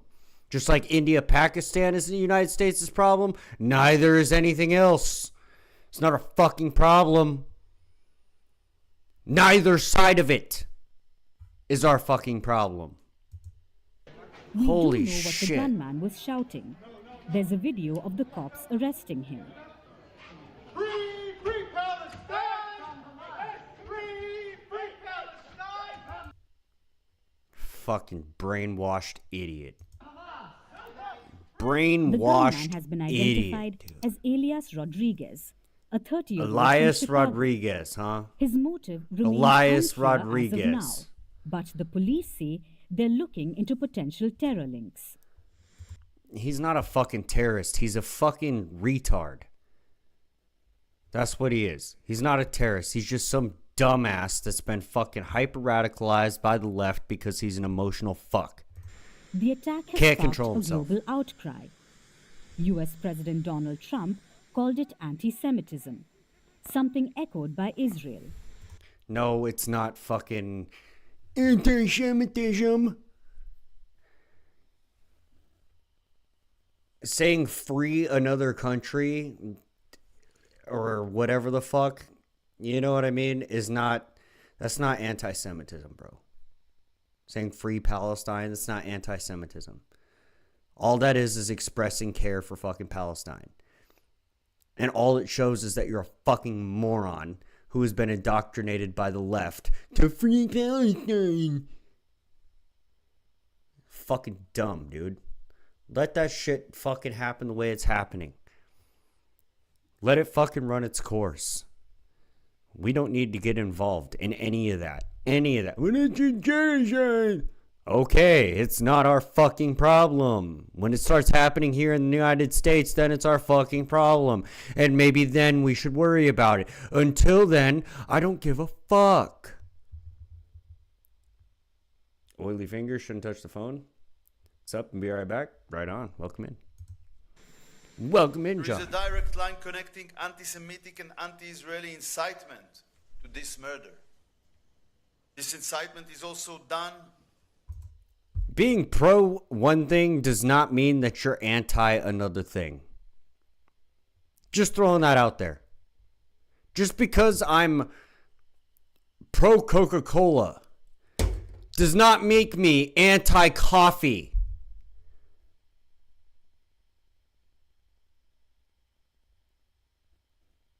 I'm sorry. It just fucking doesn't.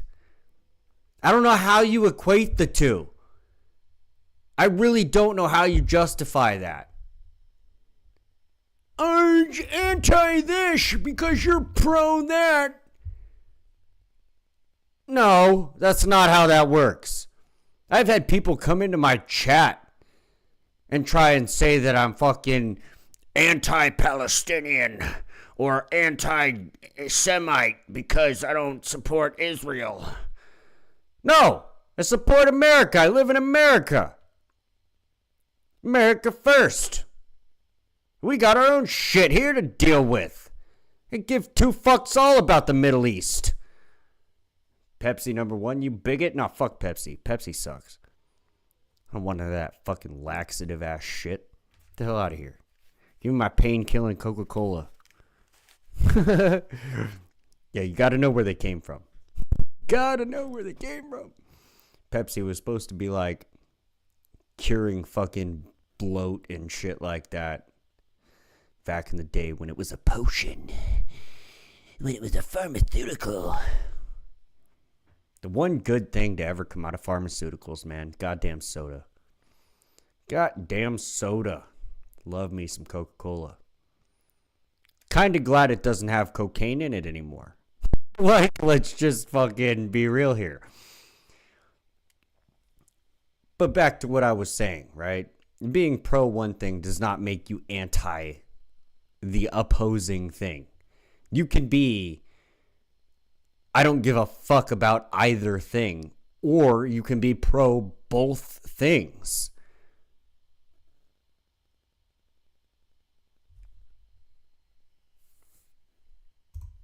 By leaders and officials of many countries and international organizations, especially from Europe. The words are the modern blood libels. Israel has decided to ramp up security at embassies. Its missions around the world will fly their flags at half-mast. It's a reminder of the devastating consequences of this war. It is crazy to me, though, how, like, Gaza can look like that, and the ops can sit there and fucking celebrate it, and they don't get no backlash. But 2 Israelis die, and somehow it's the world's problem. The fighting may be... They weren't even Jewish, by the way. The dude was a Christian. Like, the chick might have been, but dude was a Christian. Which is like... that's why I say the shooter's just a fucking idiot, dude. He's just an idiot. Single-digit IQ, acting on emotions, fucking idiot, bro. Indoctrinated by the left for free Palestine, free Haiti, free taquitos. Like, dude, fuck, man, are you kidding me? The moment anything is free anything, it's like, okay, yeah, no. Nope, not subscribing to that fucking bullshit propaganda. Guess what? How about we work on problems here in America, right? How will we do that? Be in Gaza, but the front lines are everywhere.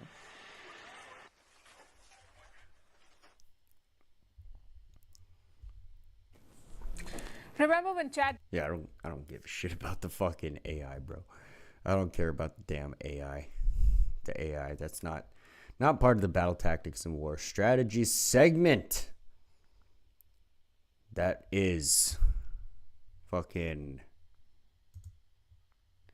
crazy. Crazy, son. But that's what's going on in the world. Mainly between Pakistan and India, but with a little bit of extra side shit.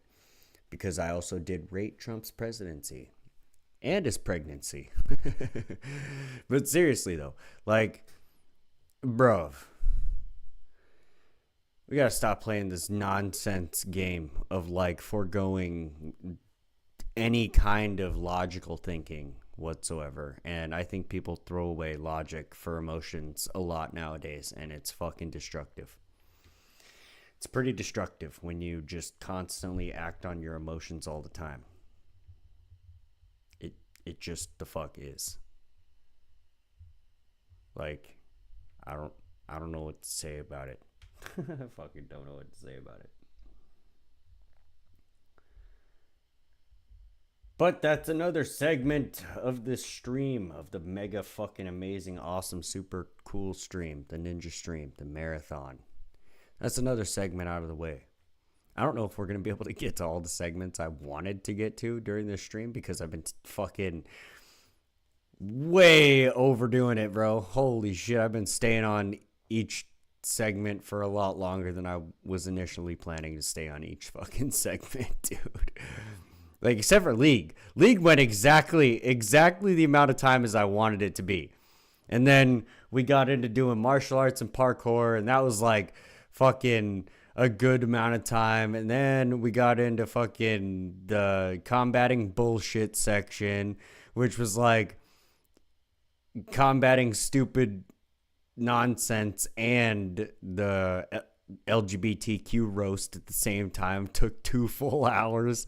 Like, now we did the BTWS with India and Pakistan rating Trump's fucking presidency so far in his second term. Like, man, that's 4 segments, right? That's 4? No, that's 4 segments out of fucking 10. 4 out of 10 in 9 hours. This is a 12-hour stream. We've got 3 hours to go. Holy fuck. Holy fuck, guys. We're barely gonna make it through like the mycology section.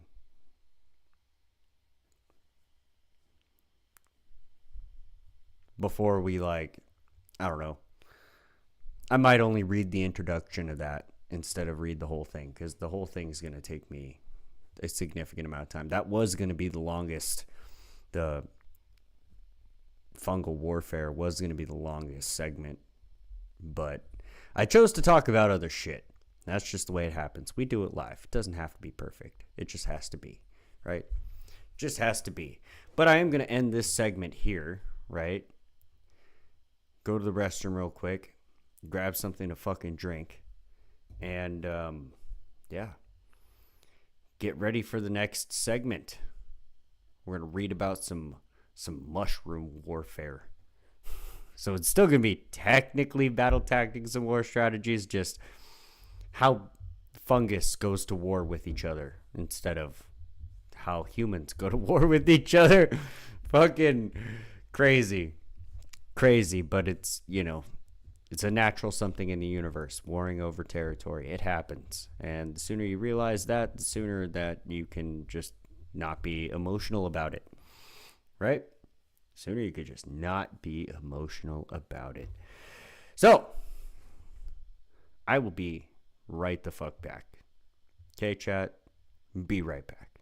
Enjoy some music while I'm gone.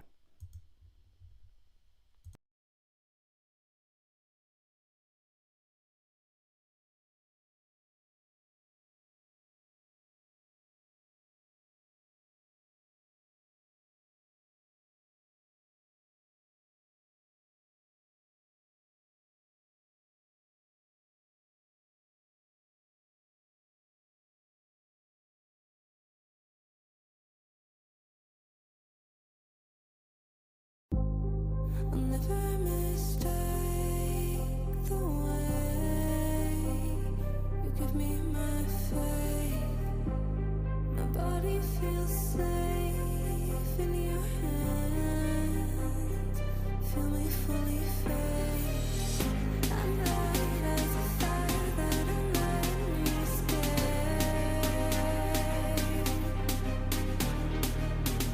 The stars still remember they fall to our fate. I don't wanna wait. Every single part of me in flames. Tell me how it tastes. Let me be the harmony you crave.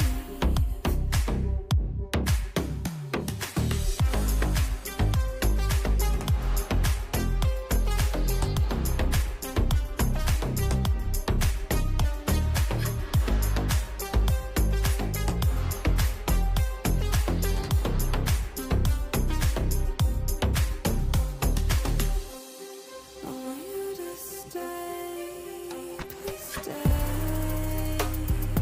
Venom in my veins, deliverance waits for your hands. I am not afraid.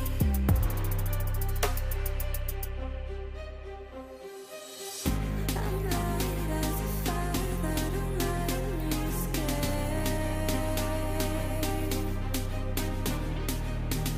The stars still remember they fall to our fate. I don't wanna wait. Every single part of me in flames. Tell me how it tastes. Let me be the harmony you crave.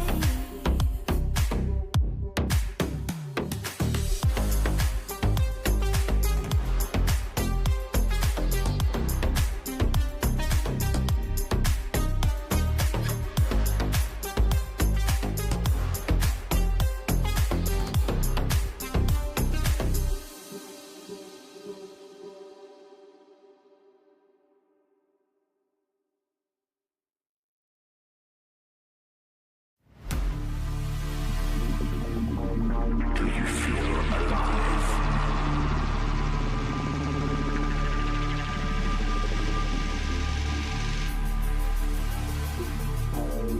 Cosmic dust falls from the sky.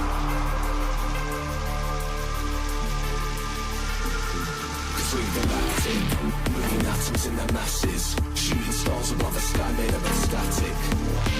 All their secrets an enigma, but the answers in the light where it all became reflected. Now the memories of stigma, all this energy compacted. A constellation of charisma hidden in us, always with us. Now we know that we're galactic.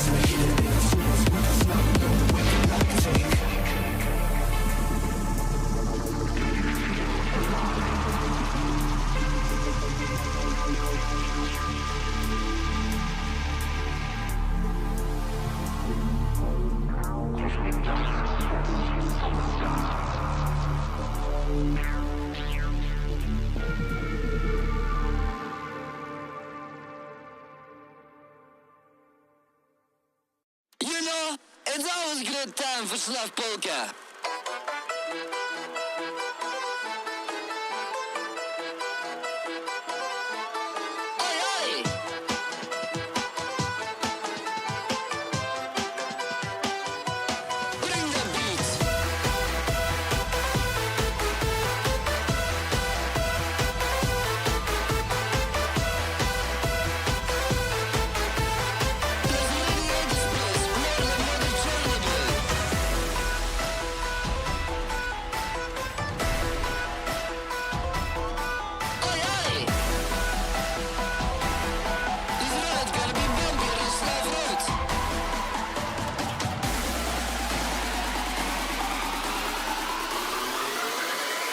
It's time for polka.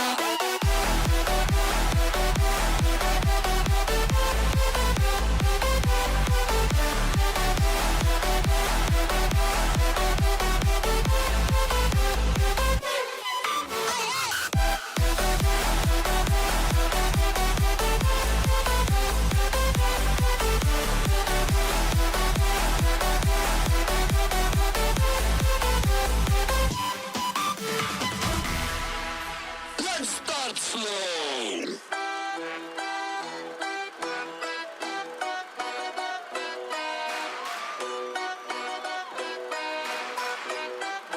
And then faster.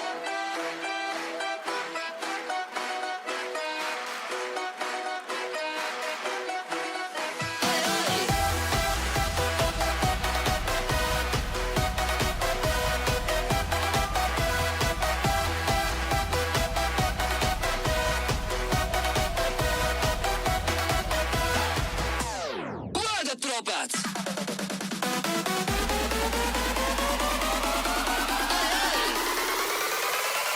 It's time for polka.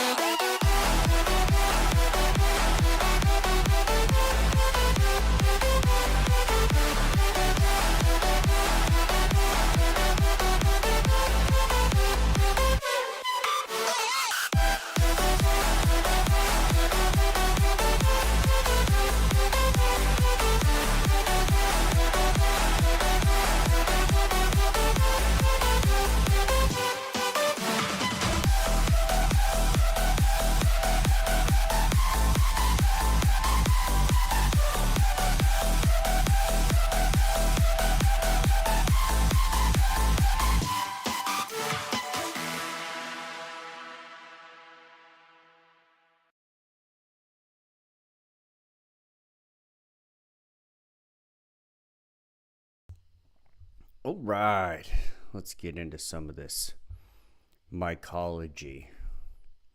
Yeah, I don't know if we're going to be able to get through everything that I wanted to get through, so I'm going to probably have to do another fucking mega stream to finish off everything.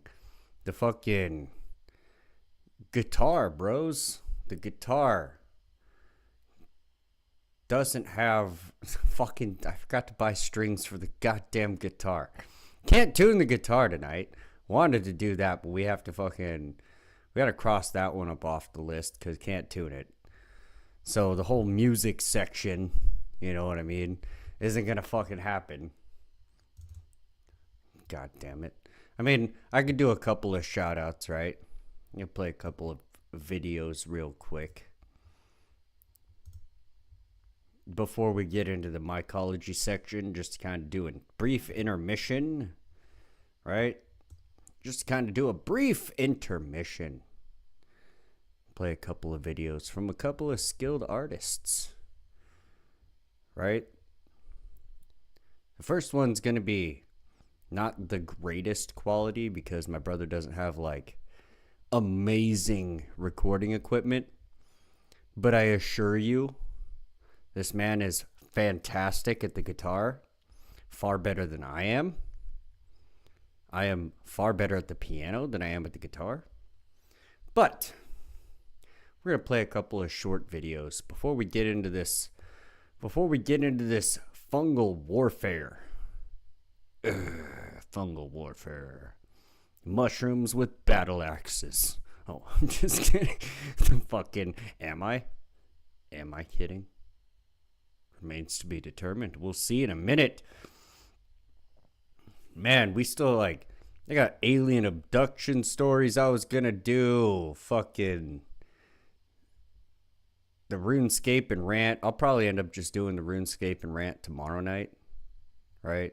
After some League of Legends, play some League, and then I'll switch over to RuneScape and rant and just do that because I need to get that one out of the way. Bintalk's been waiting for that planned obsolescence rant for a minute, and I kind of want to have more energy for it.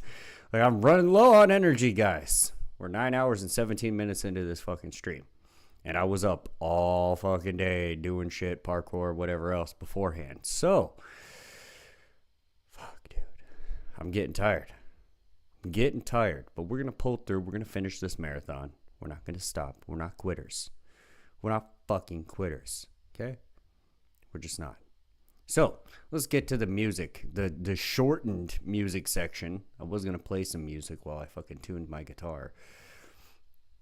We're going to watch some videos, but I'll just do a teaser, and we'll lump the videos into the next one. Into the next stream that I do like this, because I want to do more like this. This is actually kind of fun, doing the whole fucking, like, breakdown of literally everything. What we have covered so far is, we played some League at the beginning of the stream, to which not many people were here. Speaking of, if you're here and you haven't liked the stream, please do that now. And if you're not subscribed to the channel and you would like to see more content like this, then do that too, because we're changing the pace of the channel up entirely. It's not just going to be gaming. Although there is a donation incentive in place. We are currently 60 of the 200 complete to get a new monitor, so I can go back to voice acting classic video games, right? Like Final Fantasy VI. We're just going to redo that entirely. So, if you want to see some voice acting and see me fail at doing girl voices, then yeah, we got a donation incentive for that. Links in the description or pinned at the top of the chat. Pinned at the top of the chat or in the description. All proceeds from that fucking incentive go straight to a new monitor, so we can get that started as soon as possible. But yeah, anyways, back to what we've covered. League of Legends so far. We've covered parkour and martial arts breakdowns and reviews. We fucking covered the India-Pakistan war. We've rated Trump's presidency. In combination with that, we've combated stupidity and roasted the LGBTQ community and their ideology. So what's going to happen now is we're going to read a little bit about some fungal warfare, and then I'll just open it up to the chat for any questions that you have about literally anything. You can ask me whatever the fuck you want. Whether or not I answer that question that you ask is totally dependent on the question, right? Like, I'm not going to answer what my social security fucking number is. But if you want to know my philosophy on, like, aliens and shit, you know what I mean? We can get into some of that. We can get into some, like, weird shit. You know, talk about random subjects. We can do that. I have no problems with that, right? So, let's get into these videos real quick. This short intermission before we do the fungal warfare. My brother Shane on the guitar. Just fucking around.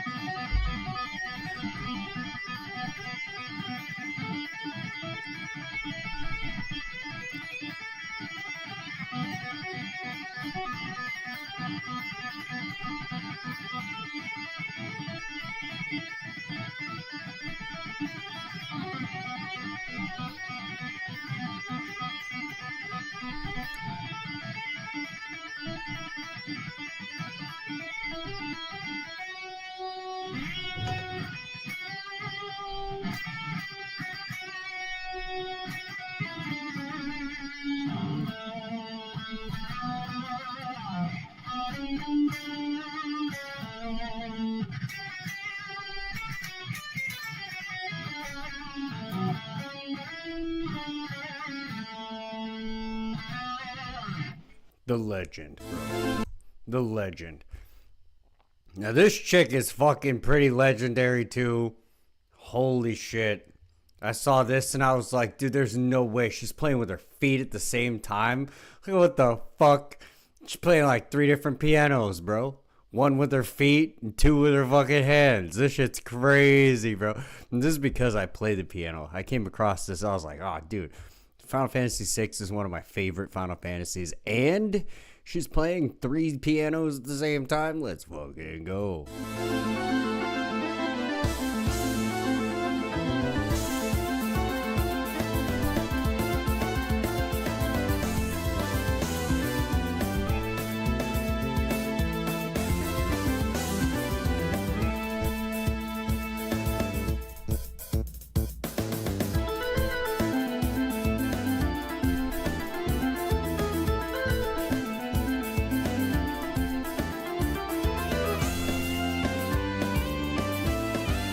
So fucking crazy, dude.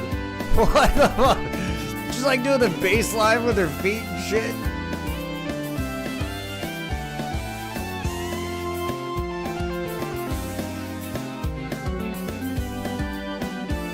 She's doing the melody with the left hand and the fucking... That's fucking nuts, bro. That is fucking nuts, bro. Like...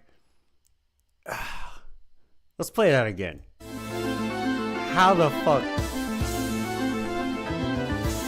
Like with her feet, bro. She's playing the bass line with her fucking... It's 1 foot! Like, a couple of times she'll use both feet, but like, generally she's fucking playing with 1 foot. She's like changing the synth with her other foot too. With the pedals. That's fucking nuts. What a legend, dude. Holy shit. I am not this cool on piano. I wish I was.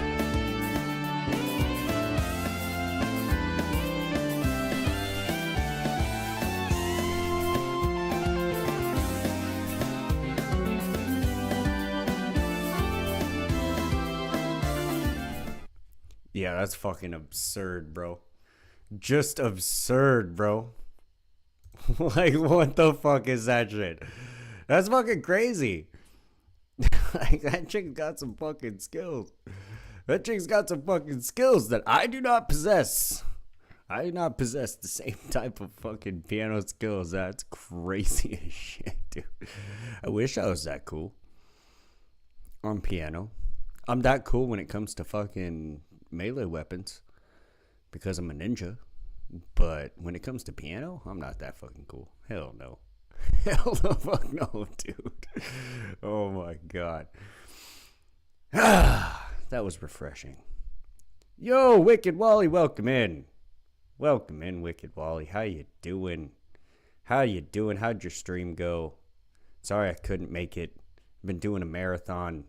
I'm 9 hours and 25 fucking minutes into it. Oh, man. What did you miss, Wally? What the fuck did you miss? You missed some League of Legends, which isn't much. I mean, I stream League every night. Didn't miss much there. But you did miss the parkour stuff and the martial arts stuff. That was pretty cool. That was a fun little segment. And then I fucking did some combating stupidity where I fucking shit on a couple of stupid videos and then completely roasted the LGBT community and their ideology. New PC shipped, get here Wednesday, let's go, buddy. That's what I'm fucking talking about. But yeah, I did a whole LGBTQ fucking roast section. That was pretty interesting. Played some videos and was like, this shit's stupid. Showed some online fucking arguments that I was having with people in different comment sections, and that's always fucking funny. It was a good time. And then I did a battle tactics and war strategies segment. as well as a rating Trump's presidency and pregnancy segment. Because I accidentally said I'm going to rate Trump's pregnancy. And I was like, shit, I meant presidency. Like, oh, fuck. Sounds beautiful. Yeah, it's been a stream, man. It's been a fucking stream. The super awesome, amazing, ultra hyper mega ninja fucking marathon stream, dude. This has been epic.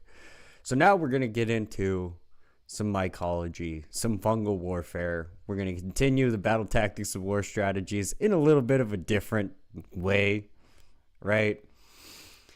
And then after I read a portion of this, because there ain't no way I'm going to be able to read the rest or this entire study by the time the end of this stream is. After I get done reading whoa, Sombraro.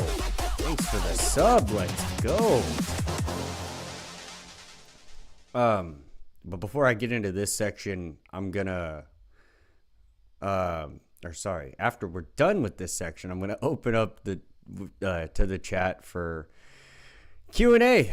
You guys can ask me whatever the fuck you want to ask me. You got questions about like how I feel about fucking aliens? Go ahead, be down. That could be an anime title.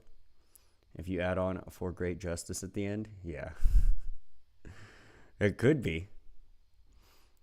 But yeah, so that's what we're getting into now. I'm going to do a read of some studies, or a study, rather. No, it's a collective of studies. It's a collective of studies. We'll get into that. Some of the highlights, right, from this read that we're not going to complete today. We're probably going to get through the introduction, maybe. At least a good portion of it. At least a good portion of it, right? Got to get some science in there. Holy shit, dude. Yeah, we'll probably get through a good portion of the introduction, right? But some of the things we're gonna be looking at are key findings that indicate a switch from primary to secondary metabolism in competing mycelia. It's a warfare of attrition, boys. It's a warfare of fucking attrition. That's how mushrooms fight. It's longevity up in this bitch. How well can I manipulate resources to my favor without expending resources all that much? Sounds a lot like how human beings conduct warfare. Interesting. Cellular conscription. Yes, mushrooms conscribe other mushroom cells to work for them. Of a range of toxic metabolite detoxifying enzymes to clean up the mycelial conflict zone. Yeah, they clean up after they're dead, too. That's another thing. Implication of cyclophilins, ubiquitin proteins, heat shock proteins, and phosphoglucomutase in the stabilization of proteins during mycelial combat. So basically, weapons and armor. Weapons and armor in layman's terms. Increased secretion and possible role of hydrophobins in barrage formation during mycelial combat. Or tactics and strategies imposed by the different mushrooms. And implications of nutrient uptake as an arsenal for outcompeting rival species on different substrates. And back to the war of attrition. So, to start that off, right? Non-self contact between fungi elicits strong morphological and biochemical reactions in the mycelia of interacting species. Although these reactions appear to be species and interaction specific, some responses such as pigmentation, increased secretion of phenol oxidases, barrage formation, and sealing of the mycelia front are common responses in most interactions. Hence, some species recruit similar molecular machineries in response to non-self. Which means that there's more than just other mycelia that create the whole, like, we got to be on the defense, right? This is how trees communicate to one another that danger is incoming, through mycelial nets, right? There's some kind of danger. One tree's infected and it could spread to other trees. You know what I mean? So they got to, like, harden their immune system and shit. Like, yeah, plants communicate with each other. Just throwing that out there. Increasing number of fully sequenced and annotated fungal genomes and advances in genome-wide and global proteome analytical tools now allow researchers to use techniques such as RNA sequencing, micro and macro array analysis, two-dimensional protein gel profiling, and differential display of mRNA to probe the underlying molecular mechanisms of combative mycelial interactions. This review provides an overview of the genes and proteins found to be differentially expressed in conflicting fungal mycelia by the use of omics tools. Connection between observed gene and protein repertoires of competing mycelia and attendant morphological and biochemical changes are presented. Will this be on the final exam? Yes. If you're doing the ninja final exam, this will be on the final exam. This material will be on the final exam, yes. You need to know your fungi. You also need to know your battle tactics and war strategies. Should you ever use the ninja technique of turning yourself into a micro ninja the size of a fucking amoeba, and you get in there and you fucking conduct some kind of, like, infiltration of the fungal species to serve your own ninja agenda in procuring the perfect compound to sedate your non-amoeba enemies and targets. This is all necessary information, my friend. Fungi play a central role in the recycling of nutrients in nature. They absolutely do. Like, for instance, Chernobyl, right? There's fucking mushrooms, radiation-eating mushrooms growing all the fuck over Chernobyl. Like, fixing up the whole area. Just fixing it. Consuming the radiation and growing fucking wild. Good thing I passed the AP Poison Mist already. Let's go. That's what I'm fucking talking about. Often, dead plant materials are simultaneously colonized by multiple species. Each species spreads in an attempt to gain control of colonized substrate. They become in contact with competing species. Yep. Something dies in the woods, and mushrooms go to war. What a fucking crazy world we live in. If a tree falls in the woods, is there anyone around to hear it? Yeah, the mushrooms fucking heard it, and they're on their way, buddy. They're on their fucking way. They got their battle axes. They're fucking ready to go to war over that decomposition, bro. It's battle time. Oh, shit. Depending on the arsenal and or defense mechanisms available to each competitor, self-mycelial contact is characterized by a range of biochemical and physiological reactions, including pigmentation, formation of mycelial barrage to stave off opposing fungal mycelia. Gotta build the wall. So even the mushrooms know you gotta build a wall, bro. Even the fungus knows you have to build a wall. Come on. Damn it, dude. Even the fucking mushrooms know you gotta build a wall. Shit, dude. And upregulation of hydrophobic compounds. Yep. Gotta turn up the resources. Shit. These interactions are also characterized by the secretion of extracellular enzymes such as lacase, manganese peroxidase, lignin peroxidase, and chitinase. Antagonism between competing fungi may also occur at a distance, medicated by volatile organic compounds, or VOCs, including alcohols, aldehydes, ketones, and aromatic compounds, which may possess antifungal properties. Yeah, they use literal chemical warfare on each other. It's like fucked up, dude. Human beings aren't the only fucking sick sons of bitches. As well as by non-volatile antifungal compounds, or antibiosis, secreted by one or both interacting species. Motherfucker.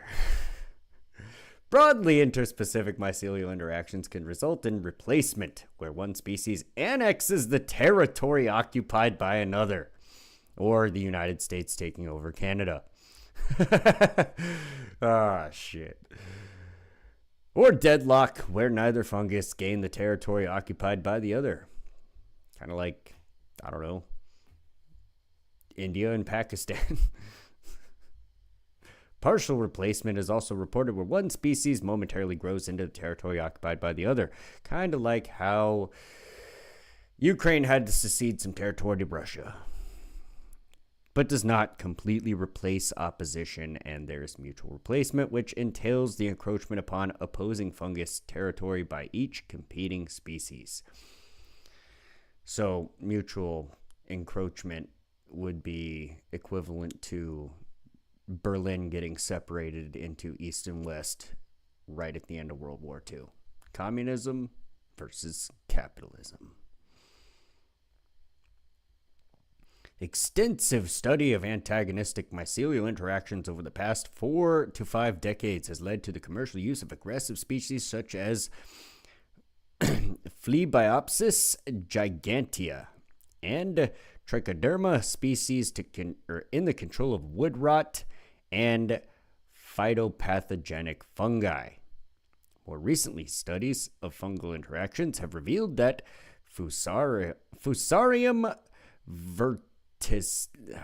God damn it, these fucking names, man. I always struggle with goddamn names, bro.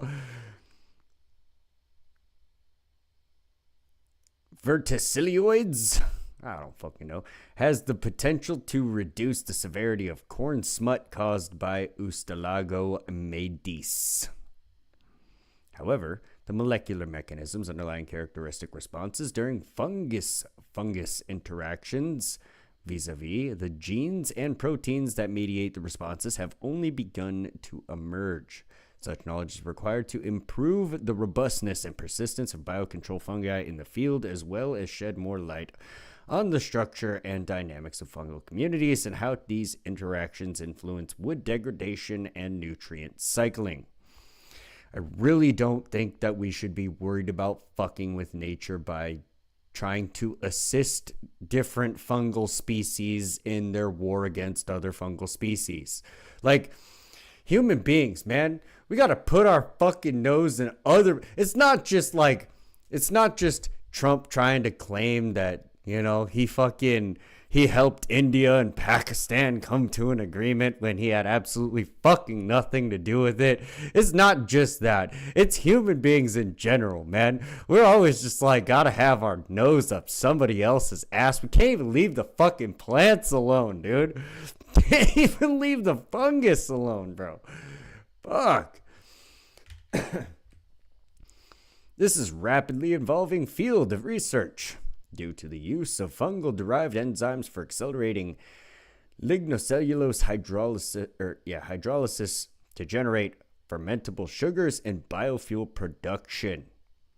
Yeah, but, like, do you really need to manipulate what's going on out in the woods to learn about biofuel production? Or can you do that shit in a fucking lab? Like, what the fuck? Come on. As well as other diverse applications relevant to bioremediation, food, paper, wine, textile industries, etc. Early studies of combative interactions largely focused on the outcomes of the interactions. Yeah, the aftermath of the warfare, man. Didn't pay attention to how the warfare was fought, just the remnants of it.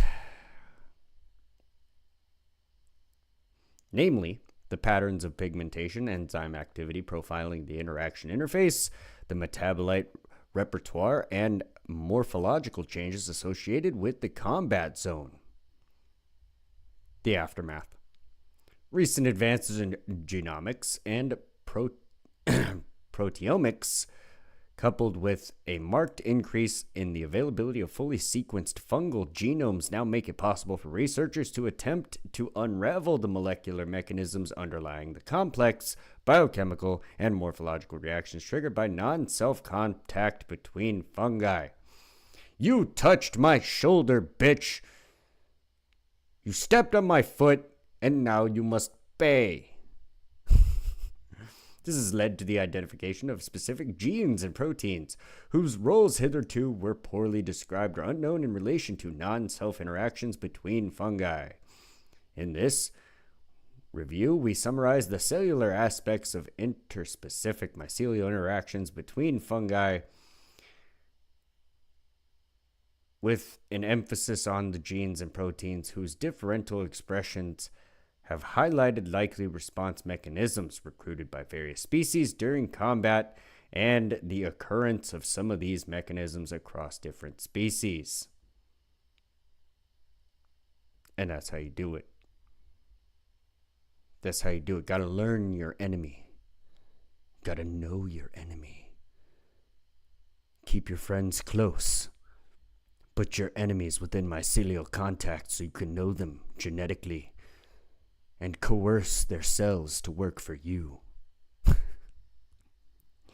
Different fungi grow. This is literally just a troll section of battle tactics and war strategies, bro. What the fuck? The mushrooms fight so much like humans is crazy. Different fungi growing on the same substrate may interact from a distance by exchanging chemical cues, thereby resulting in mutual or selective inhibition without contact. Yeah, they basically agreed on what territory is what, and they drew the line and created a border, and then reinforced the outer cell wall of that fucking border, basically, creating a wall or building a wall to define the territory. In contrast, some species only respond to or exhibit signs of response to the opposition after direct mycelial contact. In a combative scenario, modifications to the structure and strength of the targeted hyphae were warranted to withstand an invasive opponent. To strengthen and reinforce the walls, buddy. Reinforce the defenses. In a combative scenario, modifications to the structure and strength of the targeted hyphae are warranted to withstand an invasive opponent.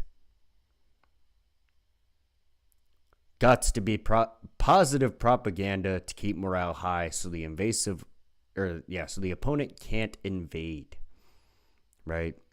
Because invasion happens on multiple levels. It's not just like forceful invasions. There are subversion invasions too.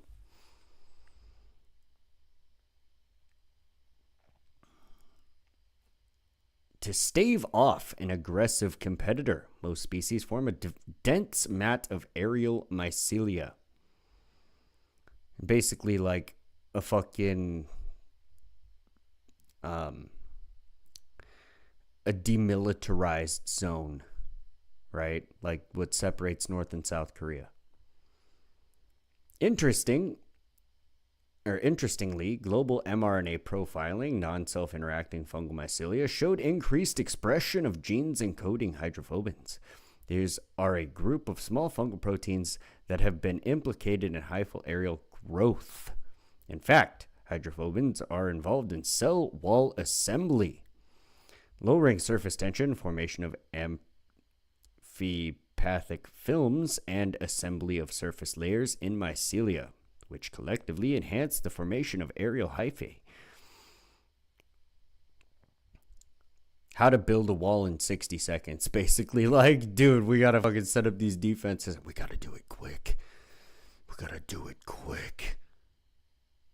In a similar study using cDNA macroarray, Adomus 2006 reported varying expression levels for homologs of hydrophobins 1, 2, and 3 in P. gigantea and Heterobasidion parviporum at different stages of competitive interaction. Interestingly, hydrophobin 1, which forms stable aggregates, was strongly upregulated within the confluence zone. Further, Yonkers, 2012, reported upregulation of hydrophobin encoding genes in the mycelia of U. matus and F. verticillioides. I don't fucking know how to pronounce some Greek shit, dude. Like, what the fuck? Interacting with each other. It is likely that hydrophobins orchestrate barrage formation as they are upregulated in barrage-forming mycelia. Gotta beef up that front line, buddy. Can't be conducting fucking trench warfare without a beefed up front line. That shit don't work. That shit don't work at all. How you supposed to storm the castle if you can't bring down the walls? You're not. Most plausibly to seal off mycelial front against the approaching competitor.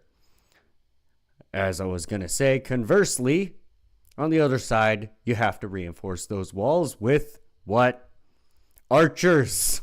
Keep the people from fucking climbing on them with the ladder. Like, you got to have shit from behind the walls. Stop the fucking siege fucking towers, dude. Come on now. Come on now. It works on both sides. Got to strengthen the front line. Strengthen that front line. You got some tanky motherfuckers up front. It's real hard to get to the back line with some tanky motherfuckers up front. Just saying.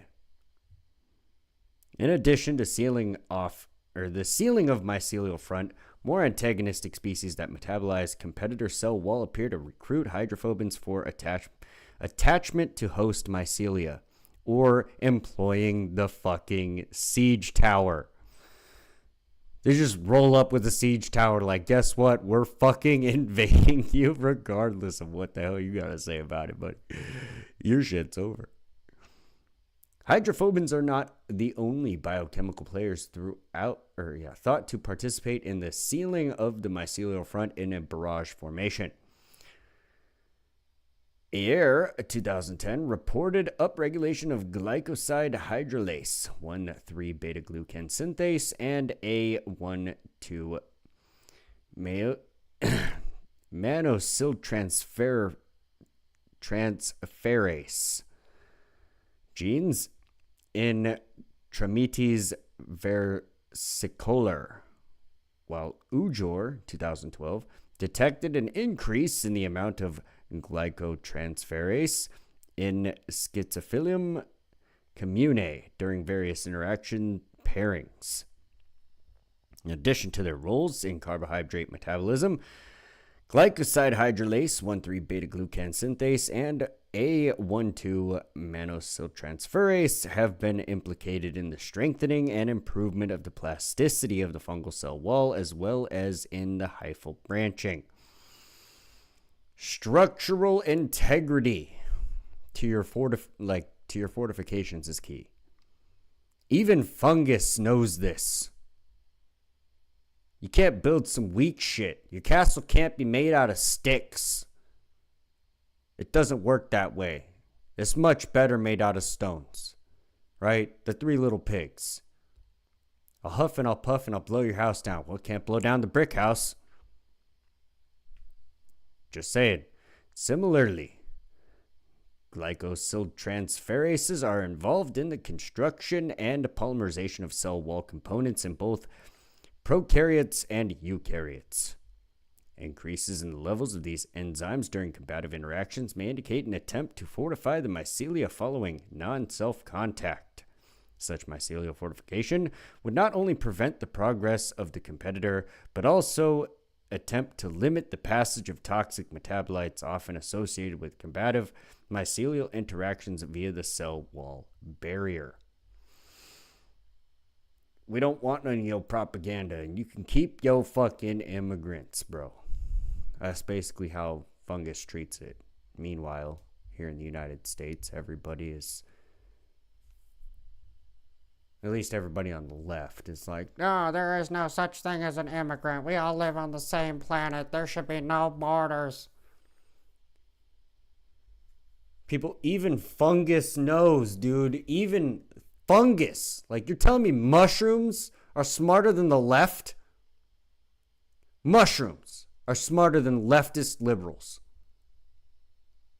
Like, actual fungus is smarter than leftist liberals, bro. What the fuck? What the fuck?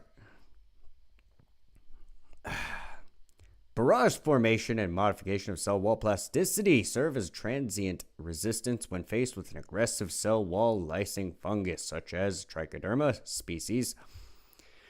Once the cell wall barrier is breached, it is critical to protect the cell membrane and cytosolic components. Yeah, I mean, like, once you barricade the door, you can't just leave it be. You got to be on the ready. You know? This entails recruitment of defense mechanisms that operate underneath the cell wall. Recent findings implicate hexagonal protein 1, or Hex 1, and such mechanism. Hex 1 is a major component of the Werner body, a peroxisome derived microbody that is used by fungi for septal plugging and sealing of central pores upon cellular injury or during starvation. It's like their backup generator, basically. Is basically what it is.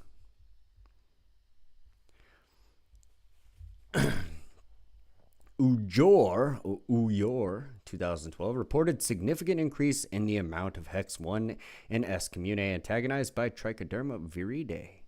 Similarly, Kwan 2009 reported increased expression of Hex 1 in Fusarium graminearum infected by the mycovirus F.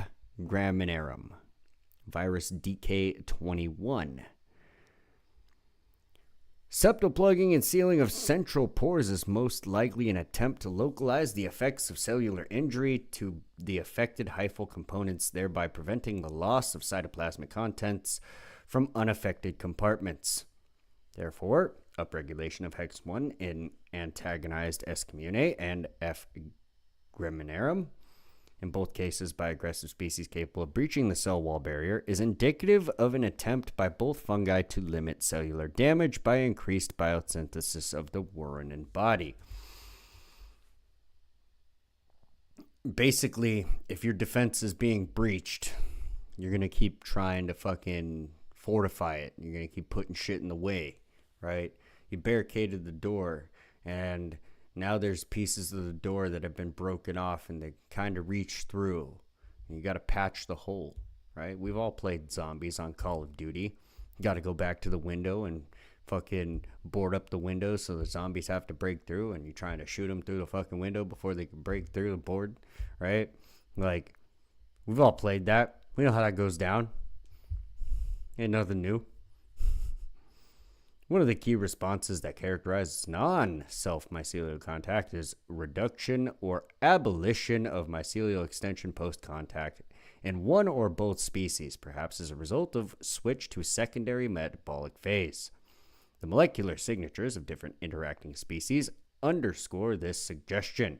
However, this depends to a great extent on the arsenal available to a species relative to the threat presented by the competitors. Just like any warfare.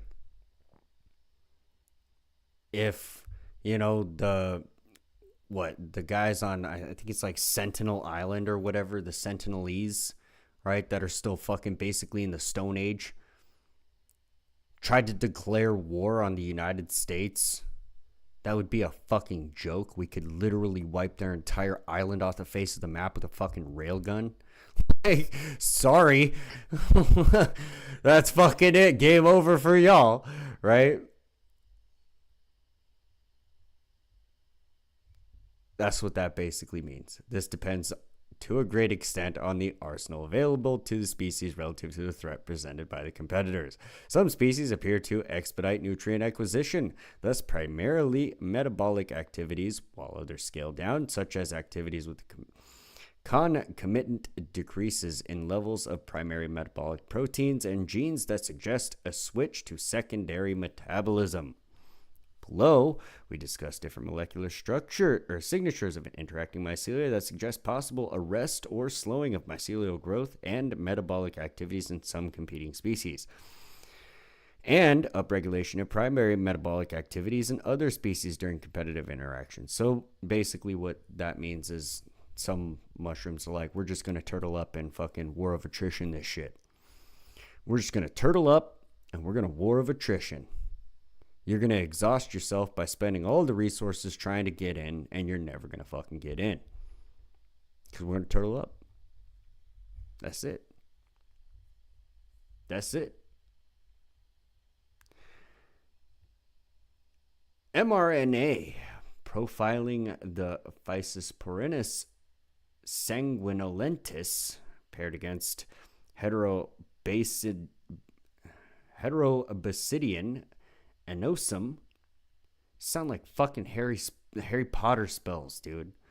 Fungus names be like literal Harry Potter spells. Heterobasidian anosum. Like, what the fuck? What the fuck? Revealed repression of homologs of a fibrin protein encoding gene.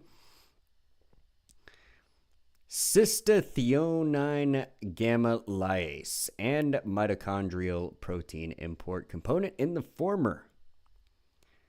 Fibrin proteins is an active participant in cellular growth as it contributes to the polarization of the actin cytoskeleton during mycelial growth. On the other hand,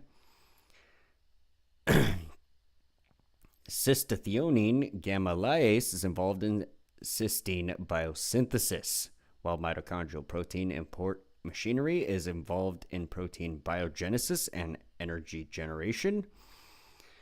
Simultaneous downregulation of these genes in P. sanguinolentis confronted by H. anosum is an indication of likely halt of primary metabolism and mycelial growth.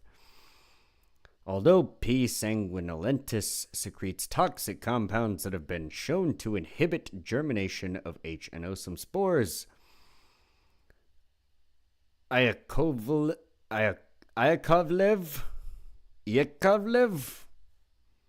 I fucking butcher names every time. 2004, did not screen for production of such toxic compounds in this study. Additionally, results of the competition between both species were not reported. However, downregulation of primary metabolic genes in the supposedly more antagonistic P. sanguinolentis paired against the phytopathogen H. anosum suggests that the biochemical arsenal of P. sanguinolentis may not have recruited in this experimental setup. Environmental conditions influence combative interactions between fungi. Well, yeah, I mean, environmental conditions, influence battle between anything.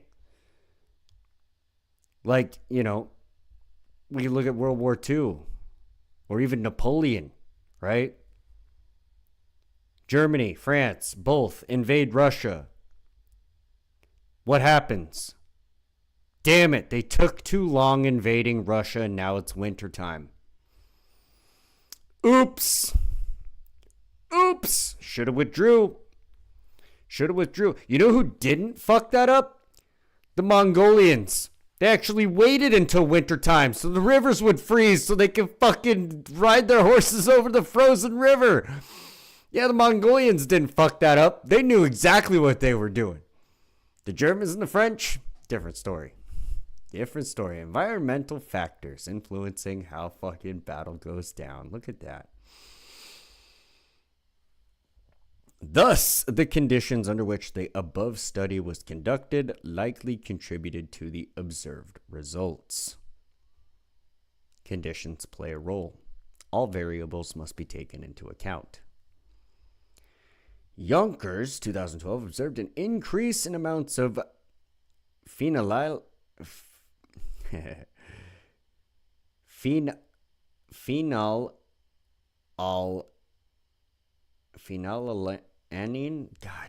ammonia lyase, PAL, I'm just going to call it PAL, mRNA in the mycelia of U. matus antagonized by the F. verticilliodes. Fucking names, god damn it.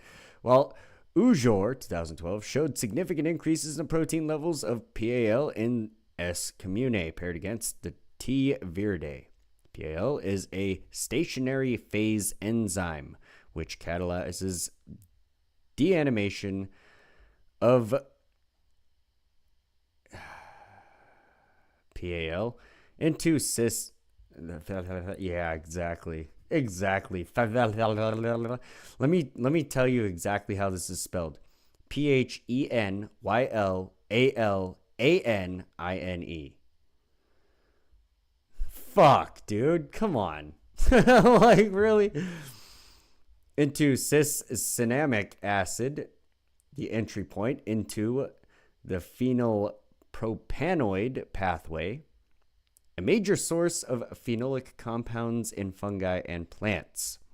Enhanced secretion of phenolic compounds is an established secondary metabolic trait, which is particularly recurrent during interspecific mycelial combat.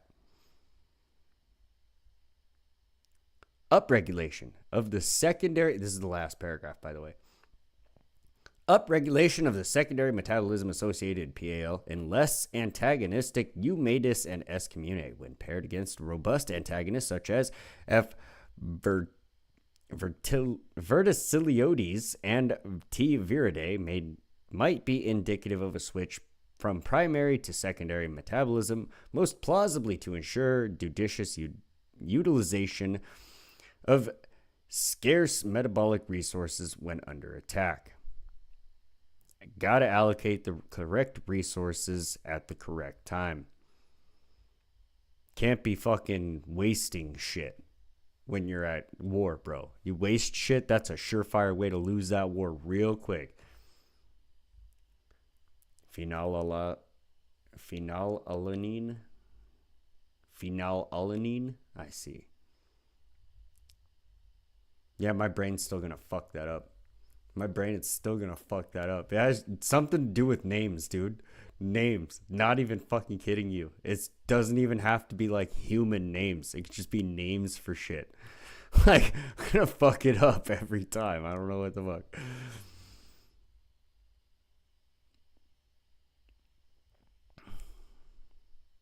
Specifically, upregulation of PAL could be attributed to an attempt by these species to recruit their chemical arsenal against their competitors, albeit less potent given the outcome of both interactions. Although induction of secondary metabolism in less combative species may be indicative of defeat. L. Often outcompeted species undergo cessation of growth following superior nutrient sequestration by an aggressive competitor and competitor-induced mycelial damage. In fact, possible depletion of essential nutrients, accumulation of secondary metabolites, and pH alterations by early colonizers would have been reported to influence the pattern's outcome of competition when substrates were pre-colonized by early colonizers before inoculation of late colonizers. Home field advantage at its best. I was taught that word by a very loud science teacher who corrected people every time. I can't forget it. I see.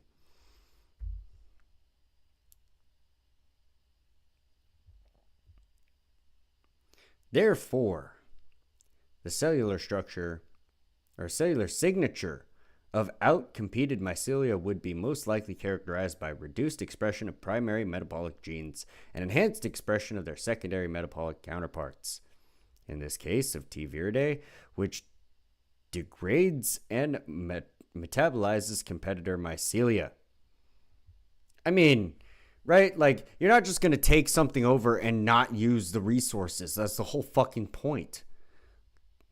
Like, oh, you know, I took you over and you left a bunch of food and gold and all this other shit. Like, yeah, we're taking that. You know what I mean? Like, fuck. Fuck.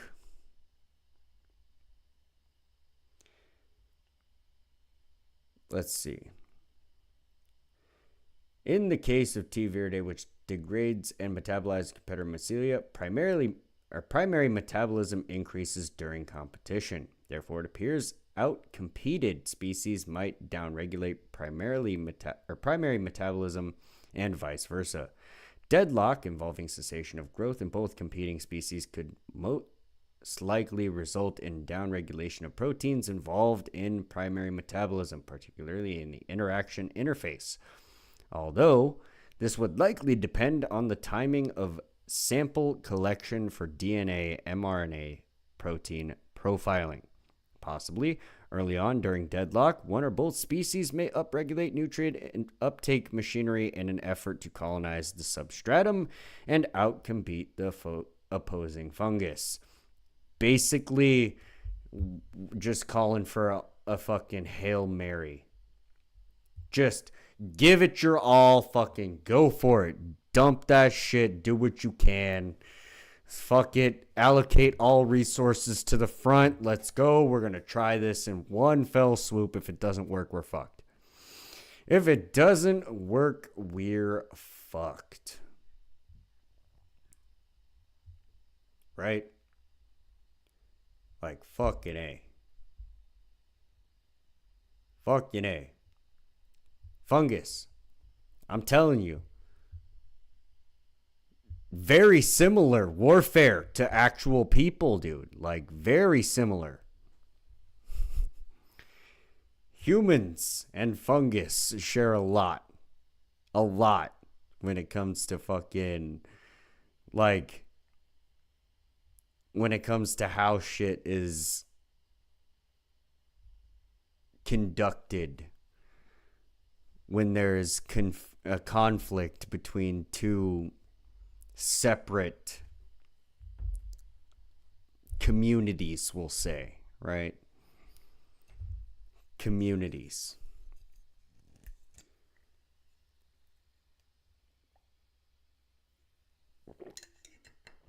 In fact, the biggest structure, biological structure on the planet is a mycelial net, right?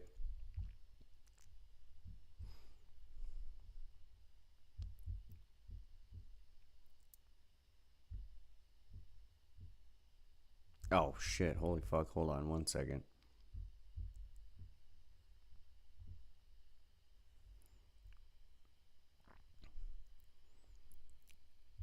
Yeah, so it's a fungus in Eastern Oregon.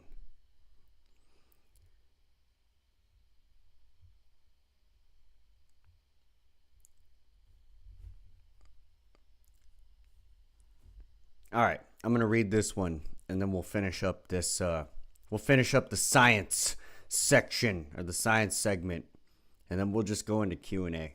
You guys can ask me whatever the fuck. Doesn't matter what subject, doesn't matter what question, just ask it. If you got a question, we can do it.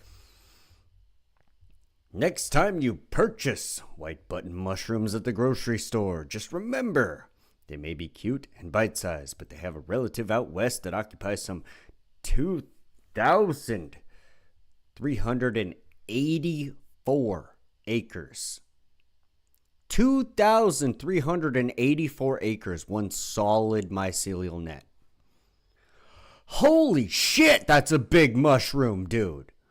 Jesus Christ. Put another way, this humongous fungus would encompass 1,665 football fields, or nearly 4 square miles, 10 square kilometers of turf. The discovery of this giant Armillaria astoye in 1998 heralded a new record holder for the title of the world's largest known biological organism. Believed by most to be the 110-foot long 200-ton blue whale. Based on its current growth rate, the fungus is estimated to be about 2,400 years old. but could be as ancient as 8,650 years old, which would earn it a place among the oldest living biological organisms as well.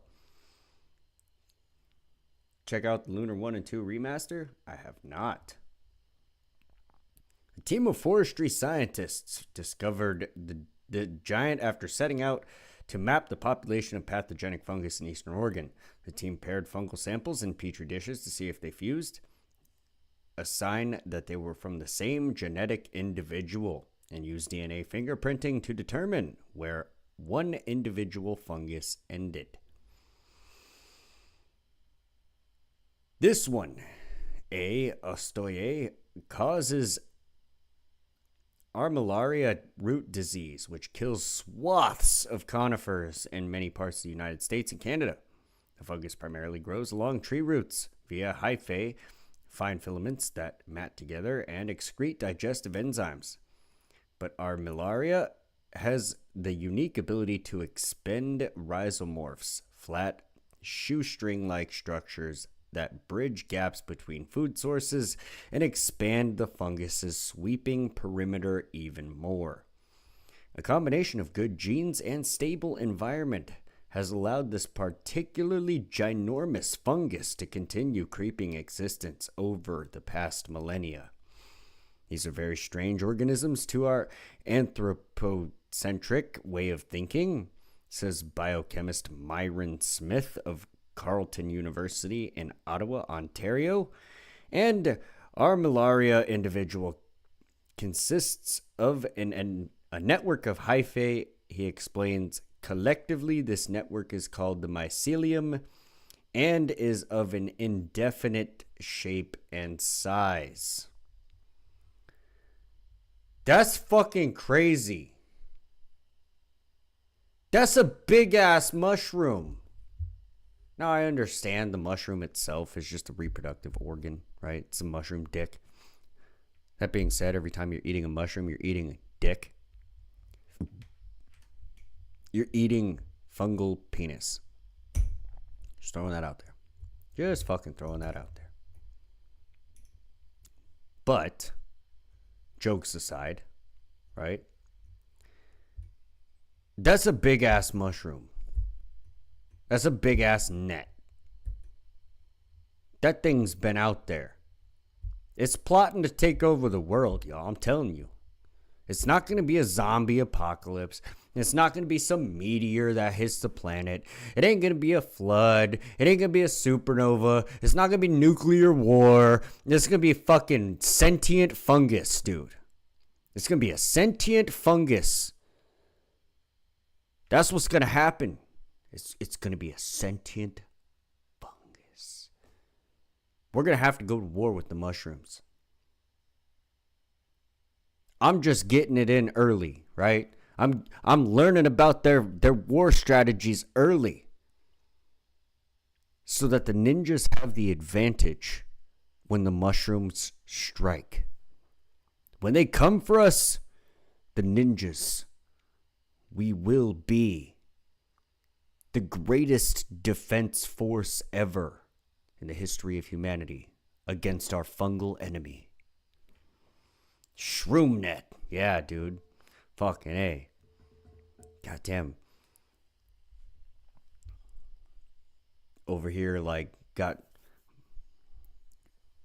Elon Fungus. Elon Musk. He's musky, bro. Musky, bro.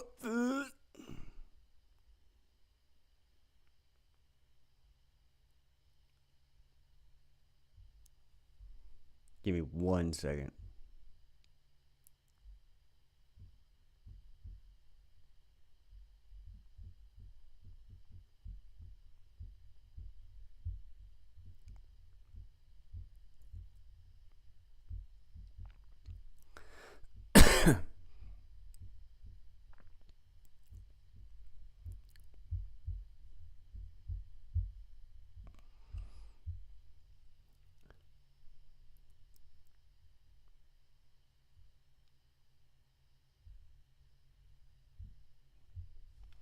Anyways,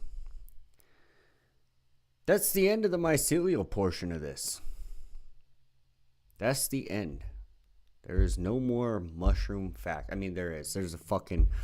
I literally could sit there reading for the next 5 hours of that entire study. But, like, what we went over is basically the gist of it, right? And I'm, like, trying to make a point by doing that. Like, human beings are really fucking smug, dude. We think we're the hottest shit, and we're all like sentient and conscious, and it's like, dude, do you realize mushrooms make the exact same decisions when it comes to like warfare that human beings do? They make conscious decisions. They manipulate their environment for their own advantage. Like, there's an argument to be made that these motherfuckers are sentient. Like, there's an argument to be made that they're fucking sentient. Because everything that is described as what sentience is, yeah, sorry, mycelial nets have that. The fungal organism that is the fungus, right? The underground portion, not the mushroom, not the reproduction portion, the underground portion, that is the actual like body of the fungus. Motherfuckers like basically sentient. They can figure out fucking problem solve. They can maneuver through their environment. They go to full scale war over territory. They communicate. Like, dude, fucking kidding me? They can remember shit. They can fucking remember shit. Okay? Like, to break it down, a mycelium, right? The mycelium itself is a network of fungal filaments, right? It's just a network of fungal filaments.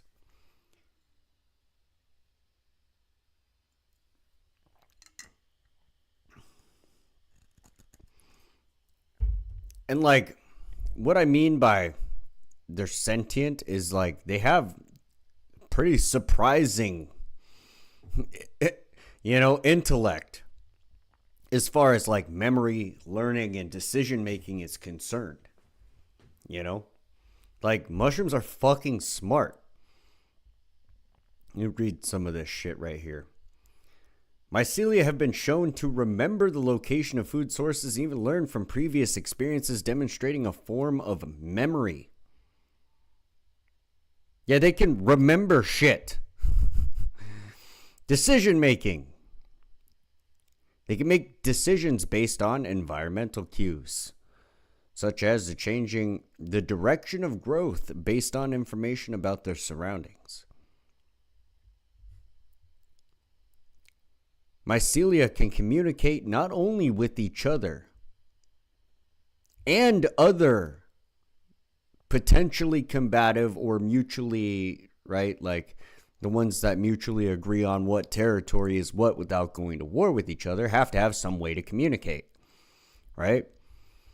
Like, they communicate with each other and their environment through electrical signals, like our brain does, right?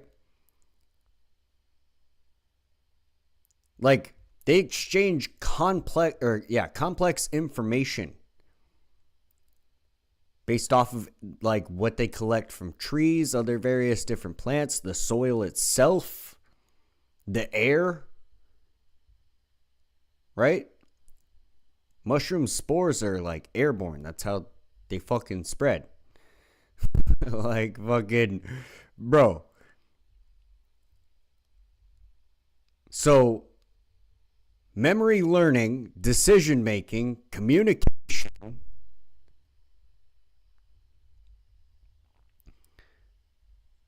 they also, fungi, has the ability to work together as a collective,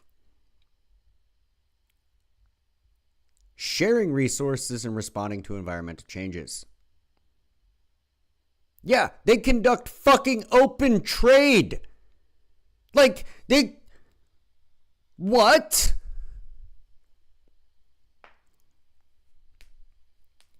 Some researchers have drawn parallels between mycelial network and human brain, suggesting that both are similar in cognitive processes. These motherfuckers are sentient people. We need to stop being so fucking smug, dude. We're gonna get fucked. Like, we're gonna get effed in the B by some shit we didn't expect. Like, dolphins are gonna weaponize the moon and take over the planet type shit. And cap shrooms.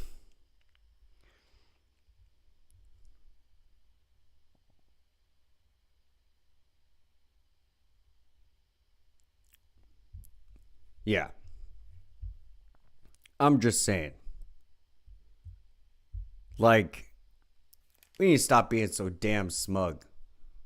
So damn smug thinking, oh, we're at the top of the food chain. Yeah, we are for now. I'll give you that one. For now, we are. But one day, I'm telling you, one day, it's going to get a lot worse than what they had to deal with in Australia. It ain't going to be no emu wars.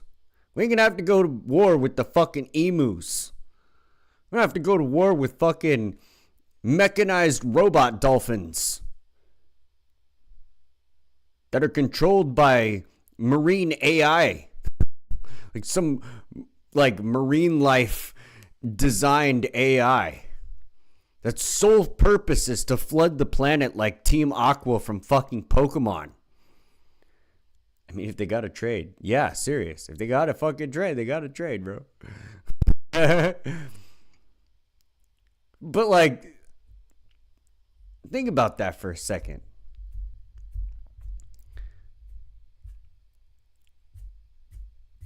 This is going to tie into something, right? There's a reason I'm doing this. Mycology segment. There's a reason I'm talking about the intellectual value and sentience of mushrooms. Right? And I'm going to play this back at a later point when I find the clip. Or when I'm watching whatever and another dumb bitch says the same goddamn thing that fucking they all goddamn say when Brian asks this fucking question. When do I deploy the secret weapon to ensure survival? Bro, fucking should have already done that, I feel like, you know? Shit, man, I think we're behind the curve. Fuck. But anyway, at any rate, right? The reason, or at least one of the reasons I bring this up, is the Whatever podcast, right? And now this isn't just on Whatever podcast. I've seen bitches say this shit on Fresh and Fit. I've seen chicks say this shit on like street interviews on Instagram and TikTok and fuck, you know what I mean? Like, it's all over the place. It's the whole leftist paradigm on abortion. Oh, well, the consciousness doesn't start until a certain point. Are you fucking sure about that? How sure are you about that? What constitutes consciousness? And they will give you the same motherfucking list of cognitive skills that I just described that mushrooms, literally, that mycelial nets also have. So is that mycelial net now conscious and sentient on the same level as a human being? Or is it not? Because if you say no, well, then we're getting into a whole world of issues. And if you say yes, then you can't support abortion anymore. Because we obviously don't have a definitive line as to where consciousness starts. You can no longer use that as an argument. It's my defeater, my ultimate defeater in the fight against the goddamn abortion epidemic. Yes, it's a fucking epidemic when hundreds of millions of human beings are stopped short from the experience, the privilege of life, because somebody felt that they weren't human enough yet to be viable. Oh, well, they have to be able to live outside the womb. You realize that's like every child under the age of 8? Potentially even older than that. Like nowadays, kids are so goddamn dumb. I wouldn't... Under the age of fucking 15, dude. Any child under the age of 15. Like, they can't take care of themselves. I'll grant there are some that probably could, yes. But the majority, the fucking majority of these kids are so dumb that left to their own devices, they would either starve to death or do something stupid and kill themselves.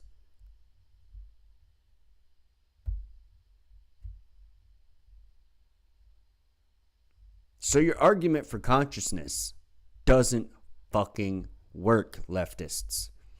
It doesn't work. And once I refine this down to a point where I have this studied, right? I have the study documented, like all the studies and shit compiled and documented, and I've made videos on my fucking YouTube about it. Once I get this shit dialed in, that's the end of the abortion argument. Like, you can't tell me that motherfucker even at one cell. Oh, it's just a clump of shells. Yeah, even at one cell, you can't tell me that motherfucker's not a human and that you didn't just commit a murder.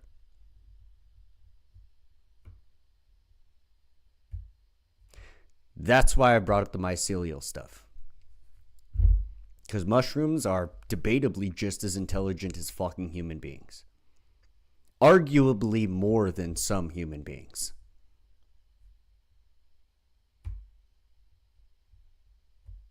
Just throwing that out there. Just throwing that out there. We have an hour and a half left on the stream, ladies and gentlemen. If you haven't liked the stream yet, hit the like now, please. If you're not subscribed to the channel, please do that too. We will be getting way more into this as time goes on. This is not the last time I'm going to do a non-league stream. League has been insanely frustrating. Like insanely frustrating lately. So this is refreshing to like sit here and do a stream that's different than the norm, right? And so I'm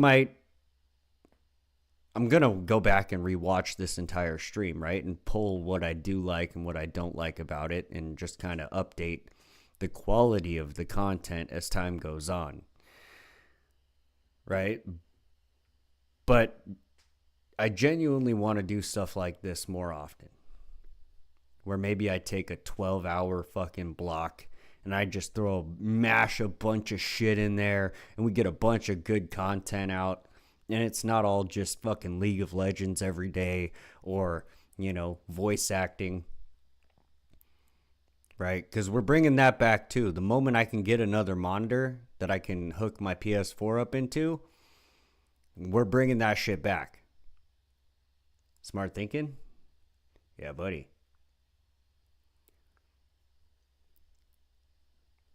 The donation incentive is out there. We're at 60 of 200. That's 140 left. And I can go buy that monitor. All the money from those donations are being allocated towards a new monitor.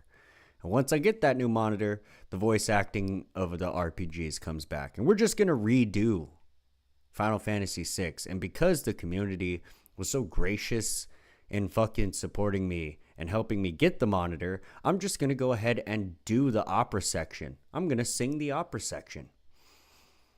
So the sooner we get this incentive finished, the sooner y'all get to watch me fail as an opera singer. I'm just kidding. I'm actually not bad. Like, that's going to be an interesting segment.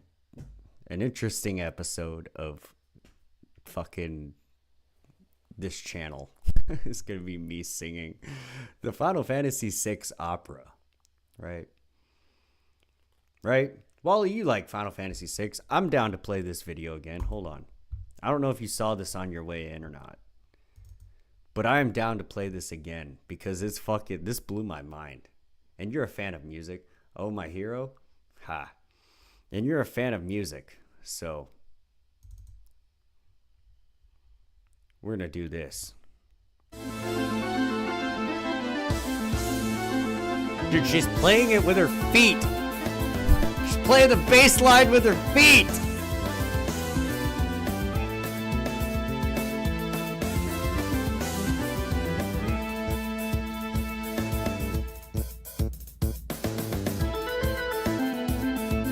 The timing is perfect. She fucking nailed it. Nailed it. Every note, didn't drop a single fucking note. She got one foot working the pedals, the other foot fucking playing the bass line. Like, that's fucking nuts. She's playing 3 pianos at the same time.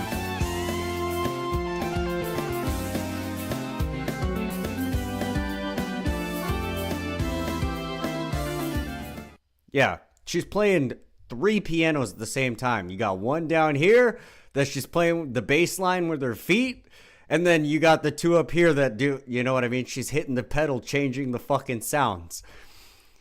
She's using all 4 of her limbs independent of one another like a fucking octopus, bro. Like a fucking octopus. Holy shit. Fucking, I wish I was that cool. I'm good at piano, bro. Like, I am really good at the piano, and I am not that fucking cool. Holy fuck, you want to talk about, like, ambidextrous on literally every level.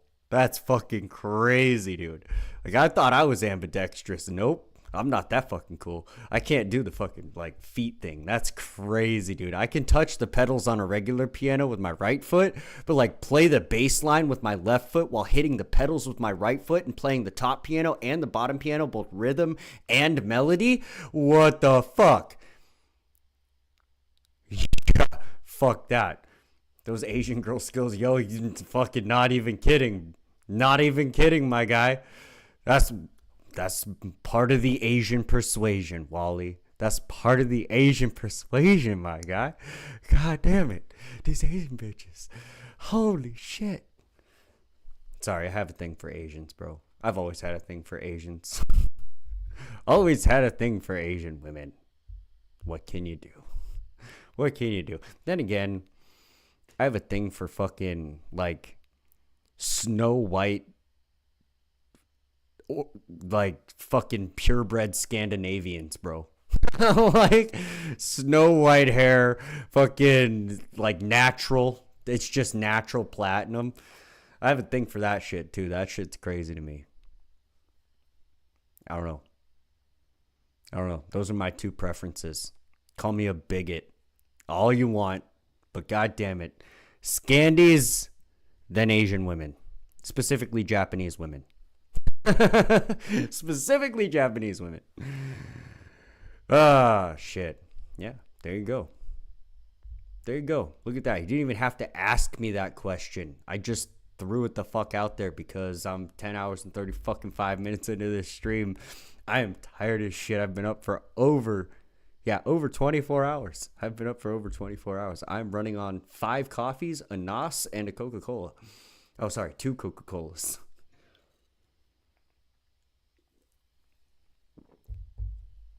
I have had no food put in my stomach in almost 36 hours. We're fasting. No, I'm just kidding. As soon as this fucking stream's over, you can almost stuff in my face, bro.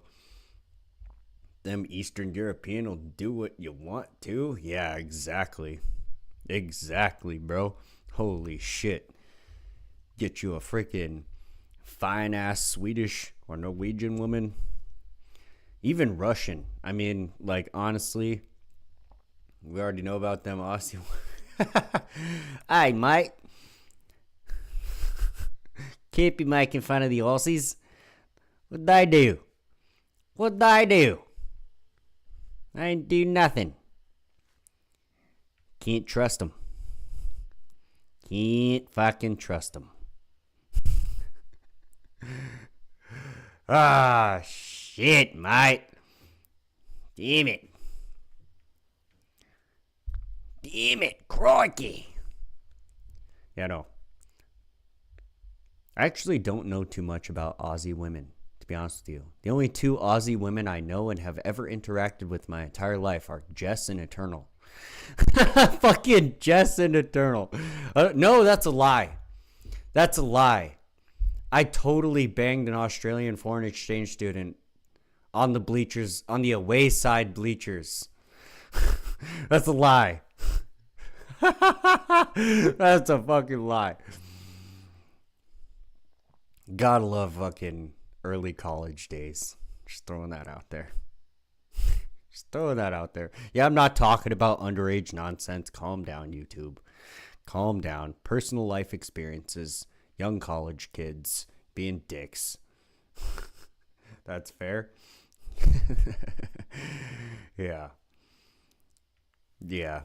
It's not like I knew Riarn very long anyways. Yup. Threw out the name. Docs. I'm just kidding. I didn't throw her last name out there. There's a bunch of Riarns out there. But yeah. Yeah. Another interesting fact from my life. I used to be a coomer, bro. Used to be.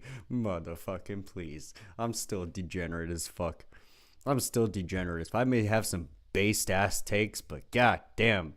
Bro, I can be a coomer sometimes, bro. Just a cooming little fucking dumbass. Not a gooner.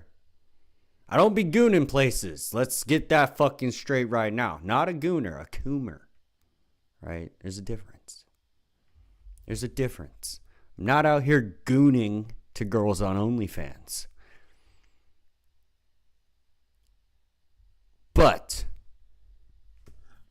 for the right price of a 9 out of 10 attractiveness Asian woman, I will simp like a motherfucker. I'm not even gonna lie, bro. What the fuck? What the fuck? So yeah. What I'm going to do, shit, I'm going to run to the restroom real quick. I got to fucking piss with all this goddamn fucking coffee and soda and energy drinks and shit trying to get through this fucking stream. So I'm going to run like super speed to the restroom, and then I'm going to come back and I'm going to hit some 420 real quick. And then we could do the Q&A. We could just fucking throw up the Q&A. Why the hell not? Why the hell not for the last hour and what? 10 minutes by the time I get back, 15 minutes. We'll do Q&A. We just bullshit. Talk about what the fuck ever. It'll just be me on screen. No League of Legends. No nonsense. No bullshit. No sticks. No seeds. No stems, buddy. Oh. All right. I'll be right back.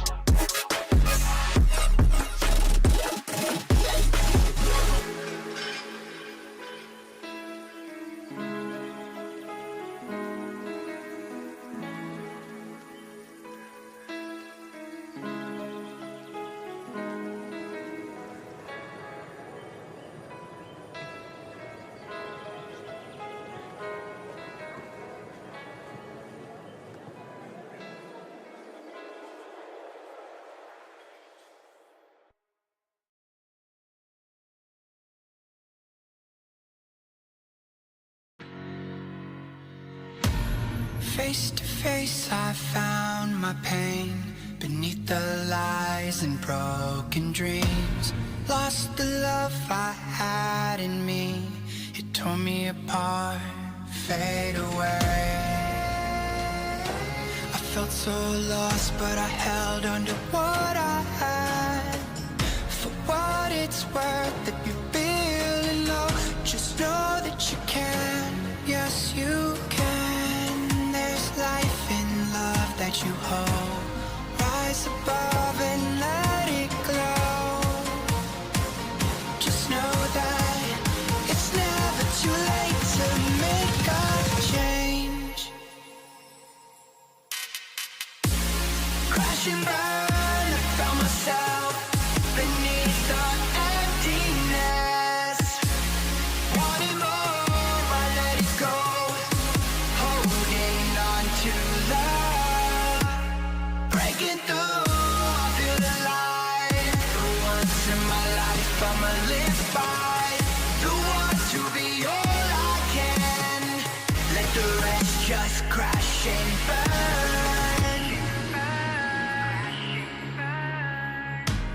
Crash and burn. Oh, oh, oh, oh, let it crash and burn. This one for the person who feels alone. This one for the hero who has no home. This one for the one who live for hope. Changing better days. Pick your head up, keep on fighting, living, loving.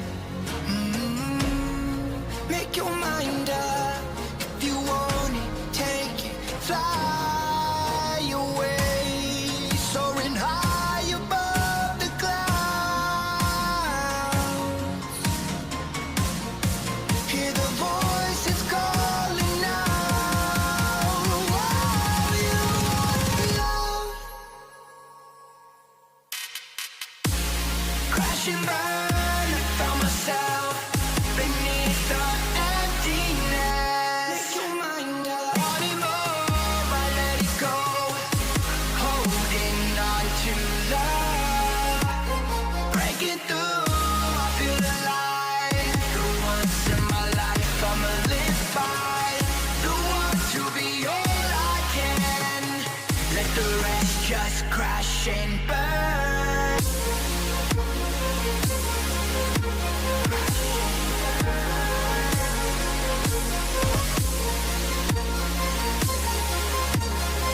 Let the rest just crash and burn.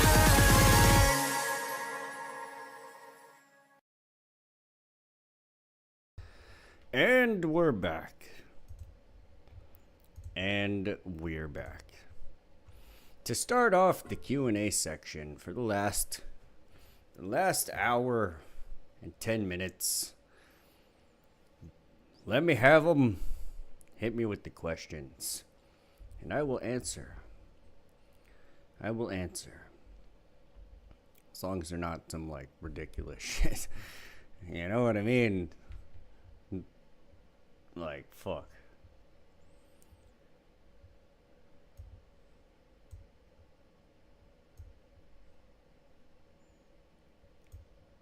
Dang.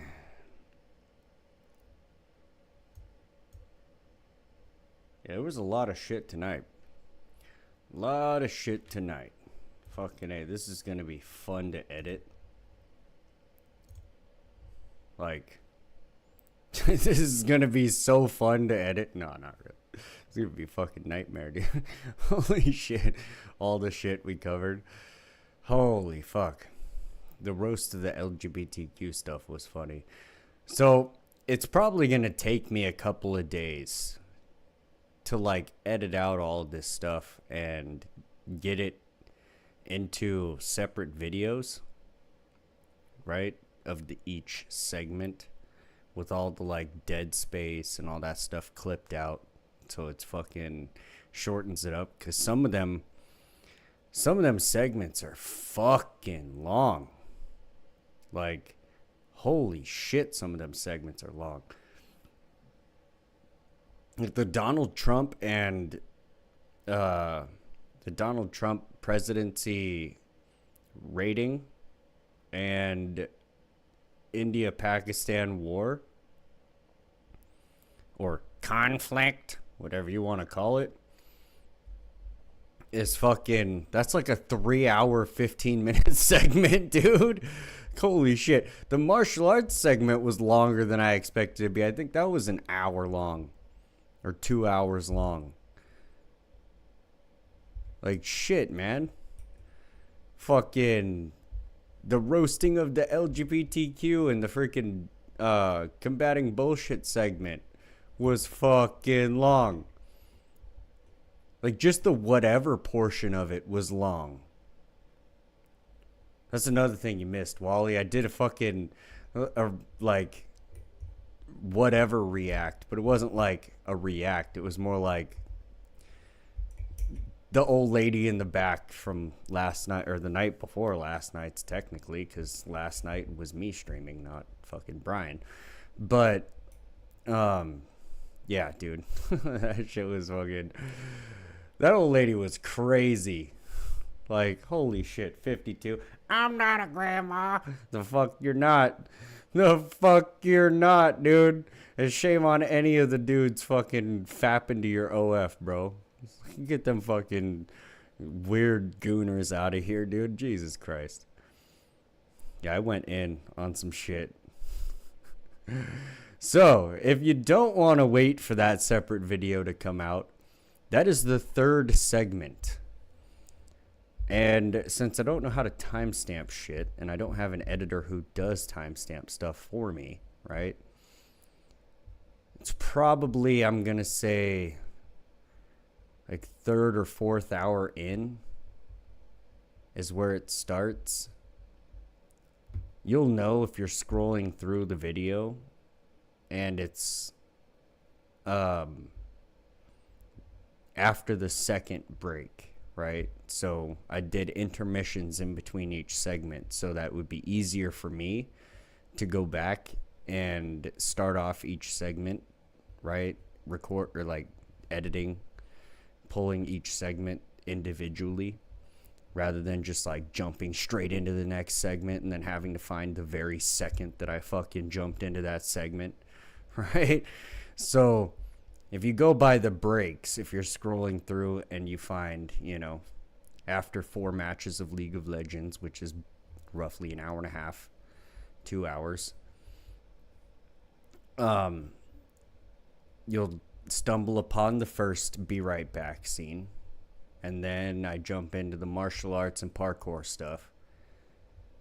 And then I do that, and I go into another Be Right Back screen.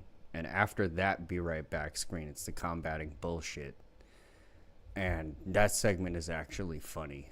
Like, holy shit, that segment was interesting. Interesting. Fucking A.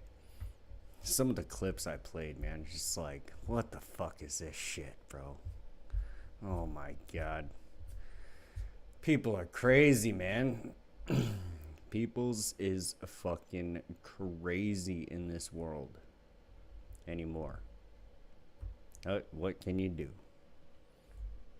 What can you fucking do, right?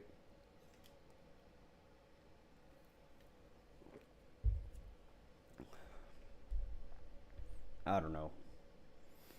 I don't know what you can do. I guess a lot.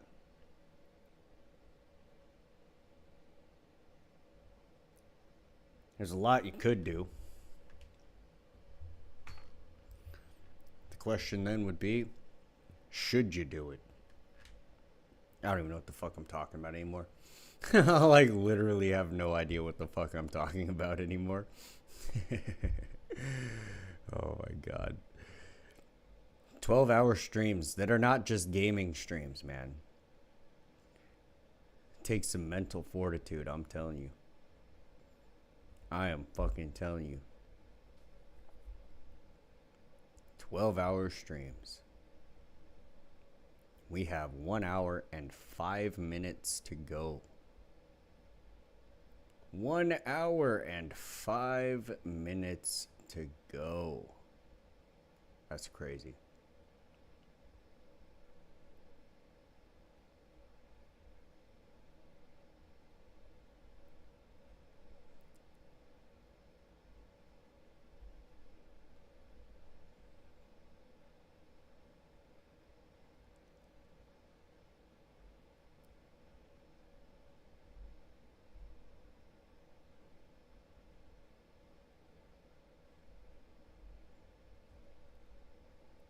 That's crazy, buddy. Shit. Shit. Well, I mean, since we're doing a Q&A, and nobody's really asking anything right now, let's fucking do this.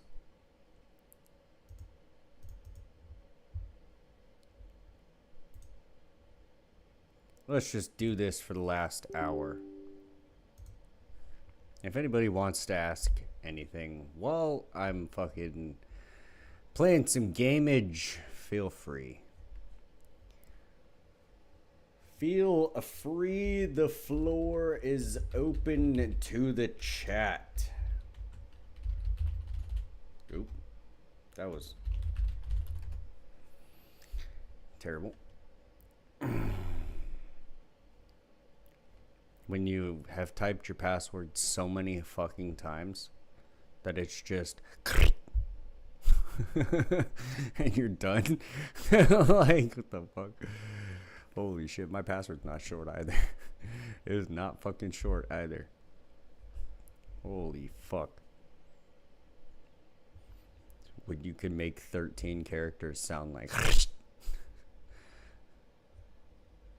fuck it, eh? Was that like 100 words per minute typing? I couldn't consistently do that. It's just because I know how my, you know, like the perfect hand placement on my keyboard to type in my password. Ah, shit. That's fucking crazy. Bros, I think this is the best episode I've ever done. The best episode of this channel was probably tonight. Both production-wise... Whoa. Lagging. Both production-wise and content-wise. I fucking brought the heat tonight, y'all. Fucking A. This was the mega awesome, super crazy fucking nonsense.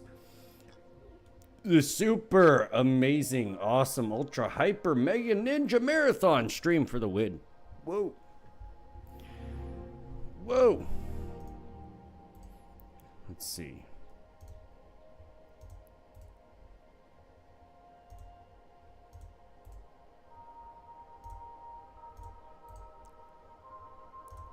Man, I'm probably gonna do so fucking bad. Are you kidding me?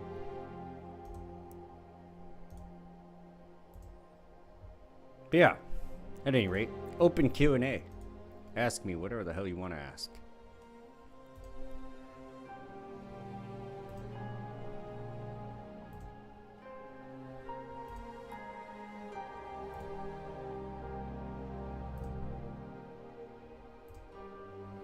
Do I really think that Hillary Clinton is an alien? Yes. Yes, the fuck I do. I really do think that she is a shape-shifting reptilian. I think there's more evidence for that than her being an actual human being.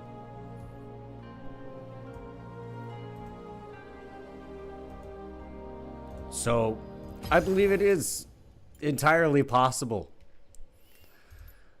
I mean, anything's fucking possible, bro. Anything. Anything is fucking possible.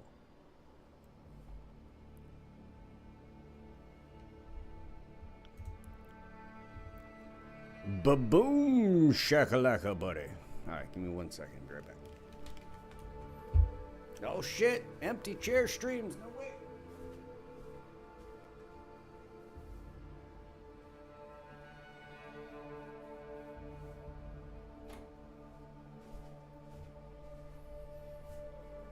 All right. Let's go. We'll end the stream in dark mode. The ninja has stepped into the shadows.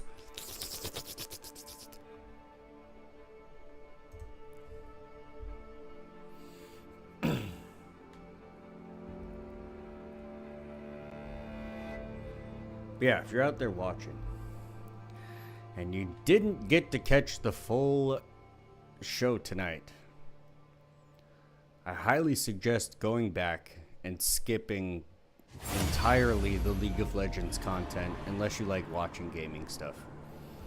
Then do that. Watch the League of Legends stuff. But if you want to skip the gaming stuff and go into like martial arts and everything else, holy shit, it was a good show tonight. If you haven't hit the like button, please do. If you're not subscribed to the channel, please do that too. Help me grow the channel.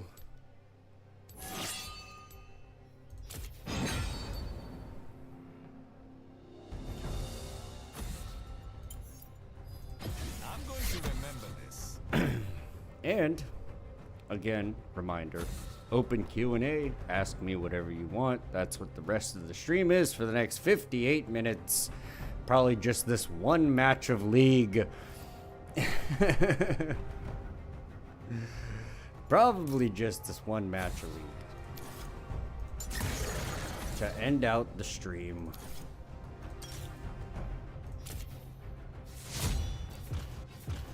That's probably what we'll do.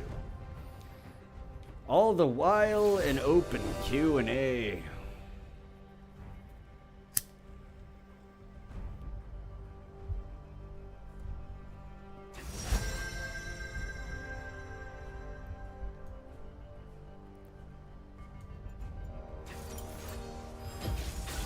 Pleased to meet you.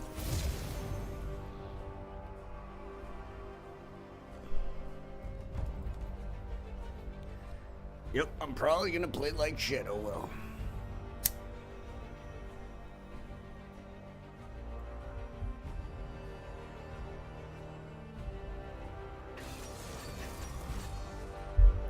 Tired Damien is shitty at gaming, Damien.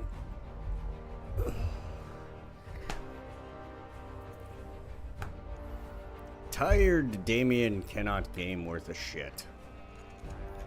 Worth a shit.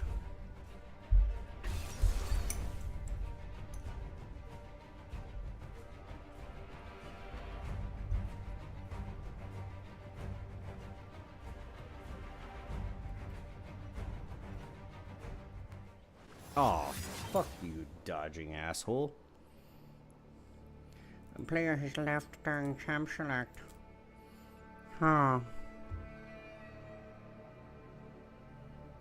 The match has been restarted. The queue has been restarted. Yes. Yes, indeed. Indubitably.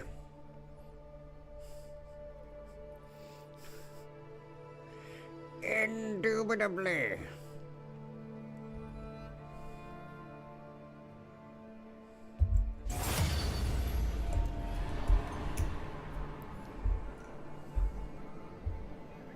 All right.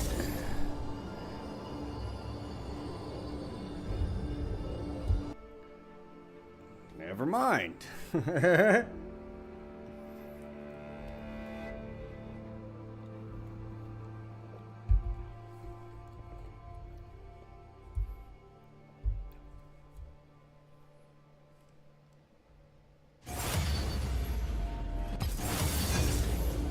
Really?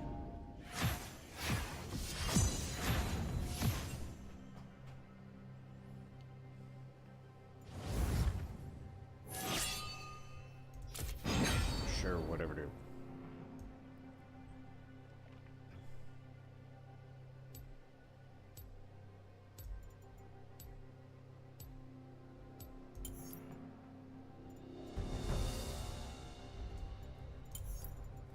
I'm going to remember this.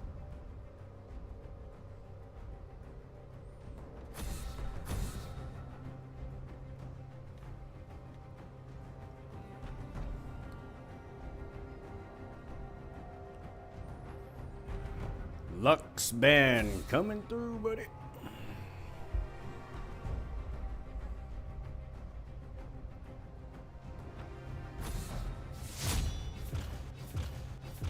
The double Timo band.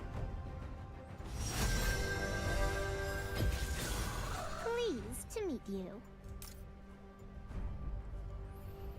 Yep. The runes are good.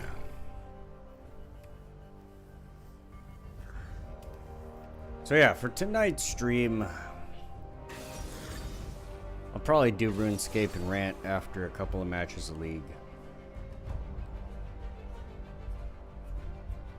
Probably do the planned obsolescence.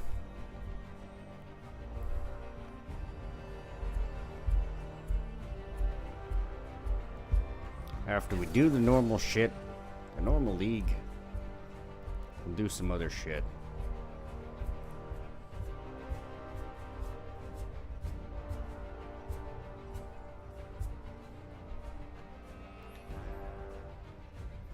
Do some other she-hat.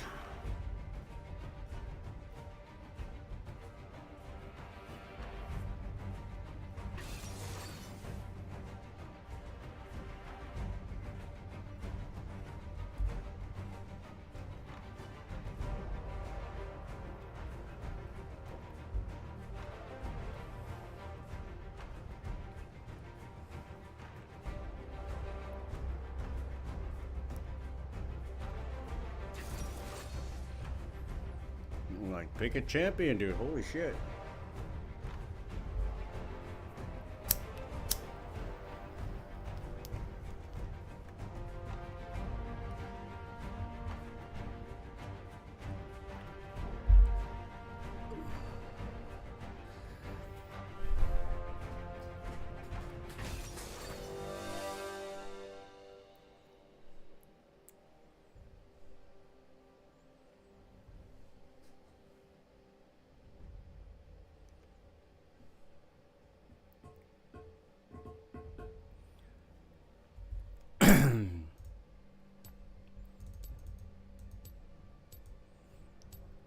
Alright. Alright.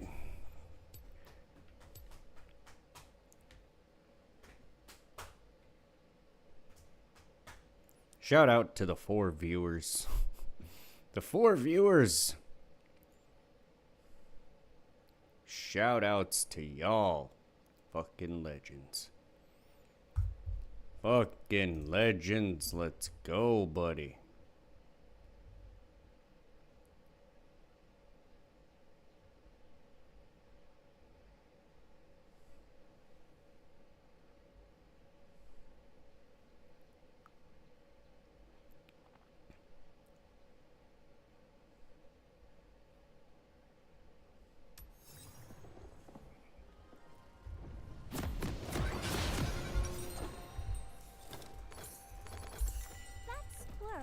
Right.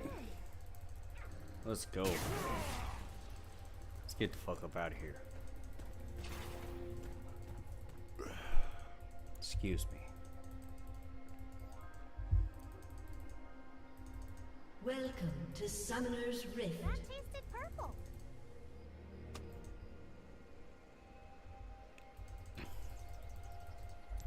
"30 seconds until minions spawn.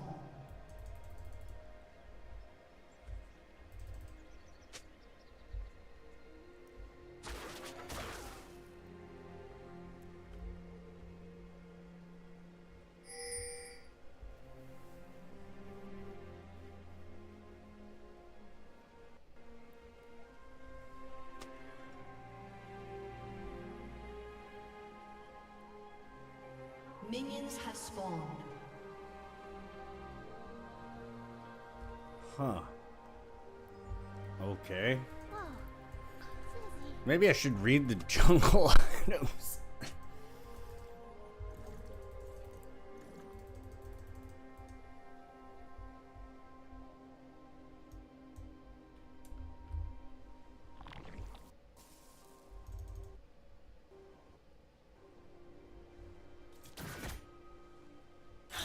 Random lag spike? That was fucking weird. That was fucking weird. You'll see more with your eyes closed.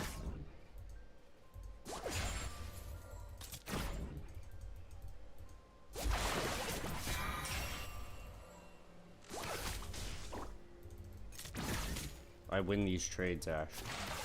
Just so you know.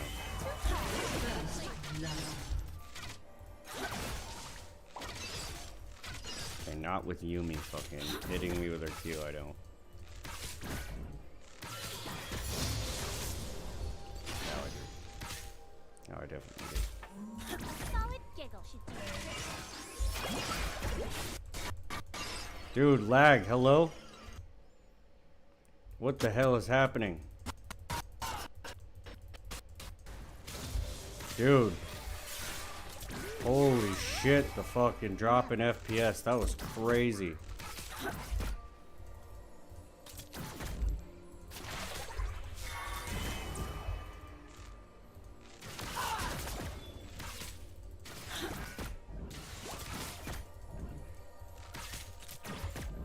I dropped down to 8 FPS. What the fuck is this lag?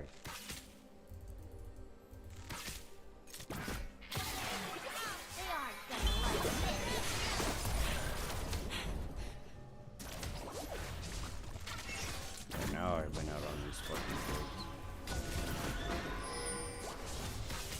An enemy has been slain.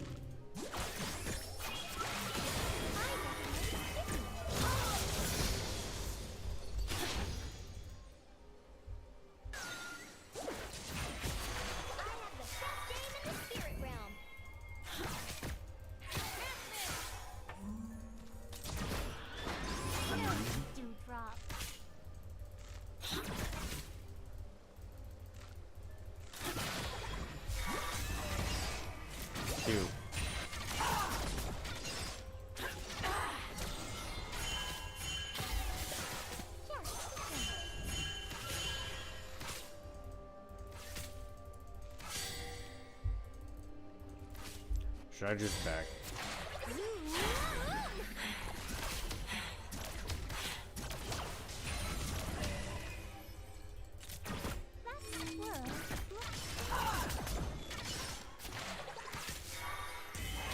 Oh, that's bullshit. Now I have to back.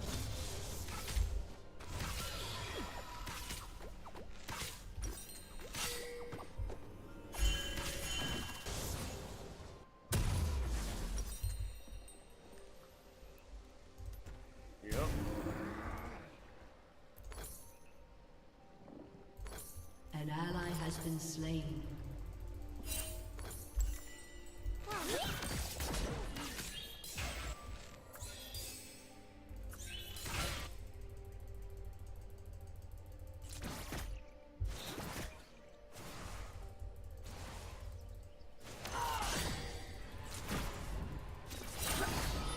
You'll see more with your eyes closed.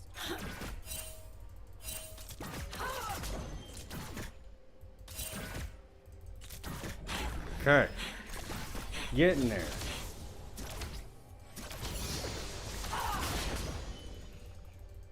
Never too An ally has been slain.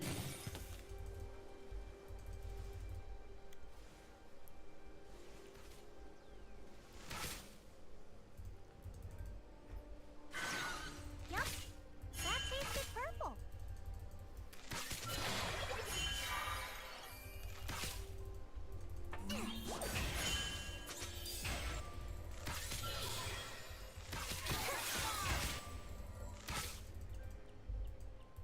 Nosy Dewdrop.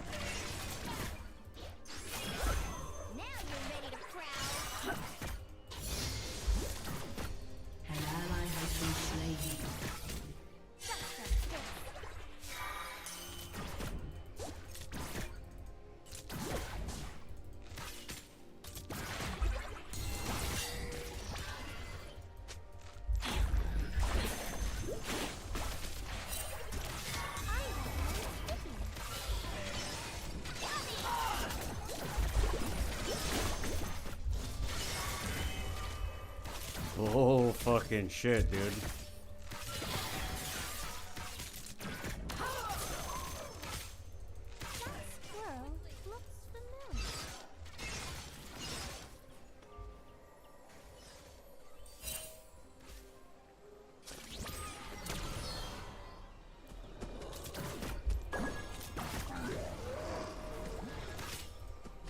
You'll see more with your eyes closed.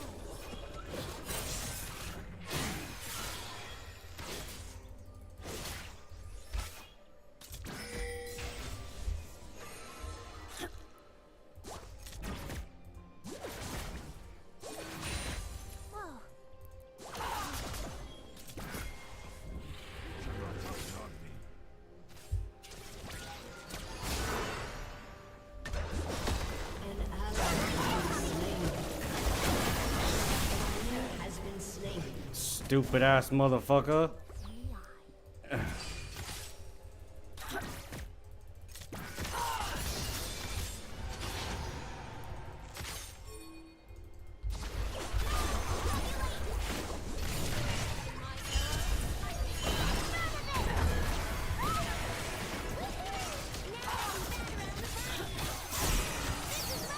You're dead.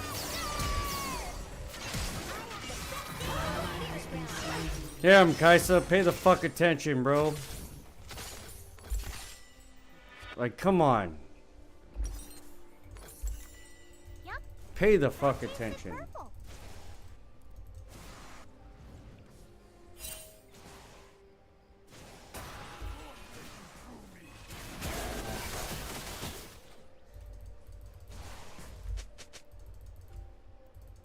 Just a pinch.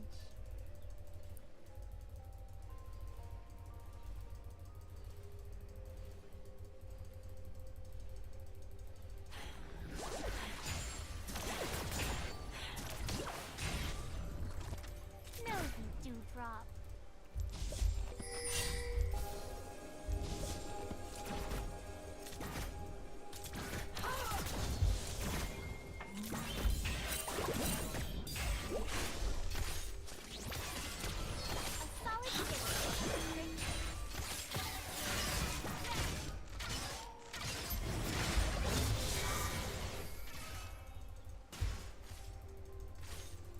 An ally has been slain. I recommend skipping.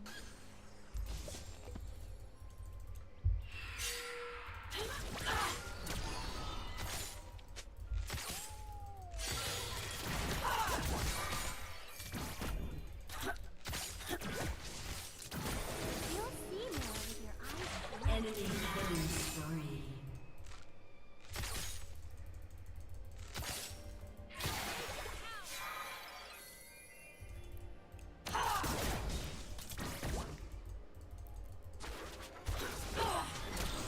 That squirrel looks familiar.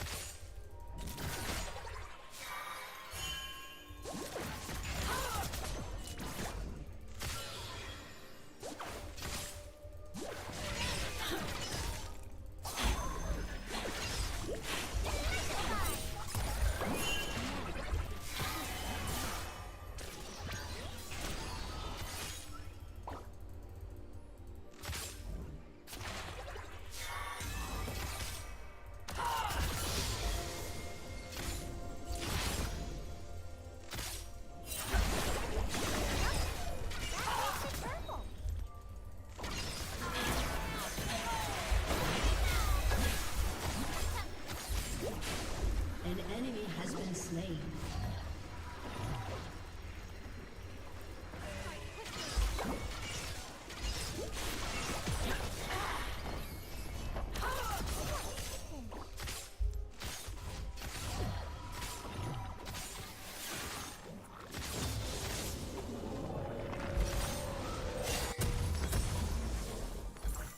We lost. Has destroyed turret.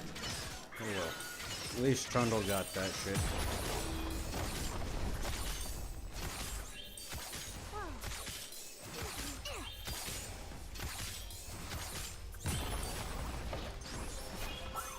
Enemy killing spree.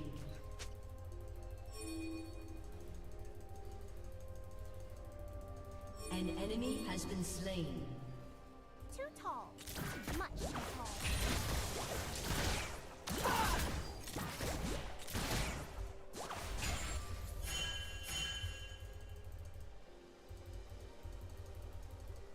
Your team has destroyed a turret.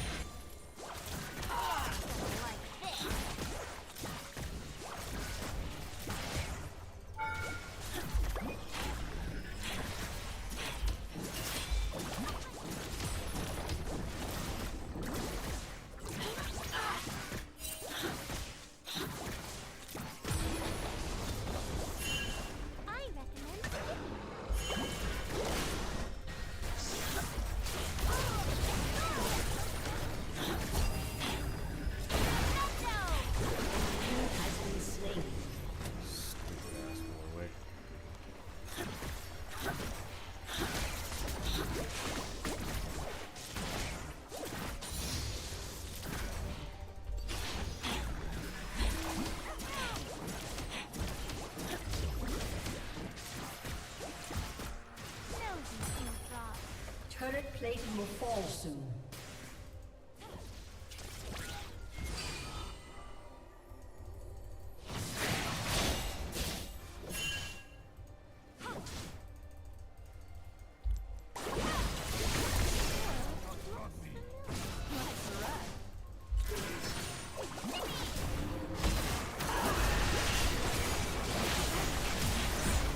Shut down. An ally has been slain.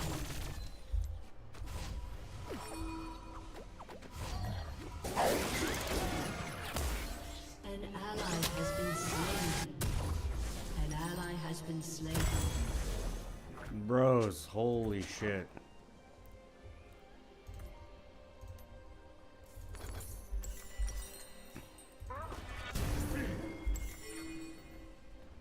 You'll see more with your eyes closed.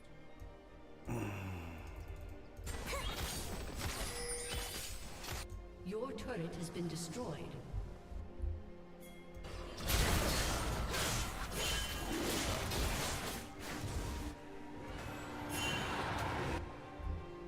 Let's use all the colors.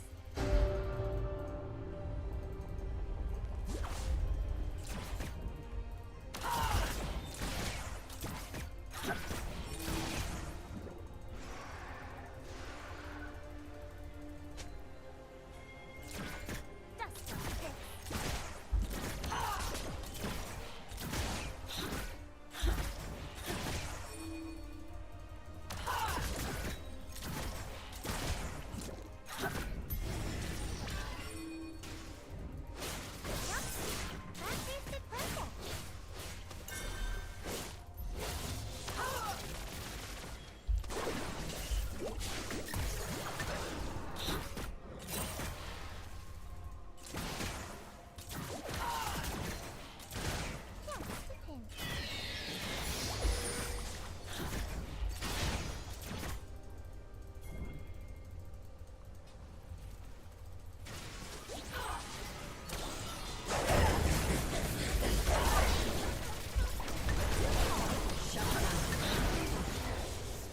Killing spree.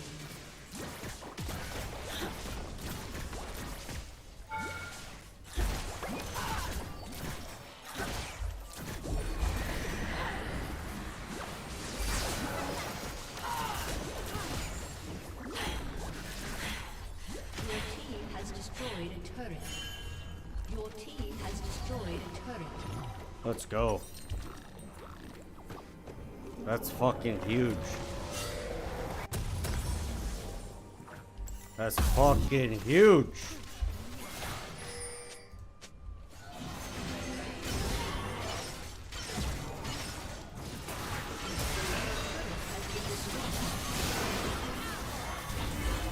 Enemy killing spree.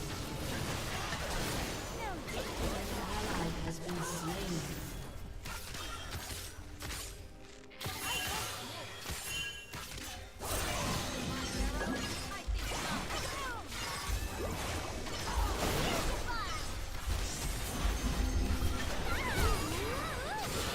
Dude, like, hello?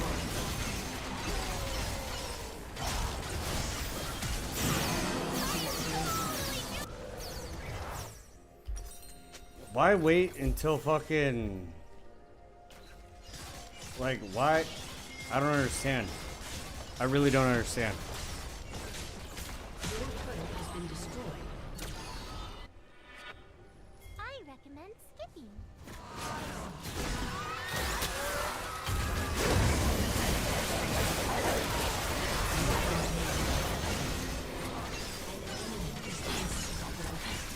An enemy has been slain.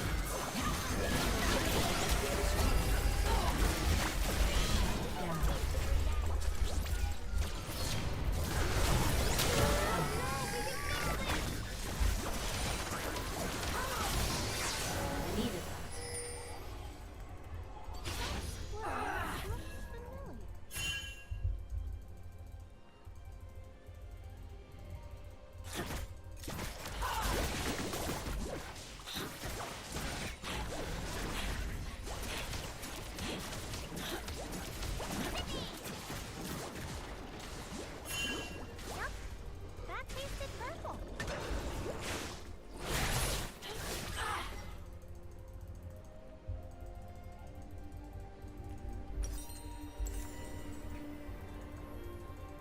Well, what am I supposed to do? You'll see more. Go back with 400 gold for nothing?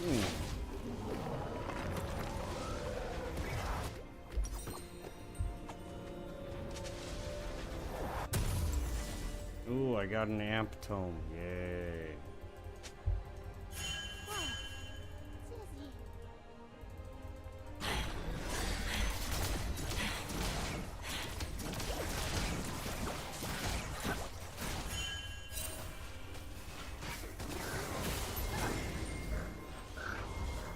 Never look a tulip in the eye.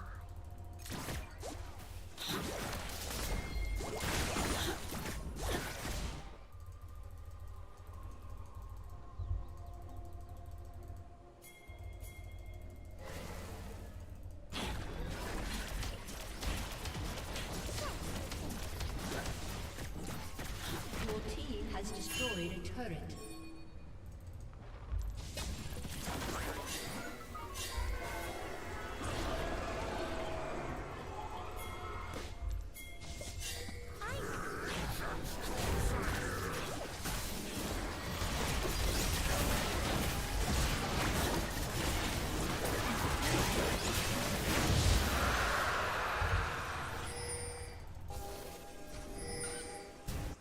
An ally has been slain.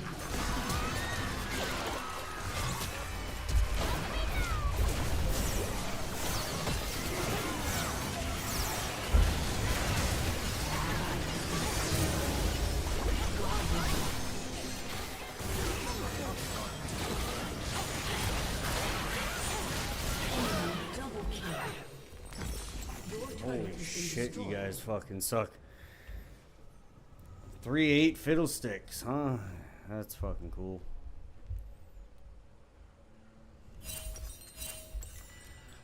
That's fucking cool. 3-8 fiddlesticks. What do you know? What do you know? I'm not doing that bad.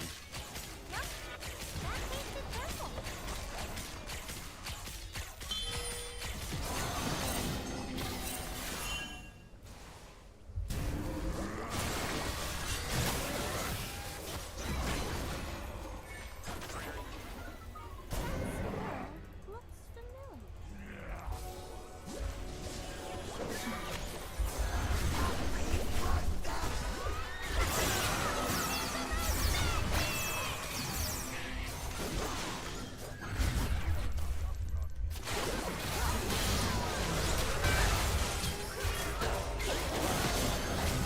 An ally has been slain.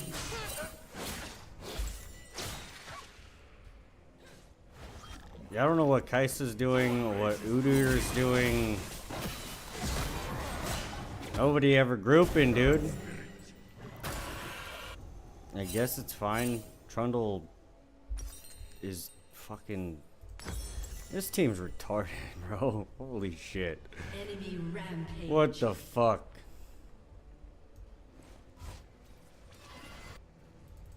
Whoa. Susie.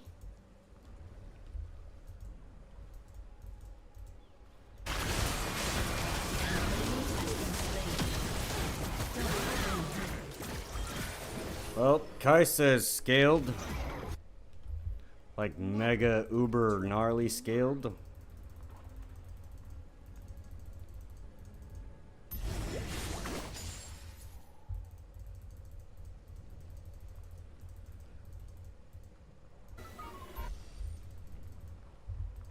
A solid giggle should do the trick.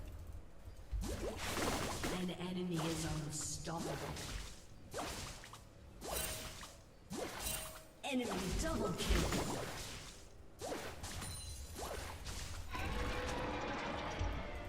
Just a pinch.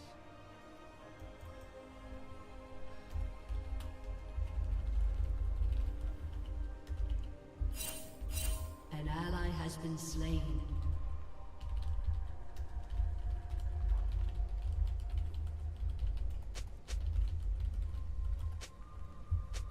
You'll see more with your eyes closed.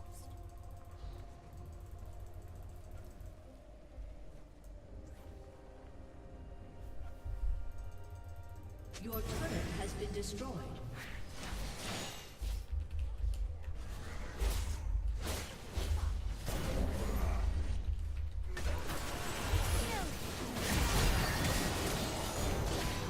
An ally has been slain.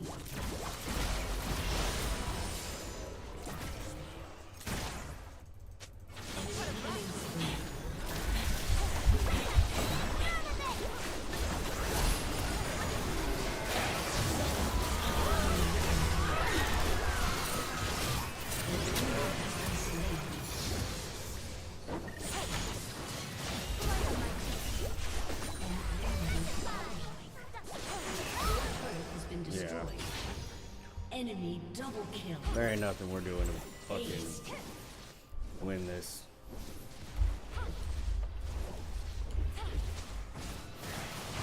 Your inhibitor has been destroyed.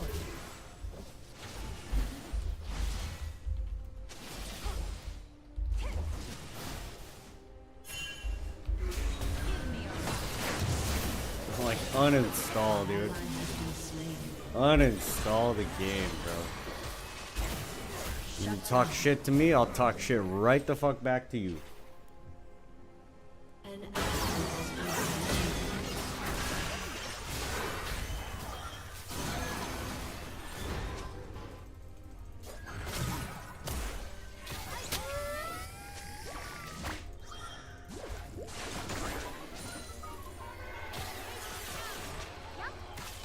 tasted purple.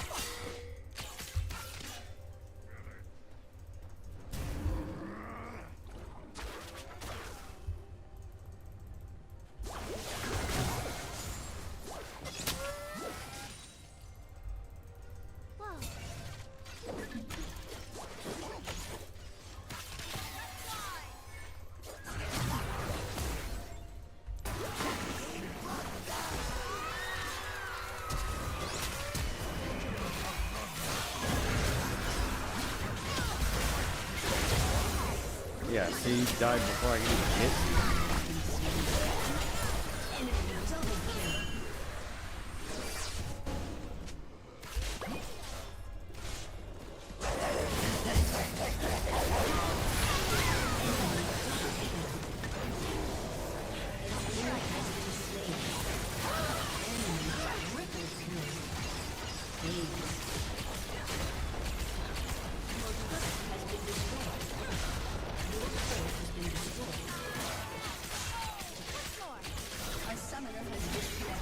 We have a jungler who's fucking brain dead. That's what that was.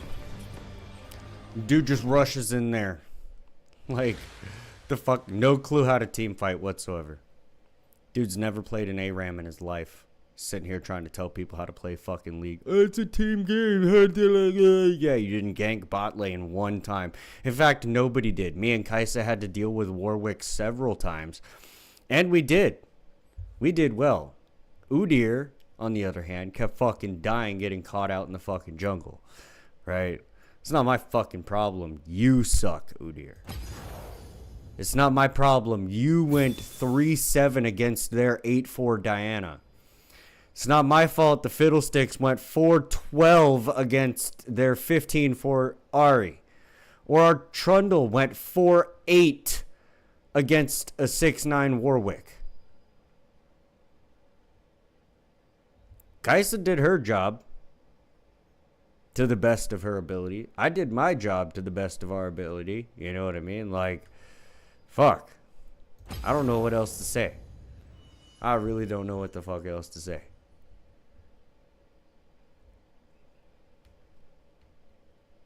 Fucking dude sucks at this game, and he fucking takes it out on other people. That's crazy to me. That's fucking crazy to me. Bros, we have 23 minutes until this stream is over. 23 motherfucking minutes. Let's fucking go for 12 hours. 12 hours. The work was put in. Maybe I had over-prepared slightly for the stream, because the amount of time I had for the last segment was not, the Q&A was not long enough for any of the other segments, including the RuneScape and rant. I think that would have taken a minute to set up, get ready, you know, get RuneScape on, logged in, fucking client going and shit like that, and then fucking the introduction, and to really get into the meaty part of the rant. You know what I mean? I'd had to rant for a minute. And the other stuff would have taken too long to fucking go through. So, you know, for the last hour, why the hell not? Play one match a league, get a Q&A in there. Had a couple of questions. And then, yeah, just hang out for the last 20 minutes. It's a chill session now, buddy.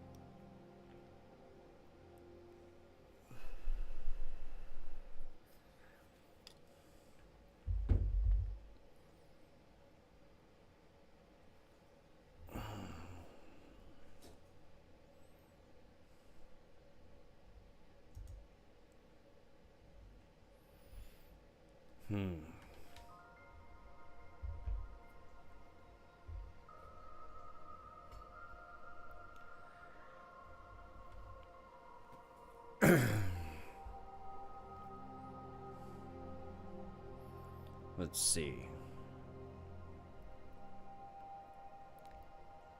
Let's fucking see here.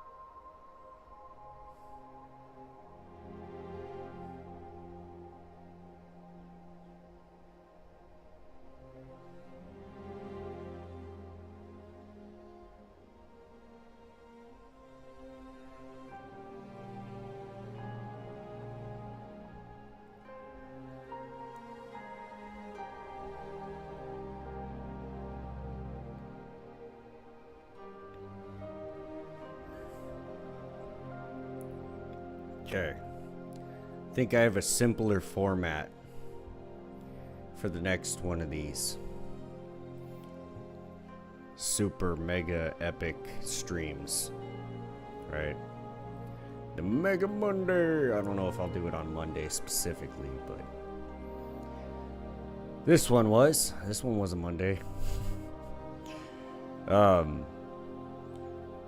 yeah, I might or might not play League of Legends in the next one. I might not. If I do, it'll only be like 2 matches, right? It'll be one little small session of League, and then everything else. But that'll just be to, like, you know, give time for chat to pop in kind of thing. And then I think I'm gonna just continue to do the parkour reaction and break down martial arts stuff. Probably gonna throw some battle tactics and war strategies in there, a segment, and then some kind of politics and some kind of combating stupidity, because I come across stupidity on the internet like it's fucking no one's business. So I will have an endless sea of fucking content to make off of that shit. All I have to do is put on an episode of fucking whatever podcast. Holy shit. I'm kind of glad that I was able to get that fucking India, Pakistan. I mean, realistically, I have to go back and watch it, right? But it didn't look like it was lagging to me. It doesn't seem like my stream's been lagging fucking at all since the end of the League stream, beginning of the martial arts segment.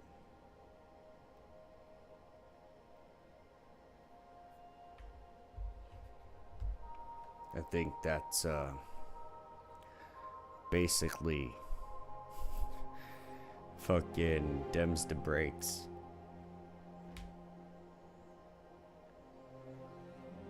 I think that's basically how that works.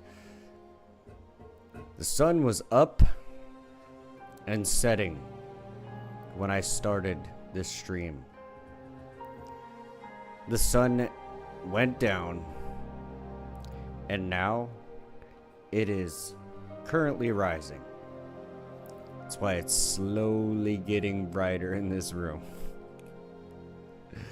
The sun is out, buddy. The sun is out in the sky, doing things, heating up the planet.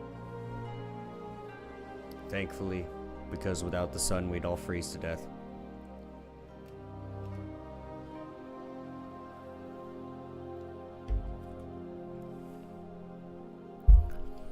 Could you imagine if the sun just blew up tomorrow? Just blew up, just full supernova. Game over. Game over. There'd be no remnants of the human, like, existence. No remnants of it that we ever existed in the first place. We just completely wiped out. Ain't that fucked up to think? It was a fucked up thought. That as smug as we are here on our little planet, out in the old solar system, in the arm of the galaxy, we could be eliminated pretty immediately. It could happen. It could. A series of volcanoes could erupt all at the same time, blanket the earth in a cloud of ash, and propel us into another ice age. That'd suck. That'd suck real bad. Especially if shit started to melt pretty immediately afterwards. You get flooding, you get freezing. Be real hard for a species like ours to survive that. Especially nowadays. Ain't nobody got no survival skills from extreme shit. We lost all that. We lost all that. It's my biggest argument for why, or against, I guess, the BLM or ALM or all that fucking, all the lives matters movements, whichever one you choose. No lives matter. Not yet. Not yet. We still have to make something of our species before anyone's life matters. Anyone's life means a damn. Kitty, welcome in. How you doing? How you doing? Catching the end of the old marathon stream. We've been live for 11 hours and 47 minutes. It was a good stream. Fuck, yeah. 11 hours, yeah. 11 hours, 48 minutes now. Went through a lot of different topics. Holy shit. A lot of different topics. Talked about some martial arts, some parkour. We watched some videos. Talked about all kinds of stuff. Good, thank you. Just having a sit from cleaning. Let's go. Let's go. Break time. That's what I'm talking about. That's what I'm talking about. Well, thanks for coming in. I appreciate you. I appreciate you stopping by. Even though, you know, you caught the end. Stream's coming to an end. That's okay. Time difference sucks. Sorry I missed it. No worries. No worries. Everything that was in this stream will be edited into separate segments and released as individual videos. So in due time, it will all come out as like edited video content, right? But for the stream itself, in my opinion, I think this is the best stream, both production and content-wise, that I have done so far. Yeah, rewatch them? Nice. Like, man, it took me a minute to compile all the content for this stream, and I didn't even get through all of it. Like, there were segments that I was gonna do, but didn't have time to do it because the other segments took, you know, however long they took, which was longer than expected. That's okay. Some of the topics were good. The topic of discussion at the time.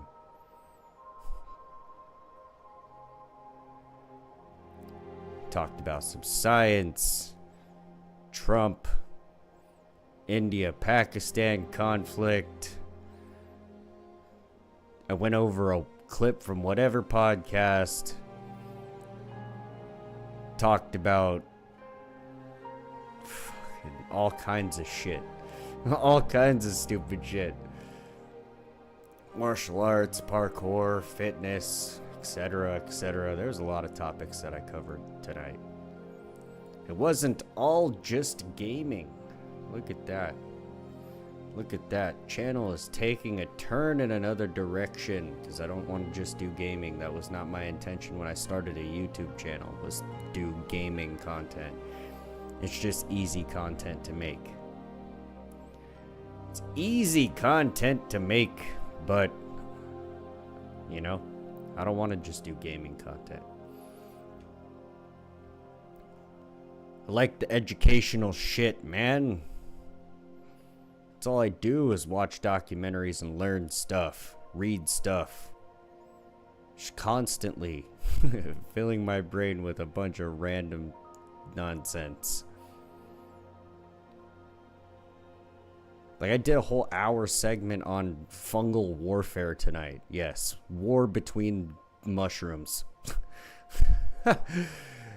Because mushrooms go to war like human beings, and they employ a lot of the same strategies that people do, and they're fucking really intelligent. It's kind of creepy.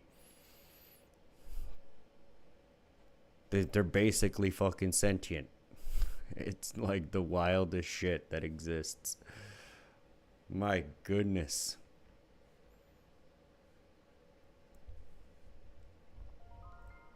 Yeah, it's pretty crazy. Pretty crazy stuff.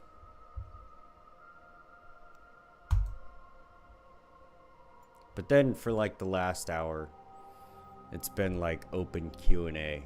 Ask me anything. I think I'll do that more often too. Have like an open Q&A section of the stream where I'm just like, all right, it's the end of the stream. It's the last hour. Get your questions in. Ask me whatever the hell you want to ask me. As long as it's not my personal information. You know what I mean? Like, you can ask me personal questions, just not like, what's your social security number? Like, obviously, I'm not going to answer that. You know what I mean? Obviously, I'm not going to answer that. But any other question's fair game, right? Any other question is totally fair game. So we'll probably do that at the end of the streams from now on. That'll probably be the closing segment for probably all of my streams, even if it is a gaming stream.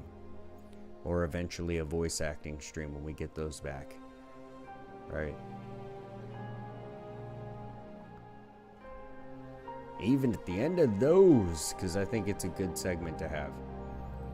It allows for me, you know, like my listeners to kind of get a way to relate to me. Right? So that it's not like some random guy on the internet. It's actually a social bonding experience that goes with that, right? So, I think we will employ that tactic. It's just another way to bond with the chat. Hang out, have a good time. Hang out and have a good old time. Because why do anything else with your time? Other than, you know, have a good time. Fucking A. Man. The ninja is coming out of the shadows. It's getting brighter, ladies and gentlemen. It is getting brighter. Which means I'm probably not going to get to sleep until later. Fuck. Damn it. No, I'm just kidding. That happens all the time. Happens all the time. I have fucking insomnia anyways. It's a pain in the ass to sleep.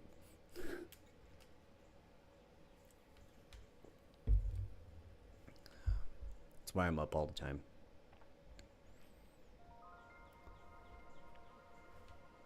Can't do anything about it. Insomnia for the win. Or not. Or not, because then you're sitting there at 5 in the morning watching documentaries. Or an episode of the Y-Files or some shit, you know? Like, what the fuck? Shoutouts to the Y-Files, man. I watch that a lot more than I probably should. No, it's a good channel. That channel's elite content. I enjoy the way that the dude talks about it from both angles, from the believer perspective and the debunking perspective. It's not just like one-sided information. It's very well-rounded and very complete and thorough. He does a really good job. His team does a really good job. I will give them all credit, right? Because it's not just him. He has a team. And they're good at what they do. I do not have a team. I am just me. Just me. I run my entire stream. From the production to the collecting of the content to the producing of the content. Everything. Everything is all done by me. And that's okay. I do intend to bring better, more intuitive content in the future. Or at least more interactive and engaging content. Because like I said, I don't want to just be fucking streaming League all the time. Right? I could just stream League. But I want to do something else with the channel too. That's why I initially did parkour stuff back in the beginning of this channel. and then switched it up to war history, aviation, and some gaming. And then I got real fucking busy and didn't have a lot of time to do a whole bunch of research for the war history stuff and the aviation stuff. So it just became what was easy at the time, gaming. And since I have a little bit more free time to do some research, I figure we'll bring back some of the more educational stuff. Some of the stuff that actually provides value to the viewer, right? Instead of just mind-numbing fucking bullshit content. I mean, don't get me wrong. The gaming streams are kind of funny. Say a lot of based shit while I'm gaming. Whatever, right? I guess for people that play that game, there's some things that they can take away from the stream. So there is some value there. It's not completely valueless, but I would prefer to have impacts on society in other ways. That's why I teach parkour and free running and fitness. Like martial arts. That's why I advocate so heavily for that. Like shit.